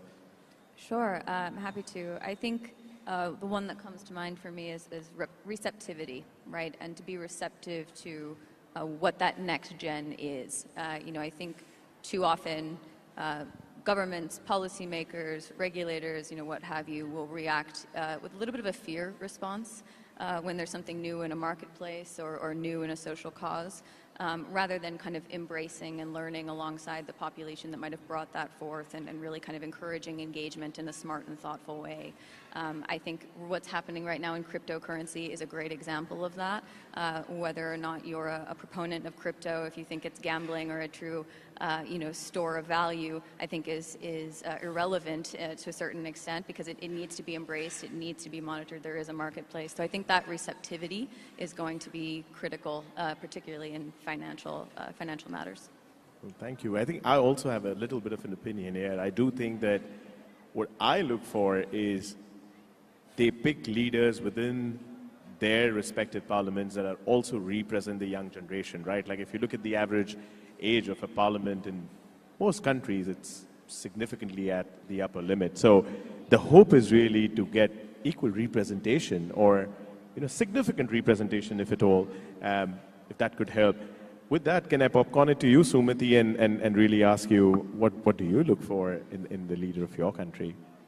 Namit, I think you almost read my mind, because representation was on my mind. I'd love to see more leaders who look like us. I'd love to see more young women in leadership positions, because it truly matters. When you see someone who looks like you, understands your lived experiences, they're able to respond better. I think the other thing is, with young people, our attention spans are really low. Guys, we're bombarded with information at all times.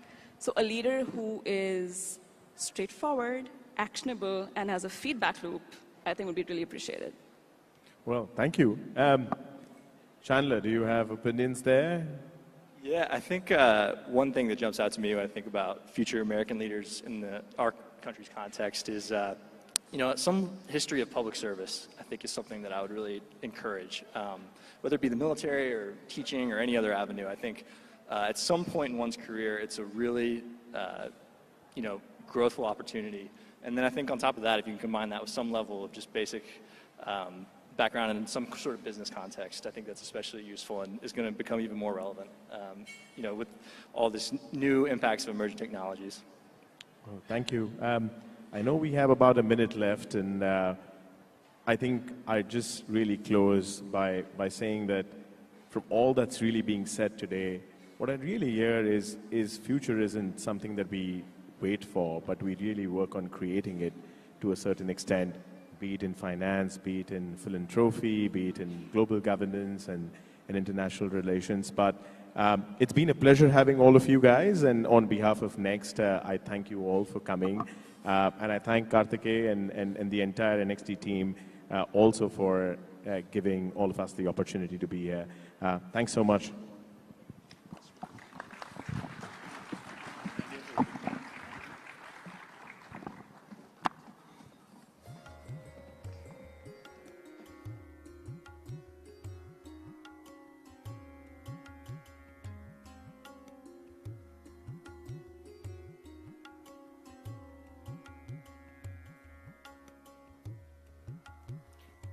That, of course, was a pretty youthful conversation there of the young individuals, of course, on our stage. But we are now turning our focus to, of course, a veteran who, of course, needs no introduction. And we are going to be speaking, in fact, in particular about now next in the Indo-Pacific. Yes, this is a really talked about region, isn't it? The Indo-Pacific. We've seen a lot of shifting geopolitical stances, particularly in the last few years in this region. A lot of bilaterals, multilateral summits have focused on visions of countries for the Indo-Pacific, and we are very excited to hear the next speaker's vision also for the Indo-Pacific, and of course also India's position in the New World Order and his overall geopolitical views as well. He's someone who, of course, is no stranger to India.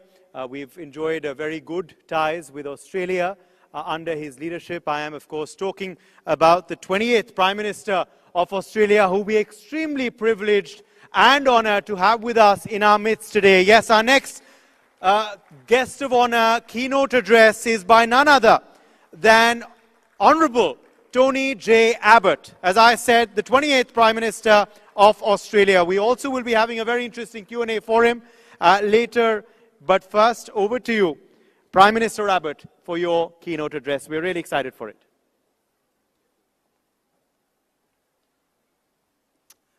Well, thank you. It's been a fascinating day, but a long one. I won't keep you too much longer, but I do hope to give you something to talk about over dinner. I do think that events like this matter because they bring leaders and thinkers together from different perspectives, and that's vital because the world, as Stephen Harper reminded us this morning, is more fraught than in many years. The Ukraine war might soon end with Russian aggression rewarded. The Gaza war could soon peter out with Hamas, the terrorist group, intact. And China, as India is only too well aware, is constantly ratcheting up its belligerence, particularly against practically independent, free and democratic Taiwan. China, Russia, Iran, communist, militarist, Islamist dictatorships are in an alliance of convenience against free countries that have rarely been as divided and confused. Quite apart from the massive loss of life, the ramifications of the Ukraine war have included much higher global energy prices and food shortages, in a warning of how quickly even the best of times can change under leaders more set on world power than their people's well-being. Leadership matters, and here India's leadership has delivered the world's fastest economic growth, with rural India finally enjoying clean water, proper sanitation, reliable electricity and connectivity, while urban India is gaining mass transit systems, motorways and an economic takeoff that's more soundly based than China's, thanks to democratic legitimacy and government under the rule of law. But the question I want to address is the one posed earlier to Prime Minister Harper. Is the Trump ascendancy going to do more good than harm? No new president has had more impact in his opening few weeks. Domestically, he's reversed the so-called green transition and stopped the policy preoccupation with climate change. He's ended the woke fixations of American boardrooms, including hiring practices based on immutable characteristics rather than character and talent. He's declared there's only two genders. He's tasked the world's greatest industrialist with making government more efficient. And he's ended the chaos in America's borders via the shock and awe tactic of threatening a 25% tariff unless Mexico in particular militarises its border to stop the daily inflow of thousands of undocumented foreigners and drug precursors. Well, so much, so good. But along the way, he's mocked the Prime Minister of Canada. He's mused about turning Gaza into a Miami beachfront. He said that the most beautiful word is tariff, threatening to upend the freer movement of goods, people and ideas that until recently had made the world more safe, more rich, more fair and more free for more people than ever before in history. And most worryingly, he's accused the Ukrainian president of being a dictator who started a war in order to ride an American gravy train, pending a deal to give the US preemptive rights over Ukraine's strategic minerals. Only now to walk that back, suggesting that this president should always be taken seriously, but not always literally. So what's happened to Ronald Reagan's idea of America as a shining city on a hill and the last best hope of mankind, and to JFK's America that was ready to pay any price, bear any burden, meet any hardship, support any friend and oppose any foe to assure the survival and success of liberty? Has it been replaced by fascination for powerful leaders disposed to bully their own citizens and invade their neighbours? Or is it simply a presidential desire to understand the difference between strength and weakness? My sense, and that's all it can be until more plays out, is that this president is shaking things up rather than changing his country's direction, because America's fundamental values and interests have not changed, not one bit. Tariffs, at least on friendly countries, don't protect industries so much as punish consumers. And the same common values, common interests, and yes, the same common anxieties that created the Quad are still there. President Trump is no less a patriotic believer in America's manifest destiny to be a beacon to the world's poor, huddled masses yearning to be free, no less an enthusiast for the power of market freedom to drive national wealth and personal opportunity, and no less committed to helping to build a more peaceful world where people can realise their dreams. It's just that where Kennedy saw American troops and advisers overseas as adding to his country's moral lustre, he worries that they could drag America into other people's wars. And where Reagan saw America's big fight as against the Soviet evil empire, this president sees the main struggle as against China's economic ascendancy based on exploiting free trade without practicing it. But so far, his verbal joustings have prompted a previously quasi-pacifist UK Labor government to lift military spending sharply and promise to police any ceasefire in Ukraine, and Middle Eastern governments that have long tolerated a terrorist statelet to consider how Gaza might be rebuilt other than as a sanctuary for apocalyptic Islamism. And even India has started to reduce its tariffs in order to make PM Modi's recent visit there a resounding success. It's hard to see a deal done behind Zelensky's back, if only because no president would want history to brand him the appeaser who'd sold out Ukraine to Russia the way Chamberlain sold out Czechoslovakia to Nazi Germany, or a deal with Xi over Taiwan, if only because no one determined to put America first would give its chief rival control of the sophisticated microchips essential to AI to power the next economic revolution. Countries' relationships with America will be more obviously transactional under this president, with less woolly rhetoric and more practical outcomes. Countries that want America's help should do more to help themselves and be more ready to give America a bigger stake in their freedom too. And if that means fewer restrictions on US investment and fewer green hurdles on economic development that China, for instance, can usually bribe its way around, then that's likely to leave the free world much better off. As J.D. Vance, the Vice President, recently warned, many democracies have been rolling back free speech in the guise of countering so-called misinformation or avoiding giving offence. To reduce emissions, we've damaged our competitiveness and deindustrialised. To atone for the old racism and sexism, we've started to discriminate again, only this time over identity. We've even started to deny democracy itself, excluding from government parties that take the wrong voters' concerns seriously. So as the antidote to military weakness, economic stagnation and cultural confusion, Donald Trump might not be the president the world likes, but he may very well be the president the world needs. Yes, as someone with a long memory and a mean streak, as the president himself admits in one of his books, it might be rhetorically brutal, at least in the short term. But the longer-term outcome of this presidency should be less of the self-destructive politics of climate and identity, and ultimately freer trade between like-minded democracies, plus stronger American allies. And this, of course, brings me to democratic India.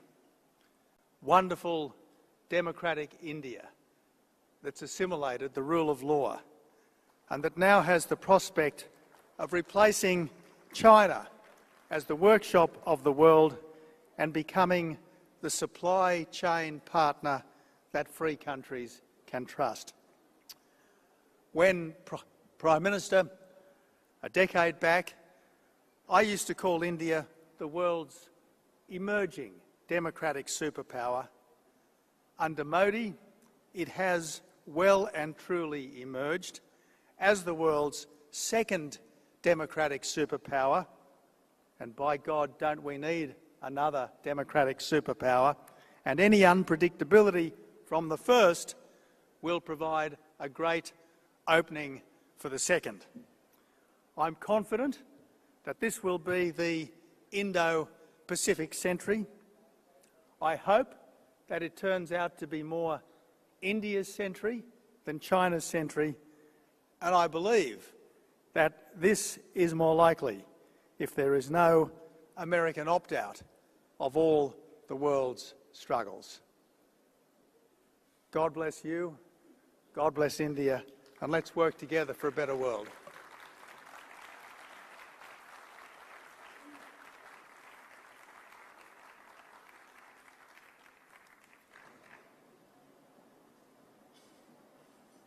Thank you so much, Tony Abbott, for that address. You were really, of course, very topical on India's ties and, of course, India's position in the world, and also your candid views on the new US president and other issues were also much appreciated. But we're going to continue this conversation. You have set the tone and tenor, I think, for your vision and your view and perspective, of course, on multiple issues.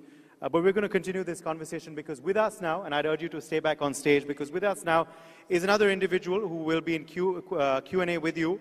He needs no introduction. He's, of course, someone who's been a veteran in India, in administration, in tourism, and, of course, also in foreign policy. He was steering the G20 when it was under India's presidency last year. And, of course, I'm talking about Amitabh Kant, former, G20 Sherpa, and, of course, former CEO, Niti Aayog. In fact, this very summit, Tony Abbott, sir, if I can tell you, this very venue was actually created specially for the G20 when we hosted, of course, the world's dignitaries. So let me quickly then call upon stage now Amitabh Kant to, of course, pose some very, very interesting questions to you for this special Q&A. We're privileged to have you, sir, with us. Thank you very much for consenting to be at the NXT Summit 2025 to do this special segment now with the 28th Prime Minister of Australia, Tony J. Abbott. And the floor is now yours, Mr. Kant. So let me first compliment Mr. Abbott for a very visionary, a very dynamic and a very powerful speech.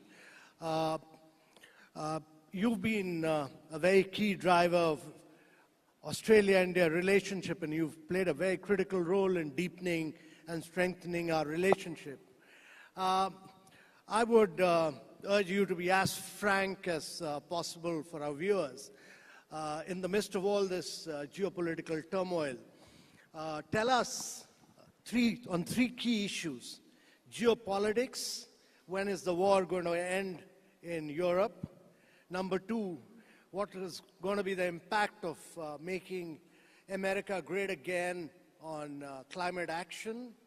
And number three, to my mind, how do you foresee the new forces of artificial intelligence and quantum computing impacting world around us in terms of production and productivity? Well, thanks, Amitabh. Look, I hope the war in Europe ends as soon as possible, but I hope it ends on terms that are as just and as fair to the victim as possible. And plainly, Russia invaded Ukraine.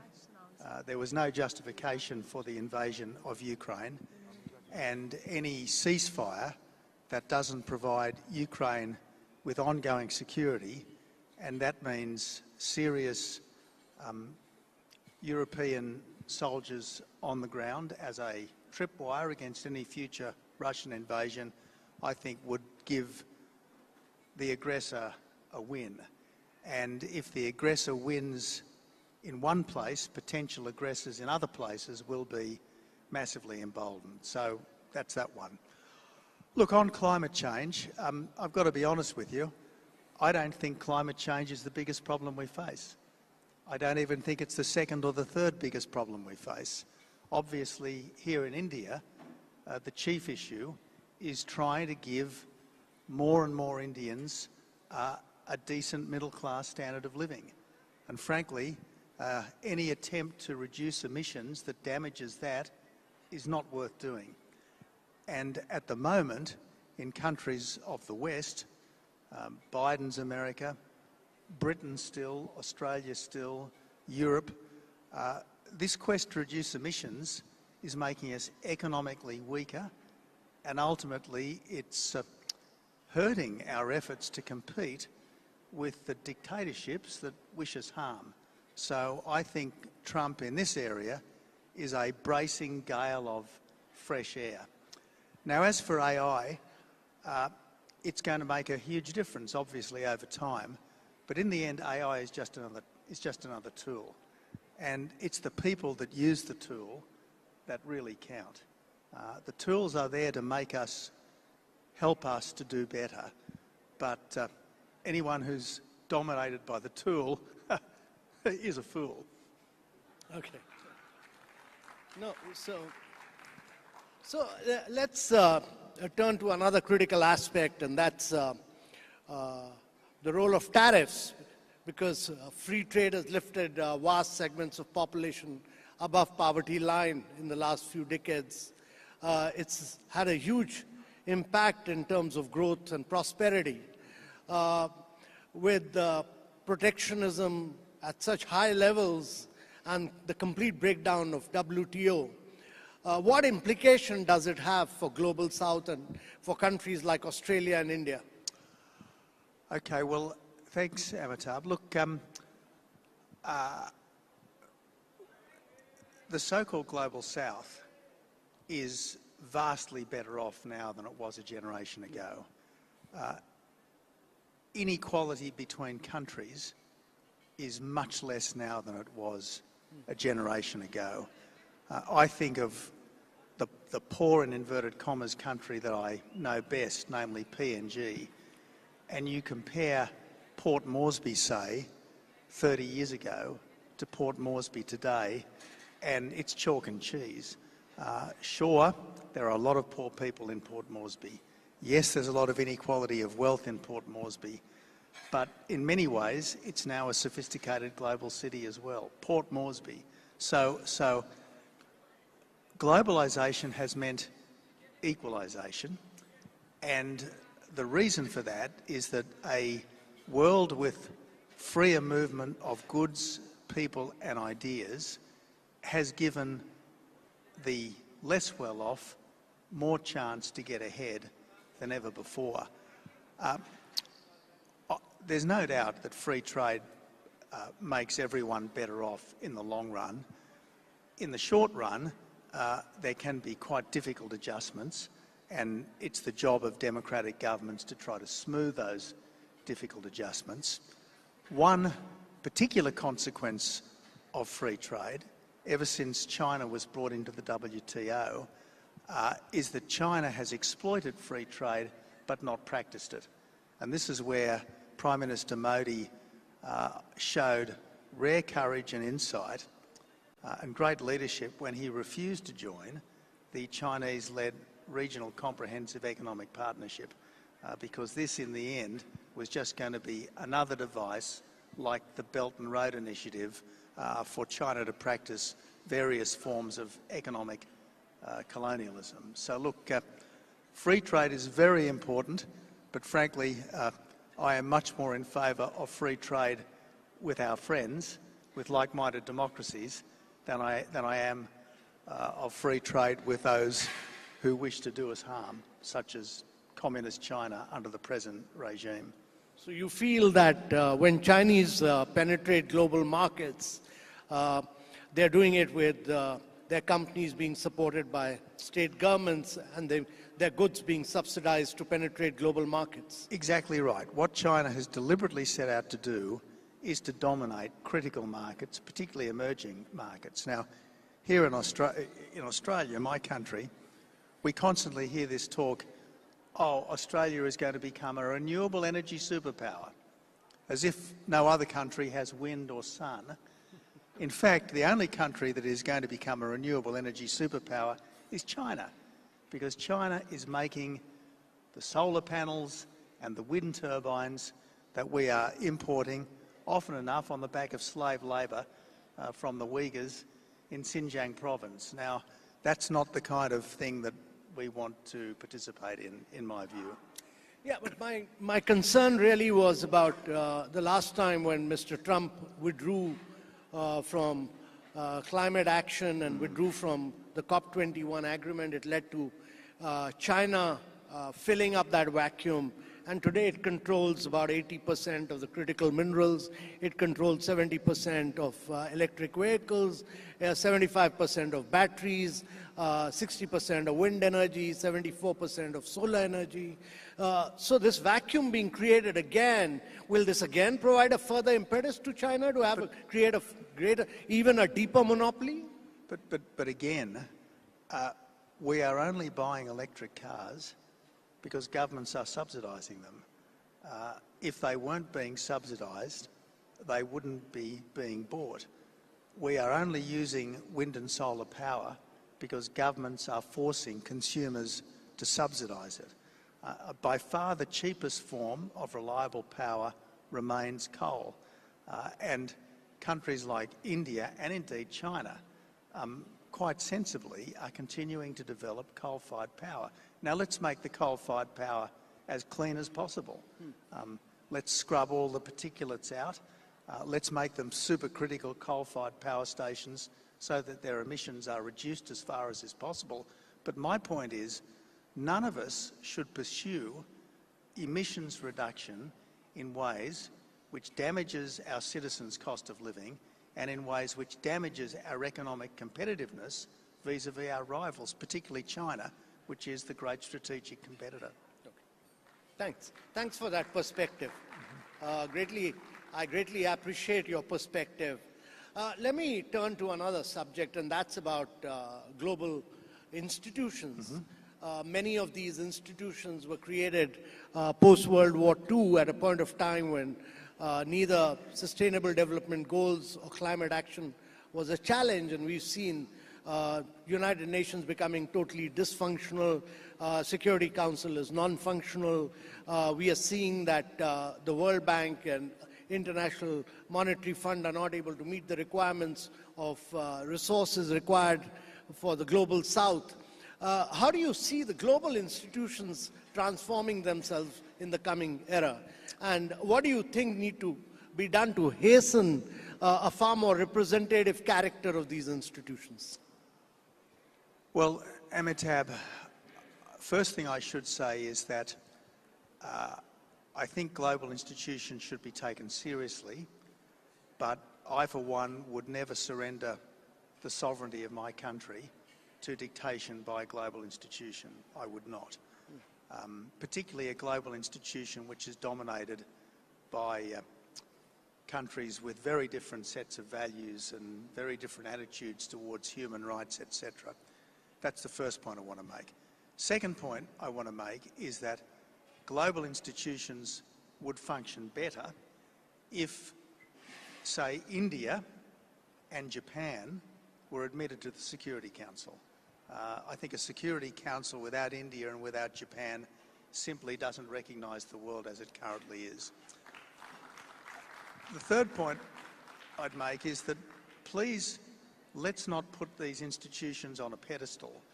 I mean, the International Court does not operate like a global version of the Judicial Committee of the Privy Council. We are not talking about a court of justice. We're talking about a court of politics.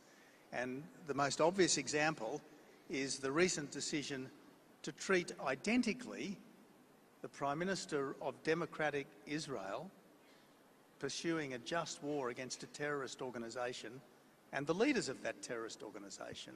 This idea that the now dead leader of Hamas should be subject to no more sanction than the democratic leader of Israel shows just how flawed so many of these global institutions are. Wonderful. Mr. Abbott, let me turn to the Indo-Pacific region, which is become an increasingly contested area with increased economic and coercion in the South China Sea. What's your view on this and this very, very aggressive stance by China? How do Australia and India work together, and what more can be done in the Indo-Pacific region? Well, you're right. China is increasingly assertive, to put it at its kindest. Belligerent, I think, is a more accurate description. And the most recent example of this is a Chinese naval task force that has just sailed down the east coast of Australia without any prior warning or notice to the Australian government. 2 live fire exercises which massively disrupted air transport across the Tasman Sea. And this is typical of, I suppose, China attempting to let all its neighbours know who the big dog is.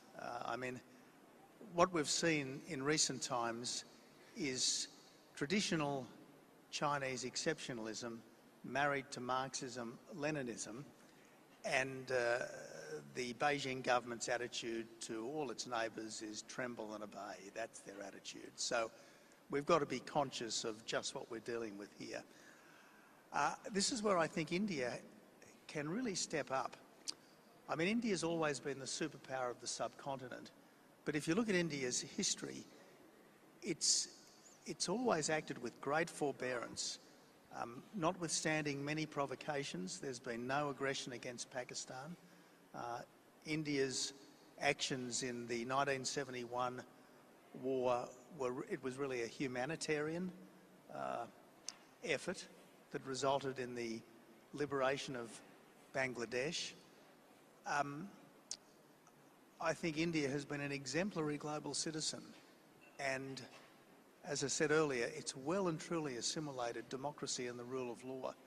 I mean, India is living, breathing proof that you don't need to be a dictatorship to progress, that a very large and disparate country can be a functioning liberal democracy, indeed a very efficient liberal democracy. So I like to think that in the decades to come, India will count for much more in the world, that India's global role will increasingly reflect its economic clout. And as I've said on numerous occasions, if there is to be a leader of the free world in 50 years' time, it's as likely to be the Prime Minister of India as the President of the United States, particularly if the United States engages in a kind of strategic retreat. Okay. Thanks for that outlook and that perspective. And I wanted to turn to the Australia-India relationship, and the Australia-India Economic and Trade Cooperation Agreement was a landmark deal. What more can be done to accelerate the pace of greater benefits between Australia and India relationship? Well, Amitabh, I was really pleased to host Prime Minister Modi in Australia back in 2014. That was the first visit by an Indian Prime Minister to Australia in some 27 years, and it was far too long a gap. It was a tremendous success. Modi got a rock star welcome in Australia, and I've got to say the million or so Australians of Indian background have been absolutely model, exemplary Australians, and I think that's going to continue. I think that India has the potential to step up as China, so to speak, steps back. I think the trade relationship between Australia and India is underdeveloped. I had a bit to do with the trade deal that was finalised a couple of years back, the interim trade deal that was finalised a couple of years back, and I think the Minister on the Australian side and the wonderful Piyush Goyal, who was the Minister on the Indian side, were only too keen to get a deal. But unfortunately, bureaucrats and vested interests have a wonderful way of complicating things. Bureaucrats because they want to keep the negotiations going forever, because while the negotiations are happening, that empowers the officials, and vested interests because they never want to disturb their cosy little arrangements. And my way of getting a free trade deal is to have a list of all the various products, the current tariffs, and just cross out 15% and put in 0%. Cross out 150%, which there was on Australian wine at that time, and put in, at least in the short term, maybe 20%, reducing ultimately to 0%. And I just think that's what we need more of. I mean, why shouldn't two countries that really are so much at one on so many things have completely free trade in goods, very substantial mutual recognition of qualifications, and at least above a certain wage level, relatively free movement of people. I think No, the Indians love the Australian wines. They're available in plenty. And we'd be very happy to see more of them. The two things Indians love. Speaking of Australian wines, I hope there's some being served this evening, and let's not too long delay our opportunity to enjoy them. So the two things Indians love is, one, the Australian cricketers. So the champion trophy is going on right now. Who do you think is going to win it, Australia or India? Well, if I say what my heart tells me, I'll be very unpopular. And if I say what you want me to say, I'll probably be very embarrassed when I get back home. So look, cricket will be the winner. Well, let me ask you then as to how do you rate the present Australian cricket team, and how do you rate the present Indian team? I think they're respectively the two best teams in the world. Yeah. Okay. Great. So they should be playing in the finals then. Let's hope. Yeah. Sure. So thank you very much for that wonderful discussion. I was really impressed with your very visionary and very, very dynamic perspective which you spelled out today, and it's been such a pleasure and such a delight interacting with you. You're such a popular figure in India. It's always a delight to interact with you. Well, thank you, Amitabh, and can I just congratulate you? You were very important to the success of India's G20, so well done. Thank you so much.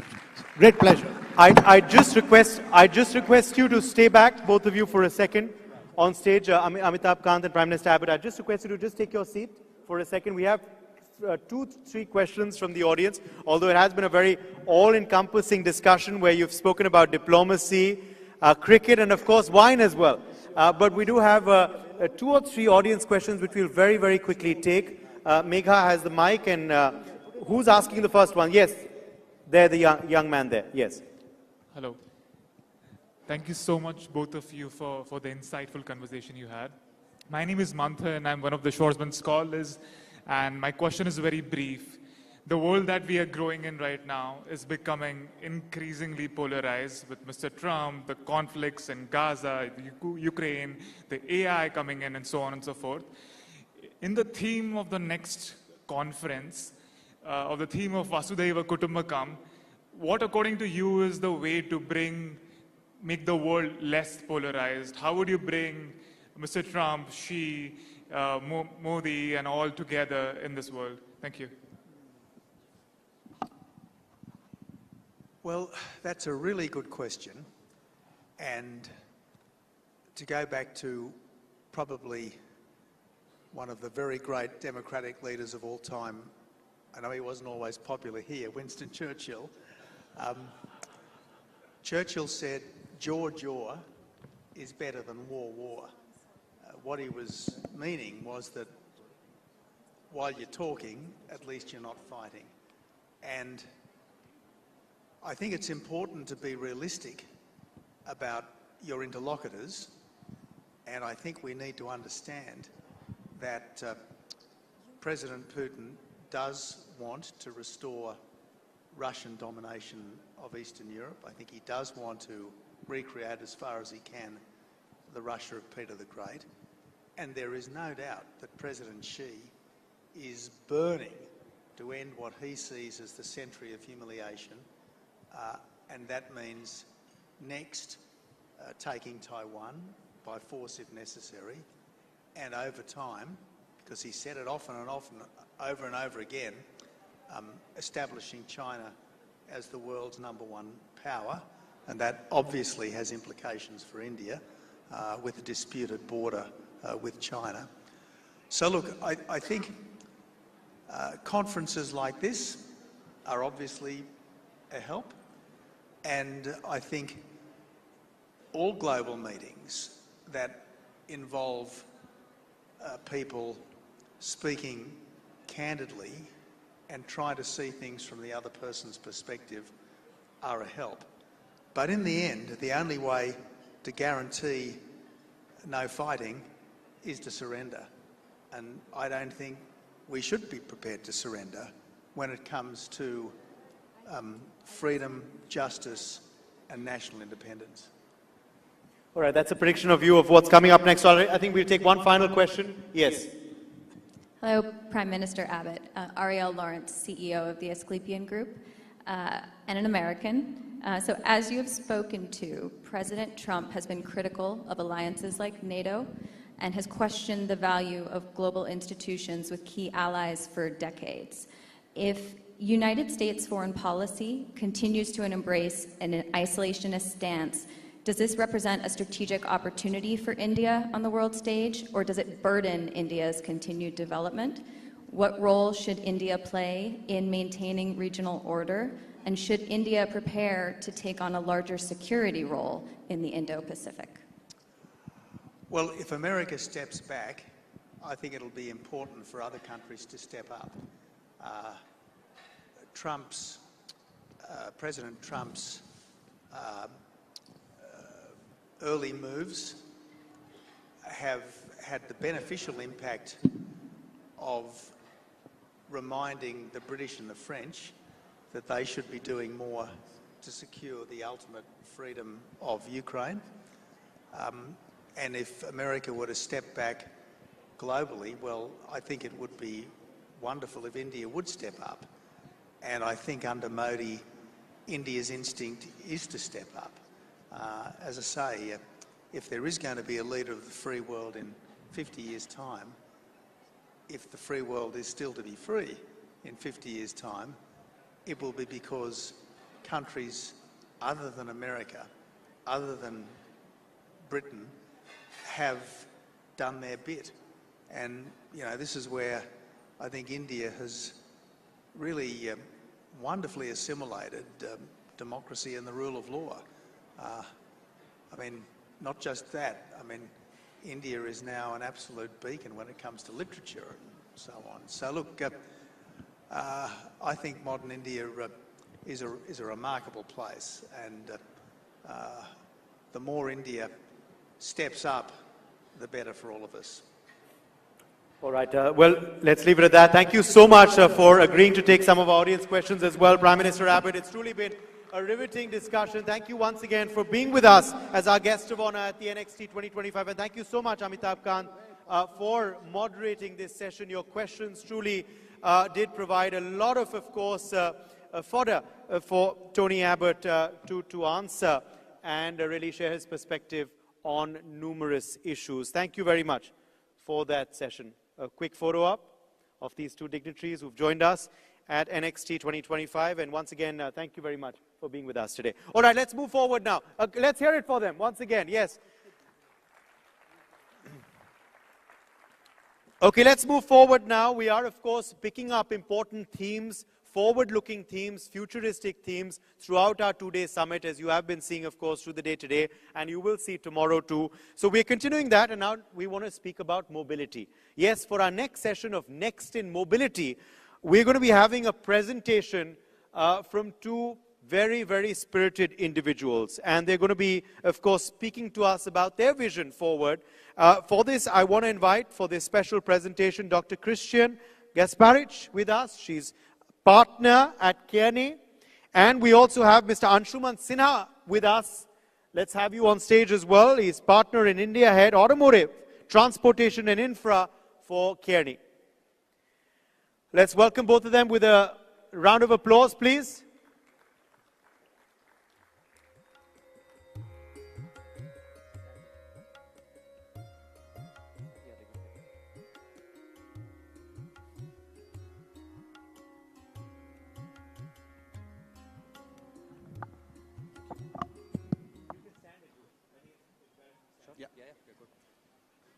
So, good evening, everybody. I think with the Trump administration, there are only two So over to sexes. them. Let's please welcome them once again with this round of applause. And over to them now for this next session on what's next for mobility, a global and an Indian perspective.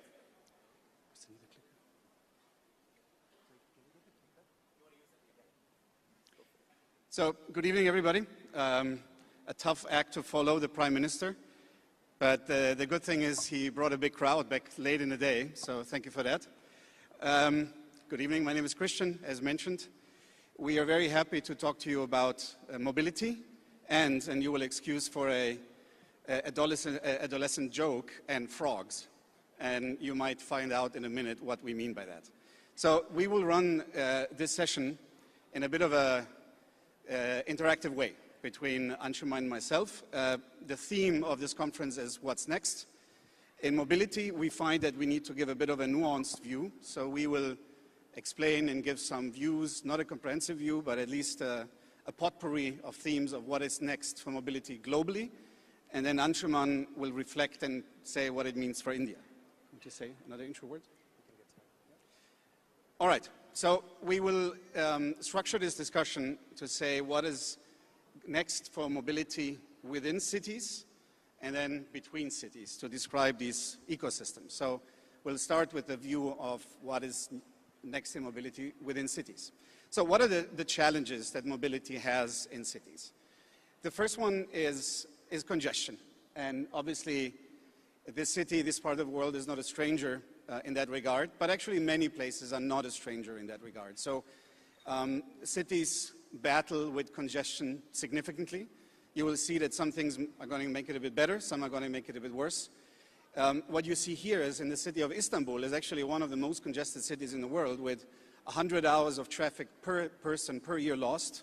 If everybody during this time worked, which might necessarily not be true, but let's assume, that will be a huge GDP impact of 200 billion for Turkey. Now, the other thing is public transit systems, despite many of their improvements, also maybe are not working perfectly. One statistics to show that is we actually still yet to recover the ridership of pre-pandemic years. And that, of course, has also to do with the ways of working. But also, there is a reason, we can still make the systems better. Now, if we go on, let's say, one of the reasons to make public systems better is the shared, connected mobility ecosystems. You would assume that this is done around the world in a very integrated way and everything is figured out. Now, even in London, which you could consider one of the best-in-class examples in the world, there is still a lot of things that are quite fragmented. They don't provide an integrated service. You see some examples here. The national railway services, you cannot get the same tickets, micromobility, even some of the train services. And then funding is obviously a key problem. Many cities in the world struggle. The cities have been, pushed in finding other sources of revenue. What you can see here is just one, I think, quite clear example in Lagos, in Nigeria. There is the actual need for public transport. CAPEX is 50 billion, whereas they get only 1 billion. And there's a huge disparity, and of course, in other cities, it's maybe less, but to prove the point. So what has happened in the world to pick up on some of these challenges as a selection? So the first one, many cities have actually looked not necessarily first solving the efficiency of transport and mobility, it was to reduce the demand. So a quite recent example, you might have followed the press in New York, has been congestion charging. So congestion charging does nothing else than basically limit demand. So before the service starts, fewer people use it.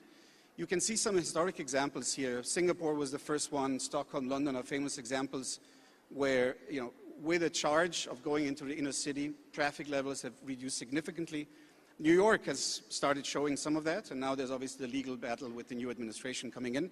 This is one way of cities to reduce demand. Others have, for example, also looked at reducing road capacity and thereby pushing people in public transport modes. And a very interesting development, it's not fully clear what it really means, is autonomous driving and robotaxis. There's been a few places in the world that have far progressed. One of them is China, actually. The other one is San Francisco. You might have followed, maybe many of you might have been in San Francisco. Waymo is a company that was an investment over $15 billion so far over the years, and there the system works pretty well now. It's a bit unclear. What does it mean for public transport? Does it mean more cars on the roads? It might. So not necessarily clear how cities will react to that. Maybe one more trend, inner city freight is also a topic. There's a lot of movements happening at the same time.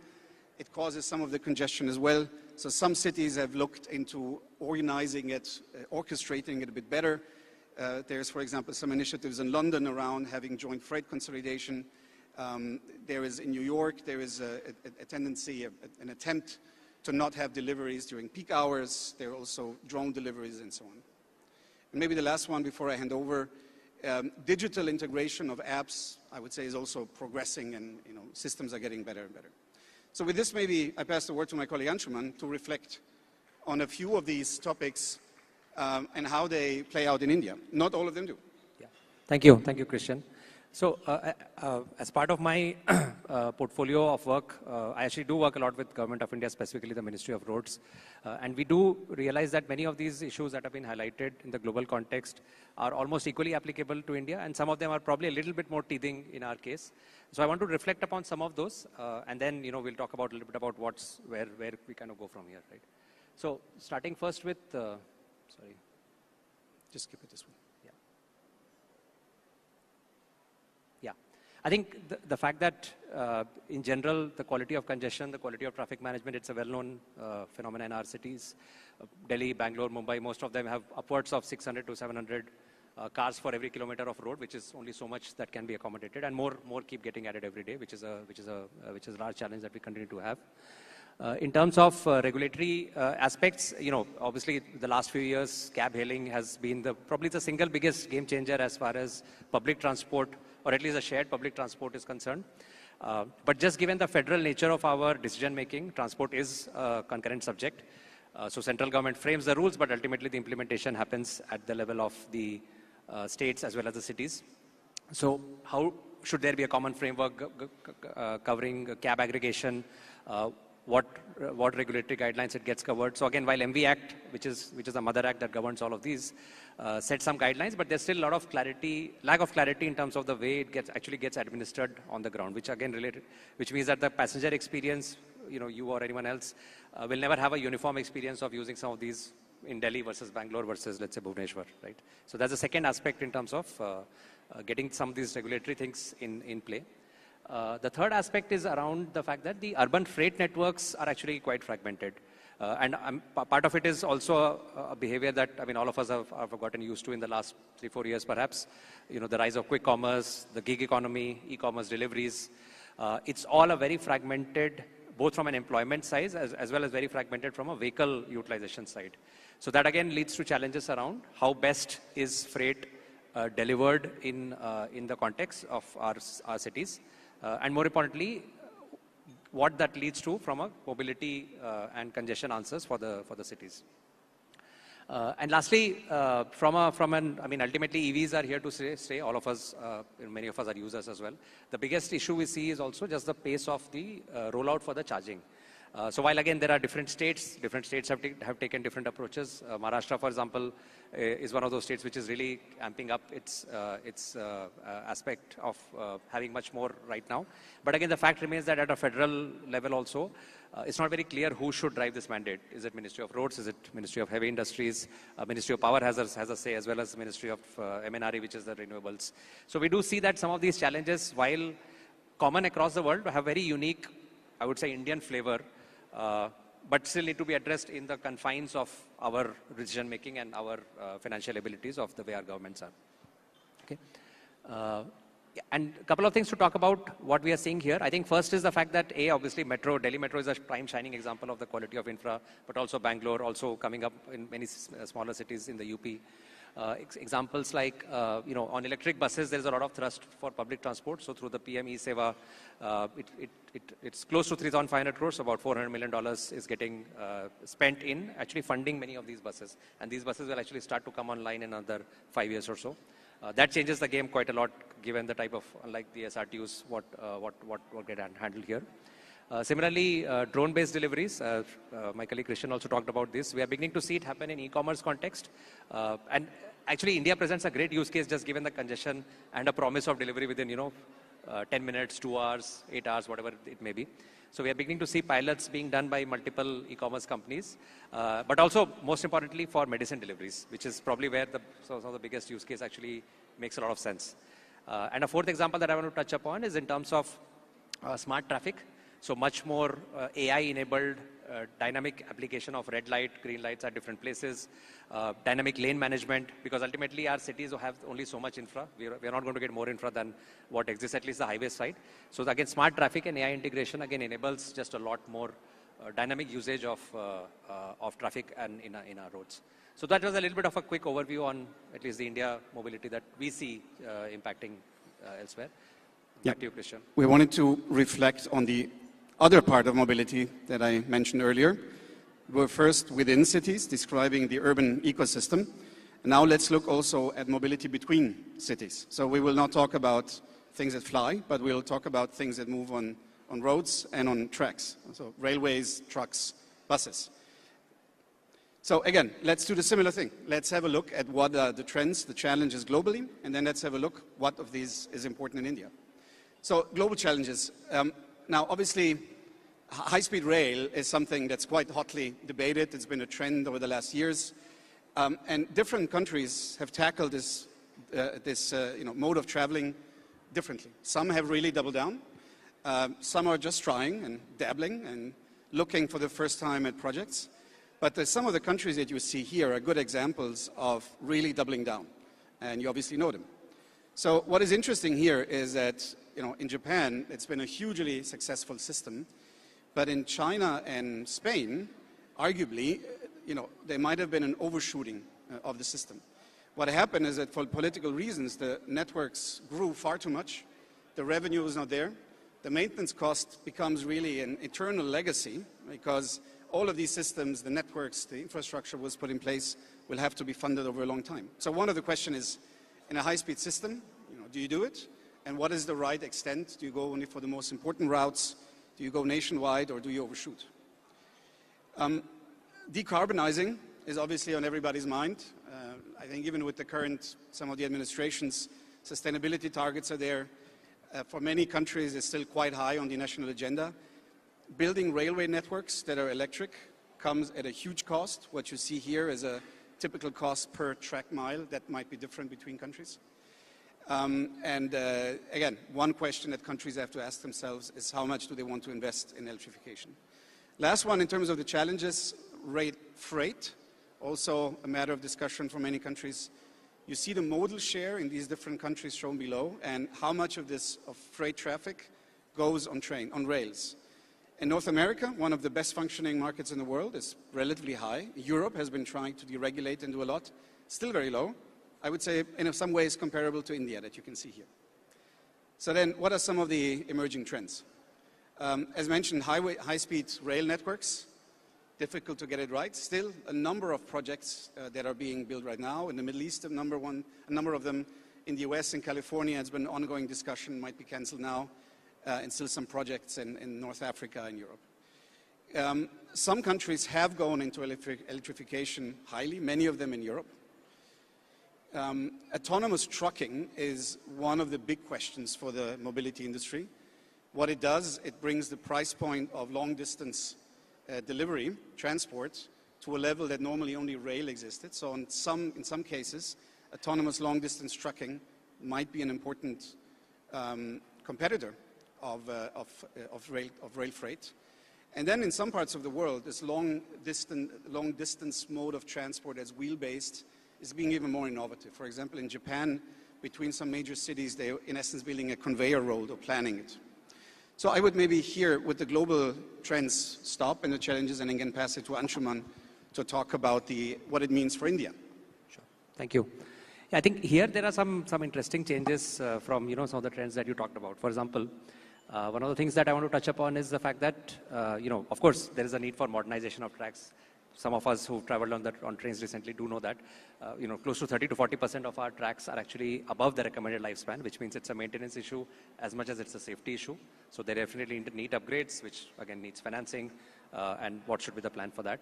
And at the same time, we need to continue building more. So there's always a choice between where the money is split between. The second, again, Christian pointed this out, just the fact that the freight that moves on road versus moves on rail. Actually, 50 years back, that number that used to move on rail was close to 50 to 60%. It's actually come down to 21. So in some ways, the preferred mode continues to shrink, which is always a shame. But it's a battle that world over freight networks are actually grappling with. But some interesting things that we see, the fact that DFCs, which are now almost fully operational after a long time, but and are also beginning to move high value added freight, right? So much more container traffic, trucks on trains, really nice models, and moving away from coal handling and handling of rice and wheat. So there's just a lot more value added stuff that starts to move on network and much faster, connecting our ports. Second, in terms of electrification, Christian, you touched upon this. India actually is pretty advanced on this. There's 95% of our tracks are fully electrified of broad gauge, and diesel is meant more for some more maintenance issues or short-term coverage. But there's one area where, at least from a fleet decarbonization point of view, we have in some ways leapfrogged maybe some of the other geographies as well. Third trend I want to talk about is in terms of long-distance buses. For the longest time, long-distance buses were the preserve of the SRTUs. Some of us, if you've traveled, there's the quality of experience really varies significantly depending on which part of the country you're traveling in. AC, non-AC, buses are working, not working, maintenance, SRTU saddled with debt, saddled with operational challenges. But the fact that there are new entrants in this space, Flixbus, for example, which is one of the largest such operators, has announced its intent to start operating. Similarly, Intracity Smart Bus. So that gives hope that the intercity transport, which is actually the more profitable mode of transportation, unlike intracity where there are other challenges on tariff, it does make a difference to having long distance commutes done much more efficiently vis-a-vis cars, because the more cars go on the road, you just need to keep building highways for just as long as you need to. And the last one that I want to talk about is HSR, which Christian also started with. I think it's a priority for any developing nation to at least put a project in place, because the economic opportunities that get unlocked between the cities, as has been proven in case of Shinkansen and quite a few. And India is also in that place. In fact, Shinkansen is what will help us also get there with the E5 series. All right. So now you might wonder, what are these idiots putting frogs here on the pages? I did mention frogs in the beginning. So what we want to introduce is a hopeful note at the end of this discussion. So you might see from all of the challenges, it's all doom and gloom, but we did want to leave you with a note with a sense of a concept, which is leapfrogging. This is where the frog comes in, and I hope it stays in memory. So the question that we ask ourselves is, beyond all of the obstacles to be overcome, what are the things that India can do to maybe jump one challenge? Or what is it maybe particularly good at that could help it tackle what is next in mobility? Yeah, so this is our moment to shine, what India can really do much better than the rest of the world. The first one, I think, is just the whole maturity and scale of our digital public infrastructure, which is payment systems, authentication systems, biometric devices. The number of use cases that ride on this in the context of transportation are immense. And ticketing is the simplest one of them, but anything that can speed up the movement of people, because face-based authentication is just so much faster. It's already happening at our airports through DigiYatra. It will happen in many of the other modes. So the whole backbone of our DPI just places us in a position where the use cases can just be unlocked very, very rapidly. The second, I mean, it's a well-known thing, so, and it's probably a cliche, but it's a cliche because it's true. It's just the depth of engineering talent, the depth of capabilities to work on some of these cutting-edge problems. In fact, it's e-commerce. E-commerce didn't originate in India, right? E-commerce originated in the US with Amazon. But on this day and age, the fastest and the cheapest delivery networks, and at the same time companies being profitable, is only China, Indonesia, and India. Those are the only three countries where it's happened. Europe is struggling with delivery costs. US, of course, Amazon has its own struggle. So, and that's coming down to the ingenuity of the talent that actually makes many of these networks possible, that just makes a lot of real-time optimization doable. The third element I want to touch upon is financial innovation, and in some ways it's one of those things which, because you're in a situation where you have a little bit of a crunch, so you have to manage better. I think just the involvement of private sector in funding India's infrastructure is of a different league. I'll give you a statistic. Ever since the Bharatmala program, which is one of the things that I've been helping the Ministry of Roads with, has been, in the last 2 years, about 45% of the capital that has gone into building roads is actually private capital. Nowhere else in the world are roads built by private capital with the intensity that they get built in India. If all those roads were to be built by the Indian government, all that money would not go to health and education and other social protection that needs to be provided. So this level of financial innovation is what just unlocks so much more money. And once private capital comes in, obviously there is efficiency and other angles. So I would say these three areas, at least the way I see it from the outside, really add a lot to mobility. And we are already at a place where we are actually much ahead of many countries in the world. So just making sure that we keep latching onto it, keep building on top of it. And many of those solutions we will continue to be much better at as recently as the next 3-4 years. Okay. So with that, we'll bring this to a close. So thank you for listening to us. Thank you for patient hearing. Thank you very much. Thank you.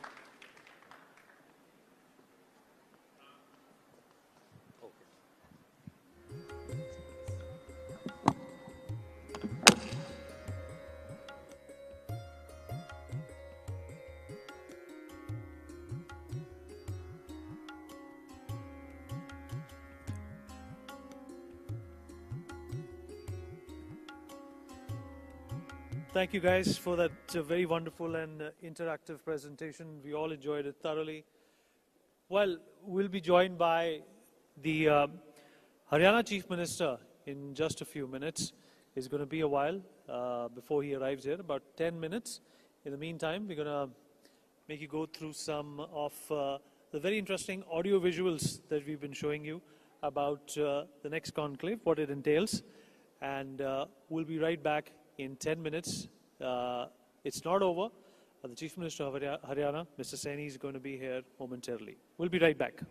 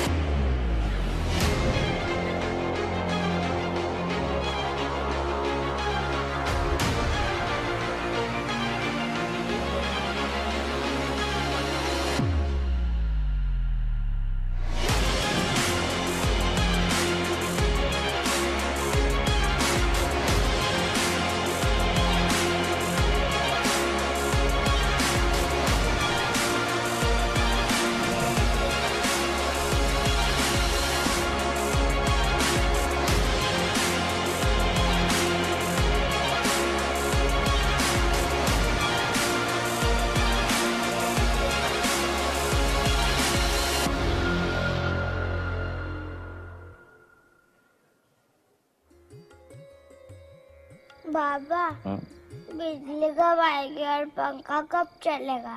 Chantu साहब, पहले पंखा आएगा फिर बिजली आएगी, हैं?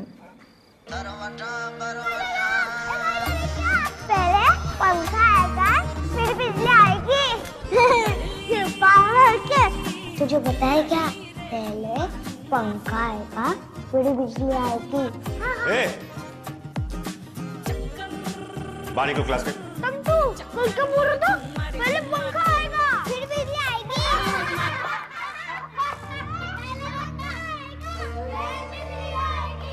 रूठी रूठी रोशनी, तू मुझे मानता है ना? पहले पंखा आएगा फिर बिजली आएगी। लागी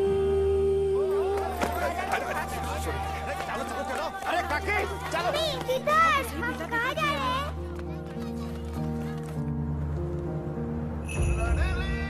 ये पंखा आएगा फिर बिजली आएगी। पहले पंखा आएगा। बिजली आएगी। ऑन करो। हम सिर्फ वातावरण से बिजली नहीं बनाते हैं, जिंदगी में रोशनी जगाते हैं, खुशियां फैलाते हैं। अदानी, हम करके दिखाते हैं।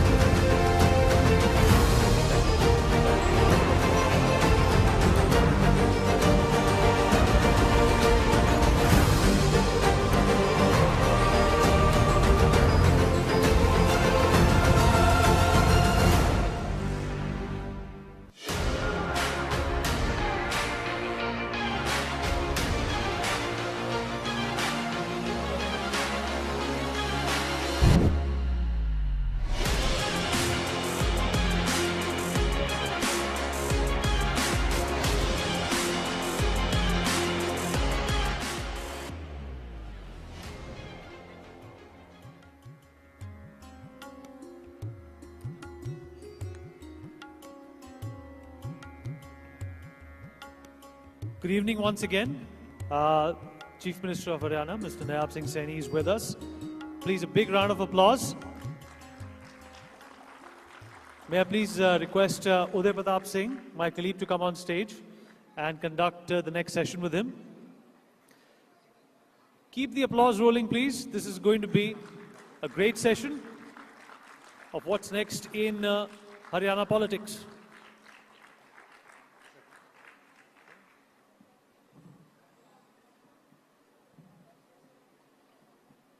Over to you, Uday.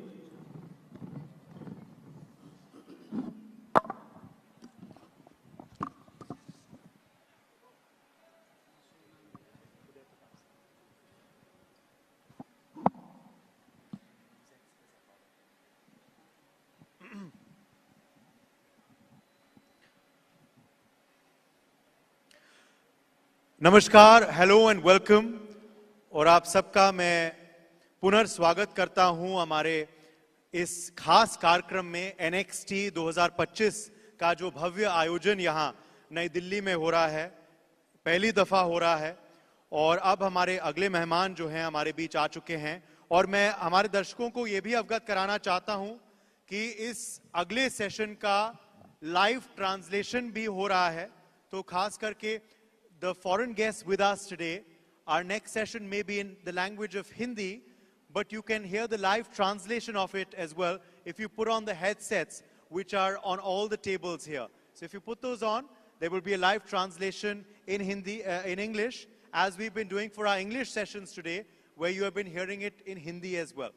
And there was also a session in Russian today, which you also heard in English. मगर जो हमारा थीम है अगले सेशन के लिए वो है विकसित हरियाणा, नेक्स्ट इन हरियाणा, क्योंकि हमारे संग जुड़ गए हैं हरियाणा के यशस्वी मुख्यमंत्री नैब सिंह सैनी जी। तो पहले तो जोरदार तालियों से उनका स्वागत किया जाए। नैब सिंह जी, बहुत बहुत स्वागत है आपका हमारे कार्यक्रम में। Thank you Uday ji, thank you. जो थीम है नेक्स्ट इन हरियाणा का, विकसित हरियाणा का, तो मेरा पहला सवाल आपसे यही है, what is next in Haryana looking like? Haryana का भविष्य आपके नजरिए से क्या लग रहा है इस वक्त? देखिए उदय जी, थर्ड टर्म की सरकार आदरणीय नरेंद्र मोदी जी के नेतृत्व तत्वाधान के अंदर ये आई है। अगर आप लोग देखेंगे 2014 से पहले का हरियाणा और आज 2025 का हरियाणा, गति से बदलता हुआ हरियाणा हमारा। मुझे खुशी है कि आज इन 10 वर्षों के अंदर हरियाणा के हर जिला को 4 लेनिंग रोड से टच किया है, जोड़ा है। एक भी जिला ऐसा नहीं है जो 4 लेनिंग से ना जुड़ा हो।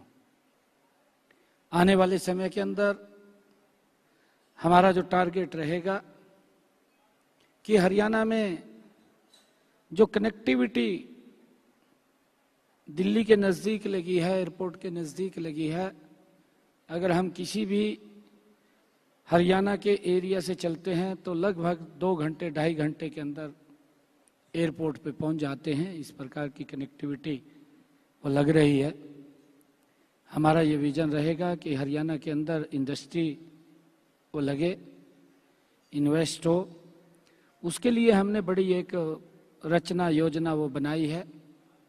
अभी जो हमारा ये बजट सत्र चलने वाला है, इस बजट सत्र के अंदर भी हमने इससे पहले हमारे जो टेक्सटाइल इंडस्ट्री के पदाधिकारी थे, जो उनके एसोसिएशंस के मेंबर थे या इंडस्ट्री के हमारे एसोसिएशंस के मेंबर थे, इन सब लोगों से हमने इस बजट के अंदर भी प्री बजट को लेकर के चर्चा की है कि आने वाले समय के अंदर हम हरियाणा में इंडस्ट्री आए उसके लिए क्या कर सकते हैं।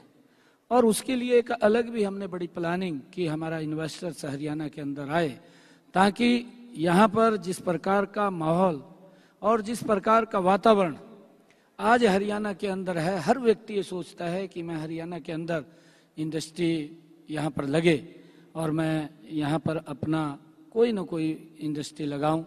उसके लिए सरकार हमेशा उसमें सरलीकरण करते हुए हम लगातार कि ज़्यादा लोग आए, उनको दिक्कत ना आए। चाहे हमने जो एक अपना अलग शेल बनाया है HPC हरियाणा जो को लेकर के कि कोई व्यक्ति अगर single roof system, single window system उसको लेकर के अगर कोई एक एप्लीकेशन उसमें देगा तो उसकी पूरी NOCs के साथ उसका टाइम बाउंड तय करते हुए हमने वो तय किया है ताकि कोई भी व्यक्ति यहाँ पर आए और उसको दिक्कत परेशानी ना हो, सरकार उसके हेल्प में काम करेगी ताकि यहाँ पर इंडस्ट्री को बढ़ावा मिले। उसको लेकर के हम पूरी रचना योजना हमारी बन रही है। हमारा एक टारगेट ये भी है कि हम हरियाणा के अंदर एक इन्वेस्टर मीट्स वो भी जल्दी ही करने वाले हैं ताकि उसके लिए भी हम कुछ जो इन्वेस्टर्स हैं उनको हम यहाँ पर आमंत्रित कर सकें और यहाँ पर वो अपना इंडस्ट्री के अंदर वो लगा सके, इन्वेस्ट कर सके, उसके लिए हमारी रचना योजना पूरी।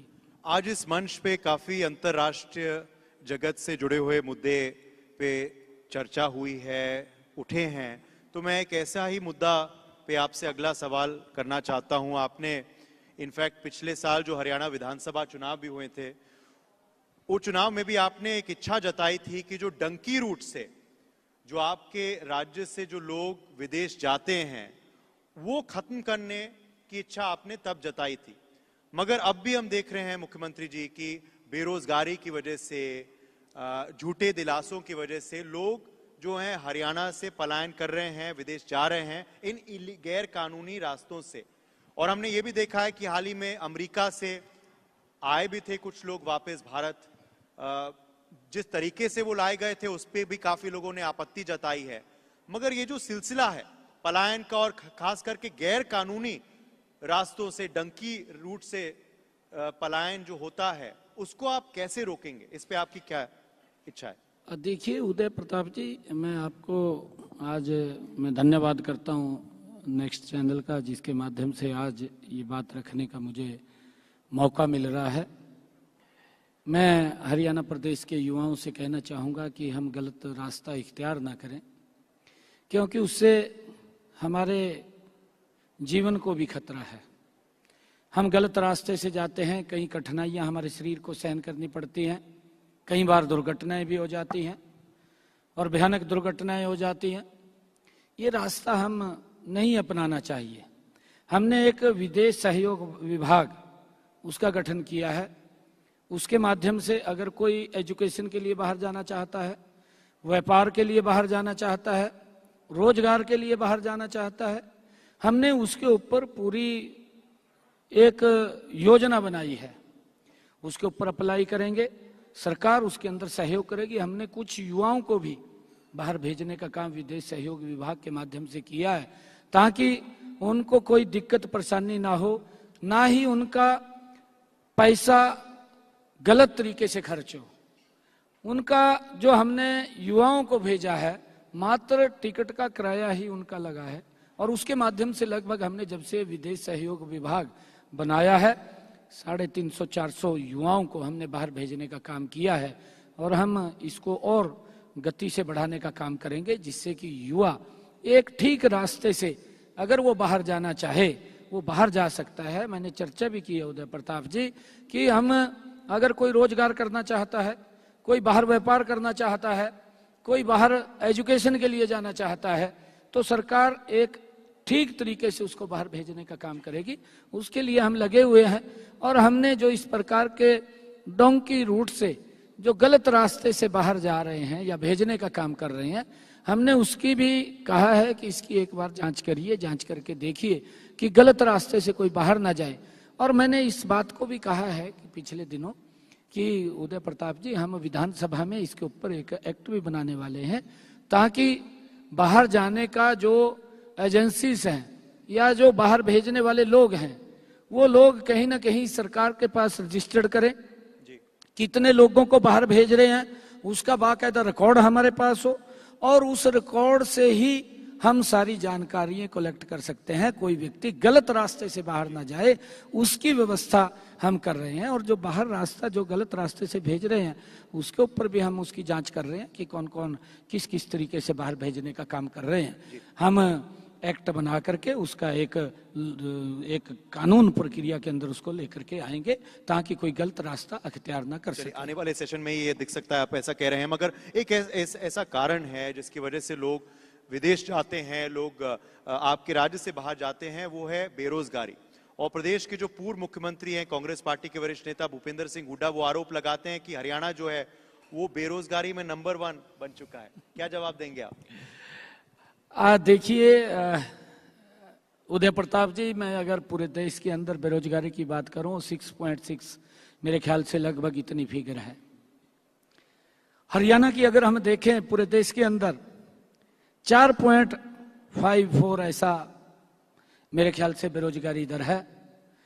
अगर हम हिमाचल की जहां कांग्रेस सरकार है, अगर हुड्डा साहब ये बात कह रहे हैं, अगर हिमाचल की देखें तो 9.34 के लगभग है, मैं आंकड़े देख रहा था 9.34 ऐसा कुछ होगा। बहुत नीचे हमारा स्कोर है हरियाणा का। अगर हम पंजाब का देखें, पंजाब के अंदर भी 7 पॉइंट कुछ है।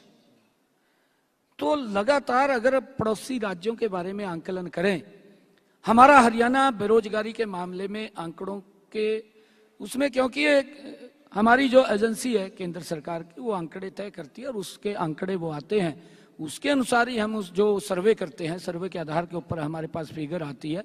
उस फिगर के अंदर हम 4.34 के ऊपर हैं, इतने आंकड़े हमारे हैं।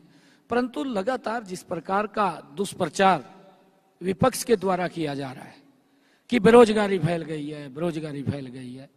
मैं अभी विधानसभा के जस्ट हमारे हरियाणा के अंदर उदय प्रताप जी चुनाव हुए हैं, चुनावों के अंदर किस प्रकार का वातावरण विपक्ष ने खड़ा किया, दुर्भाग्यपूर्ण है।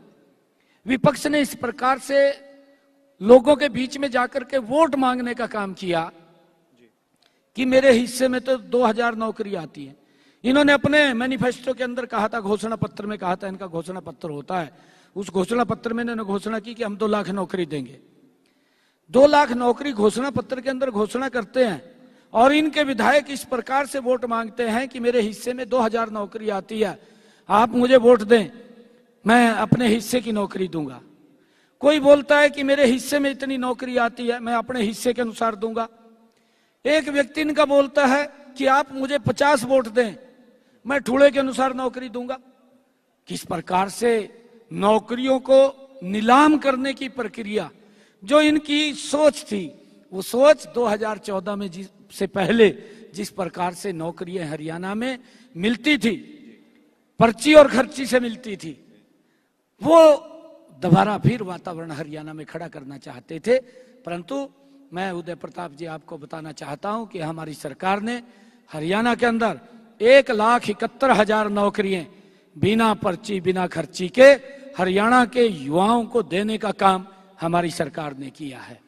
और मुझे खुशी है बताते हुए आपको कि हमने अभी अपने संकल्प पत्र में कहा है, आने वाले 5 वर्षों के अंदर हमारी सरकार हर वर्ष 2 लाख और बिना पर्ची खर्ची के हरियाणा के युवाओं को नौकरी देने का काम हमारी सरकार करेगी। उदय प्रताप जी, मैंने जैसा अभी बात भी कहा है कि हमारे हरियाणा के अंदर हम बड़ी इसकी प्लानिंग भी कर रहे हैं कि हमारे यहाँ इंडस्ट्री लगे, और उसके लिए हमने अपने संकल्प पत्र में ये भी कहा है कि हम 10 जिलों के अंदर IMT बनाएंगे।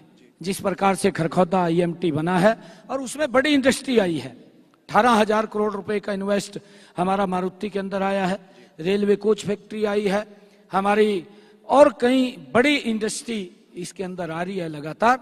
हम और उसके अंदर प्रयास करते हुए आदरणीय प्रधानमंत्री जी के मार्गदर्शन के अंदर हम हरियाणा के अंदर 10 और जिलों के अंदर नई IMT लगाएंगे, जिस एक IMT के अंदर लगभग हमारा टारगेट है कि उस क्षेत्र के 50,000 युवाओं को रोजगार देना, ये हमारी प्राथमिकता होगी। और उसके अंदर हम लगातार इसके अंदर काम कर रहे हैं, और अब हम 3 गुना गति से, हमारी ये तीसरे टर्म की सरकार, नॉन स्टॉप सरकार, हम 3 गुना गति से काम करेंगे ताकि इस बेरोजगारी के ऊपर गति से हम और काबू पा सकें। इस तीसरे कार्यकाल पर मैं आऊंगा, मगर क्योंकि आज हम चर्चा कर रहे हैं नेक्स्ट के बारे में। तो नेक्स्ट इन हरियाणा में क्या कुछ आने वाला है ये हमें पता है, क्योंकि नगर निकाय चुनाव की वोटिंग आ रही है। नगर निकाय चुनाव इस वक्त चल रहे हैं हरियाणा में। पार्टी ने इस बार फैसला किया है, बीजेपी ने, कि आप अपने ही सिंबल पे प्रत्याशी जो है उतार रहे हैं, आप लोगों के बीच जा रहे हैं, प्रचार जोरों शोरों से चल रहा है। क्या लग रहा है इस वक्त मूड क्या है, नगर निकाय में क्या होने वाला है बीजेपी का? उदय प्रताप जी, मैं पिछले लगभग 15 दिनों से हरियाणा के हर नगर पालिका, नगर परिषद और नगर निगम के अंदर मुझे जाने का अवसर मिला है। हरियाणा के लोगों का जो प्रेम, जो प्यार, जो आशीर्वाद जो देखने को मिल रहा है, मुझे पूर्ण विश्वास है कि जब दिल्ली के अंदर आदरणीय नरेंद्र मोदी जी के नेतृत्व के अंदर कांग्रेस नॉन स्टॉप तीसरी बार 0 पे आउट हुई है, हमें पूर्ण विश्वास है कि हरियाणा के अंदर भी जब 12 मार्च को रिजल्ट आएंगे, कांग्रेस पार्टी हरियाणा से 0 पे आउट करने का काम हमारे हरियाणा के लोग करेंगे। क्योंकि हमारी सरकार ने जो लगातार हरियाणा को बदलने का काम किया है, हरियाणा के इंफ्रास्ट्रक्चर को मजबूत करने का काम किया है। उदय प्रताप जी, अगर हरियाणा के हम बारीक से बारीक जगह पर भी नजर डाल करके देखें तो बदलता हुआ हरियाणा, गति से बदलता हुआ हरियाणा हमें दिखाई देता है। कांग्रेस तो अपने प्रत्याशी भी पूरे खड़े नहीं कर पाई, और जिस प्रकार का उनकी पार्टी के अंदर दवेश है, उन्होंने लिस्ट तो जारी करते हैं लोगों को दिखाने के लिए कि हमने स्टार प्रचारकों की लिस्ट जारी की है। एक भी स्टार प्रचारक कहीं हमें कार्यक्रम में करता हुआ दिखाई नहीं दिया। मैं इतने स्थानों के ऊपर गया हूं, कहीं कांग्रेस के अंदर कोई उत्साह, कोई जोश दिखाई नहीं दिया। उनका जोश और उत्साह बिल्कुल 0 हो गया है, और कहीं वो दिखाई नहीं दे रहे हैं। भारतीय जनता पार्टी कमल का फूल 12 मार्च को ये ट्रिपल इंजन की सरकार बनाने का काम करेगा, और ये ट्रिपल इंजन की सरकार 3 गुना गति से हरियाणा प्रदेश के विकास को और आगे बढ़ाने का काम करेगी।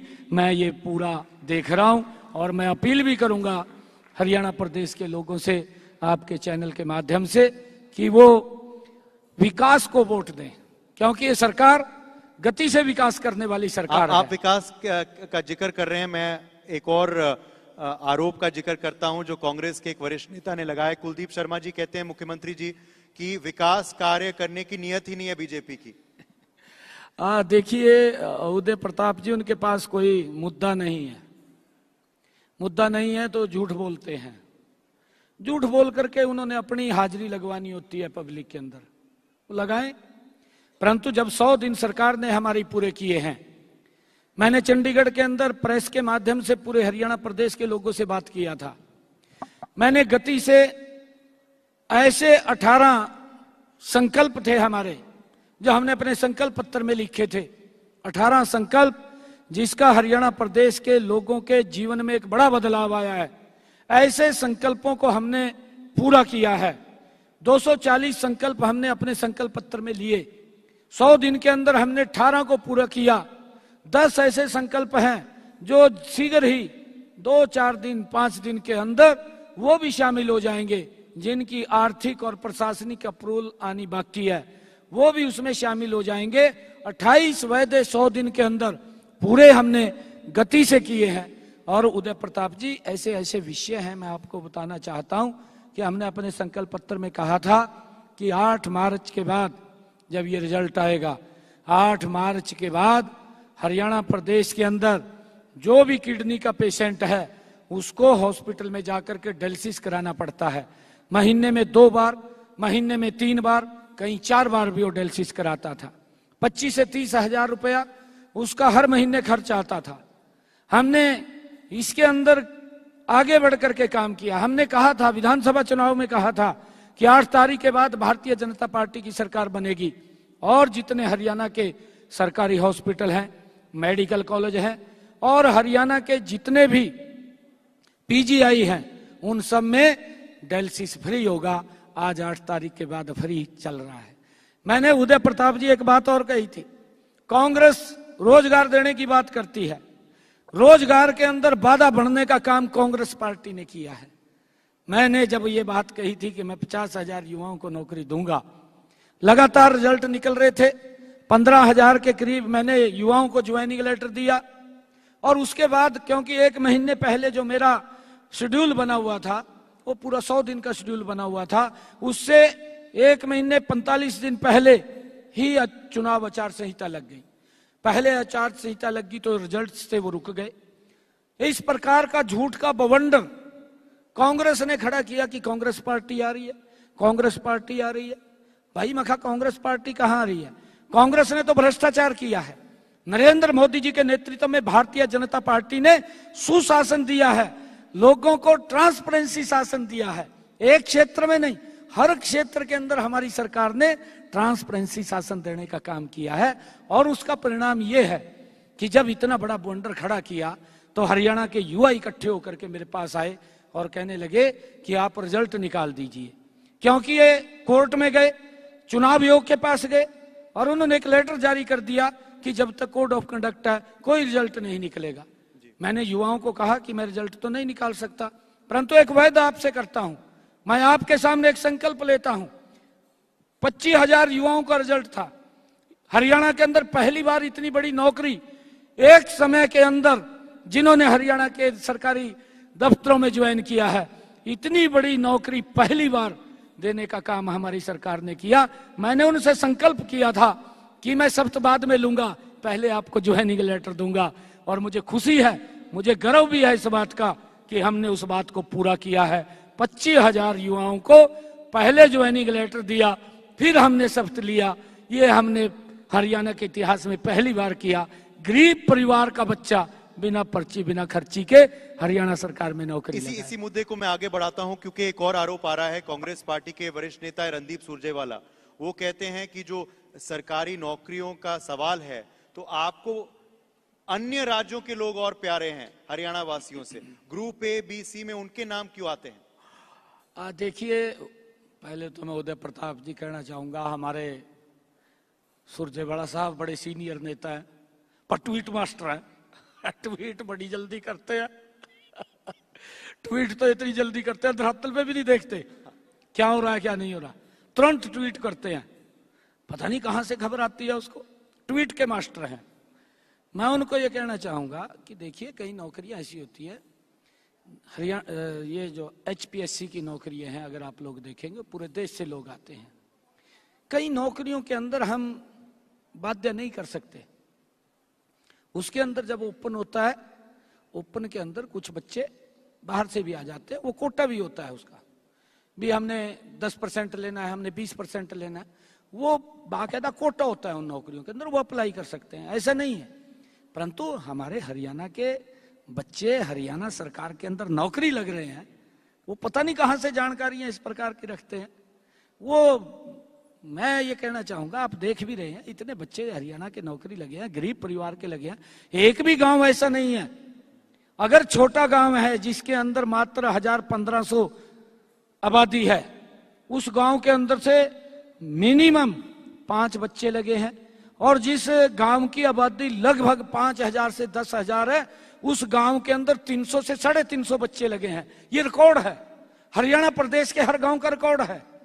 ये पता नहीं कहां से जानकारियां कलेक्ट करता है। मैं तो यही बात आपको कह रहा हूं कि ट्वीट मास्टर है, ये तुरंत ट्वीट कर देता है, इसको जानकारी एक और वो आरोप लगाते हैं, ट्वीट करते हैं कि जो पिछड़ा वर्ग है उसको भी आरक्षण देने का ठीक काम नहीं कर पा रही बीजेपी, कहीं ना कहीं शर्तों में झांसा दे रही है पिछड़ा वर्ग को। देखिए, मैं ये कहना चाहूंगा कि कांग्रेस के लोग इस प्रकार के आरोप लगाते हैं उदय जी। आज तक कांग्रेस पार्टी ने OBC को वोट बैंक के रूप में इस्तेमाल किया है। उनकी सुविधाओं की अगर कभी भी कोई बात आई, उसको इग्नोर किया है, उसकी फाइल को दबा दिया है। ये आप लोकसभा के अंदर राजीव गांधी जी की अगर आप डिबेट निकाल करके देखें तो उस डिबेट के अंदर भी आधे घंटे की डिबेट है। खड़ा होकर के लोकसभा के अंदर इस बात का विरोध किया कि OBC आयोग नहीं बनना चाहिए।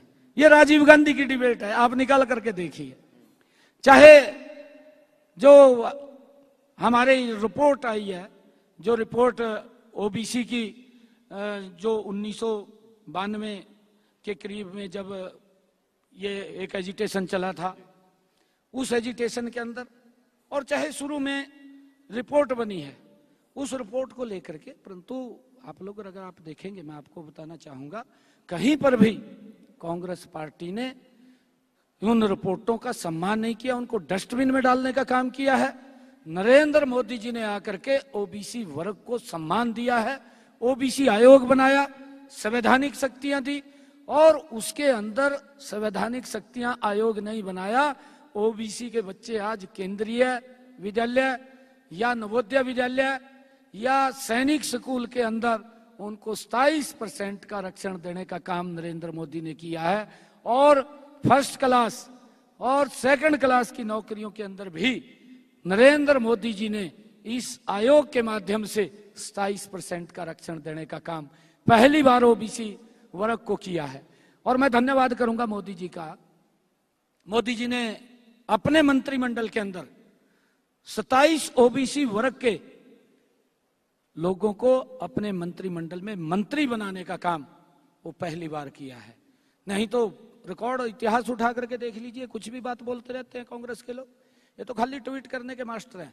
ये अगर इनके बारे में, इनके कार्यकाल के बारे में पूछा जाए कि आपने क्या किया है, ओबीसी को वोट बैंक के रूप में इस्तेमाल किया, ओबीसी को रैलियों में बुला करके भीड़ इकट्ठी करने का काम इन्होंने किया है। 55 साल तक ओबीसी का शोषण करते रहे। 55 साल कोई छोटा नहीं है कार्यकाल, 55 साल तक ओबीसी का शोषण करते रहे।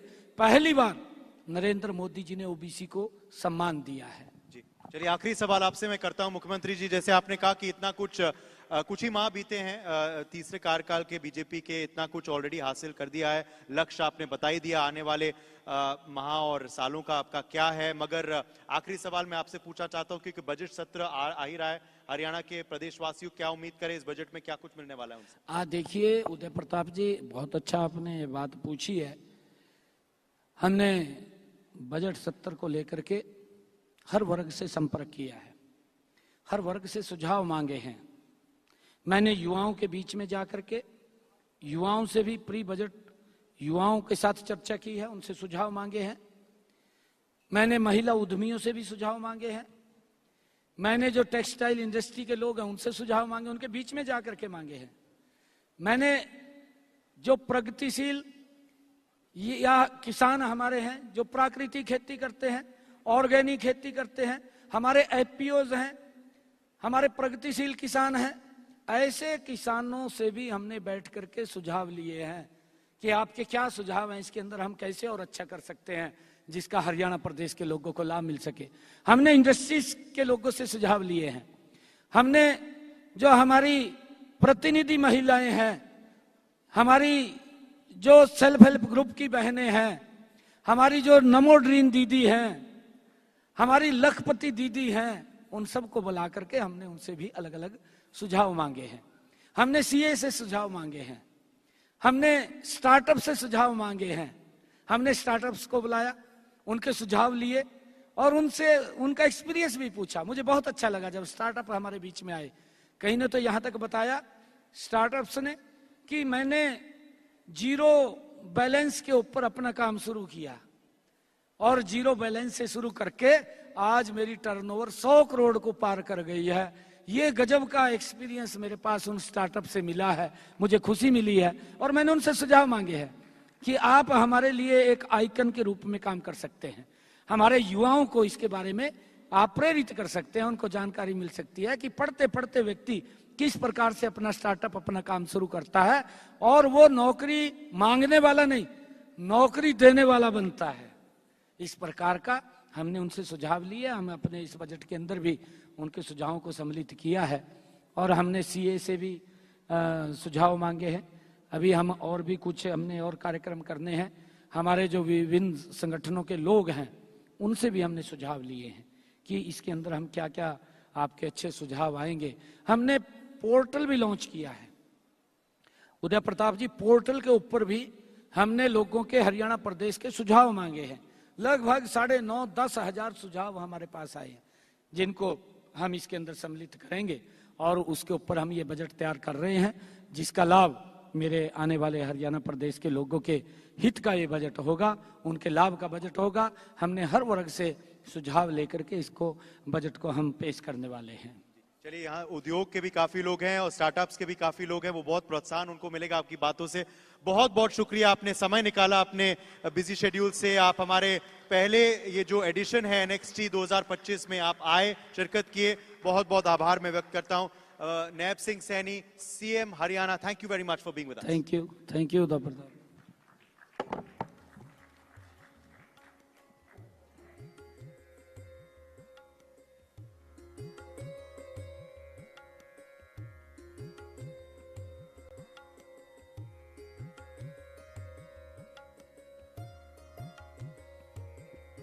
Thank you, Uday.